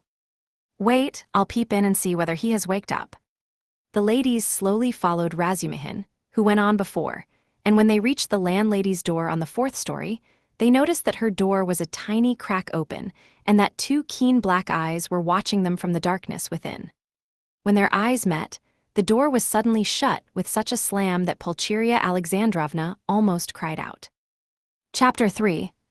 He is well, quite well, Zosimov cried cheerfully as they entered. He had come in 10 minutes earlier and was sitting in the same place as before, on the sofa. Raskolnikov was sitting in the opposite corner, fully dressed and carefully washed and combed, as he had not been for some time past. The room was immediately crowded, yet Nastasia managed to follow the visitors in and stayed to listen. Raskolnikov really was almost well, as compared with his condition the day before, but he was still pale, listless, and somber. He looked like a wounded man or one who has undergone some terrible physical suffering. His brows were knitted, his lips compressed, his eyes feverish. He spoke little and reluctantly, as though performing a duty, and there was a restlessness in his movements. He only wanted a sling on his arm or a bandage on his finger to complete the impression of a man with a painful abscess or a broken arm. The pale, somber face lighted up for a moment when his mother and sister entered, but this only gave it a look of more intense suffering, in place of its listless dejection. The light soon died away, but the look of suffering remained, and Zosimov, watching and studying his patient with all the zest of a young doctor beginning to practice, noticed in him no joy at the arrival of his mother and sister, but a sort of bitter, hidden determination to bear another hour or 2 of inevitable torture. He saw later that almost every word of the following conversation seemed to touch on some sore place and irritate it. But at the same time, he marveled at the power of controlling himself and hiding his feelings in a patient who the previous day had, like a monomaniac, fallen into a frenzy at the slightest word. Yes, I see myself now that I am almost well, said Raskolnikov, giving his mother and sister a kiss of welcome which made Pulcheria Alexandrovna radiant at once. And I don't say this as I did yesterday, he said, addressing Razumihin with a friendly pressure of his hand. Yes, indeed, I am quite surprised at him today, began Zosimov, much delighted at the lady's entrance, for he had not succeeded in keeping up a conversation with his patient for 10 minutes. In another 3 or 4 days, if he goes on like this, he will be just as before, that is, as he was a month ago or 2, or perhaps even 3. This has been coming on for a long while. Confess, now, that it has been perhaps your own fault. He added, with a tentative smile, as though still afraid of irritating him. It is very possible, answered Raskolnikov coldly. I should say, too, continued Zosimov with zest, that your complete recovery depends solely on yourself. Now that one can talk to you, I should like to impress upon you that it is essential to avoid the elementary, so to speak, fundamental causes tending to produce your morbid condition. In that case you will be cured, if not, it will go from bad to worse. These fundamental causes I don't know, but they must be known to you. You are an intelligent man, and must have observed yourself, of course. I fancy the first stage of your derangement coincides with your leaving the university. You must not be left without occupation, and so, work and a definite aim set before you might, I fancy, be very beneficial. Yes, you are perfectly right. I will make haste and return to the university, and then everything will go smoothly. Zosimov, who had begun his sage advice partly to make an effect before the ladies, was certainly somewhat mystified, when, glancing at his patient, he observed unmistakable mockery on his face. This lasted an instant, however. Pulcheria Alexandrovna began at once thanking Zosimov, especially for his visit to their lodging the previous night. What, he saw you last night? Raskolnikov asked, as though startled. Then you have not slept either after your journey. Ach, Radia, that was only till 2 o'clock. Dounia and I never go to bed before 2 at home. I don't know how to thank him either, Raskolnikov went on, suddenly frowning and looking down. Setting aside the question of payment, forgive me for referring to it, he turned to Zosimov. I really don't know what I have done to deserve such special attention from you. I simply don't understand it. And, it weighs upon me indeed because I don't understand it. I tell you so candidly. Don't be irritated. Zosimov forced himself to laugh. Assume that you are my first patient? Well, we fellows just beginning to practice love our first patients as if they were our children, and some almost fall in love with them. And of course, I am not rich in patience. I say nothing about him, added Raskolnikov, pointing to Razumihin, though he has had nothing from me either but insult and trouble. What nonsense he is talking. Why, you are in a sentimental mood today, are you? Shouted Razumihin. If he had had more penetration, he would have seen that there was no trace of sentimentality in him, but something indeed quite the opposite. But Avditia Romanovna noticed it. She was intently and uneasily watching her brother. As for you, mother, I don't dare to speak, he went on, as though repeating a lesson learned by heart. It is only today that I have been able to realize a little how distressed you must have been here yesterday, waiting for me to come back. When he had said this, he suddenly held out his hand to his sister, smiling without a word. But in this smile there was a flash of real unfeigned feeling. Downia caught it at once and warmly pressed his hand, overjoyed and thankful. It was the first time he had addressed her since their dispute the previous day. The mother's face lighted up with ecstatic happiness at the sight of this conclusive unspoken reconciliation. Yes, that is what I love him for, Razumihin, exaggerating it all, muttered to himself with a vigorous turn in his chair. He has these movements. And how well he does it all, the mother was thinking to herself. What generous impulses he has, and how simply, how delicately he put an end to all the misunderstanding with his sister, simply by holding out his hand at the right minute and looking at her like that. And what fine eyes he has, and how fine his whole face is. He is even better looking than Downia. But, good heavens, what a suit! How terribly he's dressed. Vasya, the messenger boy in a fantasy Ivanitch's shop, is better dressed. I could rush at him and hug him, weep over him, but I am afraid. Oh dear, he's so strange. He's talking kindly, but I'm afraid. Why, what am I afraid of? Oh, Radia, you wouldn't believe, she began suddenly, in haste to answer his words to her, how unhappy Downia and I were yesterday. Now that it's all over and done with and we are quite happy again, I can tell you. Fancy, we ran here almost straight from the train to embrace you and that woman. Ah, here she is. Good morning, Nastasia. She told us at once that you were lying in a high fever and had just run away from the doctor in delirium, and they were looking for you in the streets. You can't imagine how we felt. I couldn't help thinking of the tragic end of Lieutenant Pottenchikov, a friend of your father's. You can't remember him, Radia, who ran out in the same way in a high fever and fell into the well in the courtyard, and they couldn't pull him out till next day. Of course, we exaggerated things. We were on the point of rushing to find Pyotr Petrovitch to ask him to help. Because we were alone, utterly alone, she said plaintively and stopped short, suddenly, recollecting it was still somewhat dangerous to speak of Pyotr Petrovitch, although we are quite happy again. Yes, yes, of course it's very annoying, Raskolnikov muttered in reply, but with such a preoccupied and inattentive air that Downia gazed at him in perplexity. What else was it I wanted to say? He went on trying to recollect. Oh, yes, mother, and you too, Downia, please don't think that I didn't mean to come and see you today and was waiting for you to come first. What are you saying, Radia? Cried Pulcheria Alexandrovna. She too was surprised. Is he answering us as a duty? Downia wondered. Is he being reconciled and asking forgiveness as though he were performing a rite or repeating a lesson? I've only just waked up and wanted to go to you but was delayed owing to my clothes. I forgot yesterday to ask her. Nastasia, to wash out the blood, I've only just dressed. Blood, what blood? Pulcheria Alexandrovna asked in alarm. Oh, nothing, don't be uneasy. It was when I was wandering about yesterday, rather delirious, I chanced upon a man who had been run over. A clerk. Delirious, but you remember everything, Razumihin interrupted. That's true, Raskolnikov answered with special carefulness. I remember everything even to the slightest detail, and yet, why I did that and went there and said that, I can't clearly explain now. A familiar phenomenon, interposed Zosimov. Actions are sometimes performed in a masterly and most cunning way. while the direction of the actions is deranged and dependent on various morbid impressions. It's like a dream. Perhaps it's a good thing, really, that he should think me almost a madman, thought Raskolnikov. Why, people in perfect health act in the same way too, observed Dounia, looking uneasily at Zosimov. There is some truth in your observation, the latter replied.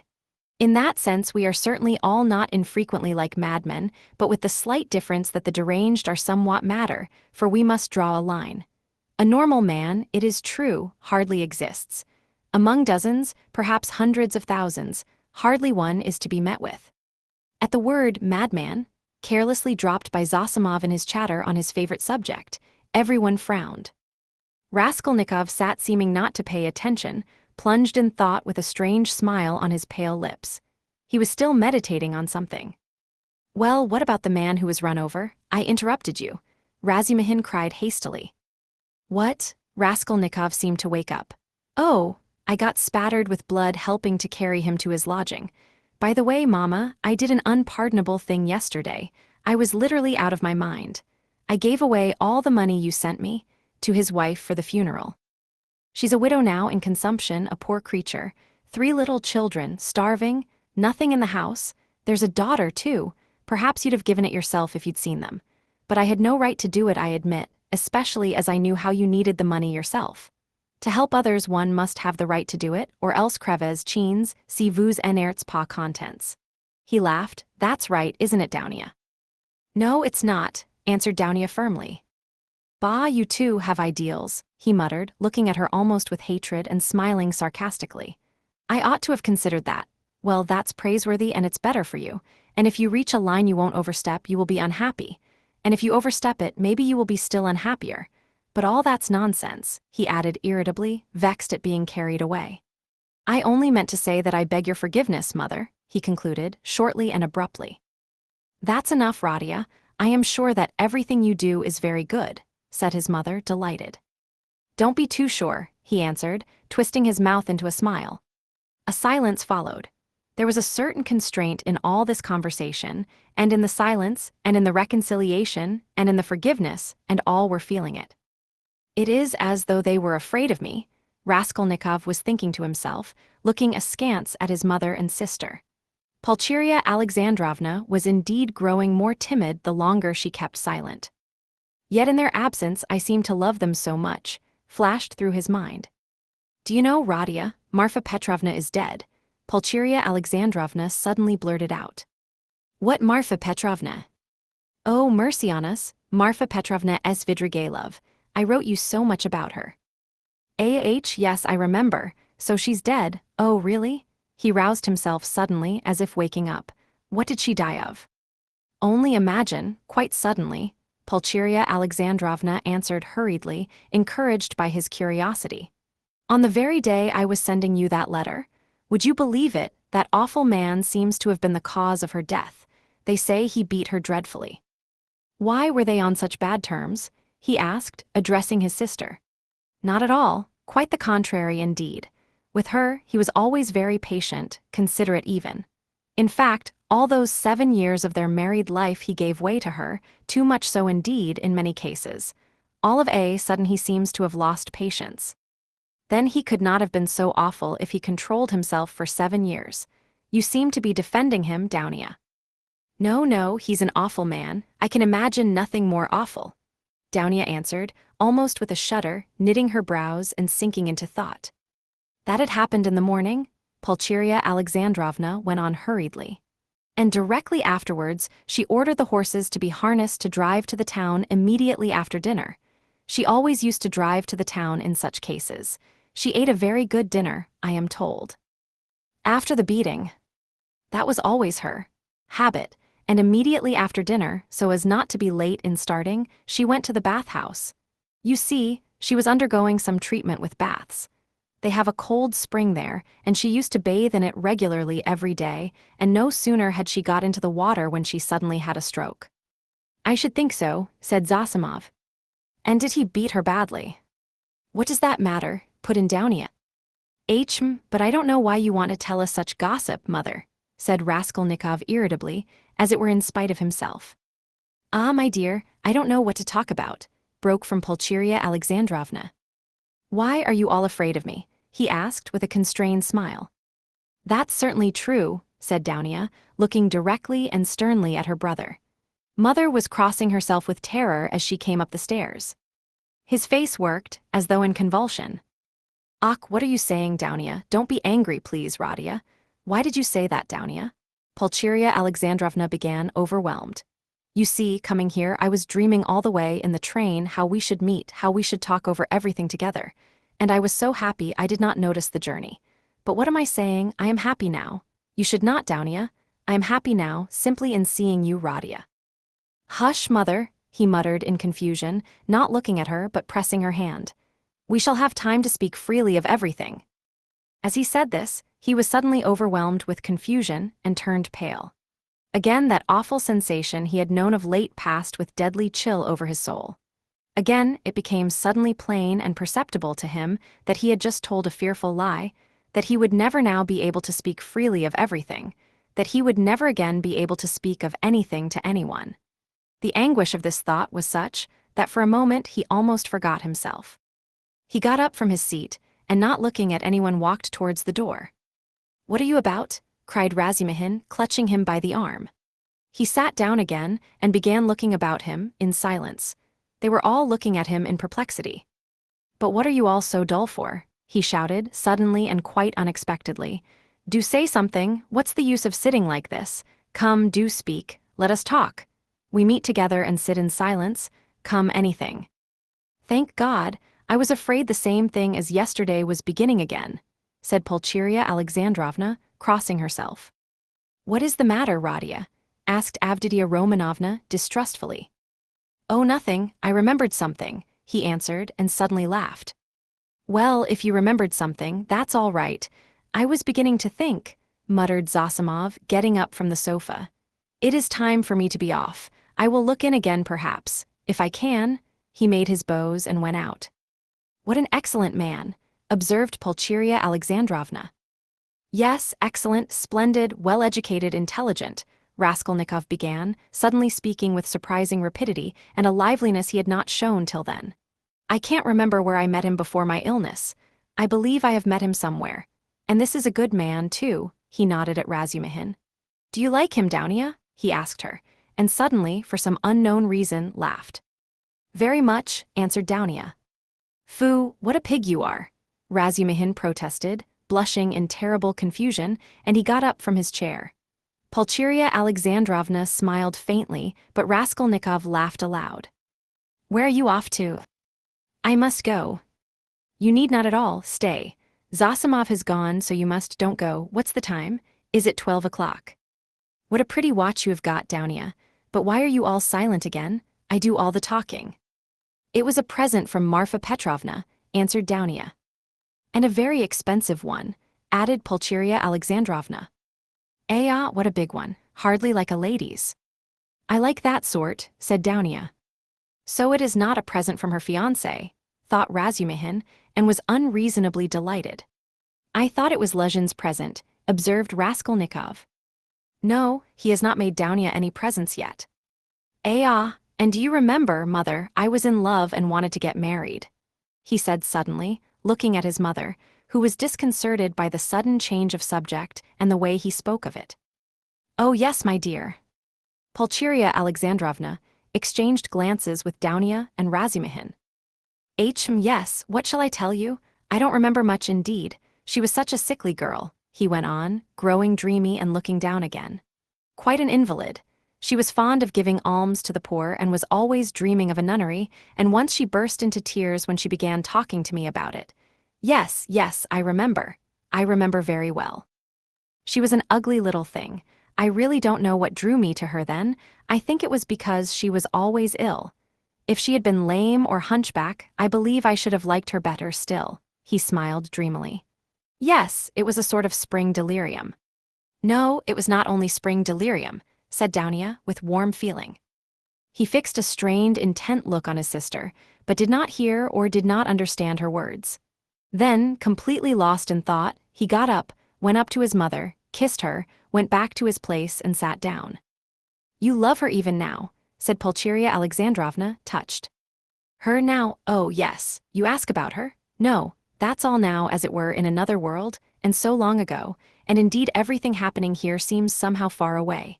He looked attentively at them. You now, I seem to be looking at you from 1,000 miles away, but goodness knows why we are talking of that, and what's the use of asking about it? He added with annoyance and biting his nails, fell into dreamy silence again. What a wretched lodging you have, Rodia.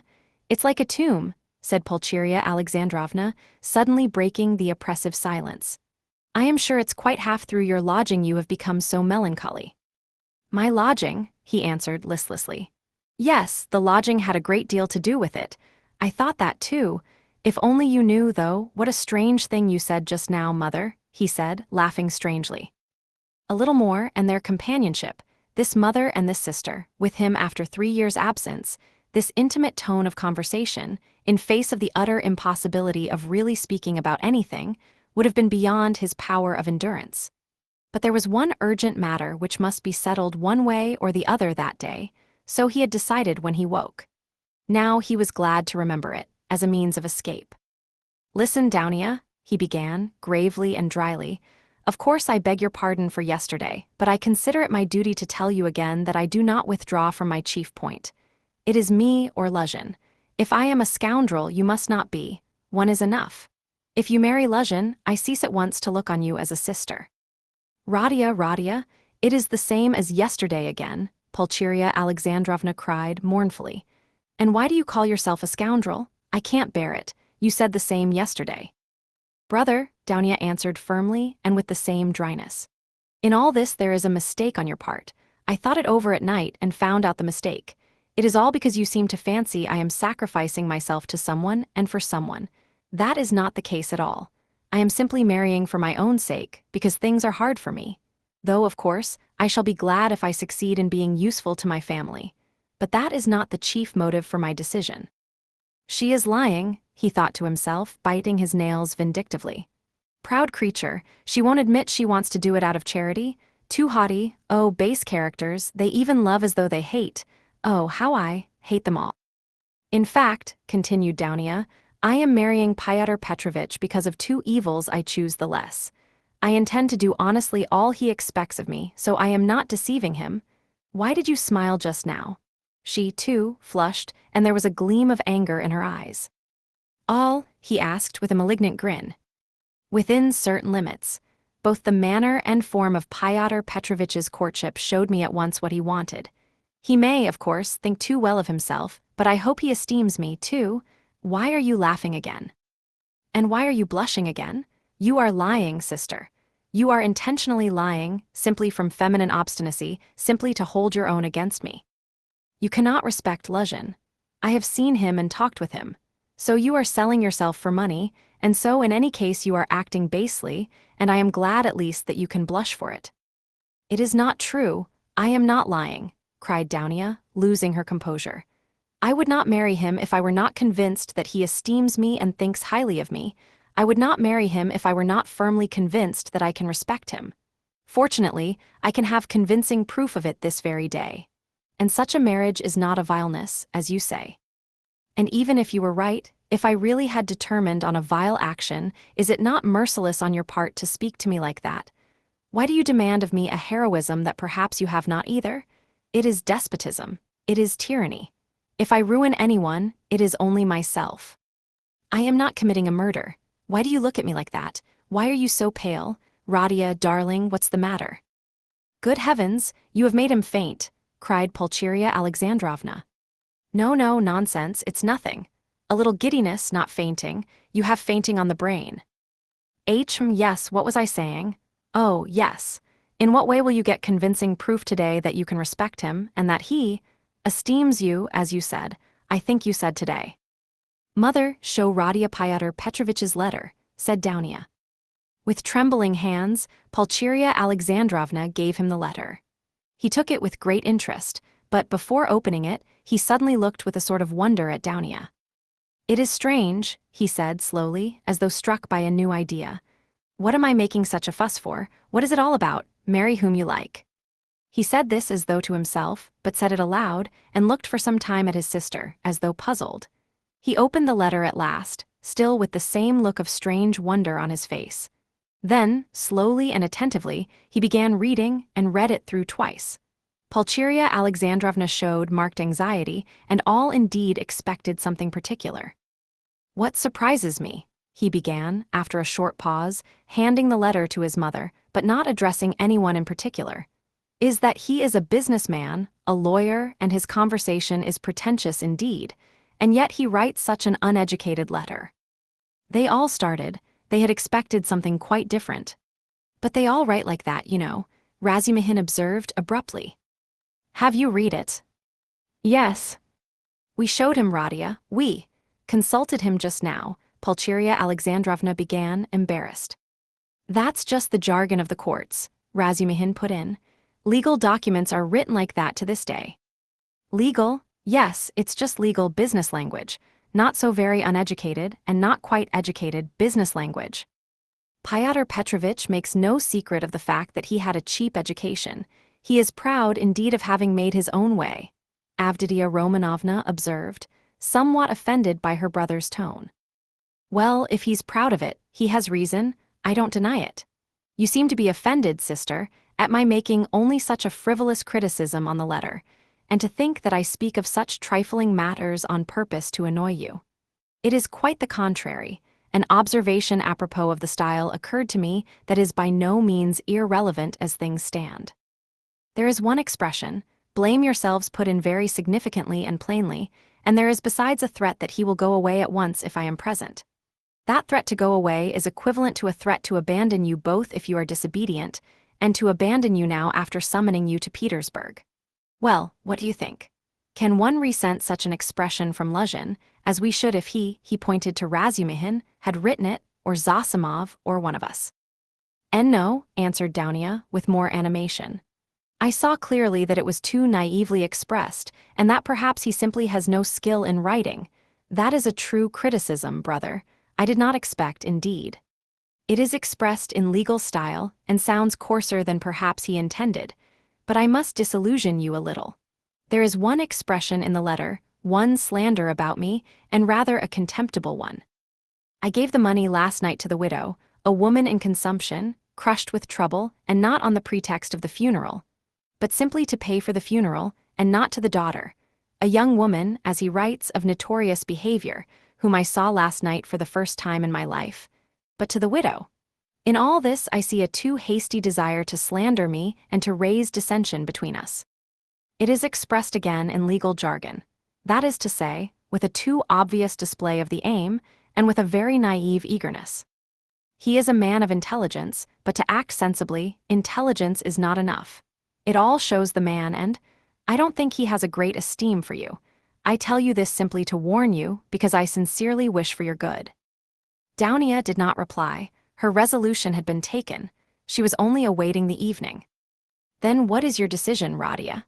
asked Pulcheria Alexandrovna, who was more uneasy than ever at the sudden, new business-like tone of his talk. "What decision?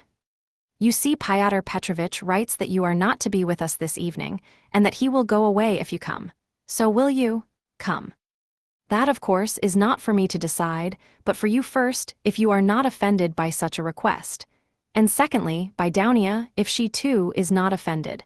I will do what you think best," he added dryly. "Dounia has already decided, and I fully agree with her," Pulcheria Alexandrovna hastened to declare. "I decided to ask you, Rodia, to urge you not to fail to be with us at this interview," said Dounia. "Will you come?" "Yes. I will ask you, too, to be with us at 8 o'clock, she said, addressing Razumihin. "Mother, I am inviting him, too." "Quite right, Dounia. Well, since you have decided," added Pulcheria Alexandrovna, "so be it. I shall feel easier myself. I do not like concealment and deception. Better let us have the whole truth. Fyodor Petrovitch may be angry or not now." Chapter 4. At that moment the door was softly opened, and a young girl walked into the room, looking timidly about her. Everyone turned towards her with surprise and curiosity. At first sight, Raskolnikov did not recognize her. It was Sofya Semyonovna Marmeladov.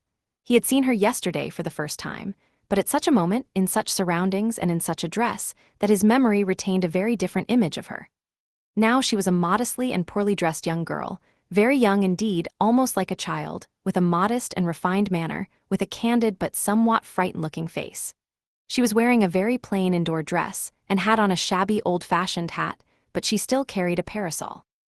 Unexpectedly finding the room full of people, she was not so much embarrassed as completely overwhelmed with shyness, like a little child. She was even about to retreat. "Oh, it's you," said Raskolnikov, extremely astonished, and he, too, was confused. He at once recollected that his mother and sister knew through Luzhin's letter of some young woman of notorious behavior. He had only just been protesting against Luzhin's calumny, and declaring that he had seen the girl last night for the first time, and suddenly she had walked in. He remembered, too, that he had not protested against the expression of notorious behavior. All this passed vaguely and fleetingly through his brain, but looking at her more intently, he saw that the humiliated creature was so humiliated that he felt suddenly sorry for her. When she made a movement to retreat in terror, it sent a pang to his heart. "I did not expect you," he said hurriedly, with a look that made her stop. "Please sit down. You come, no doubt, from Katerina Ivanovna. Allow me not there. Sit here." At Sonia's entrance, Razumihin, who had been sitting on one of Raskolnikov's 3 chairs, close to the door, got up to allow her to enter. Raskolnikov had at first shown her the place on the sofa where Zosimov had been sitting, but feeling that the sofa which served him as a bed was too familiar a place, he hurriedly motioned her to Razumihin's chair. "You sit here," he said to Razumihin, putting him on the sofa. Sonia sat down, almost shaking with terror, and looked timidly at the 2 ladies. It was evidently almost inconceivable to herself that she could sit down beside them. At the thought of it, she was so frightened that she hurriedly got up again, and in utter confusion addressed Raskolnikov. I have come for 1 minute. Forgive me for disturbing you," she began falteringly. "I come from Katerina Ivanovna, and she had no one to send. Katerina Ivanovna told me to beg you to be at the service, in the morning, at Mitrofanivsky, and then, to her, to do her the honor. She told me to beg you." Sonia stammered and ceased speaking. "I will try, certainly, most certainly," answered Raskolnikov. He too stood up, and he too faltered and could not finish his sentence. "Please sit down," he said suddenly. "I want to talk to you. You are perhaps in a hurry, but please be so kind, spare me 2 minutes," and he drew up a chair for her. Sonia sat down again, and again timidly she took a hurried, frightened look at the 2 ladies and dropped her eyes. Raskolnikov's pale face flushed, a shudder passed over him, his eyes glowed. "Mother," he said, firmly and insistently, "this is Sofya Semyonovna Marmeladov, the daughter of that unfortunate Mr. Marmeladov, who was run over yesterday before my eyes, and of whom I was just telling you." Pulcheria Alexandrovna glanced at Sonia and slightly screwed up her eyes. In spite of her embarrassment before Rodia's urgent and challenging look, she could not deny herself that satisfaction. Downia gazed gravely and intently into the poor girl's face and scrutinized her with perplexity. Sonia, hearing herself introduced, tried to raise her eyes again, but was more embarrassed than ever. "I wanted to ask you," said Raskolnikov hastily, "how things were arranged yesterday. You were not worried by the police, for instance." "No, that was all right. It was too evident the cause of death. They did not worry us. Only the lodgers are angry." "Why?" "At the body's remaining so long. You see it is hot now. So that, today, they will carry it to the cemetery, into the chapel, until tomorrow. At first Katerina Ivanovna was unwilling, but now she sees herself that it's necessary. Today then. She begs you to do us the honor to be in the church tomorrow for the service, and then to be present at the funeral lunch." "She is giving a funeral lunch?" "Yes, just a little. She told me to thank you very much for helping us yesterday, but for you, we should have had nothing for the funeral." All at once her lips and chin began trembling, but, with an effort, she controlled herself, looking down again. During the conversation, Raskolnikov watched her carefully. She had a thin, very thin, pale little face, rather irregular and angular, with a sharp little nose and chin. She could not have been called pretty, but her blue eyes were so clear, and when they lighted up, there was such a kindliness and simplicity in her expression that one could not help being attracted. Her face and her whole figure, indeed, had another peculiar characteristic. In spite of her 18 years, she looked almost a little girl, almost a child. And in some of her gestures, this childishness seemed almost absurd. But has Katerina Ivanovna been able to manage with such small means? Does she even mean to have a funeral lunch? Raskolnikov asked, persistently keeping up the conversation. The coffin will be plain, of course, and everything will be plain so it won't cost much. Katerina Ivanovna and I have reckoned it all out so that there will be enough left. And Katerina Ivanovna was very anxious it should be so. You know one can't. It's a comfort to her. She is like that, you know. I understand, of course. Why do you look at my room like that? My mother has just said it is like a tomb. You gave us everything yesterday, Sonia said suddenly in reply in a loud, rapid whisper, and again she looked down in confusion. Her lips and chin were trembling once more. She had been struck at once by Raskolnikov's poor surroundings, and now these words broke out spontaneously. A silence followed. There was a light in Daunia's eyes, and even Pulcheria Alexandrovna looked kindly at Sonia. Radia, she said, getting up, we shall have dinner together, of course. Come, Daunia.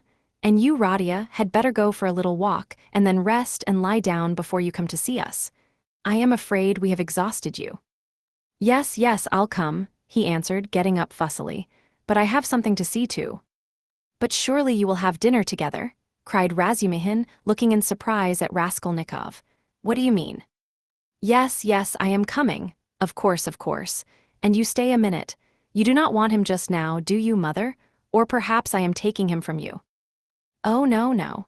And will you, Dmitri Prokofitch, do us the favor of dining with us? Please do, added Daunia. Razumihin bowed, positively radiant.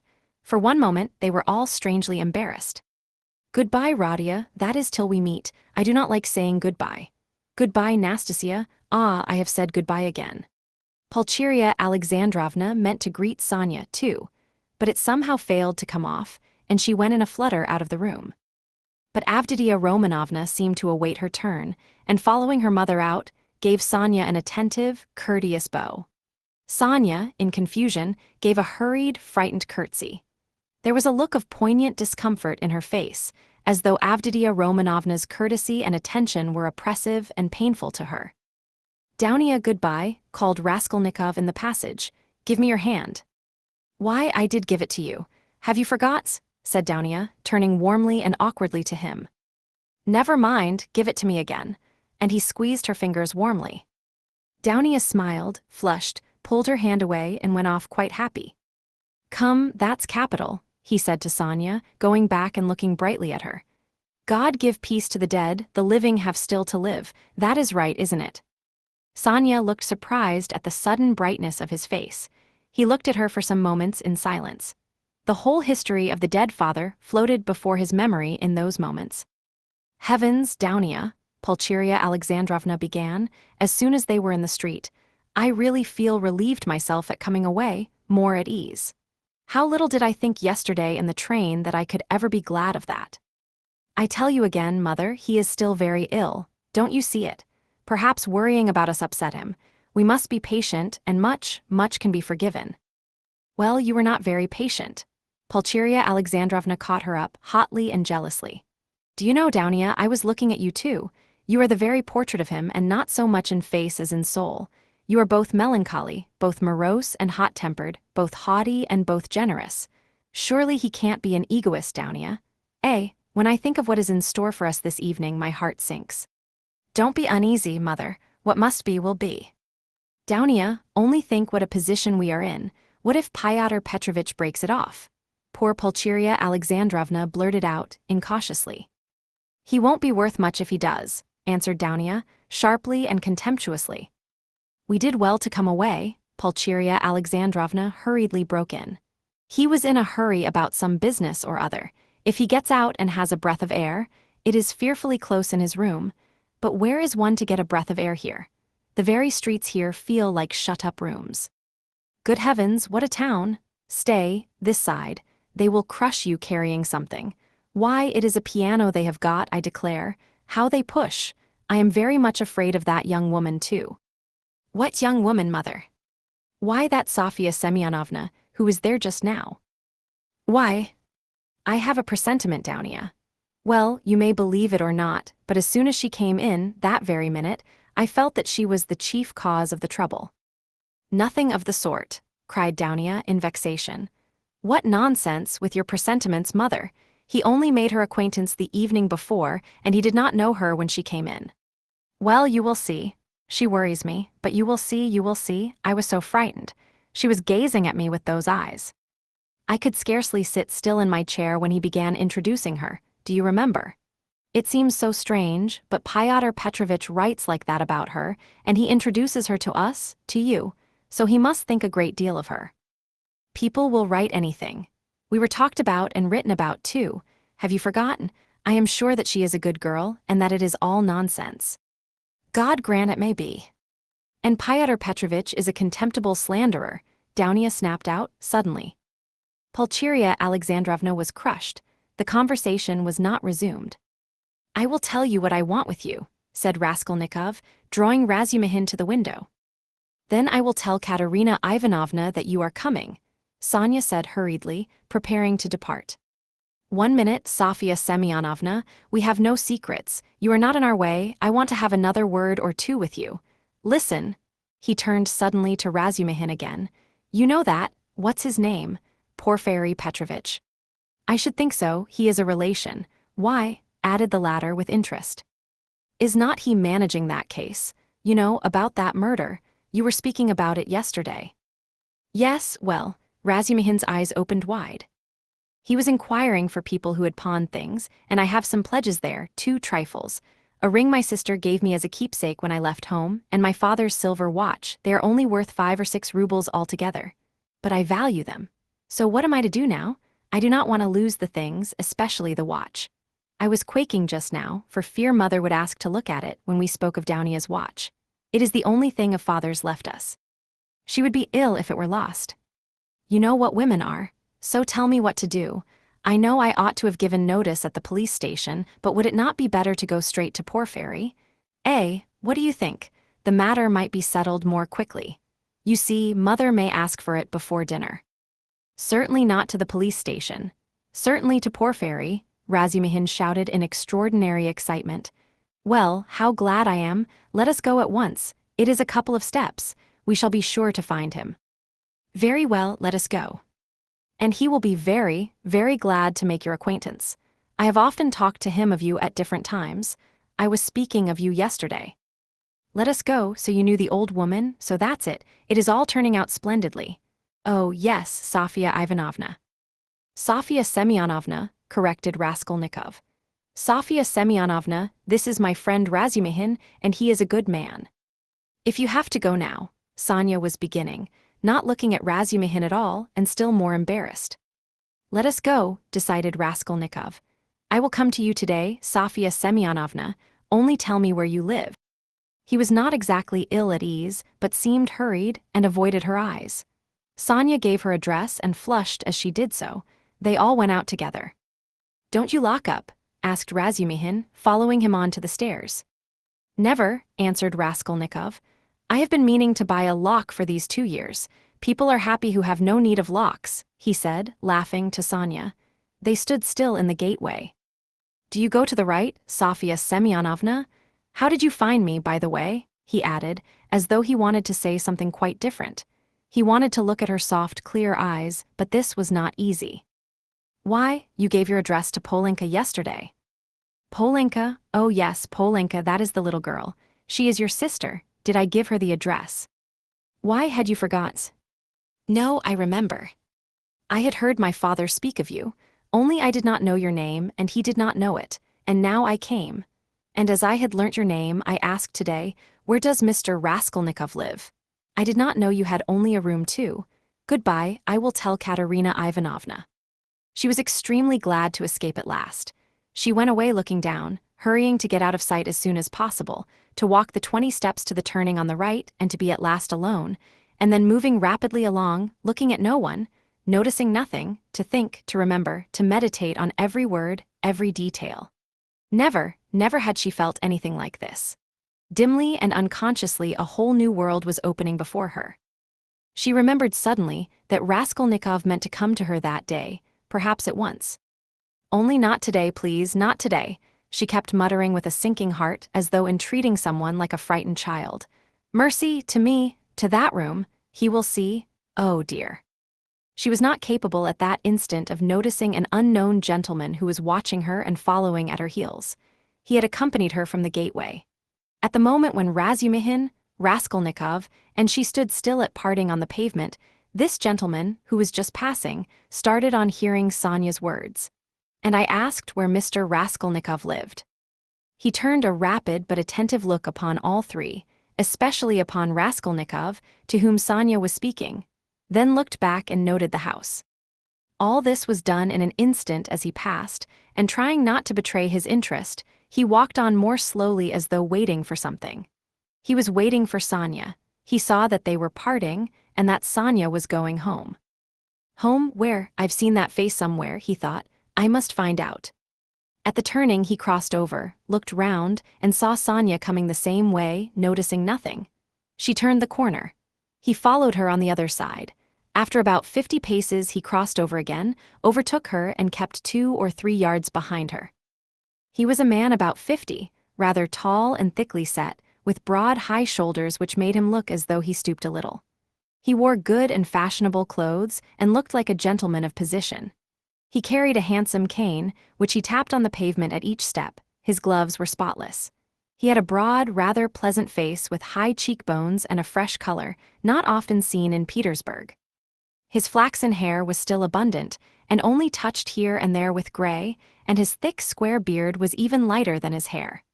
His eyes were blue and had a cold and thoughtful look. His lips were crimson. He was a remarkably well-preserved man and looked much younger than his years.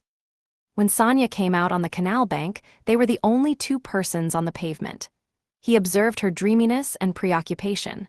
On reaching the house where she lodged, Sonia turned in at the gate. He followed her, seeming rather surprised. In the courtyard she turned to the right corner.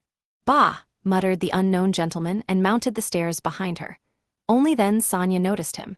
She reached the 3rd story, turned down the passage and rang at number 9. On the door was inscribed in chalk, Karamazov Tailor.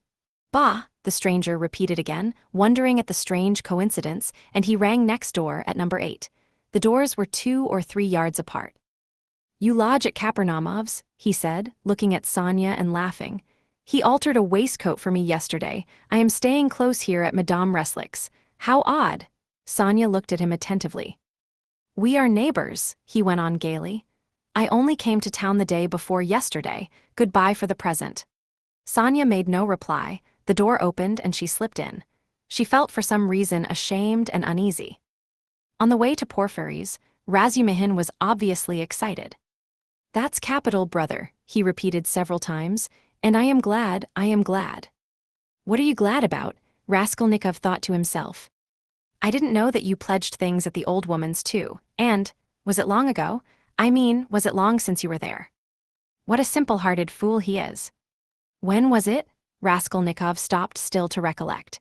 2 or 3 days before her death it must have been, but I am not going to redeem the things now, he put in with a sort of hurried and conspicuous solicitude about the things. I've not more than a silver ruble left, after last night's accursed delirium. He laid special emphasis on the delirium. Yes, yes, Razumihin hastened to agree with what was not clear. Then that's why you were stuck, partly. You know, in your delirium you were continually mentioning some rings or chains. Yes, yes, that's clear, it's all clear now. Hullo, how that idea must have got about among them. Here this man will go to the stake for me, and I find him delighted at having it cleared up why I spoke of rings in my delirium. What a hold the idea must have on all of them. Shall we find him? He asked suddenly. Oh yes, Razumihin answered quickly. He is a nice fellow, you will see, brother. Rather clumsy, that is to say, he is a man of polished manners, but I mean clumsy in a different sense. He is an intelligent fellow, very much so indeed, but he has his own range of ideas. He is incredulous, skeptical, cynical. He likes to impose on people, or rather to make fun of them. His is the old, circumstantial method. But he understands his work thoroughly. Last year he cleared up a case of murder in which the police had hardly a clue. He is very, very anxious to make your acquaintance. On what grounds is he so anxious? Oh, it's not exactly. You see, since you've been ill I happen to have mentioned you several times. So, when he heard about your being a law student and not able to finish your studies, he said, "What a pity." And so I concluded. From everything together, not only that, yesterday Zamatov. You know, Radia, I talked some nonsense on the way home to you yesterday when I was drunk. I am afraid, brother, of your exaggerating it, you see. What, that they think I am a madman? Maybe they are right, he said with a constrained smile. Yes, yes, that is pooh no. But all that I said, and there was something else too, it was all nonsense, drunken nonsense. But why are you apologizing? I am so sick of it all. Raskolnikov cried with exaggerated irritability. It was partly assumed, however. I know, I understand. Believe me, I understand. One's ashamed to speak of it. If you are ashamed, then don't speak of it. Both were silent. Razumihin was more than ecstatic, and Raskolnikov perceived it with repulsion. He was alarmed, too, by what Razumihin had just said about Porfiry. I shall have to pull a long face with him too, he thought, with a beating heart, and he turned white, and do it naturally too. But the most natural thing would be to do nothing at all. Carefully do nothing at all? No, carefully would not be natural again. Oh, well, we shall see how it turns out. We shall see, directly. Is it a good thing to go or not? The butterfly flies to the light. My heart is beating, that's what's bad. In this grey house, said Razumihin. The most important thing, does Porfiry know that I was at the old hag's flat yesterday? And asked about the blood? I must find that out instantly, as soon as I go in, find out from his face. Otherwise, I'll find out if it's my ruin. I say, brother, he said suddenly, addressing Razumihin with a sly smile, I have been noticing all day that you seem to be curiously excited. Isn't it so? Excited, not a bit of it, said Razumihin, stung to the quick. Yes, brother, I assure you it's noticeable. Why, you sat on your chair in a way you never do sit, on the edge somehow, and you seemed to be writhing all the time. You kept jumping up for nothing. One moment you were angry, and the next your face looked like a sweetmeat. You even blushed, especially when you were invited to dinner, you blushed awfully. Nothing of the sort, nonsense, what do you mean? But why are you wriggling out of it like a schoolboy? By Jove, there he's blushing again. What a pig you are. But why are you so shamefaced about it? Romeo, stay, I'll tell of you today, ha ha ha, I'll make mother laugh and someone else too. Listen, this is serious. What next, you fiend? Razumihin was utterly overwhelmed, turning cold with horror. What will you tell them? Come, brother, foo, what a pig you are. You are like a summer rose, and if only you knew how it suits you, a Romeo over 6 foot high, and how you've washed today, you cleaned your nails, I declare. That's something unheard of. Why, I do believe you've got pomatum on your hair. Bend down. Pig! Raskolnikov laughed as though he could not restrain himself. So laughing, they entered Porfiry Petrovitch's flat. This is what Raskolnikov wanted. From within they could be heard laughing as they came in, still guffawing in the passage. Not a word here or I'll brain you, Razumihin whispered furiously, seizing Raskolnikov by the shoulder. Chapter 5. Raskolnikov was already entering the room. He came in looking as though he had the utmost difficulty not to burst out laughing again. Behind him, Razumihin strode in gawky and awkward, shamefaced and red as a peony, with an utterly crestfallen and ferocious expression. His face and whole figure really were ridiculous at that moment, and amply justified Raskolnikov's laughter. Raskolnikov, not waiting for an introduction, bowed to Porfiry Petrovitch, who stood in the middle of the room looking inquiringly at them. He held out his hand and shook hands, still apparently making desperate efforts to subdue his mirth and utter a few words to introduce himself. But he had no sooner succeeded in assuming a serious air and muttering something when he suddenly glanced again, as though accidentally, at Razumihin, and could no longer control himself. His stifled laughter broke out the more irresistibly the more he tried to restrain it. The extraordinary ferocity with which Razumihin received this spontaneous mirth gave the whole scene the appearance of most genuine fun and naturalness. Razumihin strengthened this impression as though on purpose. Fool, you fiend, he roared, waving his arm, which at once struck a little round table with an empty tea-glass on it. Everything was sent flying and crashing. But why break chairs, gentlemen? You know it's a loss to the crown, Porfiry Petrovitch quoted gaily. Raskolnikov was still laughing, with his hand in Porfiry Petrovitch's, but anxious not to overdo it, awaited the right moment to put a natural end to it. Razumihin, completely put to confusion by upsetting the table and smashing the glass, gazed gloomily at the fragments, cursed and turned sharply to the window, where he stood looking out with his back to the company with a fiercely scowling countenance, seeing nothing. Porfiry Petrovitch laughed and was ready to go on laughing, but obviously looked for explanations. Zametov had been sitting in the corner, but he rose at the visitor's entrance and was standing in expectation with a smile on his lips, though he looked with surprise, and even it seemed incredulity at the whole scene, and at Raskolnikov with a certain embarrassment. Zametov's unexpected presence struck Raskolnikov unpleasantly. "I've got to think of that," he thought. "Excuse me, please," he began, affecting extreme embarrassment. "Raskolnikov." "Not at all, very pleasant to see you, and how pleasantly you've come in. Why, won't he even say good morning?" Porfiry Petrovitch nodded at Razumihin. "Upon my honor, I don't know why he is in such a rage with me. I only told him as we came along that he was like Romeo, and proved it. And that was all, I think." "Pig," ejaculated Razumihin, without turning round. "There must have been very grave grounds for it, if he is so furious at the word." Porfiry laughed. "Oh, you sharp lawyer! Damn you all!" snapped Razumihin, and suddenly bursting out laughing himself, he went up to Porfiry with a more cheerful face as though nothing had happened. "That'll do, we are all fools, to come to business. This is my friend Rodion Raskolnikov. In the first place, he has heard of you and wants to make your acquaintance, and secondly, he has a little matter of business with you." "Bah, Zametov, what brought you here? Have you met before? Have you known each other long?" "What does this mean?" thought Raskolnikov uneasily. Zametov seemed taken aback, but not very much so. "Why, it was at your rooms we met yesterday," he said easily. "Then I have been spared the trouble. All last week he was begging me to introduce him to you. Porfiry and you have sniffed each other out without me. Where is your tobacco?" Porfiry Petrovitch was wearing a dressing gown, very clean linen, and trodden-down slippers. He was a man of about 35, short, stout even to corpulence, and clean-shaven. He wore his hair cut short and had a large round head, particularly prominent at the back. His soft, round, rather snub-nosed face was of a sickly yellowish color, but had a vigorous and rather ironical expression. It would have been good-natured except for a look in the eyes, which shone with a watery, mawkish light under almost white, blinking eyelashes. The expression of those eyes was strangely out of keeping with his somewhat womanish figure, and gave it something far more serious than could be guessed at first sight. As soon as Porfiry Petrovitch heard that his visitor had a little matter of business with him, he begged him to sit down on the sofa and sat down himself on the other end, waiting for him to explain his business, with that careful and over-serious attention which is at once oppressive and embarrassing, especially to a stranger, and especially if what you are discussing is in your opinion of far too little importance for such exceptional solemnity.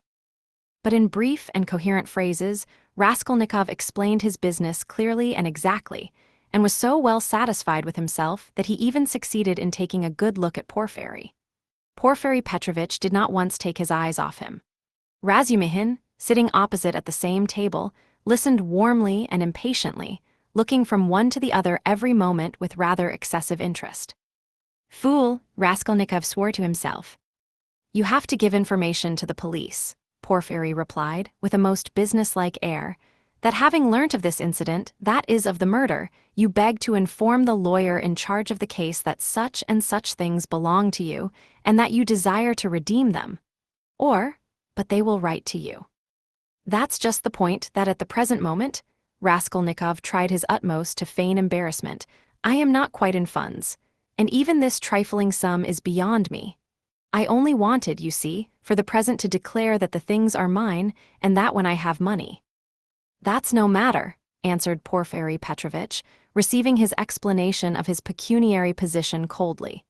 "But you can, if you prefer, write straight to me to say that having been informed of the matter, and claiming such and such as your property, you beg." On an ordinary sheet of paper, Raskolnikov interrupted eagerly, again interested in the financial side of the question. Oh, the most ordinary, and suddenly Porfiry Petrovitch looked with obvious irony at him, screwing up his eyes and, as it were, winking at him. But perhaps it was Raskolnikov's fancy, for it all lasted but a moment. There was certainly something of the sort. Raskolnikov could have sworn he winked at him. Goodness knows why.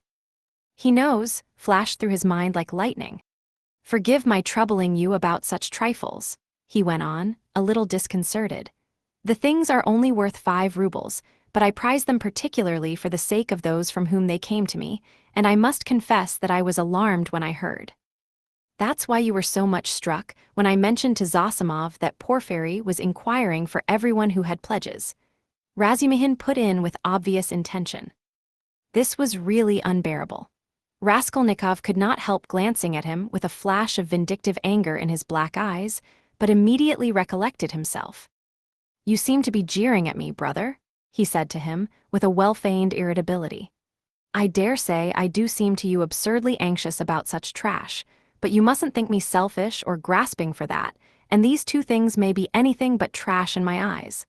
I told you just now that the silver watch, though it's not worth a cent, is the only thing left us of my father's. You may laugh at me, but my mother is here. He turned suddenly to Porfiry, and if she knew, he turned again hurriedly to Razumihin, carefully making his voice tremble, that the watch was lost, she would be in despair. You know what women are. Not a bit of it, I didn't mean that at all, quite the contrary, shouted Razumihin distressed. Was it right, was it natural, did I overdo it? Raskolnikov asked himself in a tremor. Why did I say that about women? Oh, your mother is with you, Porfiry Petrovitch inquired. Yes. When did she come? Last night. Porfiry paused as though reflecting. Your things would not in any case be lost, he went on calmly and coldly. I have been expecting you here for some time. And as though that was a matter of no importance, he carefully offered the ashtray to Razumihin, who was ruthlessly scattering cigarette ash over the carpet. Raskolnikov shuddered, but Porfiry did not seem to be looking at him, and was still concerned with Razumihin's cigarette. What, expecting him, why did you know that he had pledges there? Cried Razumihin. Porfiry Petrovitch addressed himself to Raskolnikov. Your things, the ring and the watch, were wrapped up together, and on the paper your name was legibly written in pencil, together with the date on which you left them with her. How observant you are! Raskolnikov smiled awkwardly, doing his very utmost to look him straight in the face, but he failed and suddenly added. I say that because I suppose there were a great many pledges, that it must be difficult to remember them all. But you remember them all so clearly, and... Stupid, feeble, he thought, why did I add that? But we know all who had pledges, and you are the only one who hasn't come forward, Porfiry answered with hardly perceptible irony. I haven't been quite well. I heard that too. I heard indeed that you were in great distress about something. You look pale still. I am not pale at all. No, I am quite well, Raskolnikov snapped out rudely and angrily, completely changing his tone. His anger was mounting, he could not repress it. And in my anger I shall betray myself, flashed through his mind again. Why are they torturing me? Not quite well? Razumihin caught him up. What next? He was unconscious and delirious all yesterday. Would you believe, Porfiry, as soon as our backs were turned, he dressed, though he could hardly stand, and gave us the slip and went off on a spree somewhere till midnight, delirious all the time. Would you believe it? Extraordinary. Really delirious, you don't say so, Porfiry shook his head in a womanish way. Nonsense, don't you believe it? But you don't believe it anyway, Raskolnikov let slip in his anger. But Porfiry Petrovitch did not seem to catch those strange words. But how could you have gone out if you hadn't been delirious? Razumihin got hot suddenly. What did you go out for? What was the object of it? And why on the sly? Were you in your senses when you did it? Now that all danger is over I can speak plainly. I was awfully sick of them yesterday. Raskolnikov addressed Porfiry suddenly with a smile of insolent defiance. I ran away from them to take lodgings where they wouldn't find me, and took a lot of money with me. Mr. Zametov there saw it.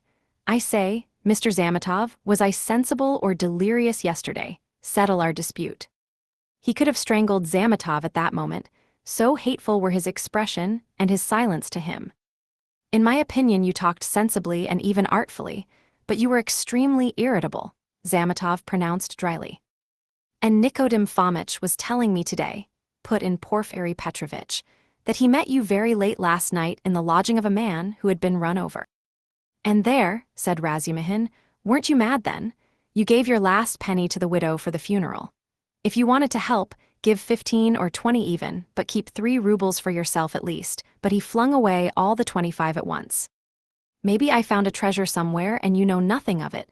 So that's why I was liberal yesterday. Mr. Zametov knows I've found a treasure. Excuse us, please, for disturbing you for half an hour with such trivialities, he said, turning to Porfiry Petrovitch with trembling lips. We are boring you, aren't we? Oh no, quite the contrary, quite the contrary. If only you knew how you interest me. It's interesting to look on and listen. And I am really glad you have come forward at last. But you might give us some tea. My throat's dry, cried Razumihin. Capital idea, perhaps we will all keep you company, wouldn't you like? Something more essential before tea.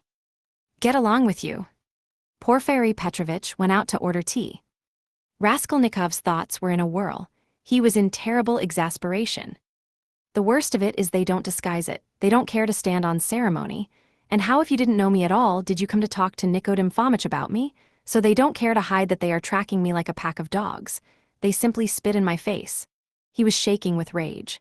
Come, strike me openly, don't play with me like a cat with a mouse. It's hardly civil, Porfiry Petrovitch, but perhaps I won't allow it. I shall get up and throw the whole truth in your ugly faces, and you'll see how I despise you. He could hardly breathe. And what if it's only my fancy? What if I am mistaken, and through inexperience I get angry and don't keep up my nasty part? Perhaps it's all unintentional. All their phrases are the usual ones, but there is something about them. It all might be said, but there is something. Why did he say bluntly, with her? Why did Zametov add that I spoke artfully? Why do they speak in that tone? Yes, the tone. Razumihin is sitting here, why does he see nothing? That innocent blockhead never does see anything. Feverish again. Did Porfiry wink at me just now? Of course it's nonsense. What could he wink for? Are they trying to upset my nerves or are they teasing me? Either it's ill fancy or they know. Even Zametov is rude. Is Zametov rude? Zametov has changed his mind. I foresaw he would change his mind. He is at home here while it's my first visit. Porfiry does not consider him a visitor, sits with his back to him. They're as thick as thieves, no doubt, over me. Not a doubt they were talking about me before we came. Do they know about the flat? If only they'd make haste. When I said that I ran away to take a flat, he let it pass. I put that in cleverly about a flat, it may be of use afterwards. Delirious indeed. Ha ha ha, he knows all about last night. He didn't know of my mother's arrival. The hag had written the date on in pencil. You are wrong, you won't catch me, there are no facts. It's all supposition, you produce facts. The flat even isn't a fact but delirium. I know what to say to them. Do they know about the flat? I won't go without finding out. What did I come for? But my being angry now maybe is a fact. Fool, how irritable I am, perhaps that's right to play the invalid. He is feeling me, he will try to catch me. Why did I come? All this flashed like lightning through his mind. Porfiry Petrovitch returned quickly. He became suddenly more jovial. Your party yesterday, brother, has left my head rather, and I am out of sorts altogether. He began in quite a different tone, laughing to Razumihin. Was it interesting?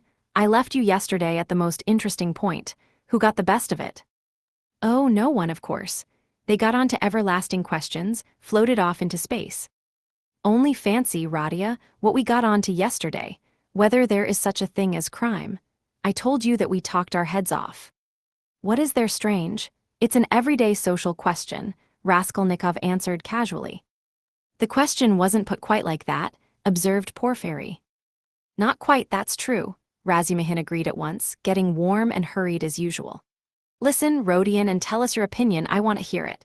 I was fighting tooth and nail with them and wanted you to help me. I told them you were coming. It began with the socialist doctrine. You know their doctrine. Crime is a protest against the abnormality of the social organization and nothing more, no other causes admitted. You are wrong there, cried Porfiry Petrovitch. He was noticeably animated and kept laughing as he looked at Razumihin, which made him more excited than ever. Nothing is admitted, Razumihin interrupted with heat. I am not wrong, I'll show you their pamphlets. Everything with them is the influence of environment and nothing else. Their favorite phrase, from which it follows that, if society is normally organized, all crime will cease at once, since there will be nothing to protest against, and all men will become righteous in one instant. Human nature is not taken into account, it is excluded, it's not supposed to exist. They don't recognize that humanity, developing by a historical living process, will become at last a normal society. But they believe that a social system that has come out of some mathematical brain is going to organize all humanity at once and make it just and sinless in an instant, quicker than any living process. That's why they instinctively dislike history, nothing but ugliness and stupidity in it, and they explain it all as stupidity. That's why they so dislike the living process of life. They don't want a living soul. The living soul demands life, the soul won't obey the rules of mechanics, the soul is an object of suspicion, the soul is retrograde. But what they want, though it smells of death and can be made of India rubber, at least is not alive, has no will, is servile and won't revolt. And it comes in the end to their reducing everything to the building of walls and the planning of rooms and passages in a phalanstery. The phalanstery is ready indeed, but your human nature is not ready for the phalanstery. It wants life. It hasn't completed its vital process. It's too soon for the graveyard. You can't skip over nature by logic. Logic presupposes 3 possibilities, but there are millions. Cut away a million and reduce it all to the question of comfort. That's the easiest solution of the problem. It's seductively clear and you mustn't think about it. That's the great thing, you mustn't think. The whole secret of life in 2 pages of print. Now he is off, beating the drum. Catch hold of him, do, laughed Porfiry. Can you imagine, he turned to Raskolnikov, 6 people holding forth like that last night in one room with punch as a preliminary. No, brother, you are wrong. Environment accounts for a great deal in crime, I can assure you of that. Oh, I know it does, but just tell me. A man of 40 violates a child of 10, was it environment drove him to it? Well, strictly speaking, it did, Porfiry observed with noteworthy gravity. A crime of that nature may be very well ascribed to the influence of environment. Razumihin was almost in a frenzy. Oh, if you like, he roared. I'll prove to you that your white eyelashes may very well be ascribed to the church of Ivan the Great's being 250 feet high, and I will prove it clearly, exactly, progressively, and even with a liberal tendency. I undertake to. Will you bet on it? Done. Let's hear, please, how he will prove it. He is always humbugging, confound him, cried Razumihin, jumping up and gesticulating. What's the use of talking to you? He does all that on purpose. You don't know him, Rodion. He took their side yesterday, simply to make fools of them. And the things he said yesterday, and they were delighted. He can keep it up for a fortnight together. Last year he persuaded us that he was going into a monastery. He stuck to it for 2 months. Not long ago, he took it into his head to declare he was going to get married, that he had everything ready for the wedding. He ordered new clothes indeed. We all began to congratulate him. There was no bride, nothing, all pure fantasy. Ah, you are wrong, I got the clothes before. It was the new clothes, in fact, that made me think of taking you in. Are you such a good dissembler? Raskolnikov asked carelessly. You wouldn't have supposed it, eh? Wait a bit, I shall take you in too. Ha ha ha, no, I'll tell you the truth. All these questions about crime, environment, children, recall to my mind an article of yours which interested me at the time. On crime, or something of the sort, I forget the title, I read it with pleasure 2 months ago in the Periodical Review. My article, in the Periodical Review? Raskolnikov asked in astonishment. I certainly did write an article upon a book 6 months ago when I left the university, but I sent it to the Weekly Review. But it came out in the periodical. And the Weekly Review ceased to exist, so that's why it wasn't printed at the time. That's true, but when it ceased to exist, the Weekly Review was amalgamated with the periodical, and so your article appeared 2 months ago in the latter. Didn't you know? Raskolnikov had not known. Why, you might get some money out of them for the article. What a strange person you are. You lead such a solitary life that you know nothing of matters that concern you directly. It's a fact, I assure you. Bravo, Rodia, I knew nothing about it either, cried Razumihin. I'll run today to the reading room and ask for the number. 2 months ago? What was the date? It doesn't matter though, I will find it. Think of not telling us. How did you find out that the article was mine? It's only signed with an initial. I only learnt it by chance the other day. Through the editor, I know him. I was very much interested. I analyzed, if I remember, the psychology of a criminal before and after the crime. Yes, and you maintain that the perpetration of a crime is always accompanied by illness. Very, very original, but it was not that part of your article that interested me so much, but an idea at the end of the article, which I regret to say you merely suggested without working it out clearly. There is, if you recollect, a suggestion that there are certain persons who can. That is, not precisely are able to, but have a perfect right to commit breaches of morality and crimes, and that the law is not for them. Raskolnikov smiled at the exaggerated and intentional distortion of his idea. What do you mean? A right to crime, but not because of the influence of environment? Razumihin inquired with some alarm even. No, not exactly because of it, answered Porfiry. In his article, all men are divided into ordinary and extraordinary. Ordinary men have to live in submission, have no right to transgress the law, because, don't you see, they are ordinary. But extraordinary men have a right to commit any crime and to transgress the law in any way, just because they are extraordinary. That was your idea, if I am not mistaken. What do you mean? That can't be right, Razumihin muttered in bewilderment. Raskolnikov smiled again. He saw the point at once and knew where they wanted to drive him. He decided to take up the challenge. That wasn't quite my contention, he began simply and modestly. Yet I admit that you have stated it almost correctly, perhaps, if you like, perfectly so. It almost gave him pleasure to admit this. The only difference is that I don't contend that extraordinary people are always bound to commit breaches of morals, as you call it. In fact, I doubt whether such an argument could be published. I simply hinted that an extraordinary man has the right. That is not an official right, but an inner right to decide in his own conscience to overstep certain obstacles, and only in case it is essential for the practical fulfillment of his idea, sometimes, perhaps, of benefit to the whole of humanity. You say that my article isn't definite. I am ready to make it as clear as I can. Perhaps I am right in thinking you want me to. Very well. I maintain that if the discoveries of Kepler and Newton could not have been made known except by sacrificing the lives of one, a dozen, 100, or more men, Newton would have had the right, would indeed have been in duty bound to eliminate the dozen or the 100 men for the sake of making his discoveries known to the whole of humanity. But it does not follow from that Newton had a right to murder people right and left, and to steal every day in the market. Then I remember I maintain in my article that all. Well, legislators and leaders of men, such as Lycurgus, Solon, Mahomet, Napoleon, and so on, were all without exception criminals. From the very fact that, making a new law, they transgressed the ancient one, handed down from their ancestors and held sacred by the people. And they did not stop short at bloodshed either, if that bloodshed, often of innocent persons fighting bravely in defense of ancient law, were of use to their cause. It's remarkable, in fact, that the majority indeed of these benefactors and leaders of humanity were guilty of terrible carnage. In short, I maintain that all great men, or even men a little out of the common, that is to say capable of giving some new word, must from their very nature be criminals, more or less of course. Otherwise it's hard for them to get out of the common rut, and to remain in the common rut is what they can't submit to from their very nature again, and to my mind they ought not, indeed, to submit to it. You see that there is nothing particularly new in all that. The same thing has been printed and read 1,000 times before.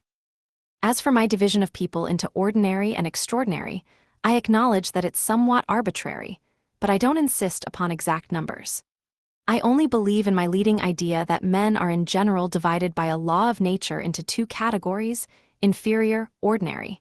That is, so to say, material that serves only to reproduce its kind, and men who have the gift or the talent to utter a new word. There are, of course, innumerable subdivisions, but the distinguishing features of both categories are fairly well marked. The first category, generally speaking, are men conservative in temperament and law-abiding. They live under control and love to be controlled. To my thinking, it is their duty to be controlled, because that's their vocation, and there is nothing humiliating in it for them. The second category all transgress the law. They are destroyers or disposed to destruction according to their capacities. The crimes of these men are of course relative and varied. For the most part they seek in very varied ways the destruction of the present for the sake of the better. But if such a one is forced for the sake of his idea to step over a corpse or wade through blood, he can, I maintain, find within himself, in his conscience, a sanction for wading through blood. That depends on the idea and its dimensions, note that. It's only in that sense I speak of their right to crime in my article. You remember it began with the legal question. There's no need for such anxiety, however. The masses will scarcely ever admit this right. They punish them or hang them more or less, and in doing so fulfill quite justly their conservative vocation. But the same masses set these criminals on a pedestal in the next generation and worship them more or less. The first category is always the man of the present, the second the man of the future. The first preserve the world and people it, the second move the world and lead it to its goal. Each class has an equal right to exist. In fact, all have equal rights with me, and vive la guerre éternelle, till the New Jerusalem, of course. Then you believe in the New Jerusalem, do you? I do, Raskolnikov answered firmly. As he said these words, and during the whole preceding tirade, he kept his eyes on one spot on the carpet. And do you believe in God? Excuse my curiosity. I do, repeated Raskolnikov, raising his eyes to Porfiry. And do you believe in Lazarus rising from the dead? I do. Why do you ask all this? You believe it literally. Literally? You don't say so? I asked from curiosity. Excuse me, but let us go back to the question. They are not always executed. Some, on the contrary, triumph in their lifetime. Oh yes, some attain their ends in this life and then they begin executing other people. If it's necessary, indeed, for the most part they do. Your remark is very witty. Thank you, but tell me this. How do you distinguish those extraordinary people from the ordinary ones? Are there signs at their birth? I feel there ought to be more exactitude, more external definition. Excuse the natural anxiety of a practical law-abiding citizen, but couldn't they adopt a special uniform? For instance, couldn't they wear something, be branded in some way? For you know, if confusion arises, and a member of one category imagines that he belongs to the other, begins to eliminate obstacles, as you so happily expressed it then. Oh, that very often happens. That remark is wittier than the other. Thank you. No reason to, but take note that the mistake can only arise in the first category, that is among the ordinary people, as I perhaps unfortunately called them. In spite of their predisposition to obedience, very many of them, through a playfulness of nature, sometimes vouchsafed even to the cow, like to imagine themselves advanced people, destroyers, and to push themselves into the new movement, and this quite sincerely. Meanwhile, the really new people are very often unobserved by them, or even despised as reactionaries of groveling tendencies. But I don't think there is any considerable danger here, and you really need not be uneasy, for they never go very far. Of course, they might have a thrashing sometimes for letting their fancy run away with them and to teach them their place, but no more. In fact, even this isn't necessary, as they castigate themselves, for they are very conscientious. Some perform this service for one another, and others chastise themselves with their own hands. They will impose various public acts of penitence upon themselves with a beautiful and edifying effect. In fact, you've nothing to be uneasy about. It's a law of nature. Well, you have certainly set my mind more at rest on that score, but there's another thing worries me. Tell me, please, are there many people who have the right to kill others, these extraordinary people? I am ready to bow down to them, of course, but you must admit it's alarming if there are a great many of them, eh? Oh, you needn't worry about that either, Raskolnikov went on in the same tone. People with new ideas, people with the faintest capacity for saying something new, are extremely few in number, extraordinarily so in fact. One thing only is clear, that the appearance of all these grades and subdivisions of men must follow with unfailing regularity some law of nature. That law, of course, is unknown at present, but I am convinced that it exists, and one day may become known.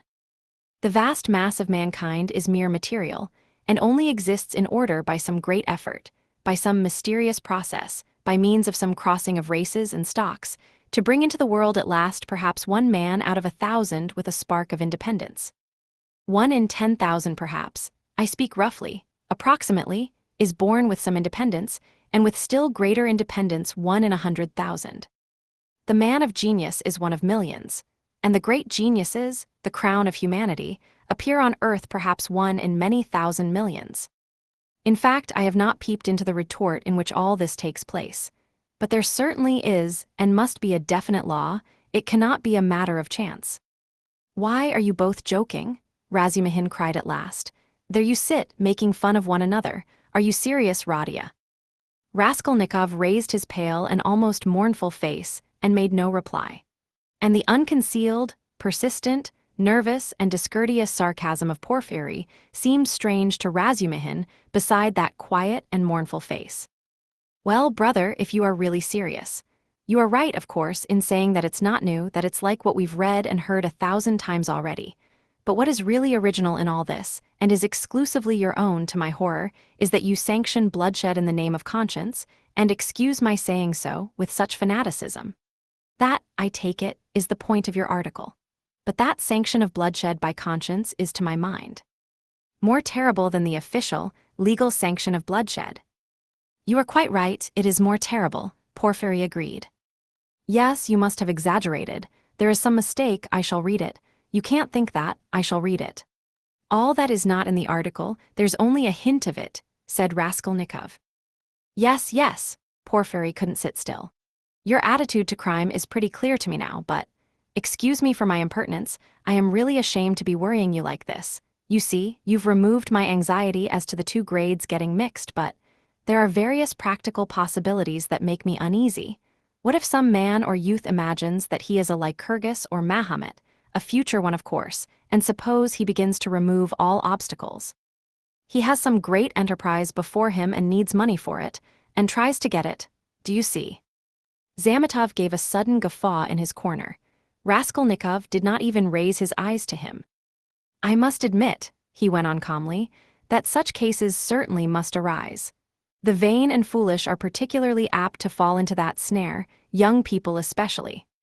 Yes, you see, well then. What then? Raskolnikov smiled in reply. That's not my fault, so it is and so it always will be. He said just now, he nodded at Razumihin, that I sanction bloodshed. Society is too well protected by prisons, banishment, criminal investigators, penal servitude. There's no need to be uneasy, you have but to catch the thief. And what if we do catch him? Then he gets what he deserves. You are certainly logical, but what of his conscience? Why do you care about that? Simply from humanity. If he has a conscience, he will suffer for his mistake. That will be his punishment, as well as the prison. But the real geniuses, asked Razumihin frowning, those who have the right to murder, oughtn't they to suffer at all even for the blood they've shed? Why the word ought? It's not a matter of permission or prohibition.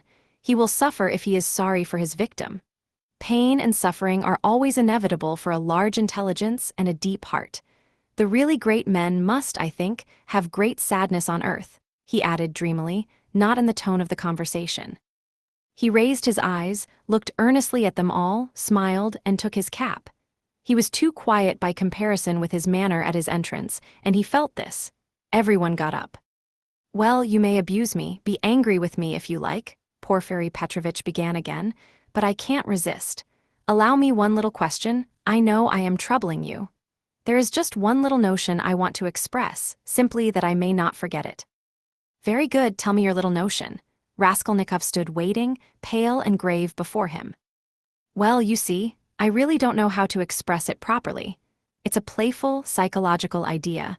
When you were writing your article, surely you couldn't have helped fancying yourself, just a little an extraordinary man uttering a new word in your sense. That's so, isn't it? Quite possibly, Raskolnikov answered contemptuously. Razumihin made a movement. And if so, could you bring yourself in case of worldly difficulties and hardship, or for some service to humanity, to overstep obstacles? For instance, to rob and murder. And again he winked with his left eye, and laughed noiselessly just as before. If I did, I certainly should not tell you, Raskolnikov answered with defiant and haughty contempt. No, I was only interested on account of your article, from a literary point of view.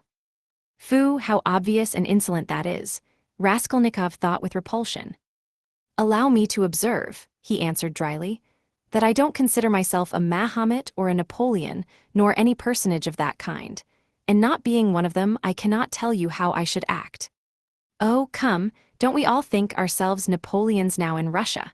Porfiry Petrovitch said with alarming familiarity. Something peculiar betrayed itself in the very intonation of his voice.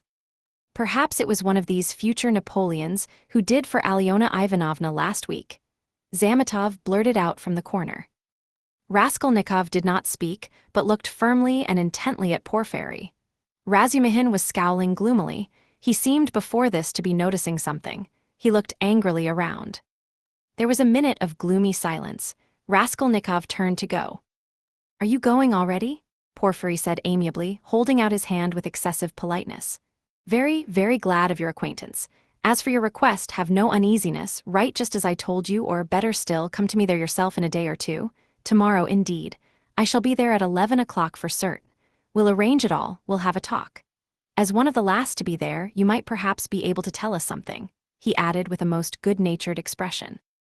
You want to cross-examine me officially in due form? Raskolnikov asked sharply. Oh, why, that's not necessary for the present. You misunderstand me. I lose no opportunity, you see, and I've talked with all who had pledges. I obtained evidence from some of them, and you are the last. Yes, by the way, he cried, seemingly suddenly delighted, I just remember what was I thinking of. He turned to Razumihin, you were talking my ears off about that Nikolay. Of course I know very well, he turned to Raskolnikov, that the fellow is innocent, but what is one to do? We had to trouble Dmitri too. This is the point, this is all. When you went up the stairs it was past 7, wasn't it? Yes, answered Raskolnikov, with an unpleasant sensation at the very moment he spoke that he need not have said it. Then when you went upstairs between 7 and 8, didn't you see in a flat that stood open on a second story, do you remember? 2 workmen, or at least one of them. They were painting there, didn't you notice them? It's very, very important for them. Painters? No, I didn't see them, Raskolnikov answered slowly, as though ransacking his memory, while at the same instant he was racking every nerve, almost swooning with anxiety to conjecture as quickly as possible where the trap lay and not to overlook anything. No, I didn't see them, and I don't think I noticed a flat like that open. But on the 4th story, he had mastered the trap now and was triumphant. I remember now that someone was moving out of the flat opposite Alyona Ivanovna's. I remember it clearly. Some porters were carrying out a sofa and they squeezed me against the wall. But painters? No, I don't remember that there were any painters, and I don't think that there was a flat open anywhere. No, there wasn't. What do you mean? Razumihin shouted suddenly, as though he had reflected and realized. Why, it was on the day of the murder the painters were at work, and he was there 3 days before. What are you asking? Phoo, I have muddled it. Porfiry slapped himself on the forehead. Deuce take it, this business is turning my brain. He addressed Raskolnikov somewhat apologetically. It would be such a great thing for us to find out whether anyone had seen them between 7 and 8 at the flat, so I fancied you could perhaps have told us something. I quite muddled it. Then you should be more careful, Razumihin observed grimly. The last words were uttered in the passage. Porfiry Petrovitch saw them to the door with excessive politeness. They went out into the street gloomy and sullen, and for some steps they did not say a word. Raskolnikov drew a deep breath. Chapter 6. I don't believe it, I can't believe it, repeated Razumihin, trying in perplexity to refute Raskolnikov's arguments. They were by now approaching Bakilev's lodgings, where Pulcheria Alexandrovna and Dounia had been expecting them a long while. Razumihin kept stopping on the way in the heat of discussion, confused and excited by the very fact that they were for the first time speaking openly about it. Don't believe it, then, answered Raskolnikov with a cold, careless smile. You were noticing nothing as usual, but I was weighing every word. You are suspicious, that is why you weighed their words. Certainly, I agree, Porfiry's tone was rather strange, and still more that wretch Zametov. You are right, there was something about him, but why? He has changed his mind since last night. Quite the contrary. If they had that brainless idea, they would do their utmost to hide it and conceal their cards so as to catch you afterwards. But it was all impudent and careless. If they had had facts, I mean real facts, or at least grounds for suspicion, then they would certainly have tried to hide their game in the hope of getting more. They would have made a search long ago besides. But they have no facts, not one. It is all mirage, all ambiguous. Simply a floating idea, so they try to throw me out by impudence. And perhaps he was irritated at having no facts and blurted it out in his vexation, or perhaps he has some plan. He seems an intelligent man. Perhaps he wanted to frighten me by pretending to know. They have a psychology of their own, brother. But it is loathsome explaining it all. Stop. And it's insulting, I understand you. But, since we have spoken openly now, and it is an excellent thing that we have at last, I am glad. I will own now frankly that I noticed it in them long ago, this idea. Of course the merest hint only, an insinuation, but why an insinuation even? How dare they? What foundation have they? If only you knew how furious I have been, think only. Simply because a poor student, unhinged by poverty and hypochondria, on the eve of a severe delirious illness, note that, suspicious, vain, proud, who has not seen a soul to speak to for 6 months, in rags and in boots without soles, has to face some wretched policemen and put up with their insolence.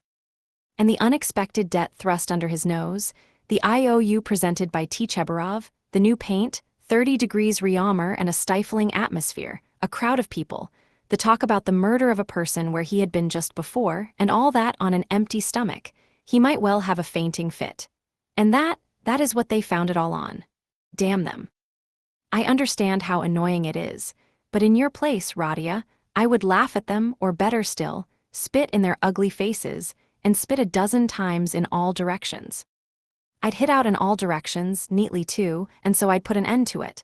Damn them, don't be downhearted, it's a shame. He really has put it well though, Raskolnikov thought. Damn them, but the cross-examination again, tomorrow, he said with bitterness. Must I really enter into explanations with them? I feel vexed as it is, that I condescended to speak to Zametov yesterday in the restaurant. Damn it, I will go myself to Porfiry. I will squeeze it out of him, as one of the family. He must let me know the ins and outs of it all. And as for Zametov. At last he sees through him, thought Raskolnikov. Stay, cried Razumihin, seizing him by the shoulder again. Stay, you were wrong, I have thought it out. You are wrong, how was that a trap? You say that the question about the workmen was a trap, but if you had done that, could you have said you had seen them painting the flat? And the workmen? On the contrary, you would have seen nothing, even if you had seen it. Who would own it against himself? If I had done that thing, I should certainly have said that I had seen the workmen and the flat, Raskolnikov answered, with reluctance and obvious disgust. But why speak against yourself? Because only peasants, or the most inexperienced novices deny everything flatly at examinations.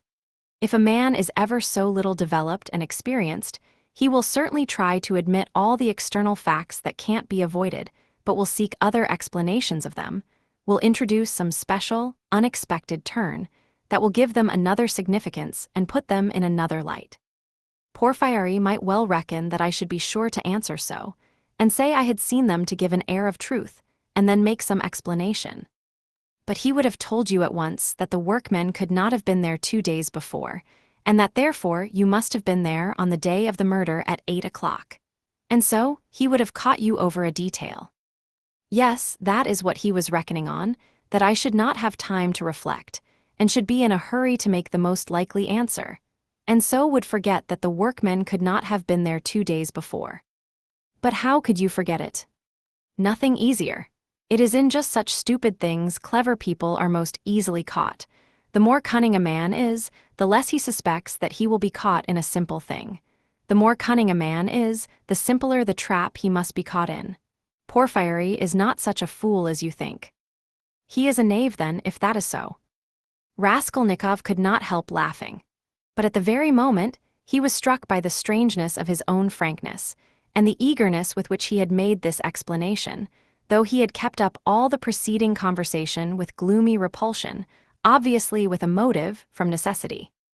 I am getting a relish for certain aspects, he thought to himself, but almost at the same instant he became suddenly uneasy, as though an unexpected and alarming idea had occurred to him. His uneasiness kept on increasing. They had just reached the entrance to Bakaliev's. "Go in alone," said Raskolnikov suddenly. "I will be back directly." "Where are you going?" "Why, we are just here." "I can't help it. I will come in half an hour, tell them." "Say what you like, I will come with you." "You too want to torture me?" he screamed, with such bitter irritation, such despair in his eyes that Razumihin's hands dropped. He stood for some time on the steps, looking gloomily at Raskolnikov striding rapidly away in the direction of his lodging. At last, gritting his teeth and clenching his fist, he swore he would squeeze Porfiry like a lemon that very day, and went up the stairs to reassure Pulcheria Alexandrovna, who was by now alarmed at their long absence. When Raskolnikov got home, his hair was soaked with sweat and he was breathing heavily. He went rapidly up the stairs, walked into his unlocked room, and at once fastened the latch. Then in senseless terror he rushed to the corner, to that hole under the paper where he had put the things, put his hand in, and for some minutes felt carefully in the hole, in every crack and fold of the paper. Finding nothing, he got up and drew a deep breath. As he was reaching the steps of Bakaliev's, he suddenly fancied that something, a chain, a stud, or even a bit of paper in which they had been wrapped with the old woman's handwriting on it, might somehow have slipped out and been lost in some crack, and then might suddenly turn up as unexpected, conclusive evidence against him. He stood as though lost in thought, and a strange, humiliated, half-senseless smile strayed on his lips. He took his cap at last and went quietly out of the room. His ideas were all tangled. He went dreamily through the gateway. "Here he is himself," shouted a loud voice. He raised his head. The porter was standing at the door of his little room and was pointing him out to a short man who looked like an artisan, wearing a long coat and a waistcoat, and looking at a distance remarkably like a woman. He stooped, and his head in a greasy cap hung forward. From his wrinkled, flabby face he looked over 50. His little eyes were lost in fat, and they looked out grimly, sternly, and discontentedly. "What is it?" Raskolnikov asked, going up to the porter. The man stole a look at him from under his brows, and he looked at him attentively, deliberately. Then he turned slowly and went out of the gate into the street without saying a word. "What is it?" cried Raskolnikov. "Why, he there was asking whether a student lived here, mentioned your name and whom you lodged with. I saw you coming and pointed you out, and he went away. It's funny." The porter, too, seemed rather puzzled, but not much so, and after wondering for a moment, he turned and went back to his room. Raskolnikov ran after the stranger, and at once caught sight of him walking along the other side of the street with the same even, deliberate step, with his eyes fixed on the ground, as though in meditation. He soon overtook him, but for some time walked behind him. At last, moving on to a level with him, he looked at his face. The man noticed him at once, looked at him quickly, but dropped his eyes again, and so they walked for a minute side by side without uttering a word. "You were inquiring for me, of the porter," Raskolnikov said at last, but in a curiously quiet voice. The man made no answer, he didn't even look at him. Again they were both silent. "Why do you come and ask for me, and say nothing? What's the meaning of it?" Raskolnikov's voice broke, and he seemed unable to articulate the words clearly. The man raised his eyes this time, and turned a gloomy, sinister look at Raskolnikov. "Murderer," he said suddenly in a quiet but clear and distinct voice. Raskolnikov went on walking beside him. His legs felt suddenly weak, a cold shiver ran down his spine, and his heart seemed to stand still for a moment, then suddenly began throbbing as though it were set free. So they walked for about 100 paces, side by side in silence. The man did not look at him. "What do you mean? What is? Who is a murderer?" muttered Raskolnikov hardly audibly. "You are a murderer," the man answered still more articulately and emphatically, with a smile of triumphant hatred, and again he looked straight into Raskolnikov's pale face and stricken eyes. They had just reached the crossroads. The man turned to the left without looking behind him. Raskolnikov remained standing, gazing after him. He saw him turn round 50 paces away and look back at him still standing there. Raskolnikov could not see clearly, but he fancied that he was again smiling the same smile of cold hatred and triumph. With slow, faltering steps, with shaking knees, Raskolnikov made his way back to his little garret, feeling chilled all over. He took off his cap and put it on the table, and for 10 minutes he stood without moving. Then he sank exhausted on the sofa, and with a weak moan of pain he stretched himself on it. So he lay for half an hour. He thought of nothing. Some thoughts or fragments of thoughts, some images without order or coherence floated before his mind. Faces of people he had seen in his childhood or met somewhere once, whom he would never have recalled, the belfry of the church at V, the billiard table in a restaurant and some officers playing billiards, the smell of cigars in some underground tobacco shop, a tavern room, a back staircase quite dark, all sloppy with dirty water and strewn with eggshells, and the Sunday bells floating in from somewhere. The images followed one another, whirling like a hurricane. Some of them he liked and tried to clutch at, but they faded, and all the while there was an oppression within him, but it was not overwhelming. Sometimes it was even pleasant. The slight shivering still persisted, but that too was an almost pleasant sensation. He heard the hurried footsteps of Razumihin. He closed his eyes and pretended to be asleep. Razumihin opened the door and stood for some time in the doorway as though hesitating. Then he stepped softly into the room and went cautiously to the sofa. Raskolnikov heard Nastasia's whisper. "Don't disturb him, let him sleep. He can have his dinner later." "Quite so," answered Razumihin. Both withdrew carefully and closed the door. Another half-hour passed. Raskolnikov opened his eyes, turned on his back again, clasping his hands behind his head. Who is he? Who is that man who sprang out of the earth? Where was he? What did he see? He has seen it all, that's clear. Where was he then? And from where did he see? Why has he only now sprung out of the earth? And how could he see? Is it possible? Continued Raskolnikov, turning cold and shivering, and the jewel case Nikolay found behind the door, was that possible? A clue, you miss an infinitesimal line and you can build it into a pyramid of evidence. A fly flew by and saw it. Is it possible? He felt with sudden loathing how weak, how physically weak he had become.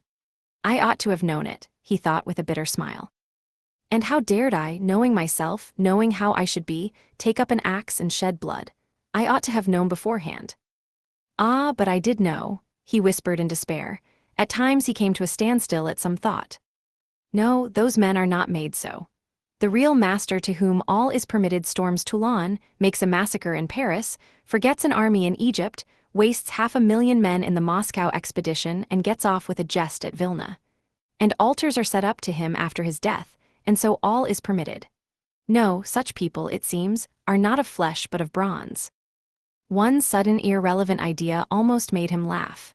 Napoleon, the pyramids, Waterloo, and a wretched skinny old woman, a pawnbroker with a red trunk under her bed, it's a nice hash for Porfiry Petrovitch to digest. How can they digest it? It's too inartistic. A Napoleon creep under an old woman's bed. Ah, how loathsome. At moments he felt he was raving. He sank into a state of feverish excitement. The old woman is of no consequence, he thought, hotly and incoherently. The old woman was a mistake perhaps, but she is not what matters. The old woman was only an illness. I was in a hurry to overstep. I didn't kill a human being, but a principle. I killed the principle, but I didn't overstep, I stopped on the side. I was only capable of killing, and it seems I wasn't even capable of that. Principle? Why was that fool Razumihin abusing the socialists? They are industrious, commercial people. The happiness of all is their case. No, life is only given to me once and I shall never have it again. I don't want to wait for the happiness of all. I want to live myself, or else better not live at all. I simply couldn't pass by my mother starving, keeping my ruble in my pocket while I waited for the happiness of all. I am putting my little brick into the happiness of all, and so my heart is at peace. Ha ha, why have you let me slip? I only live once, I too want. I am an aesthetic louse and nothing more, he added suddenly, laughing like a madman. Yes, I am certainly a louse, he went on, clutching at the idea, gloating over it and playing with it with vindictive pleasure. In the first place, because I can reason that I am one, and secondly, because for a month past I have been troubling benevolent Providence, calling it to witness that not for my own fleshly lusts did I undertake it, but with a grand and noble object, ha ha. Thirdly, because I aimed at carrying it out as justly as possible, weighing, measuring, and calculating. Of all the lice, I picked out the most useless one, and proposed to take from her only as much as I needed for the first step, no more nor less. So the rest would have gone to a monastery, according to her will, ha ha. And what shows that I am utterly a louse, he added, grinding his teeth, is that I am perhaps viler and more loathsome than the louse I killed, and I felt beforehand that I should tell myself so after killing her. Can anything be compared with the horror of that? The vulgarity, the abjectness. I understand the prophet with his saber on his steed. Allah commands, and trembling, creation must obey. The prophet is right. He is right when he sets a battery across the street and blows up the innocent and the guilty without deigning to explain. It's for you to obey, trembling creation, and not to have desires, for that's not for you. I shall never, never forgive the old woman. His hair was soaked with sweat, his quivering lips were parched, his eyes were fixed on the ceiling. Mother, sister, how I loved them. Why do I hate them now? Yes, I hate them, I feel a physical hatred for them, I can't bear them near me. I went up to my mother and kissed her, I remember. To embrace her and think if she only knew. Shall I tell her then? That's just what I might do. She must be the same as I am, he added, straining himself to think, as it were struggling with delirium. Ah, how I hate the old woman now. I feel I should kill her again if she came to life. Poor Lizaveta, why did she come in? It's strange though, why is it I scarcely ever think of her as though I hadn't killed her? Lizaveta, Sonia, poor gentle things with gentle eyes. Dear women, why don't they weep? Why don't they moan? They give up everything. Their eyes are soft and gentle. Sonia, Sonia, gentle Sonia. He lost consciousness. It seemed strange to him that he didn't remember how he got into the street. It was late evening. The twilight had fallen, and the full moon was shining more and more brightly, but there was a peculiar breathlessness in the air. There were crowds of people in the street. Workmen and business people were making their way home. Other people had come out for a walk. There was a smell of mortar, dust, and stagnant water. Raskolnikov walked along, mournful and anxious. He was distinctly aware of having come out with a purpose, of having to do something in a hurry, but what it was he had forgotten. Suddenly he stood still and saw a man standing on the other side of the street, beckoning to him. He crossed over to him, but at once the man turned and walked away with his head hanging, as though he had made no sign to him. Stay, did he really beckon? Raskolnikov wondered, but he tried to overtake him. When he was within 10 paces, he recognized him and was frightened. It was the same man with stooping shoulders in the long coat. Raskolnikov followed him at a distance. His heart was beating. They went down a turning. The man still did not look round. Does he know I am following him? Thought Raskolnikov. The man went into the gateway of a big house. Raskolnikov hastened to the gate and looked in to see whether he would look round and sign to him. In the courtyard, the man did turn round and again seemed to beckon him. Raskolnikov at once followed him into the yard, but the man was gone. He must have gone up the first staircase. Raskolnikov rushed after him. He heard slow, measured steps 2 flights above. The staircase seemed strangely familiar. He reached the window on the first floor. The moon shone through the panes with a melancholy and mysterious light. Then he reached the second floor. Bah, this is the flat where the painters were at work. But how was it he did not recognize it at once? The steps of the man above had died away, so he must have stopped or hidden somewhere. He reached the third story. Should he go on? There was a stillness that was dreadful, but he went on. The sound of his own footsteps scared and frightened him. How dark it was. The man must be hiding in some corner here. Ah, the flat was standing wide open. He hesitated and went in. It was very dark and empty in the passage, as though everything had been removed. He crept on tiptoe into the parlor, which was flooded with moonlight. Everything there was as before, the chairs, the looking-glass, the yellow sofa, and the pictures in the frames. A huge, round, copper-red moon looked in at the windows. It's the moon that makes it so still, weaving some mystery, thought Raskolnikov. He stood and waited a long while, and the more silent the moonlight, the more violently his heart beat, till it was painful. And still the same hush. Suddenly he heard a momentary sharp crack like the snapping of a splinter, and all was still again. A fly flew up suddenly and struck the window pane with a plaintive buzz. At that moment he noticed in the corner between the window and the little cupboard something like a cloak hanging on the wall. Why is that cloak here? He thought. It wasn't there before.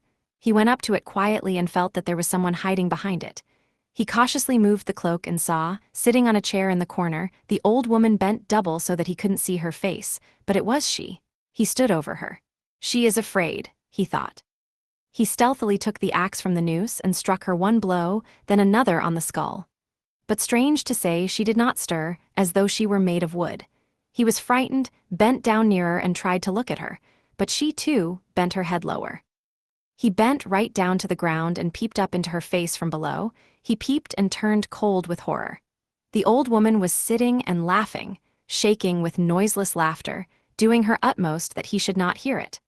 Suddenly he fancied that the door from the bedroom was opened a little, and that there was laughter and whispering within. He was overcome with frenzy, and he began hitting the old woman on the head with all his force. But at every blow of the axe, the laughter and whispering from the bedroom grew louder, and the old woman was simply shaking with mirth. He was rushing away, but the passage was full of people. The doors of the flat stood open, and on the landing, on the stairs and everywhere below there were people, rows of heads, all looking, but huddled together in silence and expectation. Something gripped his heart, his legs were rooted to the spot, they would not move. He tried to scream and woke up. He drew a deep breath, but his dream seemed strangely to persist. His door was flung open, and a man whom he had never seen stood in the doorway watching him intently.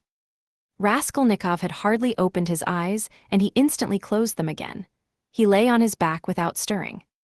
Is it still a dream? He wondered and again raised his eyelids hardly perceptibly. The stranger was standing in the same place, still watching him. He stepped cautiously into the room, carefully closing the door after him, went up to the table, paused a moment, still keeping his eyes on Raskolnikov, and noiselessly seated himself on the chair by the sofa. He put his hat on the floor beside him and leaned his hands on his cane and his chin on his hands. It was evident that he was prepared to wait indefinitely. As far as Raskolnikov could make out from his stolen glances, he was a man no longer young, stout, with a full, fair, almost whitish beard. 10 minutes passed, it was still light but beginning to get dusk. There was complete stillness in the room. Not a sound came from the stairs. Only a big fly buzzed and fluttered against the window pane. It was unbearable at last. Raskolnikov suddenly got up and sat on the sofa. Come, tell me what you want. I knew you were not asleep, but only pretending, the stranger answered oddly, laughing calmly. Arkady Ivanovich Svidrigailov, allow me to introduce myself. Part 4. Chapter 1. Can this be still a dream? Raskolnikov thought once more. He looked carefully and suspiciously at the unexpected visitor. Svidrigailov, what nonsense, it can't be, he said at last aloud in bewilderment. His visitor did not seem at all surprised at this exclamation. I've come to you for 2 reasons. In the first place, I wanted to make your personal acquaintance, as I have already heard a great deal about you that is interesting and flattering. Secondly, I cherish the hope that you may not refuse to assist me in a matter directly concerning the welfare of your sister, Avditia Romanovna. For without your support she might not let me come near her now, for she is prejudiced against me, but with your assistance I reckon on. You reckon wrongly, interrupted Raskolnikov. They only arrived yesterday, may I ask you? Raskolnikov made no reply. It was yesterday, I know. I only arrived myself the day before. Well, let me tell you this, Rodion Romanovich, I don't consider it necessary to justify myself, but kindly tell me what was there particularly criminal on my part in all this business, speaking without prejudice, with common sense. Raskolnikov continued to look at him in silence. That in my own house I persecuted a defenseless girl and insulted her with my infamous proposals, is that it? I am anticipating you. But you've only to assume that I, too, am a man et nihil humanum.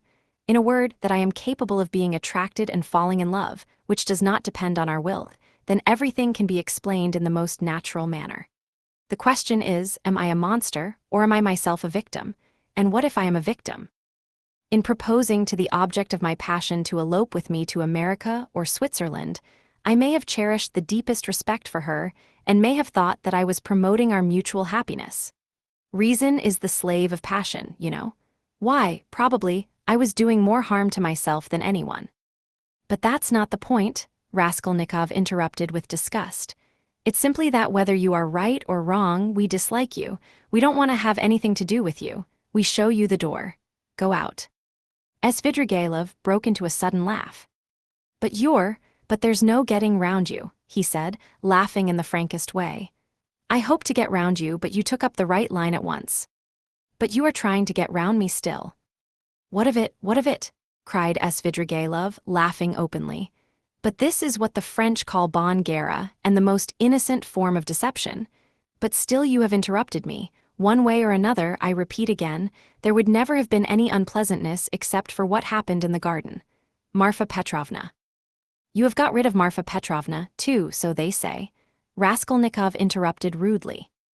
Oh, you've heard that too, then? You'd be sure to, though. But as for your question, I really don't know what to say, though my own conscience is quite at rest on that score. Don't suppose that I am in any apprehension about it. All was regular and in order. The medical inquiry diagnosed apoplexy due to bathing immediately after a heavy dinner and a bottle of wine, and indeed it could have proved nothing else. But I'll tell you what I have been thinking to myself of late, on my way here in the train, especially. Didn't I contribute to all that? Calamity, morally, in a way, by irritation or something of the sort.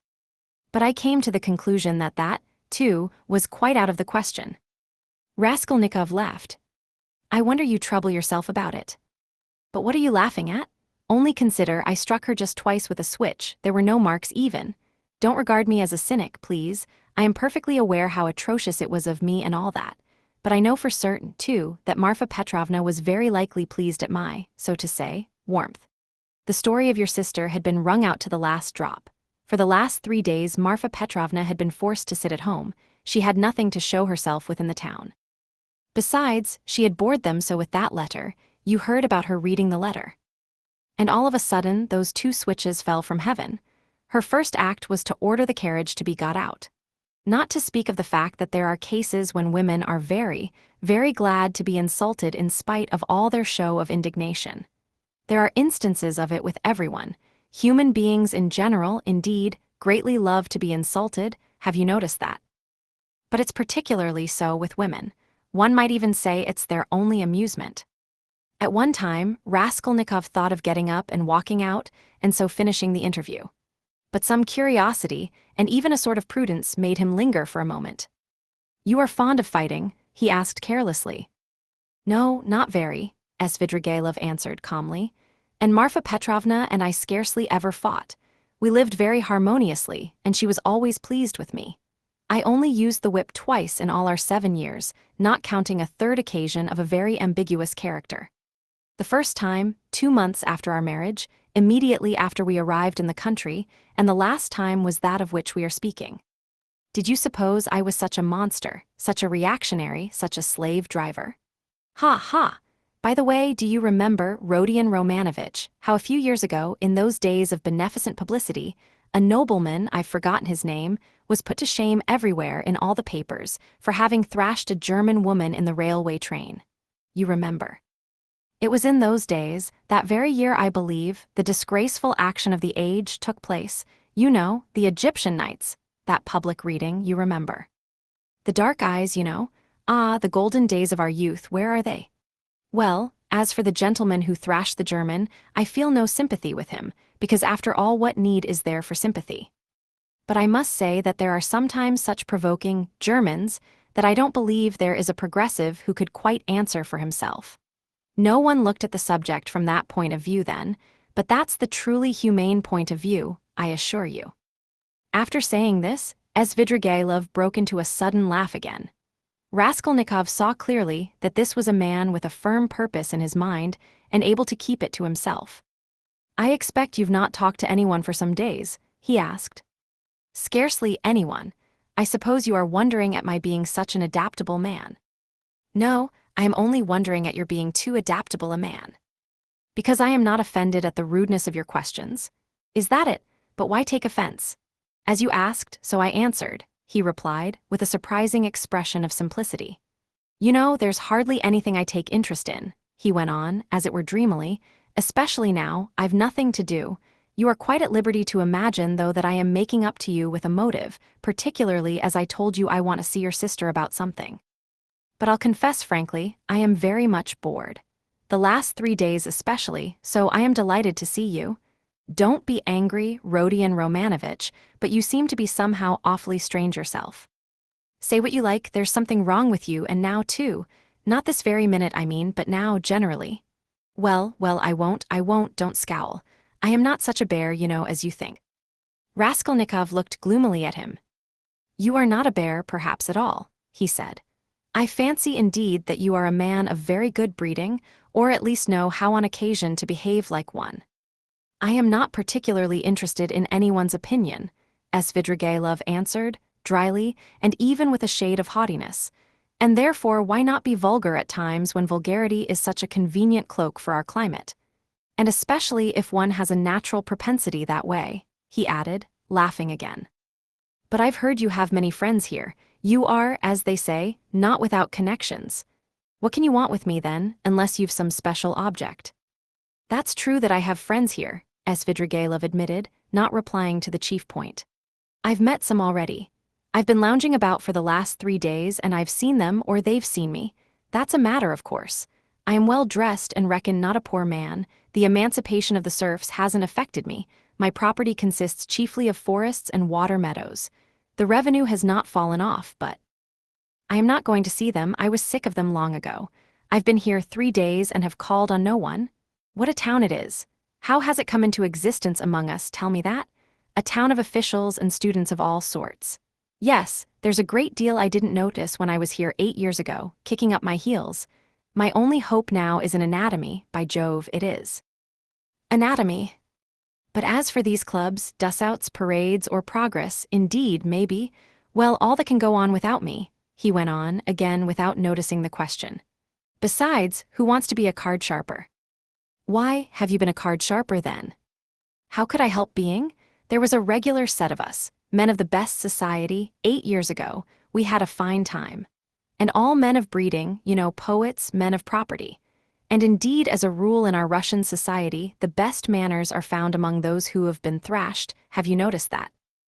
I've deteriorated in the country, but I did get into prison for debt, through a low Greek who came from Nezhin.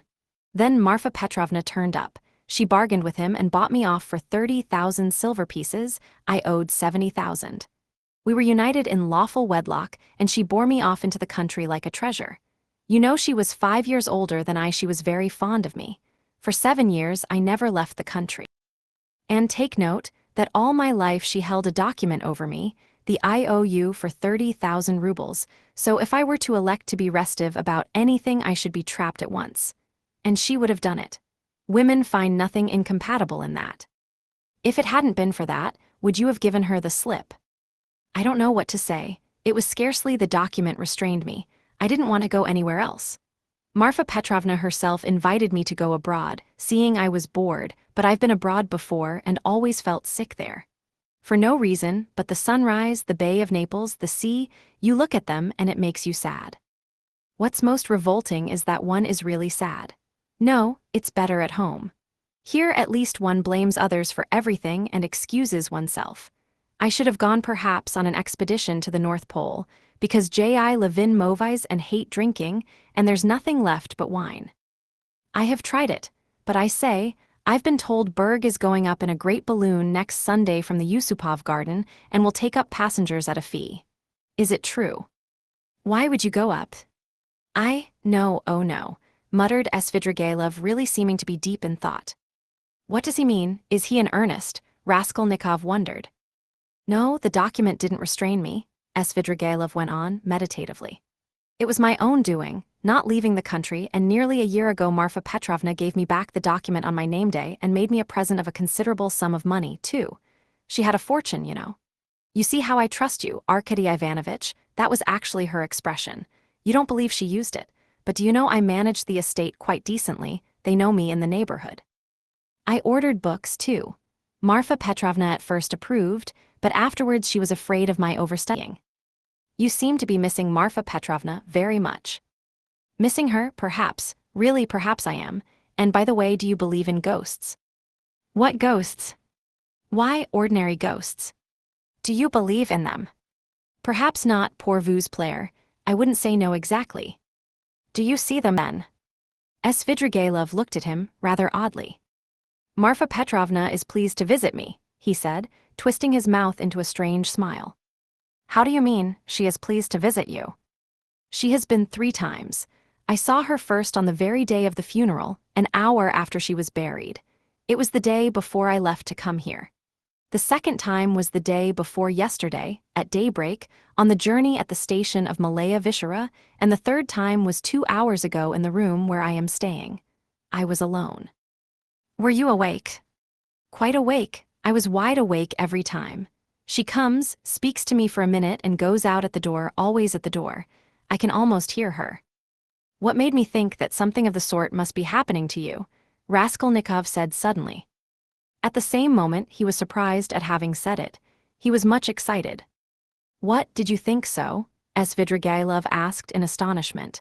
Did you really? Didn't I say that there was something in common between us, eh? You never said so, Raskolnikov cried sharply and with heat. Didn't I? No. I thought I did. When I came in and saw you lying with your eyes shut, pretending, I said to myself at once, here's the man. What do you mean by the man? What are you talking about? Cried Raskolnikov. What do I mean? I really don't know. Svidrigailov muttered ingenuously, as though he too were puzzled. For a minute they were silent. They stared in each other's faces. That's all nonsense, Raskolnikov shouted with vexation. What does she say when she comes to you?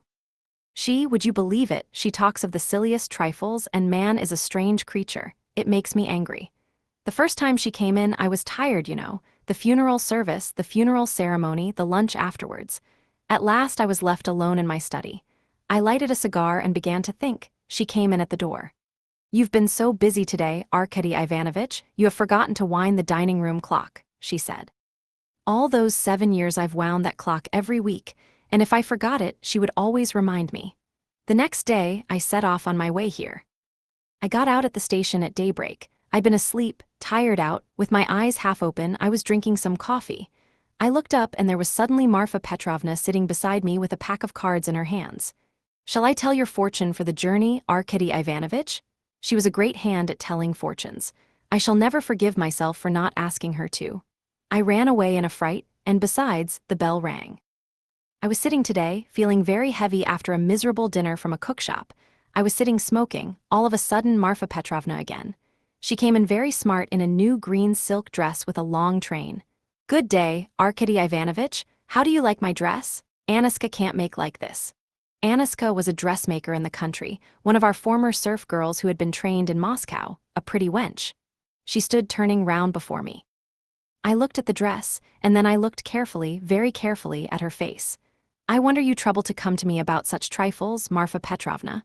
Good gracious, you won't let one disturb you about anything. To tease her I said, I want to get married, Marfa Petrovna. That's just like you, Arkady Ivanovitch. It does you very little credit to come looking for a bride when you've hardly buried your wife. And if you could make a good choice at least, but I know it won't be for your happiness or hers, you will only be a laughingstock to all good people. Then she went out and her train seemed to rustle. Isn't it nonsense, eh? But perhaps you're telling lies, Raskolnikov put in. I rarely lie, answered Svidrigailov thoughtfully, apparently not noticing the rudeness of the question. And in the past, have you ever seen ghosts before? Why yes, I have seen them, but only once in my life 6 years ago.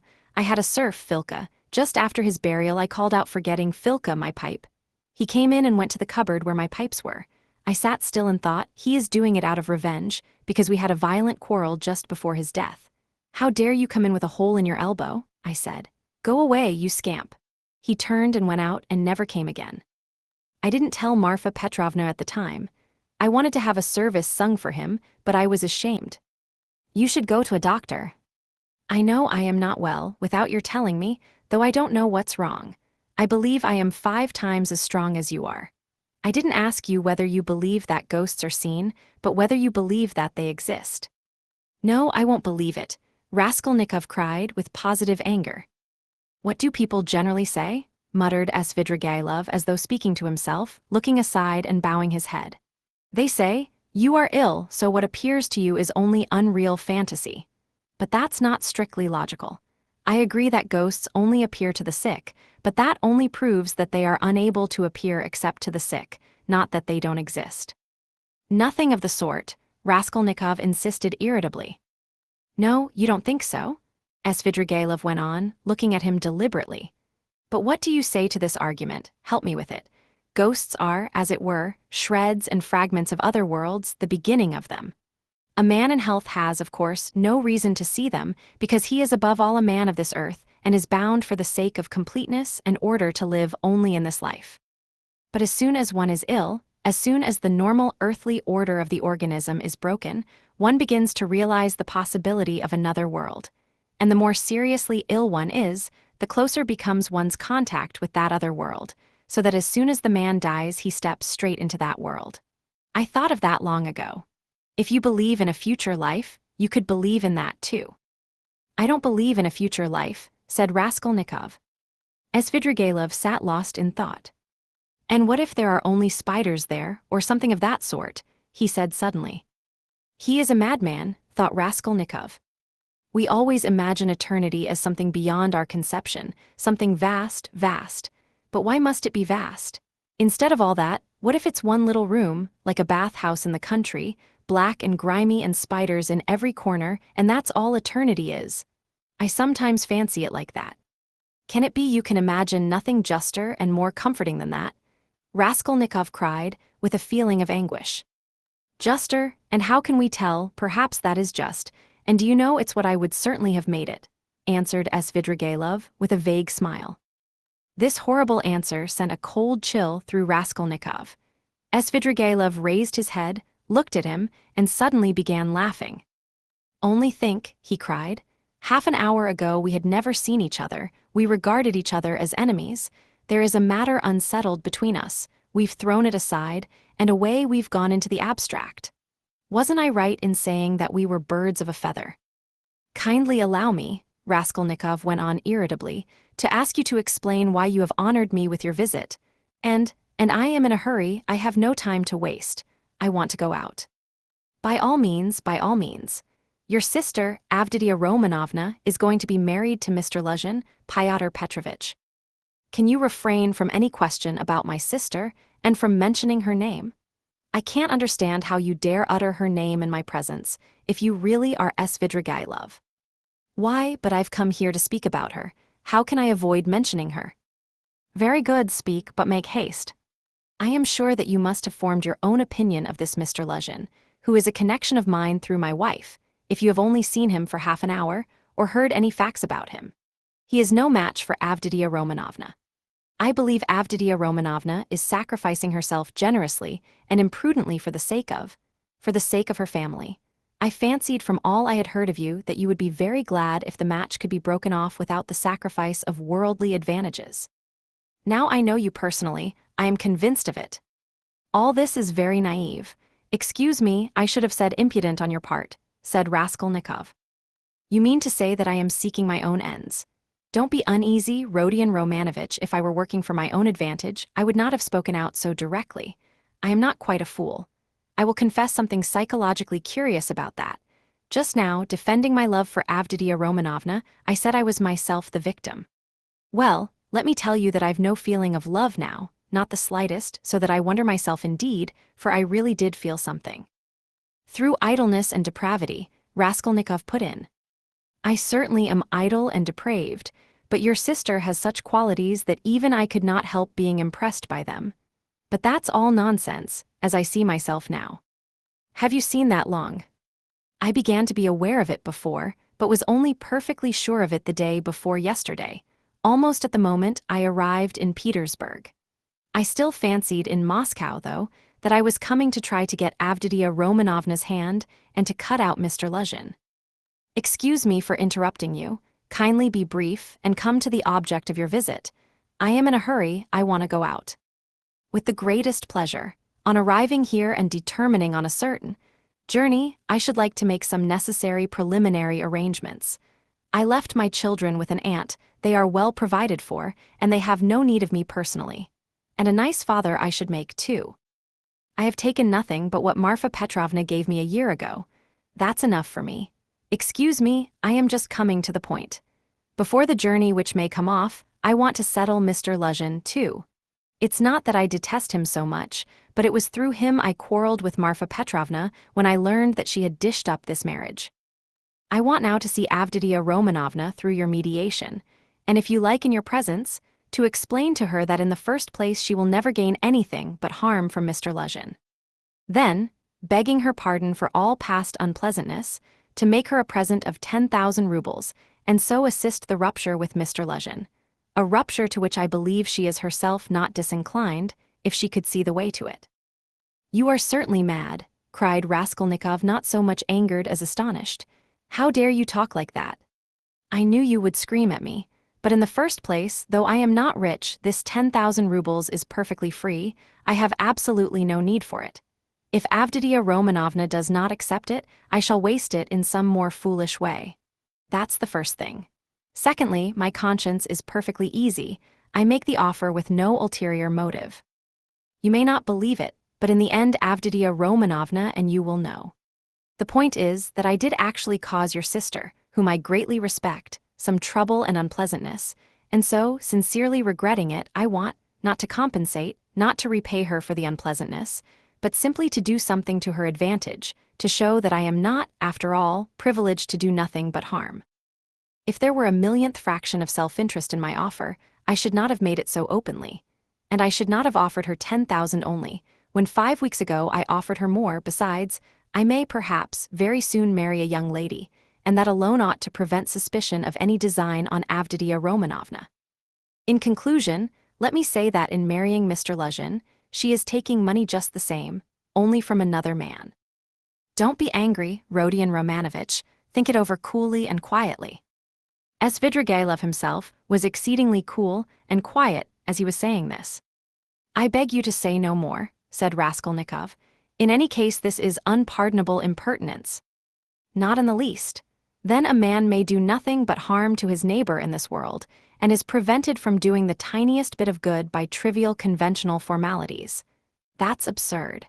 If I died, for instance, and left that sum to your sister in my will, surely she wouldn't refuse it." "Very likely she would." "Oh no, indeed. However, if you refuse it, so be it, though 10,000 rubles is a capital thing to have on occasion. In any case, I beg you to repeat what I have said to Avditia Romanovna." "No, I won't." "In that case, Rodion Romanovich, I shall be obliged to try and see her myself and worry her by doing so." "And if I do tell her, will you not try to see her?" "I don't know really what to say. I should like very much to see her once more." "Don't hope for it." "I'm sorry, but you don't know me. Perhaps we may become better friends." "You think we may become friends?" "And why not?" Svidrigailov said, smiling. He stood up and took his hat. "I didn't quite intend to disturb you, and I came here without reckoning on it, though I was very much struck by your face this morning." "Where did you see me this morning?" Raskolnikov asked uneasily. "I saw you by chance. I kept fancying there is something about you like me, but don't be uneasy. I am not intrusive. I used to get on all right with card sharpers, and I never bored Prince S. Verby, a great personage who is a distant relation of mine, and I could write about Raphael's Madonna in Madame Prilukov's album, and I never left Marfa Petrovna's side for 7 years, and I used to stay the night at Vyazemsky's house in the Hay Market in the old days, and I may go up in a balloon with Berg, perhaps." "Oh, all right. Are you starting soon on your travels, may I ask?" "What travels?" "Why, on that journey. You spoke of it yourself." "A journey? Oh, yes, I did speak of a journey. Well, that's a wide subject. If only you knew what you are asking," he added, and gave a sudden, loud, short laugh. "Perhaps I'll get married instead of the journey. They're making a match for me." "Here?" "Yes." "How have you had time for that?" "But I am very anxious to see Avditia Romanovna once. I earnestly beg it. Well, goodbye for the present. Oh, yes, I have forgotten something. Tell your sister, Rodion Romanovich, that Marfa Petrovna remembered her in her will and left her 3,000 rubles. That's absolutely certain. Marfa Petrovna arranged it a week before her death, and it was done in my presence. Avditia Romanovna will be able to receive the money in 2 or 3 weeks. Are you telling the truth?" "Yes, tell her. Well, your servant, I am staying very near you." As he went out, Svidrigailov ran up against Razumihin in the doorway. Chapter 2. It was nearly 8 o'clock. The 2 young men hurried to Bakaliev's to arrive before Luzhin. "Why, who was that?" asked Razumihin as soon as they were in the street. "It was Svidrigailov, that landowner in whose house my sister was insulted when she was their governess. Through his persecuting her with his attentions, she was turned out by his wife, Marfa Petrovna. This Marfa Petrovna begged Daunia's forgiveness afterwards, and she's just died suddenly. It was of her we were talking this morning. I don't know why I'm afraid of that man. He came here at once after his wife's funeral. He is very strange and is determined on doing something. We must guard Daunia from him. That's what I wanted to tell you, do you hear? Guard her? What can he do to harm Avditia Romanovna? Thank you, Radia, for speaking to me like that. We will guard her. Where does he live? I don't know. Why didn't you ask? What a pity, I'll find out though. Did you see him? Asked Raskolnikov after a pause. Yes, I noticed him well. You did really see him, you saw him clearly, Raskolnikov insisted. Yes, I remember him perfectly, I should know him in 1,000. I have a good memory for faces. They were silent again. That's all right, muttered Raskolnikov. Do you know, I fancied. I keep thinking that it may have been an hallucination. What do you mean? I don't understand you. Well, you all say, Raskolnikov went on, twisting his mouth into a smile, that I am mad. I thought just now that perhaps I really am mad and have only seen a phantom. What do you mean? Why, who can tell? Perhaps I am really mad, and perhaps everything that happened all these days may be only imagination.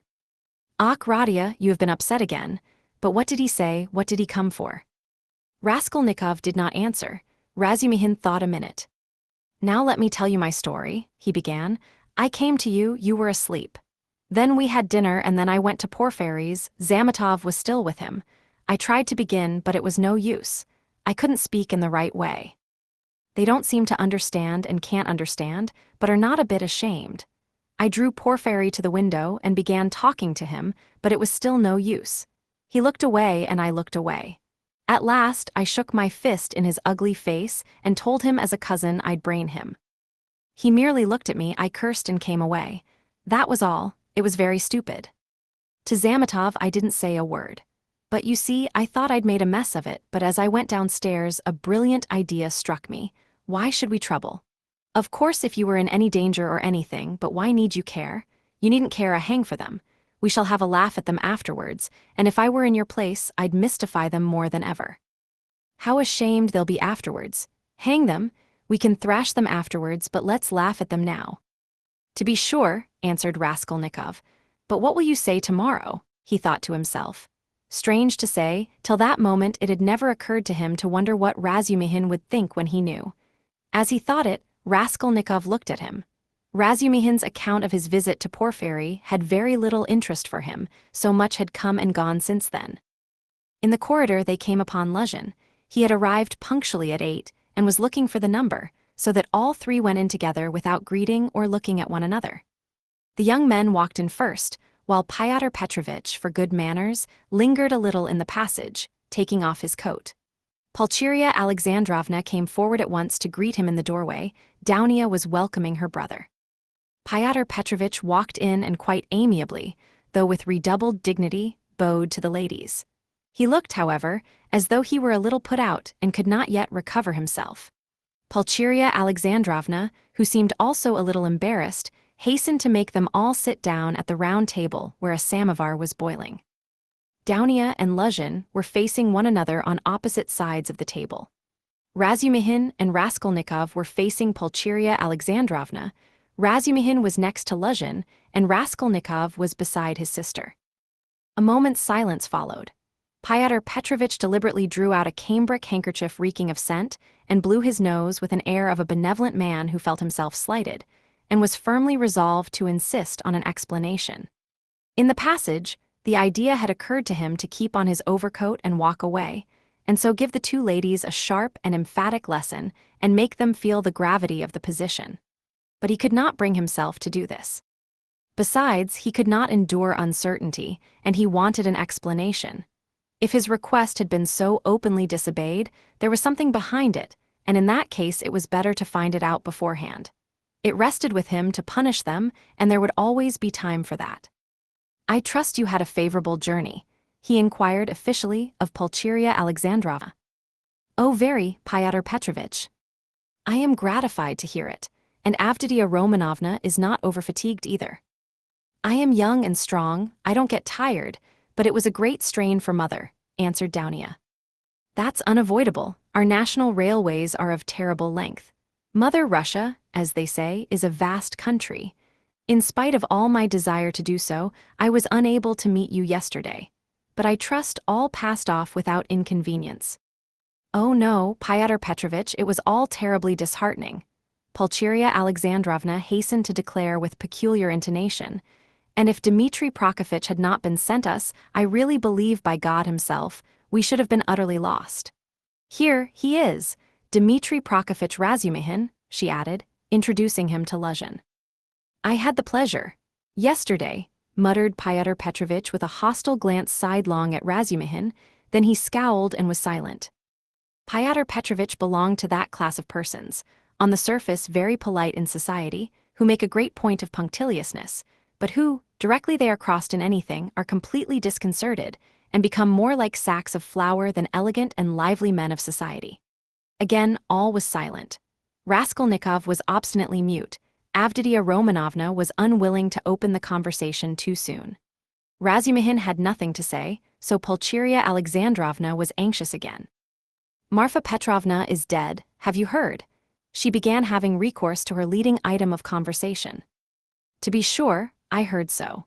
I was immediately informed, and I have come to make you acquainted with the fact that Arkady Ivanovich Svidrigailov set off in haste for Petersburg immediately after his wife's funeral. So at least I have excellent authority for believing.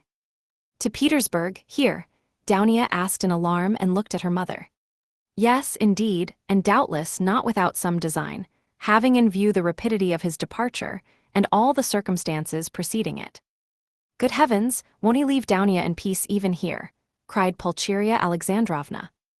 I imagine that neither you nor Avditia Romanovna have any grounds for uneasiness, unless, of course, you are yourselves desirous of getting into communication with him. For my part, I am on my guard, and am now discovering where he is lodging. Oh, Pyotr Petrovitch, you would not believe what a fright you have given me, Pulcheria Alexandrovna went on. I've only seen him twice, but I thought him terrible, terrible. I am convinced that he was the cause of Marfa Petrovna's death. It's impossible to be certain about that. I have precise information. I do not dispute that he may have contributed to accelerate the course of events by the moral influence, so to say, of the affront. But as to the general conduct and moral characteristics of that personage, I am in agreement with you. I do not know whether he is well off now, and precisely what Marfa Petrovna left him. This will be known to me within a very short period, but no doubt here in Petersburg, if he has any pecuniary resources, he will relapse at once into his old ways. He is the most depraved and abjectly vicious specimen of that class of men. I have considerable reason to believe that Marfa Petrovna, who was so unfortunate as to fall in love with him and to pay his debts 8 years ago, was of service to him also in another way. Solely by her exertions and sacrifices, a criminal charge, involving an element of fantastic and homicidal brutality, for which he might well have been sentenced to Siberia, was hushed up. That's the sort of man he is, if you care to know. Good heavens, cried Pulcheria Alexandrovna. Raskolnikov listened attentively. Are you speaking the truth when you say that you have good evidence of this? Daunia asked sternly and emphatically. I only repeat what I was told in secret by Marfa Petrovna. I must observe that from the legal point of view the case was far from clear. There was, and I believe still is, living here a woman called Reslik, a foreigner, who lent small sums of money at interest, and did other commissions, and with this woman Svidrigailov had for a long while close and mysterious relations. She had a relation, a niece I believe, living with her, a deaf and dumb girl of 15, or perhaps not more than 14. Reslik hated this girl and grudged her every crust. She used to beat her mercilessly. One day the girl was found hanging in the garret. At the inquest the verdict was suicide. After the usual proceedings the matter ended, but later on information was given that the child had been cruelly outraged by Svidrigailov. It is true, this was not clearly established. The information was given by another German woman of loose character whose word could not be trusted. No statement was actually made to the police, thanks to Marfa Petrovna's money and exertions. It did not get beyond gossip. and yet the story is a very significant one. You heard, no doubt, Avditia Romanovna, when you were with them, the story of the servant Philip who died of ill treatment he received 6 years ago, before the abolition of serfdom. I heard, on the contrary, that this Philip hanged himself. Quite so, but what drove him, or rather perhaps disposed him, to suicide was the systematic persecution and severity of Mr. Svidrigailov. I don't know that, answered Dounia dryly. I only heard a queer story that Philip was a sort of hypochondriac, a sort of domestic philosopher, the servants used to say. He read himself silly, and that he hanged himself partly on account of Mr. Svidrigailov's mockery of him and not his blows.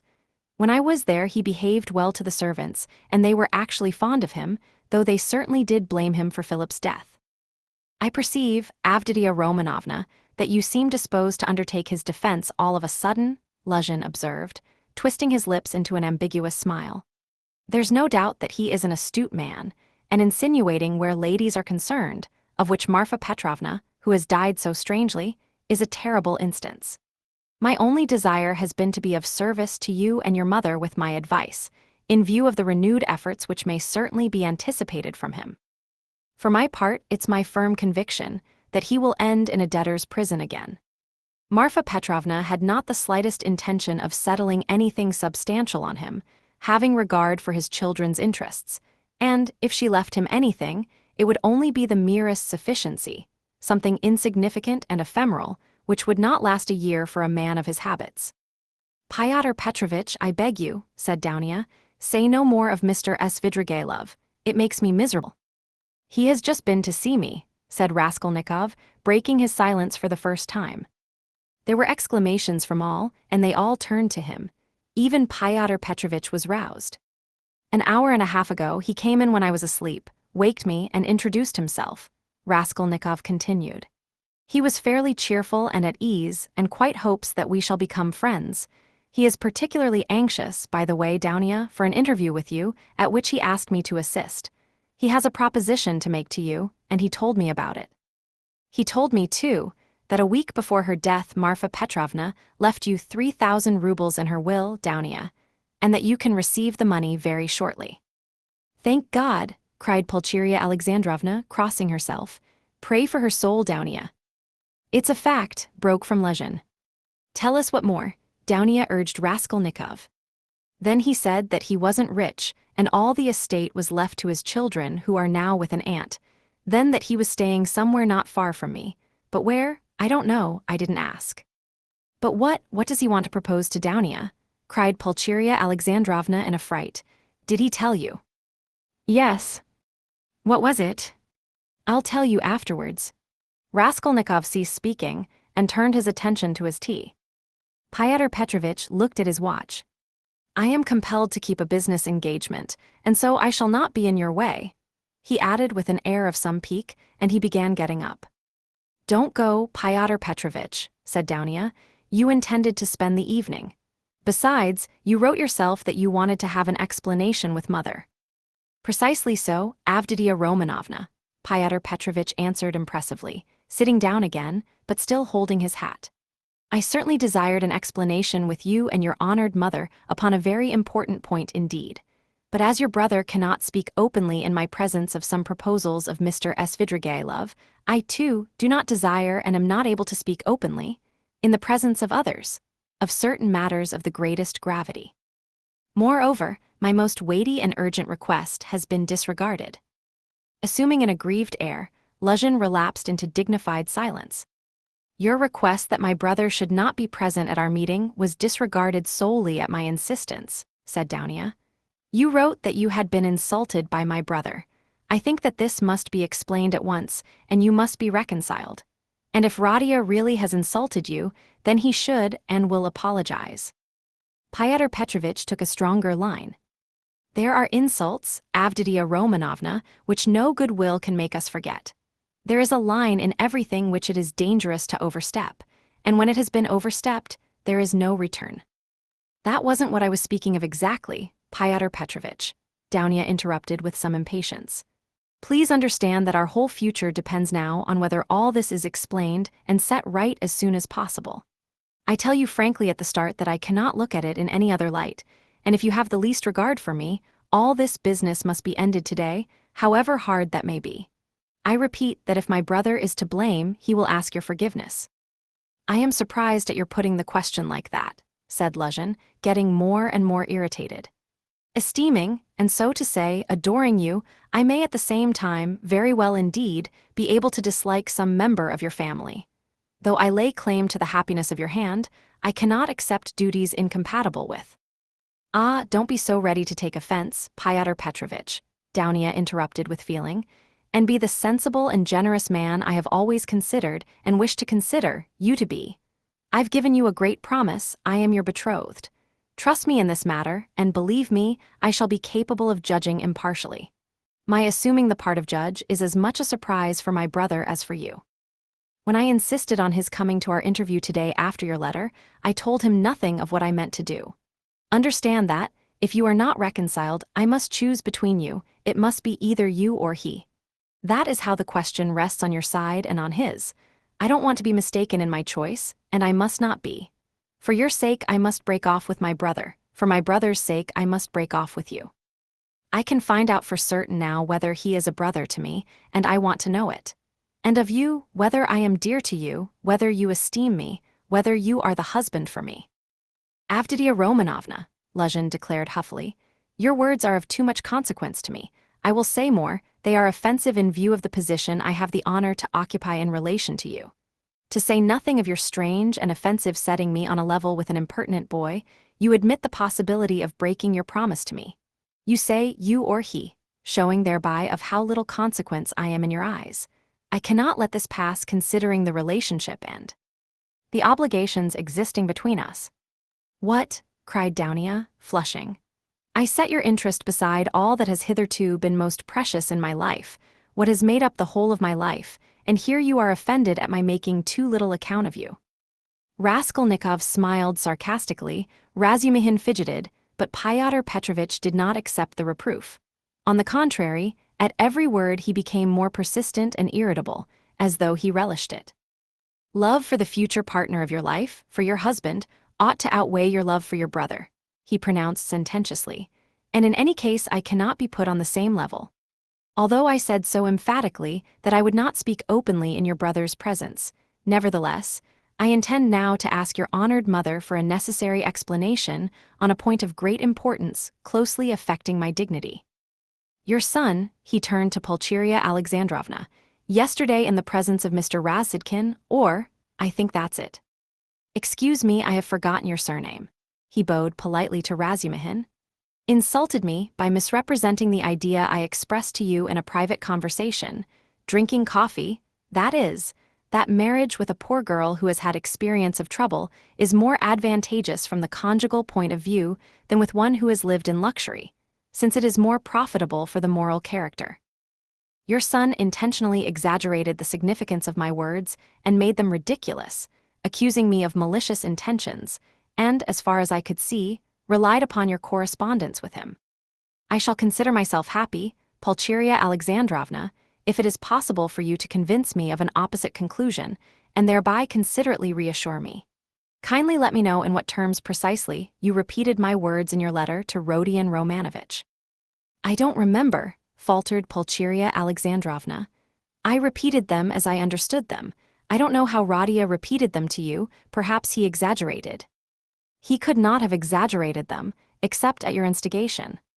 "Fyodor Petrovitch," Pulcheria Alexandrovna declared with dignity, "the proof that Dounia and I did not take your words in a very bad sense is the fact that we are here." "Good mother," said Dounia approvingly. "Then this is my fault again," said Rodion, aggrieved. "Well, Fyodor Petrovitch, you keep blaming Rodion, but you yourself have just written what was false about him," Pulcheria Alexandrovna added, gaining courage. "I don't remember writing anything false." "You wrote," Raskolnikov said sharply, not turning to Rodion, "that I gave money yesterday not to the widow of the man who was killed, as was the fact, but to his daughter, whom I had never seen till yesterday.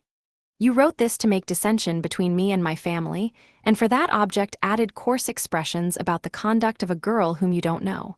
All that is mean slander." "Excuse me, sir," said Luzhin, quivering with fury. I enlarged upon your qualities and conduct in my letter solely in response to your sister's and mother's inquiries, how I found you, and what impression you made on me. As for what you've alluded to in my letter, be so good as to point out one word of falsehood, show, that is, that you didn't throw away your money, and that there are not worthless persons in that family, however unfortunate. To my thinking, you, with all your virtues, are not worth the little finger of that unfortunate girl at whom you throw stones. Would you go so far, then, as to let her associate with your mother and sister? I have done so already, if you care to know. I made her sit down today with mother and Dania. Radia, cried Pulcheria Alexandrovna. Downia crimsoned, Razumihin knitted his brows. Luzhin smiled with lofty sarcasm. You may see for yourself, Avditia Romanovna, he said, whether it is possible for us to agree. I hope now that this question is at an end, once and for all. I will withdraw, that I may not hinder the pleasures of family intimacy and the discussion of secrets. He got up from his chair and took his hat. But in withdrawing, I venture to request that for the future I may be spared similar meetings and, so to say, compromises. I appeal particularly to you, honored Pulcheria Alexandrovna, on this subject, the more as my letter was addressed to you and to no one else. Pulcheria Alexandrovna was a little offended. You seem to think we are completely under your authority, Pyotr Petrovitch. Downia has told you the reason your desire was disregarded, she had the best intentions. And indeed you write as though you were laying commands upon me. Are we to consider every desire of yours as a command? Let me tell you on the contrary that you ought to show particular delicacy and consideration for us now, because we have thrown up everything, and have come here relying on you, and so we are in any case in a sense in your hands. That is not quite true, Pulcheria Alexandrovna, especially at the present moment, when the news has come of Marfa Petrovna's legacy, which seems indeed very apropos, judging from the new tone you take to me, he added sarcastically. Judging from that remark, we may certainly presume that you were reckoning on our helplessness, Downia observed irritably. But now in any case I cannot reckon on it, and I particularly desire not to hinder your discussion of the secret proposals of Arkady Ivanovitch Svidrigailov, which he has entrusted to your brother, and which have, I perceive, a great and possibly a very agreeable interest for you. Good heavens, cried Pulcheria Alexandrovna. Razumihin could not sit still on his chair. Aren't you ashamed now, sister? Asked Raskolnikov. I am ashamed, Radia, said Downia. Pyotr Petrovitch, go away, she turned to him, white with anger. Pyotr Petrovitch had apparently not at all expected such a conclusion. He had too much confidence in himself, in his power, and in the helplessness of his victims. He could not believe it even now. He turned pale, and his lips quivered. Avditia Romanovna, if I go out of this door now, after such a dismissal, then, you may reckon on it, I will never come back. Consider what you are doing. My word is not to be shaken. What insolence, cried Downia, springing up from her seat. I don't want you to come back again. What, so that's how it stands, cried Luzhin, utterly unable to the last moment to believe in the rupture and so completely thrown out of his reckoning now. So that's how it stands. But do you know, Avditia Romanovna, that I might protest? What right have you to speak to her like that? Pulcheria Alexandrovna intervened hotly. And what can you protest about? What rights have you? Am I to give my Downia to a man like you? Go away, leave us altogether. We are to blame for having agreed to a wrong action, and I above all. But you have bound me, Pulcheria Alexandrovna, Luzhin stormed in a frenzy, by your promise, and now you deny it and, besides, I have been led on account of that into expenses. This last complaint was so characteristic of Pyotr Petrovitch that Raskolnikov, pale with anger and with the effort of restraining it, could not help breaking into laughter. But Pulcheria Alexandrovna was furious. Expenses? What expenses? Are you speaking of our trunk? But the conductor brought it for nothing for you. Mercy on us, we have bound you. What are you thinking about, Pyotr Petrovitch? It was you bound us, hand and foot, not we. Enough, mother, no more please, Avditia Romanovna implored. Pyotr Petrovitch, do be kind and go. I am going, but one last word, he said, quite unable to control himself. Your mamma seems to have entirely forgotten that I made up my mind to take you, so to speak, after the gossip of the town had spread all over the district in regard to your reputation. Disregarding public opinion for your sake and reinstating your reputation, I certainly might very well reckon on a fitting return, and might indeed look for gratitude on your part. And my eyes have only now been opened. I see myself that I may have acted very, very recklessly in disregarding the universal verdict. Does the fellow want his head smashed? Cried Razumihin, jumping up. You are a mean and spiteful man, cried Dounia. Not a word, not a movement, cried Raskolnikov, holding Razumihin back, then going close up to Luzhin. Kindly leave the room, he said quietly and distinctly, and not a word more or. Fyodor Petrovitch gazed at him for some seconds with a pale face that worked with anger. Then he turned, went out, and rarely has any man carried away in his heart such vindictive hatred as he felt against Raskolnikov. Him, and him alone, he blamed for everything. It is noteworthy that as he went downstairs, he still imagined that his case was perhaps not utterly lost, and that, so far as the ladies were concerned, all might very well indeed be set right again. Chapter 3.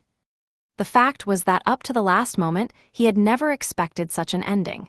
He had been overbearing to the last degree, never dreaming that two destitute and defenseless women could escape from his control.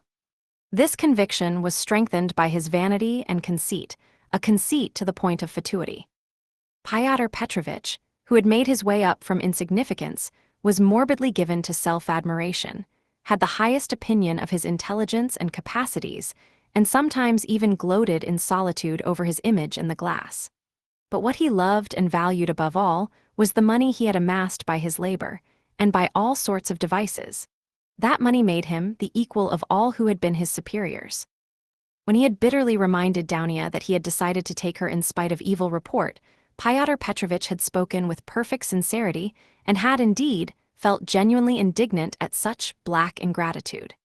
And yet, when he made Dounia his offer, he was fully aware of the groundlessness of all the gossip.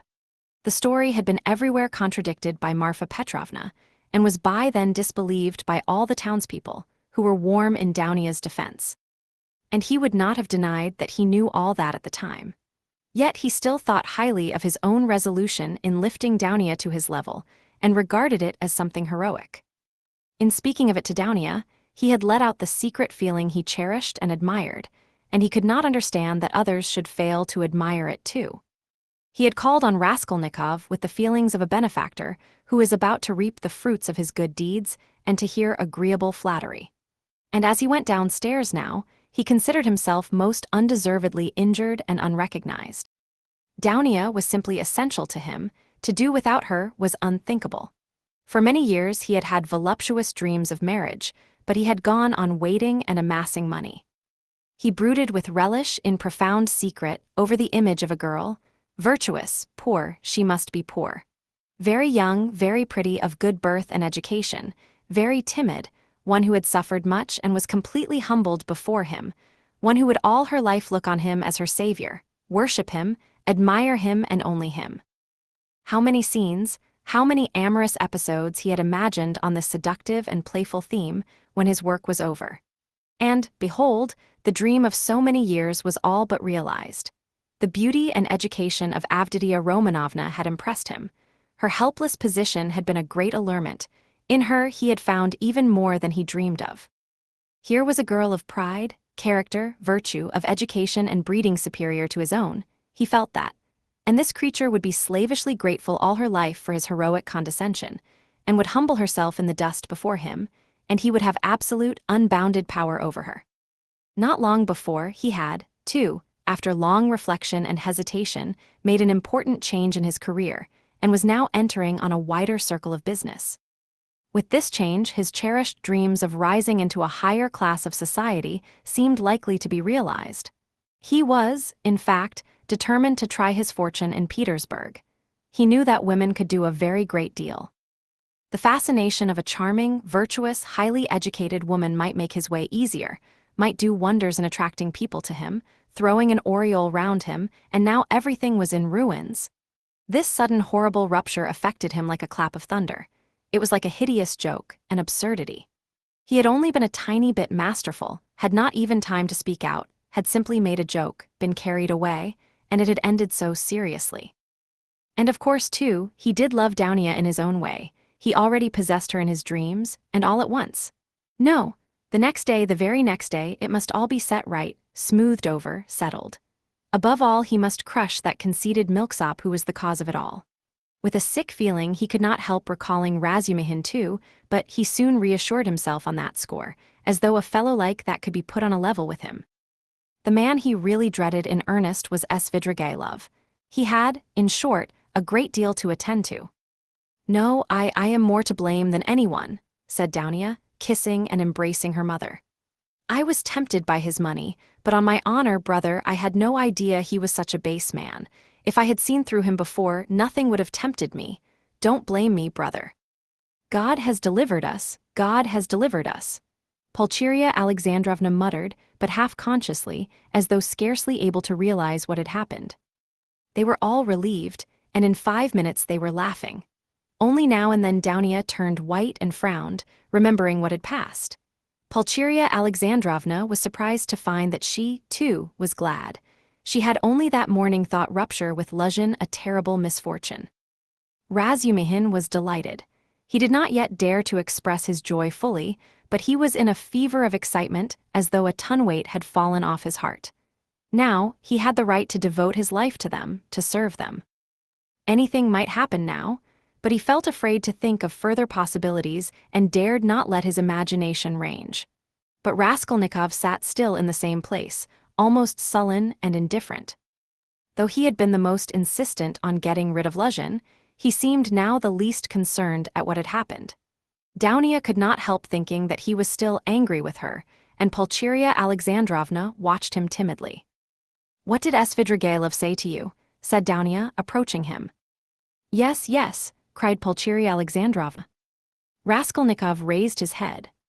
"He wants to make you a present of 10,000 rubles, and he desires to see you once in my presence." "See her, on no account," cried Pulcheria Alexandrovna, "and how dare he offer her money?" Then Raskolnikov repeated, rather dryly, his conversation with Svidrigailov, omitting his account of the ghostly visitations of Marfa Petrovna, wishing to avoid all unnecessary talk. "What answer did you give him?" asked Downia. "At first I said I would not take any message to you. Then he said that he would do his utmost to obtain an interview with you without my help. He assured me that his passion for you was a passing infatuation. Now he has no feeling for you. He doesn't want you to marry Luzhin."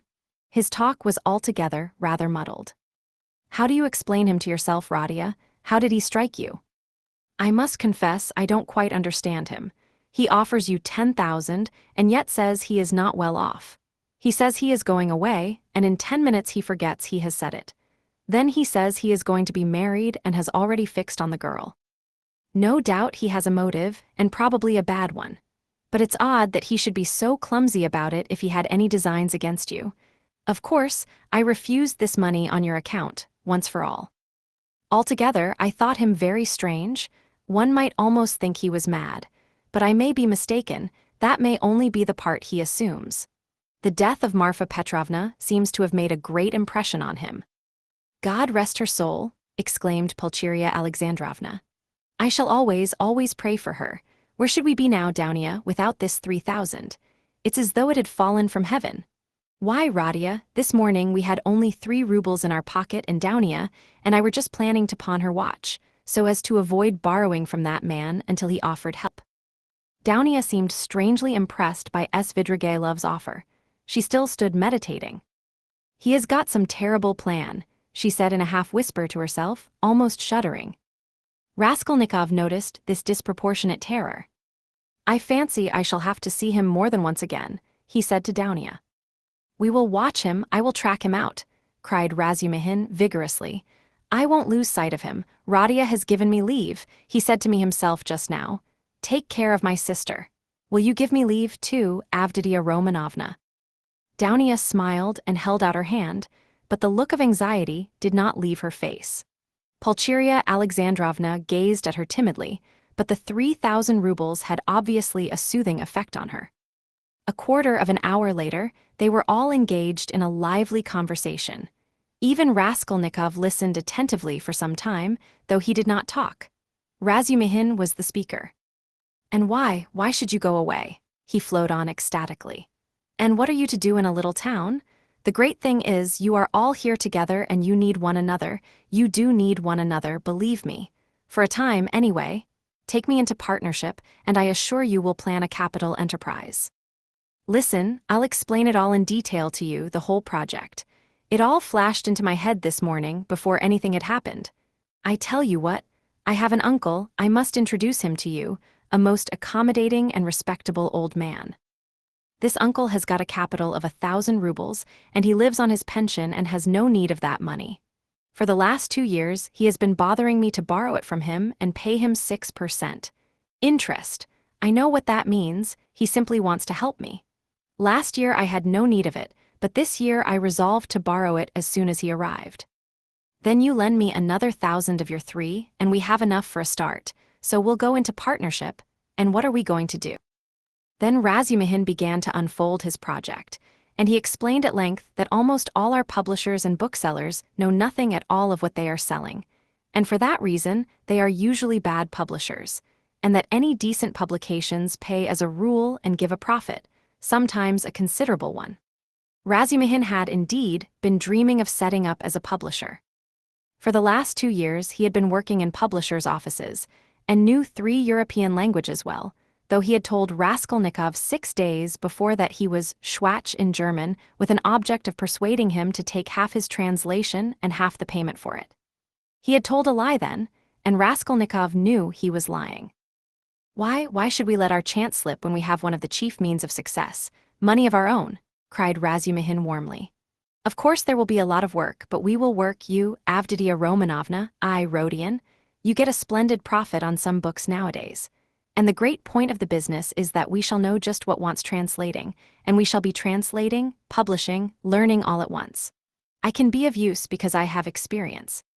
For nearly 2 years I've been scuttling about among the publishers, and now I know every detail of their business. You need not be a saint to make pots, believe me, and why should we let our chance slip? Why, I know, and I kept the secret, 2 or 3 books which one might get 100 rubles simply for thinking of translating and publishing. Indeed, and I would not take 500 for the very idea of one of them. And what do you think? If I were to tell a publisher, I dare say he'd hesitate, they are such blockheads. And as for the business side, printing, paper, selling, you trust me, I know my way about. We'll begin in a small way and go on to a large. In any case it will get us our living and we shall get back our capital. Downia's eyes shone.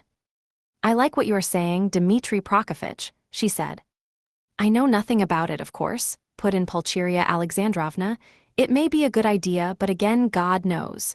It's new and untried. Of course, we must remain here at least for a time. She looked at Radia. What do you think, brother? Said Downia. I think he's got a very good idea, he answered. Of course, it's too soon to dream of a publishing firm, but we certainly might bring out 5 or 6 books and be sure of success.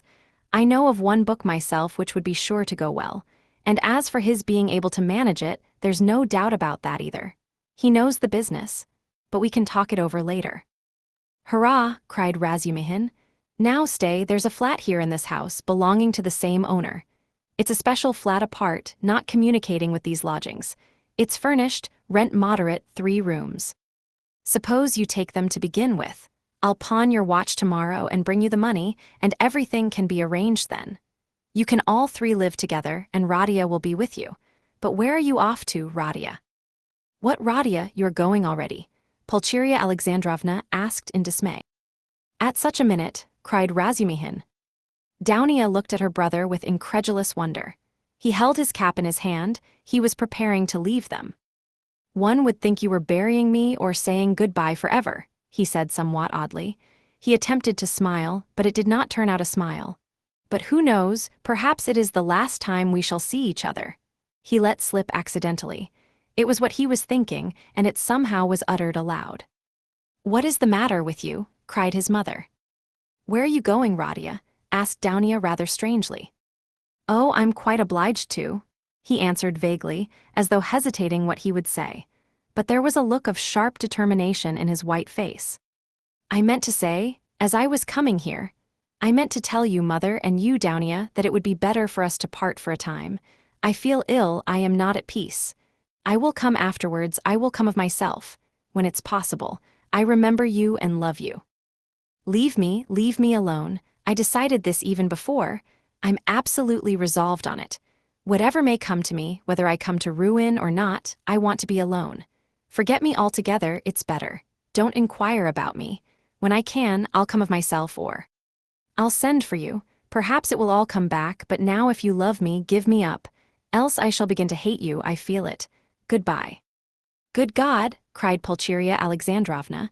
Both his mother and his sister were terribly alarmed. Razumihin was also. Radia, be reconciled with us. Let us be as before, cried his poor mother. He turned slowly to the door and slowly went out of the room. Daunia overtook him. Brother, what are you doing to mother? She whispered, her eyes flashing with indignation. He looked dully at her. No matter, I shall come. I'm coming, he muttered in an undertone, as though not fully conscious of what he was saying, and he went out of the room. Wicked, heartless egoist, cried Daunia. He is insane, but not heartless. He is mad, don't you see it? You're heartless after that. Razumihin whispered in her ear, squeezing her hand tightly.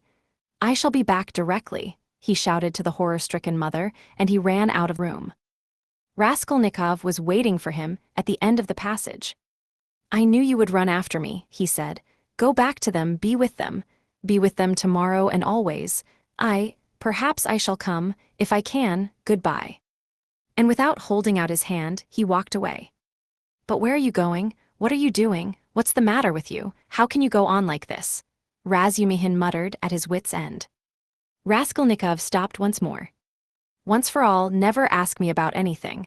I have nothing to tell you, don't come to see me. Maybe I'll come here, leave me, but don't leave them. Do you understand me? It was dark in the corridor, they were standing near the lamp.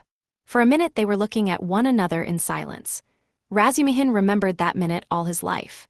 Raskolnikov's burning and intent eyes grew more penetrating every moment, piercing into his soul, into his consciousness. Suddenly Razumihin started. Something strange, as it were, passed between them. Some idea, some hint, as it were, slipped, something awful, hideous, and suddenly understood on both sides. Razumihin turned pale. Do you understand now? Said Raskolnikov, his face twitching nervously. Go back, go to them, he said suddenly, and turning quickly, he went out of the house. I will not attempt to describe how Razumihin went back to the ladies, how he soothed them, how he protested that Rodia needed rest in his illness, protested that Rodia was sure to come, that he would come every day, that he was very, very much upset, that he must not be irritated, that he, Razumihin, would watch over him, would get him a doctor, the best doctor, a consultation. In fact, from that evening, Razumihin took his place with them as a son and a brother. Chapter 4. Raskolnikov went straight to the house on the canal bank where Sonya lived. It was an old green house of 3 stories. He found the porter and obtained from him vague directions as to the whereabouts of Karamazov, the tailor. Having found in the corner of the courtyard the entrance to the dark and narrow staircase, he mounted to the 2nd floor and came out into a gallery that ran round the whole 2nd story over the yard. While he was wandering in the darkness, uncertain where to turn for Karamazov's door, a door opened 3 paces from him. He mechanically took hold of it. Who is there? A woman's voice asked uneasily. It's I, come to see you, answered Raskolnikov, and he walked into the tiny entry. On a broken chair stood a candle, in a battered copper candlestick. It's you, good heavens, cried Sonya weakly, and she stood rooted to the spot. Which is your room? This way. And Raskolnikov, trying not to look at her, hastened in. A minute later Sonya, too, came in with the candle, set down the candlestick, and completely disconcerted, stood before him inexpressibly agitated and apparently frightened by his unexpected visit. The color rushed suddenly to her pale face and tears came into her eyes. She felt sick and ashamed and happy, too. Raskolnikov turned away quickly and sat on a chair by the table. He scanned the room in a rapid glance.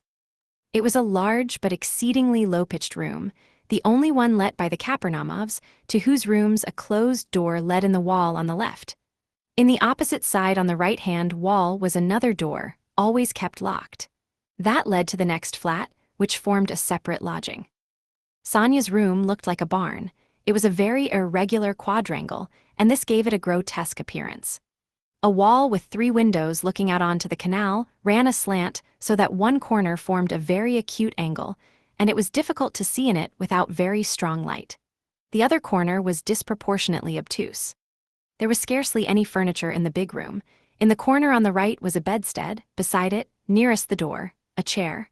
A plain deal table covered by a blue cloth stood against the same wall, close to the door into the other flat. 2 rush-bottom chairs stood by the table. On the opposite wall near the acute angle stood a small plain wooden chest of drawers looking, as it were, lost in a desert. That was all there was in the room. The yellow, scratched and shabby wallpaper was black in the corners. It must have been damp and full of fumes in the winter. There was every sign of poverty. Even the bedstead had no curtain. Sonia looked in silence at her visitor, who was so attentively and unceremoniously scrutinizing her room, and even began at last to tremble with terror, as though she was standing before her judge and the arbiter of her destinies. "I am late. It's 11, isn't it?" he asked, still not lifting his eyes. "Yes," muttered Sonia. "Oh yes, it is," she added hastily, as though in that lay her means of escape. "My landlady's clock has just struck. I heard it myself." "I've come to you for the last time," Raskolnikov went on gloomily, although this was the first time. "I may perhaps not see you again." "Are you going away?" "I don't know, tomorrow." "Then you are not coming to Katerina Ivanovna tomorrow." Sonia's voice shook. "I don't know, I shall know tomorrow morning. Never mind that, I've come to say one word." He raised his brooding eyes to her, and suddenly noticed that he was sitting down, while she was all the while standing before him. "Why are you standing? Sit down," he said in a changed voice, gentle and friendly. She sat down. He looked kindly and almost compassionately at her. "How thin you are, what a hand, quite transparent like a dead hand." He took her hand. Sonia smiled faintly. "I have always been like that," she said. "Even when you lived at home?" "Yes." "Of course you were," he added abruptly, and the expression of his face and the sound of his voice changed again suddenly. He looked round him once more. "You rent this room from the Karamazovs?" "Yes." "They live there through that door?" "Yes, they have another room like this." "All in one room?" "Yes." "I should be afraid in your room at night," he observed gloomily.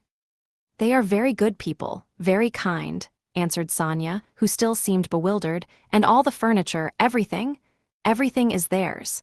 And they are very kind, and the children, too, often come to see me." "They all stammer, don't they?" "Yes, he stammers and he's lame. And his wife, too. It's not exactly that she stammers, but she can't speak plainly. She is a very kind woman, and he used to be a house serf, and there are 7 children, and it's only the eldest one that stammers and the others are simply ill, but they don't stammer. But where did you hear about them?" she added with some surprise. "Your father told me then. He told me all about you. And how you went out at 6 o'clock and came back at 9, and how Katerina Ivanovna knelt down by your bed." Sonia was confused. "I fancied I saw him today," she whispered hesitatingly. "Whom?" "Father. I was walking in the street, out there at the corner, about 10 o'clock, and he seemed to be walking in front. It looked just like him. I wanted to go to Katerina Ivanovna." "You were walking in the streets?" "Yes," Sonia whispered abruptly, again overcome with confusion and looking down. "Katerina Ivanovna used to beat you, I dare say." "Oh no, what are you saying? No." Sonia looked at him almost with dismay. "You love her then?" "Love her, of course," said Sonia with plaintive emphasis, and she clasped her hands in distress. "Ah, you don't. If you only knew, you see, she is quite like a child. Her mind is quite unhinged, you see, from sorrow. And how clever she used to be, how generous, how kind. Ah, you don't understand, you don't understand." Sonia said this as though in despair, wringing her hands in excitement and distress. Her pale cheeks flushed, there was a look of anguish in her eyes. It was clear that she was stirred to the very depths, that she was longing to speak, to champion, to express something. A sort of insatiable compassion, if one may so express it, was reflected in every feature of her face.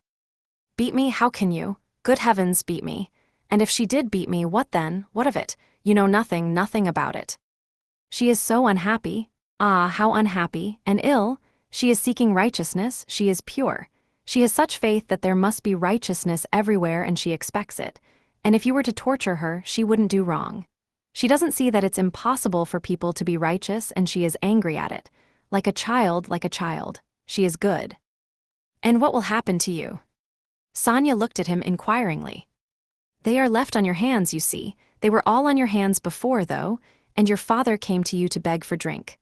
Well, how will it be now? I don't know, Sonia articulated mournfully. Will they stay there? I don't know.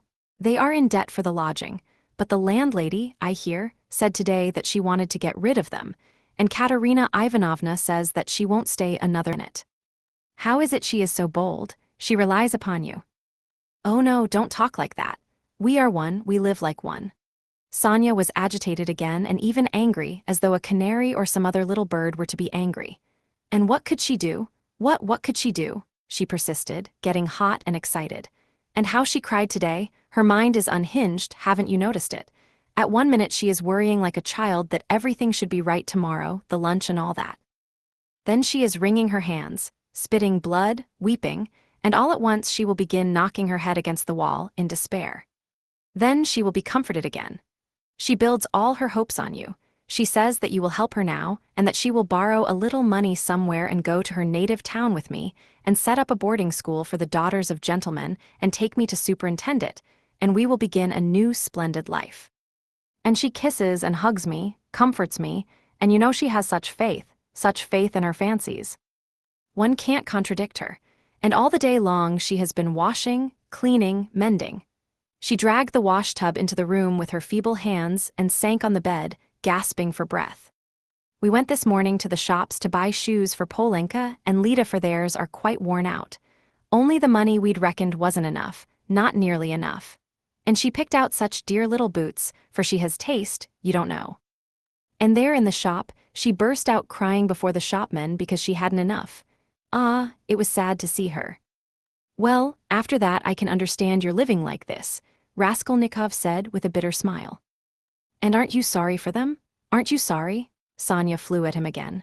Why, I know you gave your last penny yourself, though you'd seen nothing of it, and if you'd seen everything, oh dear. And how often I've brought her to tears. Only last week. Yes, only a week before his death. I was cruel, and how often I've done it. Ah, I've been wretched at the thought of it all day. Sonia wrung her hands, as she spoke at the pain of remembering it. You were cruel. Yes, I went to see them, she went on, weeping, and father said, read me something, Sonia, my head aches, read to me, here's a book. He had a book he had got from Andrei Semyonovich Lebeziatnikov. He lives there, he always used to get hold of such funny books. And I said, I can't stay, as I didn't want to read, and I'd gone in chiefly to show Katerina Ivanovna some collars. Lizaveta, the peddler, sold me some collars and cuffs, cheap, pretty, new, embroidered ones. Katerina Ivanovna liked them very much. She put them on and looked at herself in the glass and was delighted with them. Make me a present of them, Sonia, she said. Please do. Please do, she said, she wanted them so much. And when could she wear them? They just reminded her of her old happy days. She looked at herself in the glass, admired herself, and she has no clothes at all, no things of her own, hasn't had all these years. And she never asks anyone for anything. She is proud, she'd sooner give away everything. And these she asked for, she liked them so much, and I was sorry to give them. What use are they to you, Katerina Ivanovna? I said. I spoke like that to her, I ought not to have said that. She gave me such a look. And she was so grieved at my refusing her. And it was so sad to see. And she was not grieved for the collars, but for my refusing, I saw that. Ah, if only I could bring it all back, change it, take back those words. Ah, but it's nothing to you. Did you know Lizaveta, the peddler? Yes, did you know her? Sonia asked with some surprise. Katerina Ivanovna is in consumption, rapid consumption. She will soon die, said Raskolnikov after a pause, without answering her question. Oh no. And Sonia unconsciously clutched both his hands, as though imploring that she should not. But it will be better if she does die. No, not better, not at all better, Sonia unconsciously repeated in dismay. And the children, what can you do except take them to live with you? Oh, I don't know, cried Sonia, almost in despair, and she put her hands to her head. It was evident that that idea had very often occurred to her before, and he had only roused it again. And what if even now, while Katerina Ivanovna is alive, you get ill and are taken to the hospital? What will happen then? He persisted pitilessly. How can you? That cannot be. And Sonya's face worked with awful terror. Cannot be? Raskolnikov went on with a harsh smile. You are not insured against it, are you? What will happen to them then? They will be in the street, all of them. She will cough and beg and knock her head against some wall, as she did today, and the children will cry. Then she will fall down, be taken to the police station, and to the hospital. She will die, and the children. Oh no, God will not let it be, broke at last from Sonya's overburdened bosom. She listened, looking imploringly at him, clasping her hands in dumb entreaty, as though it all depended upon him. Raskolnikov got up and began to walk about the room. A minute passed. Sonya was standing with her hands and her head hanging in terrible dejection. And can't you save, put by for a rainy day? He asked, stopping suddenly before her. No, whispered Sonya. Of course not, have you tried? He added almost ironically. Yes. And it didn't come off, of course not, no need to ask. And again he paced the room. Another minute passed. You don't get money every day. Sonya was more confused than ever, and color rushed into her face again. No, she whispered with a painful effort. It will be the same with Polenka, no doubt, he said suddenly. No, it can't be, no. Sonya cried aloud in desperation, as though she had been stabbed. God would not allow anything so awful. He lets others come to it. No, God will protect her, God, she repeated beside herself. But perhaps there is no God at all.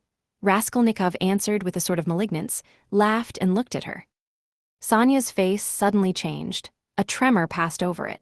She looked at him with unutterable reproach, tried to say something, but could not speak and broke into bitter sobs, hiding her face in her hands. You say Katerina Ivanovna's mind is unhinged. Your own mind is unhinged, he said after a brief silence. 5 minutes passed. He still paced up and down the room in silence, not looking at her. At last he went up to her, his eyes glittered. He put his 2 hands on her shoulders and looked straight into her tearful face. His eyes were hard, feverish and piercing, his lips were twitching. All at once he bent down quickly and dropping to the ground, kissed her foot. Sonya drew back from him as from a madman, and certainly he looked like a madman. What are you doing to me? She muttered, turning pale, and a sudden anguish clutched at her heart. He stood up at once. I did not bow down to you, I bowed down to all the suffering of humanity, he said wildly, and walked away to the window. Listen, he added, turning to her a minute later. I said just now to an insolent man that he was not worth your little finger, and that I did my sister honor making her sit beside you. Ach, you said that to them, and in her presence, cried Sonya, frightened. Sit down with me and honor why I'm dishonorable. Ah, why did you say that? It was not because of your dishonor and your sin I said that of you, but because of your great suffering. But you are a great sinner, that's true, he added almost solemnly, and your worst sin is that you have destroyed and betrayed yourself for nothing. Isn't that fearful? Isn't it fearful that you are living in this filth which you loathe so, and at the same time you know yourself, you've only to open your eyes that you are not helping anyone by it, not saving anyone from anything? Tell me, he went on almost in a frenzy, how this shame and degradation can exist in you side by side with other, opposite, holy feelings. It would be better, 1,000 times better and wiser to leap into the water and end it all. But what would become of them? Sonya asked faintly, gazing at him with eyes of anguish, but not seeming surprised at his suggestion. Raskolnikov looked strangely at her. He read it all in her face, so she must have had that thought already, perhaps many times, and earnestly she had thought out in her despair how to end it, and so earnestly, that now she scarcely wondered at his suggestion. She had not even noticed the cruelty of his words. The significance of his reproaches and his peculiar attitude to her shame she had, of course, not noticed either, and that, too, was clear to him. But he saw how monstrously the thought of her disgraceful, shameful position was torturing her and had long tortured her. What, he thought, could hitherto have hindered her from putting an end to it?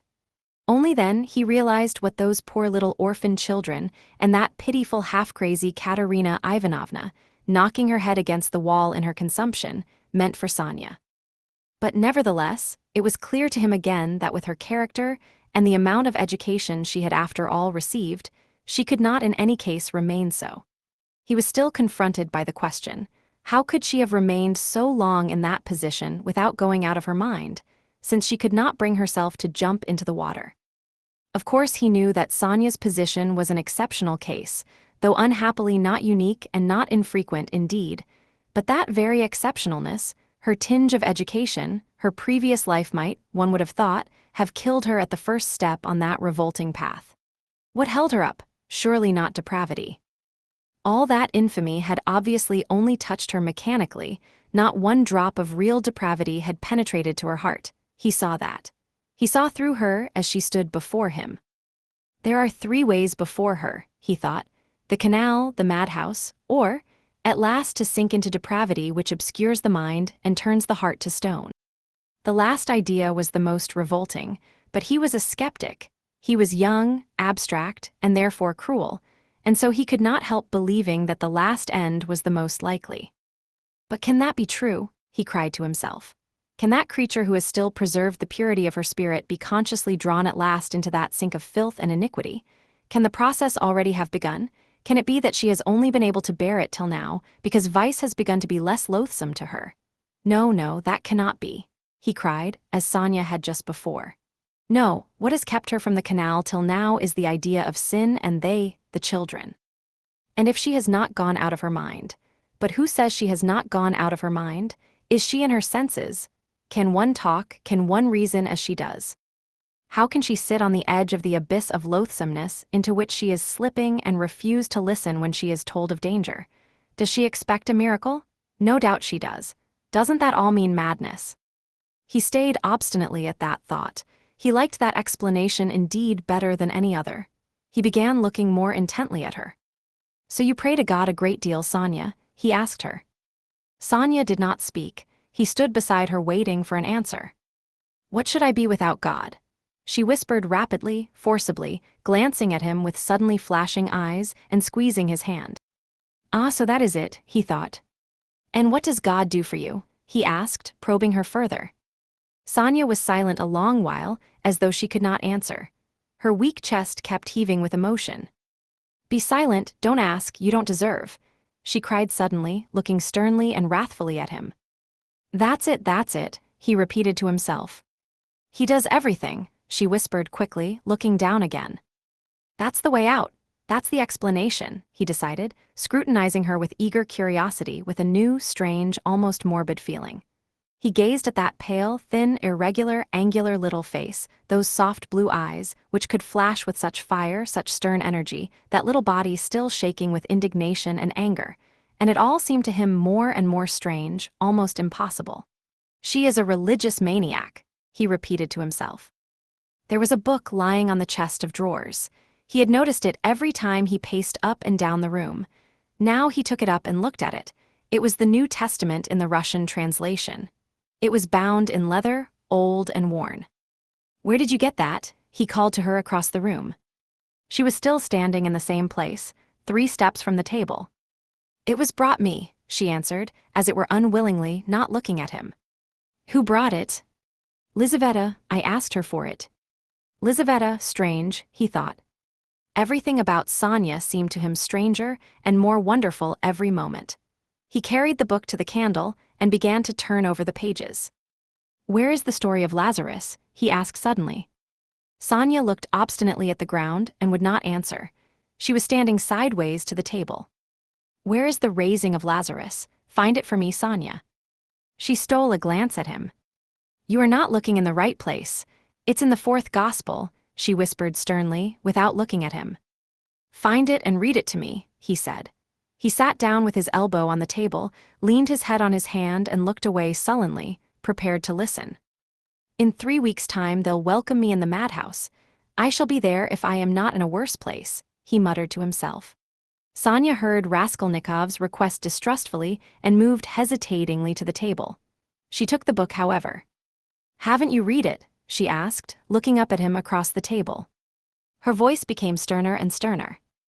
Long ago, when I was at school, read. And haven't you heard it in church? I haven't been. Do you often go? And no, whispered Sonya. Raskolnikov smiled. I understand, and you won't go to your father's funeral tomorrow. Yes, I shall. I was at church last week too. I had a requiem service. For whom? For Lizaveta. She was killed with an axe.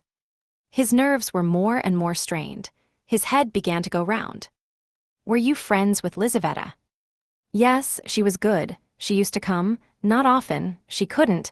We used to read together and talk. She will see God. The last phrase sounded strange in his ears. And here was something new again, the mysterious meetings with Lizaveta, and both of them, religious maniacs. I shall be a religious maniac myself soon. It's infectious. Read, he cried irritably and insistently. Sonya still hesitated.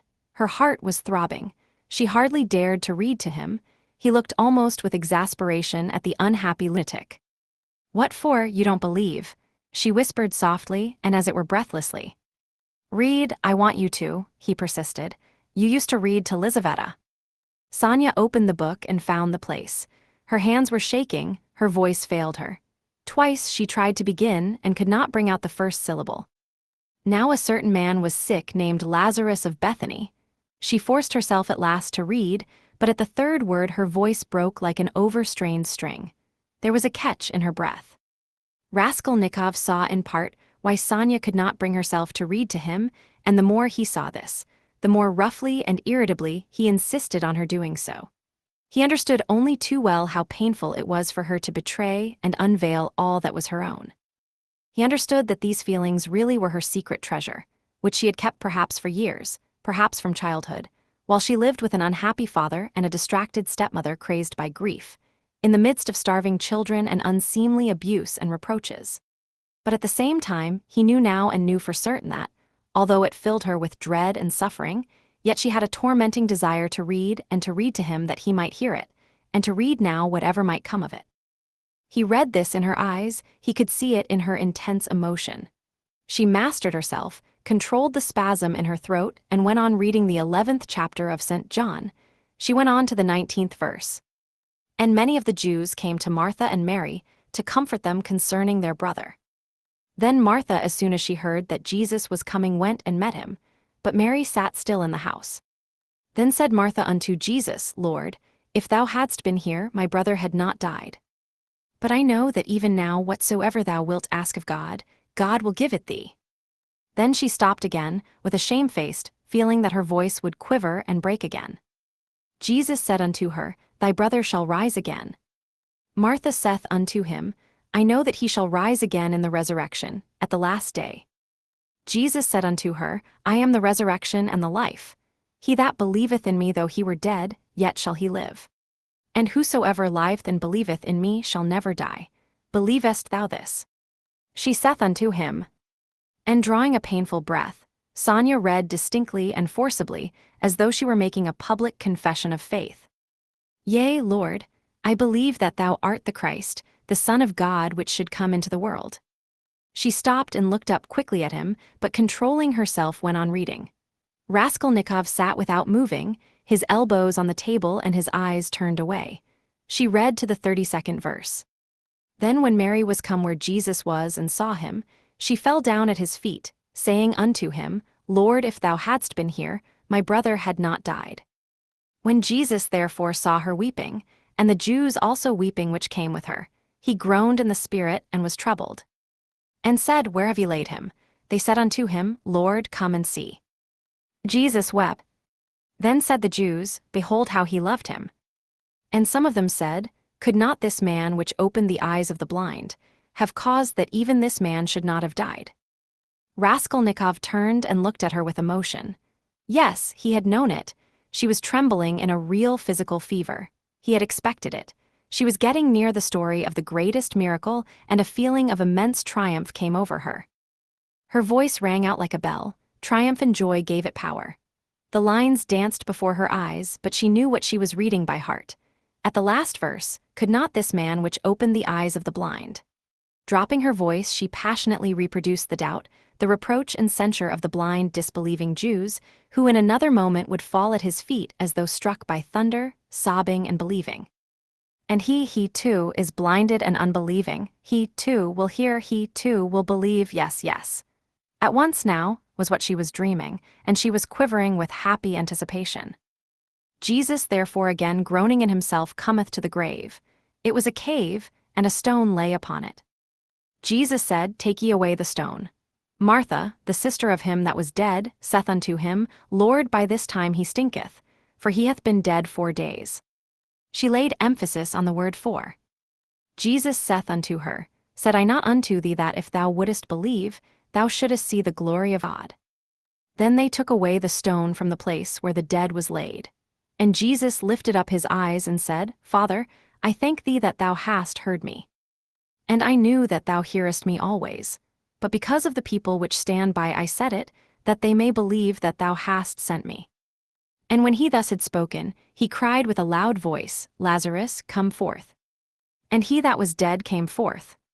She read loudly, cold and trembling with ecstasy, as though she were seeing it before her eyes. Bound hand and foot with grave clothes, and his face was bound about with a napkin. Jesus saith unto them, Loose him and let him go. Then many of the Jews which came to Mary, and had seen the things which Jesus did believed on him.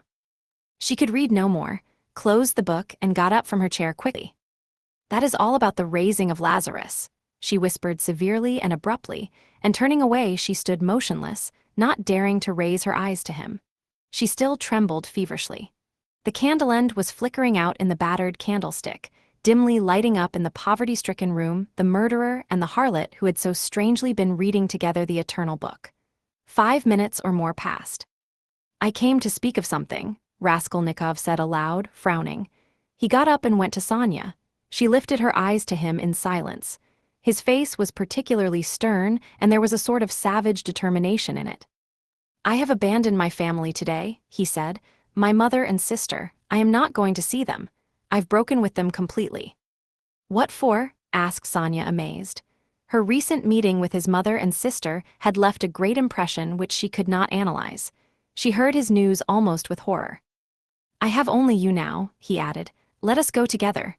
I've come to you, we are both accursed, let us go our way together. His eyes glittered as though he were mad. Sonya thought in her turn. Go where? She asked in alarm, and she involuntarily stepped back. How do I know?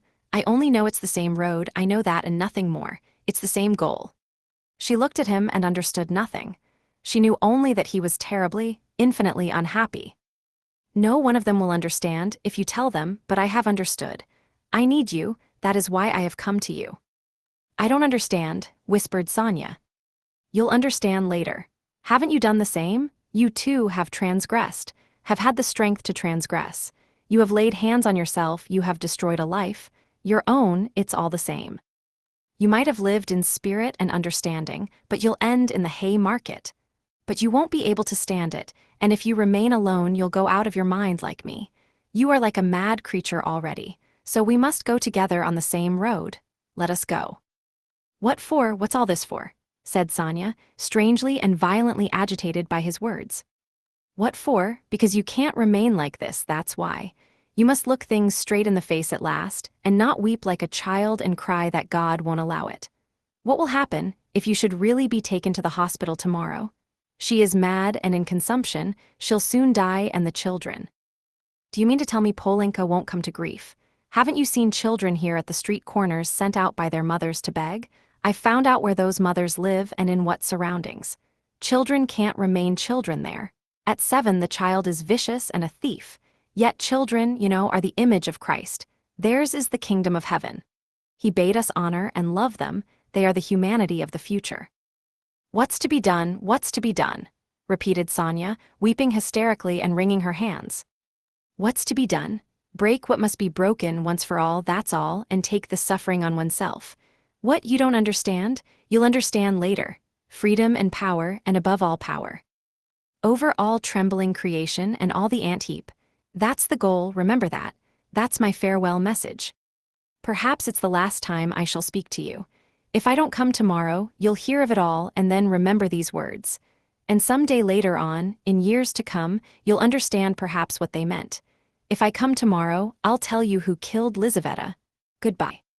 Sonia started with terror. Why do you know who killed her? She asked, chilled with horror, looking wildly at him. I know and will tell. You, only you, I have chosen you out. I'm not coming to you to ask forgiveness, but simply to tell you. I chose you out long ago to hear this, when your father talked of you, and when Lizaveta was alive, I thought of it. Goodbye, don't shake hands. Tomorrow. He went out. Sonia gazed at him as at a madman, but she herself was like one insane and felt it. Her head was going round. Good heavens, how does he know who killed Lizaveta? What did those words mean? It's awful. But at the same time the idea did not enter her head, not for a moment. Oh, he must be terribly unhappy. He has abandoned his mother and sister. What for? What has happened? And what had he in his mind? What did he say to her? He had kissed her foot and said yes, he had said it clearly that he could not live without her. Oh, merciful heavens. Sonia spent the whole night feverish and delirious.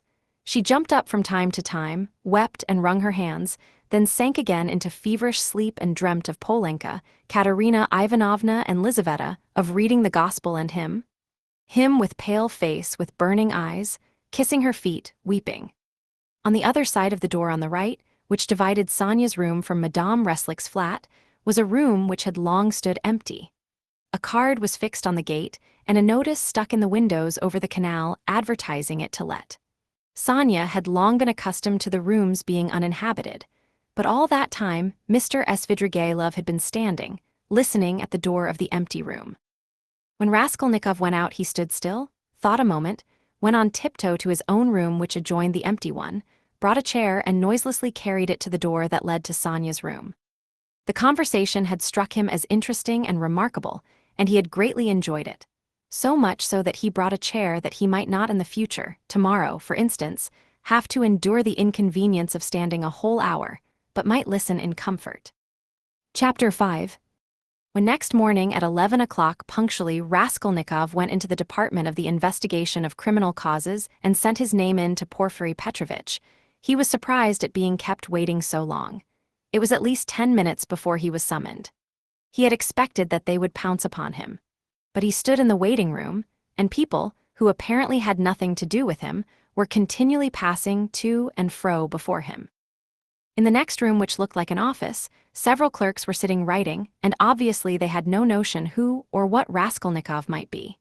He looked uneasily and suspiciously about him to see whether there was not some guard, some mysterious watch being kept on him to prevent his escape. But there was nothing of the sort. He saw only the faces of clerks absorbed in petty details, then other people. No one seemed to have any concern with him. He might go where he liked for them. The conviction grew stronger in him that if that enigmatic man of yesterday, that phantom sprung out of the earth, had seen everything, they would not have let him stand and wait like that. And would they have waited till he elected to appear at 11? Either the man had not yet given information, or simply he knew nothing, had seen nothing, and how could he have seen anything?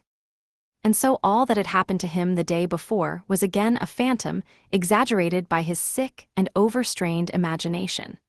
This conjecture had begun to grow strong the day before, in the midst of all his alarm and despair. Thinking it all over now and preparing for a fresh conflict, he was suddenly aware that he was trembling, and he felt a rush of indignation at the thought that he was trembling with fear at facing that hateful Porfiry Petrovitch. What he dreaded above all was meeting that man again. He hated him with an intense, unmitigated hatred, and was afraid his hatred might betray him. His indignation was such that he ceased trembling at once. He made ready to go in with a cold and arrogant bearing, and vowed to himself to keep as silent as possible, to watch and listen, and for once at least to control his overstrained nerves. At that moment, he was summoned to Porfiry Petrovitch. He found Porfiry Petrovitch alone in his study.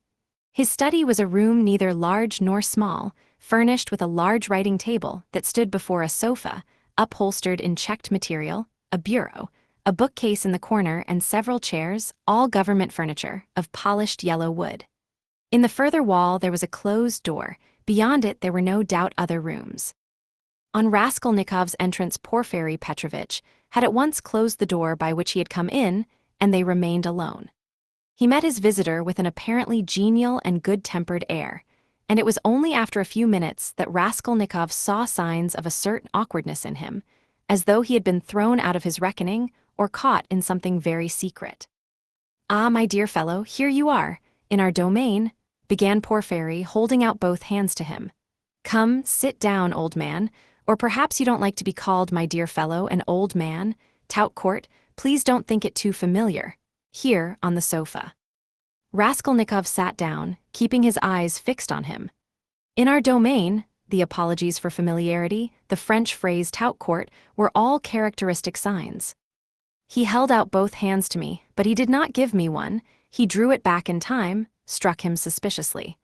Both were watching each other, but when their eyes met, quick as lightning they looked away. "I brought you this paper. About the watch. Here it is. Is it all right, or shall I copy it again?" "What, a paper? Yes, yes, don't be uneasy, it's all right," Porfiry Petrovitch said as though in haste, and after he had said it he took the paper and looked at it. "Yes, it's all right. Nothing more is needed," he declared with the same rapidity, and he laid the paper on the table. A minute later, when he was talking of something else, he took it from the table and put it on his bureau. "I believe you said yesterday you would like to question me, formally, about my acquaintance with the murdered woman," Raskolnikov was beginning again. Why did I put in "I believe" passed through his mind in a flash. Why am I so uneasy at having put in that "I believe" came in a second flash, and he suddenly felt that his uneasiness at the mere contact with Porfiry, at the first words, at the first looks, had grown in an instant to monstrous proportions, and that this was fearfully dangerous. His nerves were quivering, his emotion was increasing.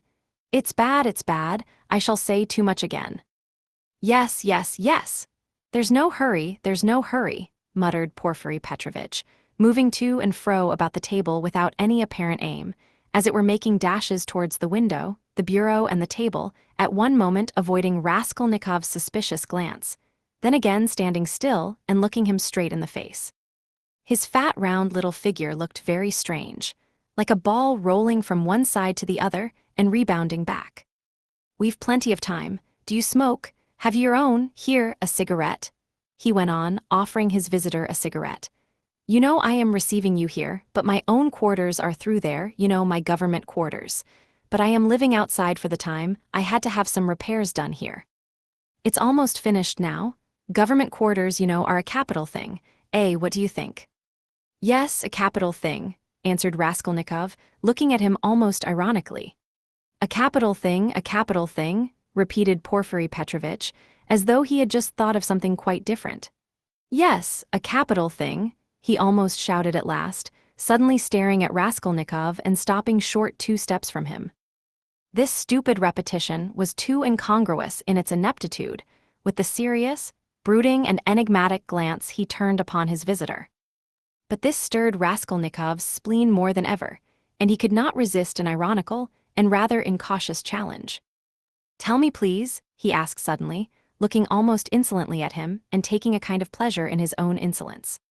"I believe it's a sort of legal rule, a sort of legal tradition for all investigating lawyers, to begin their attack from afar with a trivial or at least an irrelevant subject, so as to encourage or rather to divert the man they are cross-examining, to disarm his caution, and then all at once to give him an unexpected knockdown blow with some fatal question. Isn't that so? It's a sacred tradition, mentioned, I fancy, in all the manuals of the art." "Yes, yes. Why, do you imagine that was why I spoke about government quarters, eh?" And as he said this, Porfiry Petrovitch screwed up his eyes and winked. A good-humored, crafty look passed over his face. The wrinkles on his forehead were smoothed out, his eyes contracted, his features broadened, and he suddenly went off into a nervous, prolonged laugh, shaking all over and looking Raskolnikov straight in the face. The latter forced himself to laugh too, but when Porfiry, seeing that he was laughing, broke into such a guffaw that he turned almost crimson, Raskolnikov's repulsion overcame all precaution. He left off laughing, scowled and stared with hatred at Porfiry, keeping his eyes fixed on him while his intentionally prolonged laughter lasted.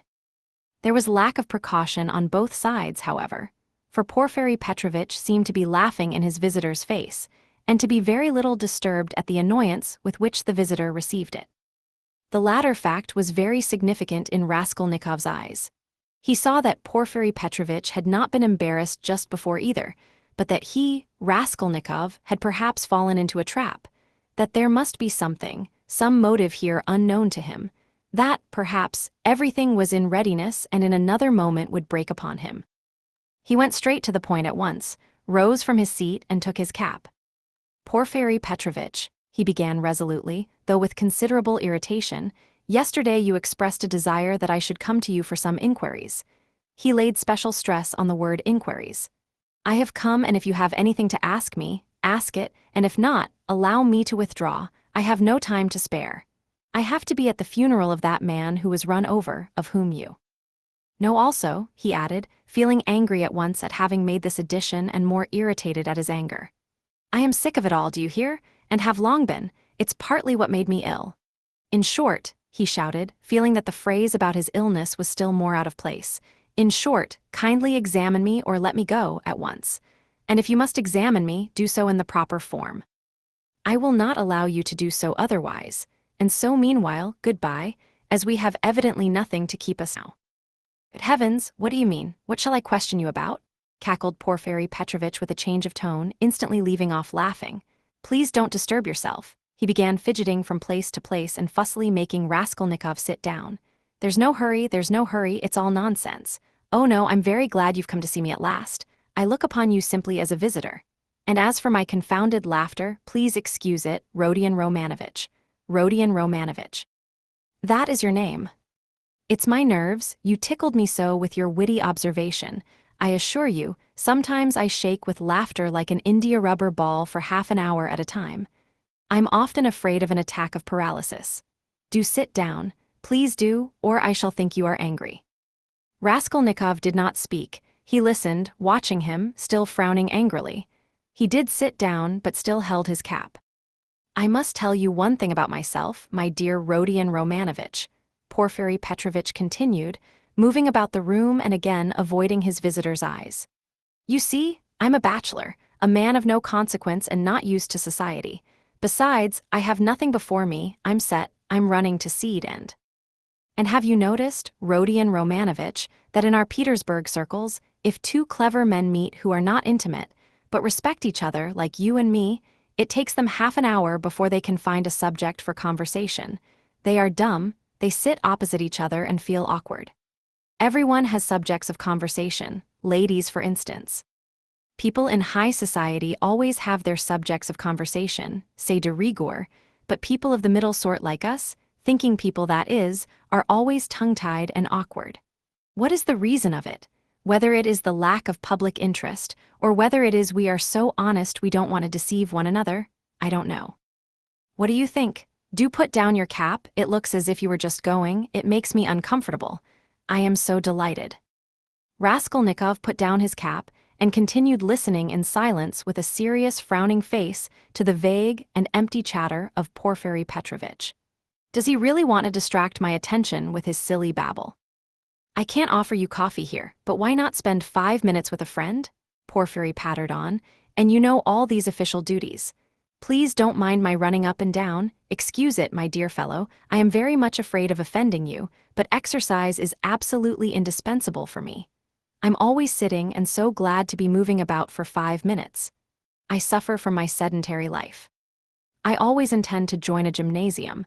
They say that officials of all ranks, even privy councillors, may be seen skipping gaily there.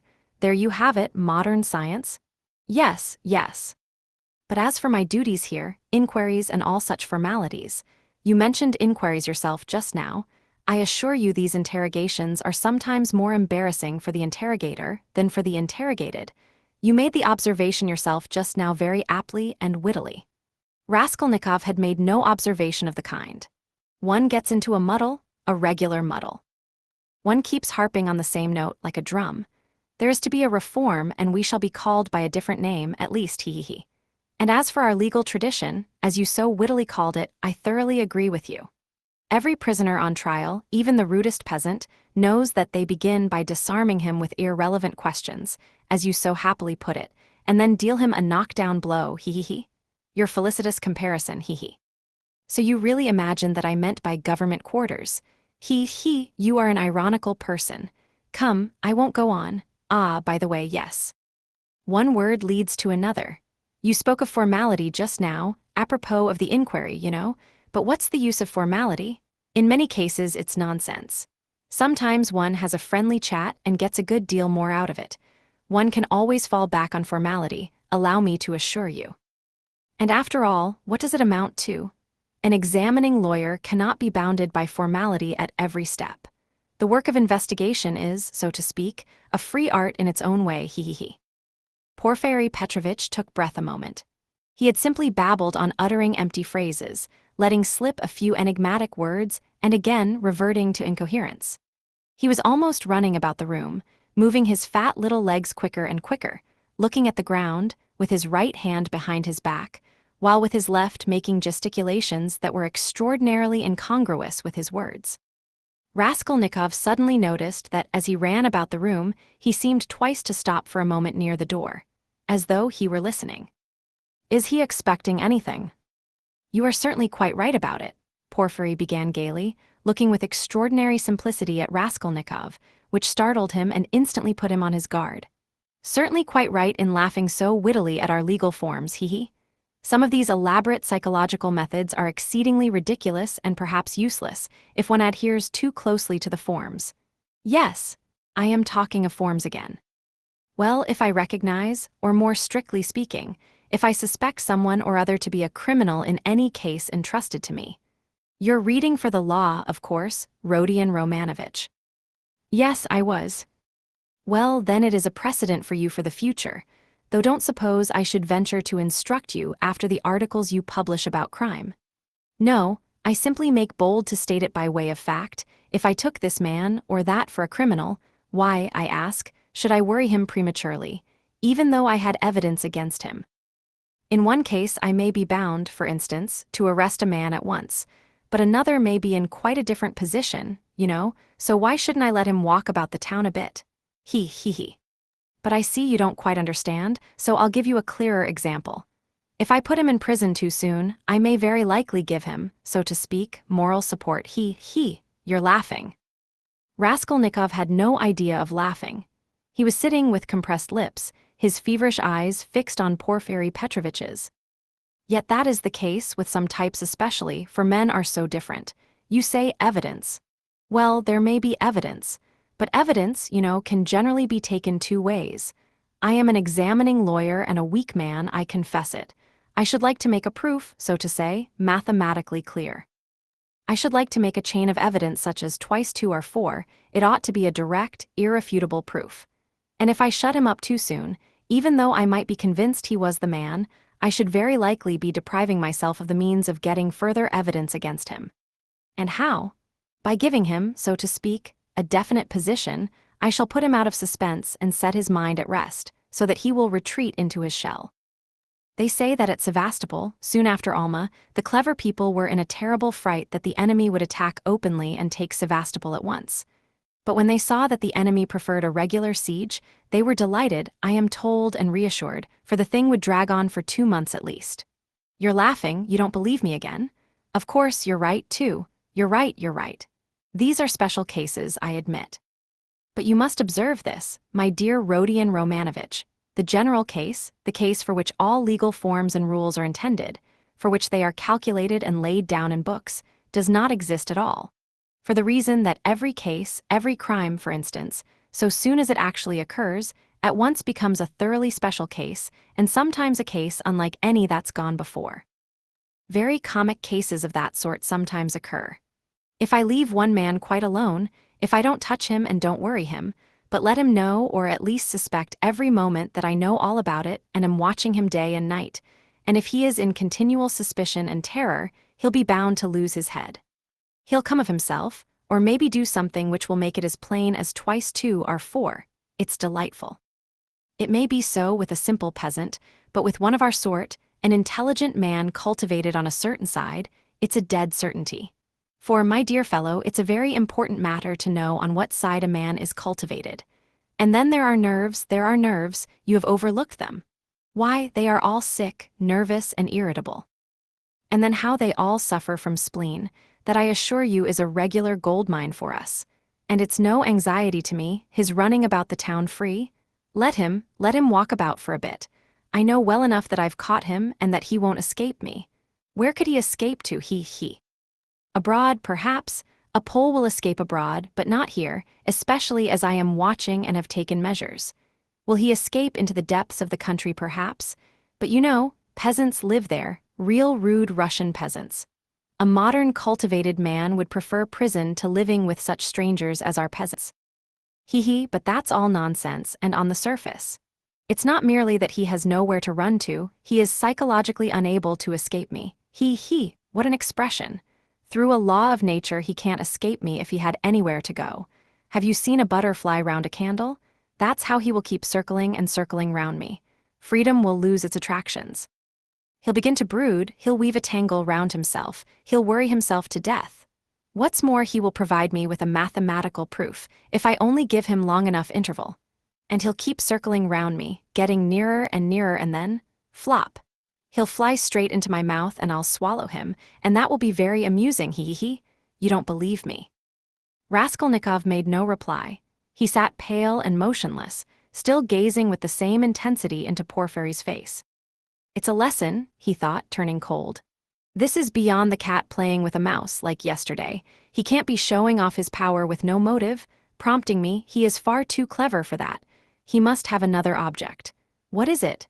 It's all nonsense, my friend. You are pretending to scare me. You've no proofs and the man I saw had no real existence. You simply want to make me lose my head, to work me up beforehand and so to crush me. But you are wrong, you won't do it. But why give me such a hint? Is he reckoning on my shattered nerves? No, my friend, you are wrong, you won't do it even though you have some trap for me. Let us see what you have in store for me.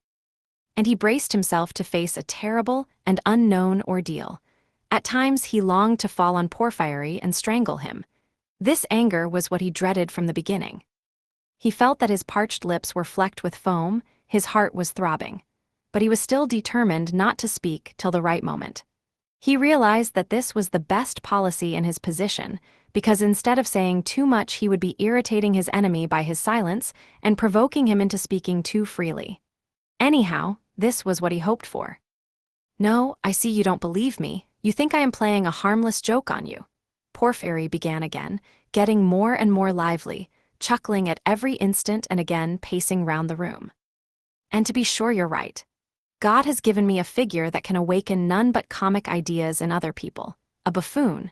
But let me tell you, and I repeat it, excuse an old man, my dear Rodion Romanovich, you are a man still young, so to say, in your first youth, and so you put intellect above everything, like all young people. Playful wit and abstract arguments fascinate you, and that's for all the world like the old Austrian Hofkriegsrath. As far as I can judge of military matters, that is. On paper they'd beat Napoleon and taken him prisoner, and there in their study they worked it all out in the cleverest fashion. But look you, General Mack surrendered with all his army, I see, Rodion Romanovich, you are laughing at a civilian like me, taking examples out of military history. But I can't help it, it's my weakness. I am fond of military science, and I'm ever so fond of reading all military histories. I've certainly missed my proper career. I ought to have been in the army, upon my word I ought. I shouldn't have been a Napoleon, but I might have been a major, Well, I'll tell you the whole truth, my dear fellow, about this special case, I mean. Actual fact and a man's temperament, my dear sir, are weighty matters, and it's astonishing how they sometimes deceive the sharpest calculation. I listened to an old man, am speaking seriously, Rodion Romanovich. As he said this, Porfiry Petrovitch, who was scarcely 35, actually seemed to have grown old. Even his voice changed and he seemed to shrink together. Moreover, I'm a candid man. Am I a candid man or not? What do you say? I fancy I really am. I tell you these things for nothing and don't even expect a reward for it, Well, to proceed, wit in my opinion is a splendid thing. It is, so to say, an adornment of nature and a consolation of life, and what tricks it can play. So that it sometimes is hard for a poor examining lawyer to know where he is, especially when he's liable to be carried away by his own fancy, too, for you know he is a man after all. But the poor fellow is saved by the criminal's temperament, worse luck for him. But young people carried away by their own wit don't think of that when they overstep all obstacles, as you wittily and cleverly expressed it yesterday. He will lie, that is, the man who is a special case, the incognito, and he will lie well in the cleverest fashion. You might think he would triumph and enjoy the fruits of his wit, but at the most interesting, the most flagrant moment he will faint. Of course there may be illness and a stuffy room as well, but anyway, he's given us the idea. He lied incomparably, but he didn't reckon on his temperament. That's what betrays him. Another time he will be carried away by his playful wit into making fun of the man who suspects him. He will turn pale as it were on purpose to mislead, but his paleness will be too natural, too much like the real thing. Again, he has given us an idea. Though his questioner may be deceived at first, he will think differently next day if he is not a fool, and of course, it is like that at every step. He puts himself forward where he is not wanted, speaks continually when he ought to keep silent, brings in all sorts of allegorical allusions, comes and asks, why didn't you take me long ago? And that can happen, you know, with the cleverest man, the psychologist, the literary man. The temperament reflects everything like a mirror. Gaze into it and admire what you see. But why are you so pale, Rodion Romanovich? Is the room stuffy? Shall I open the window? Oh, don't trouble, please, cried Raskolnikov, and he suddenly broke into a laugh. Please don't trouble. Porfiry stood facing him, paused a moment, and suddenly he too laughed. Raskolnikov got up from the sofa, abruptly checking his hysterical laughter. Porfiry Petrovitch, he began, speaking loudly and distinctly, though his legs trembled and he could scarcely stand. I see clearly at last that you actually suspect me of murdering that old woman and her sister Lizaveta. Let me tell you for my part that I am sick of this. If you find that you have a right to prosecute me legally, to arrest me, then prosecute me, arrest me. But I will not let myself be jeered at to my face and worried. His lips trembled, his eyes glowed with fury, and he could not restrain his voice. I won't allow it, he shouted, bringing his fist down on the table. Do you hear that, Porfiry Petrovitch? I won't allow it. Good heavens, what does it mean? Cried Porfiry Petrovitch, apparently quite frightened. Rodion Romanovich, my dear fellow, what is the matter with you? I won't allow it, Raskolnikov shouted again. Hush, my dear man, they'll hear and come in. Just think, what could we say to them? Porfiry Petrovitch whispered in horror, bringing his face close to Raskolnikov's. I won't allow it, I won't allow it, Raskolnikov repeated mechanically, but he too spoke in a sudden whisper. Porfiry turned quickly and ran to open the window. Some fresh air, and you must have some water, my dear fellow, you're ill, and he was running to the door to call for some when he found a decanter of water in the corner. Come, drink a little, he whispered, rushing up to him with the decanter. It will be sure to do you good. Porfiry Petrovitch's alarm and sympathy were so natural that Raskolnikov was silent and began looking at him with wild curiosity. He did not take the water, however. Rodion Romanovich, my dear fellow, you'll drive yourself out of your mind, I assure you. Ach, have some water, do drink a little. He forced him to take the glass. Raskolnikov raised it mechanically to his lips, but set it on the table again with disgust. Yes, you've had a little attack. You'll bring back your illness again, my dear fellow, Porfiry Petrovitch cackled with friendly sympathy, though he still looked rather disconcerted. Good heavens, you must take more care of yourself. Dmitri Prokofitch was here, came to see me yesterday. I know, I've a nasty, ironical temper, but what they made of it. Good heavens, he came yesterday after you'd been. We dined and he talked away, and I could only throw up my hands in despair. Did he come from you? But do sit down, for mercy's sake, sit down. No, not from me, but I knew he went to you and why he went, Raskolnikov answered sharply. You knew? I knew, what of it? Why this, Rodion Romanovich, that I know more than that about you. I know about everything. I know how you went to take a flat at night when it was dark, and how you rang the bell and asked about the blood, so that the workmen and the porter did not know what to make of it. Yes, I understand your state of mind at that time. But you'll drive yourself mad like that, upon my word, you'll lose your head. You're full of generous indignation at the wrongs you've received, first from destiny, and then from the police officers, and so you rush from one thing to another to force them to speak out and make an end of it all, because you are sick of all this suspicion and foolishness. That's so, isn't it? I have guessed how you feel, haven't I? Only in that way you'll lose your head, and Razumihin's, too. He's too good a man for such a position, you must know that. You are ill and he is good, and your illness is infectious for him. I'll tell you about it when you are more yourself. But do sit down, for goodness sake. Please rest, you look shocking, do sit down. Raskolnikov sat down. He no longer shivered, he was hot all over. In amazement he listened with strained attention to Porfiry Petrovitch, who still seemed frightened as he looked after him with friendly solicitude. But he did not believe a word he said, though he felt a strange inclination to believe. Porfiry's unexpected words about the flat had utterly overwhelmed him. How can it be, he knows about the flat then, he thought suddenly, and he tells it me himself. Yes, in our legal practice there was a case almost exactly similar, a case of morbid psychology, Porfiry went on quickly. A man confessed to murder and how he kept it up. It was a regular hallucination. He brought forward facts, he imposed upon everyone and why.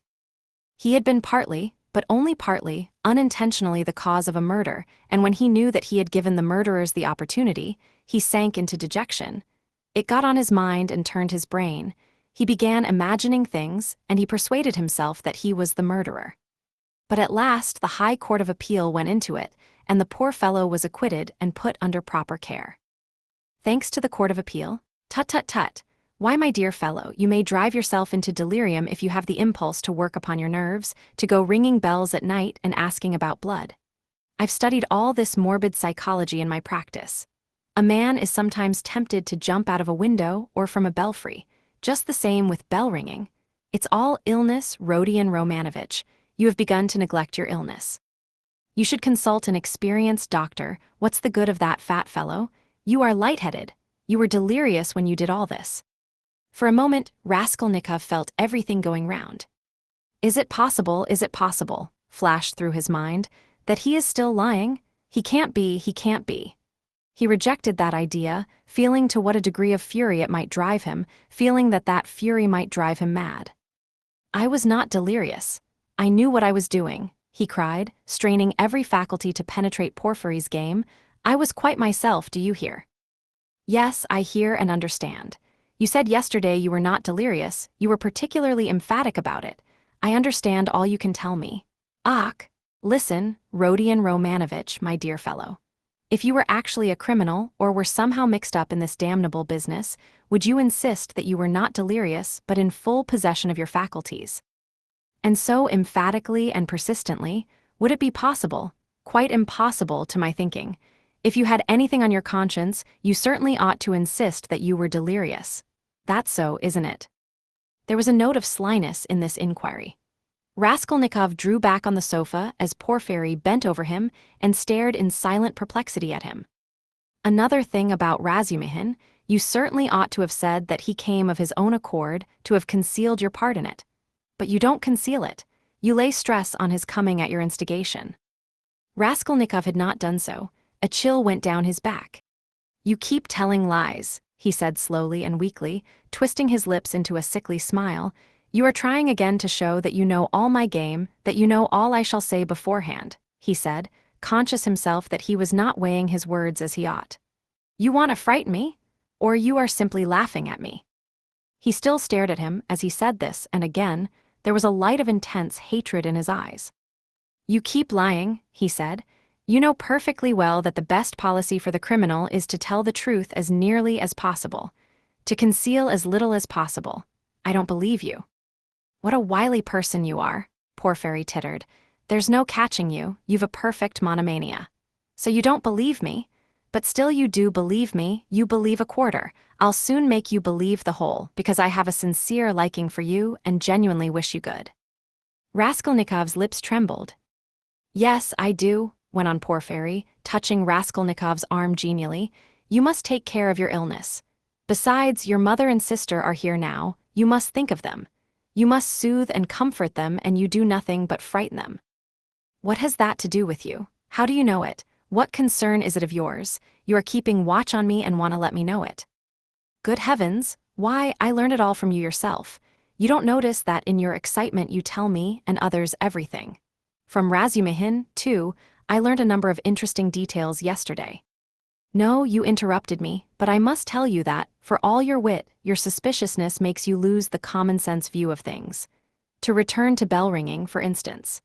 I, an examining lawyer, have betrayed a precious thing like that, a real fact, for it is a fact worth having, and you see nothing in it. Why, if I had the slightest suspicion of you, should I have acted like that? No, I should first have disarmed your suspicions, and not let you see I knew of that fact, should have diverted your attention, and suddenly have dealt you a knockdown blow, your expression, saying, "And what were you doing, sir, pray, at 10 or nearly 11 at the murdered woman's flat, and why did you ring the bell, and why did you ask about blood?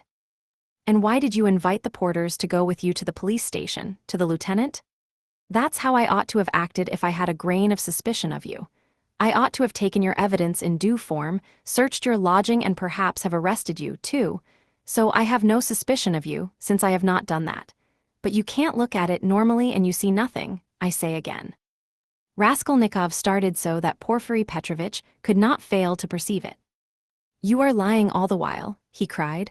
"I don't know your object, but you are lying. You did not speak like that just now, and I cannot be mistaken." "I am lying," Porfiry repeated, apparently incensed, but preserving a good-humored and ironical face, as though he were not in the least concerned at Raskolnikov's opinion of him. "I am lying. But how did I treat you just now, I the examining lawyer, prompting you and giving you every means for your defense? Illness, I said, delirium, injury, melancholy, and the police officers and all the rest of it. Ah, he. Though indeed, all those psychological means of defense are not very reliable and cut both ways. Illness, delirium, I don't remember. That's all right, but why, my good sir, in your illness and in your delirium were you haunted by just those delusions and not by any others? There may have been others, eh, he. Raskolnikov looked haughtily and contemptuously at him. "Briefly," he said loudly and imperiously, rising to his feet and in so doing pushing Porfiry back a little. "Briefly, I want to know, do you acknowledge me perfectly free from suspicion or not? Tell me, Porfiry Petrovitch, tell me once for all and make haste." "What a business I'm having with you," cried Porfiry with a perfectly good-humored, sly and composed face. "And why do you want to know? Why do you want to know so much, since they haven't begun to worry you? Why, you are like a child asking for matches. And why are you so uneasy? Why do you force yourself upon us, eh? He. "I repeat," Raskolnikov cried furiously, "that I can't put up with it." "With what uncertainty?" interrupted Porfiry. "Don't jeer at me, I won't have it, I tell you I won't have it. I can't and I won't, do you hear? He shouted, bringing his fist down on the table again. Hush, they'll overhear. I warn you seriously, take care of yourself." "I am not joking," Porfiry whispered, but this time there was not the look of old womanish good nature and alarm in his face. Now he was peremptory, stern, frowning, and for once laying aside all mystification. But this was only for an instant. Raskolnikov, bewildered, suddenly fell into actual frenzy, but, strange to say, he again obeyed the command to speak quietly, though he was in a perfect paroxysm of fury. "I will not allow myself to be tortured," he whispered, instantly recognizing with hatred that he could not help obeying the command and driven to even greater fury by the thought. "Arrest me, search me, but kindly act in due form and don't play with me. Don't dare." "Don't worry about the form," Porfiry interrupted with the same sly smile, as it were, gloating with enjoyment over Raskolnikov. "I invited you to see me quite in a friendly way. I don't want your friendship and I spit on it. Do you hear? And here I take my cap and go. What will you say now if you mean to arrest me?" He took up his cap and went to the door. "And won't you see my little surprise?" chuckled Porfiry, again taking him by the arm and stopping him at the door. He seemed to become more playful and good-humored, which maddened Raskolnikov. "What surprise?" he asked, standing still and looking at Porfiry in alarm. "My little surprise, it's sitting there behind the door, he pointed to the locked door. "I locked him in that he should not escape." "What is it? Where? What?" Raskolnikov walked to the door and would have opened it, but it was locked. "It's locked, here is the key." And he brought a key out of his pocket. "You are lying," roared Raskolnikov without restraint. "You lie, you damned Punchinello." And he rushed at Porfiry, who retreated to the other door, not at all alarmed. "I understand it all. You are lying and mocking so that I may betray myself to you." Why you could not betray yourself any further, my dear Rodion Romanovich. You are in a passion. Don't shout, I shall call the clerks. You are lying, call the clerks. You knew I was ill and tried to work me into a frenzy to make me betray myself. That was your object. Produce your facts, I understand it all. You've no evidence, you have only wretched rubbishly suspicions like Zamatov's. You knew my character, you wanted to drive me to fury and then to knock me down with priests and deputies. Are you waiting for them? What are you waiting for? Where are they? Produce them. Why deputies, my good man? What things people will imagine. And to do so would not be acting in form, as you say. You don't know the business, my dear fellow. And there's no escaping form, as you see, Porfiry muttered, listening at the door through which a noise could be heard. Ah, they're coming, cried Raskolnikov. You've sent for them, you expected them. Well, produce them all, your deputies, your witnesses, what you like. I am ready. But at this moment, a strange incident occurred. Something so unexpected that neither Raskolnikov nor Porfiry Petrovitch could have looked for such a conclusion to their interview.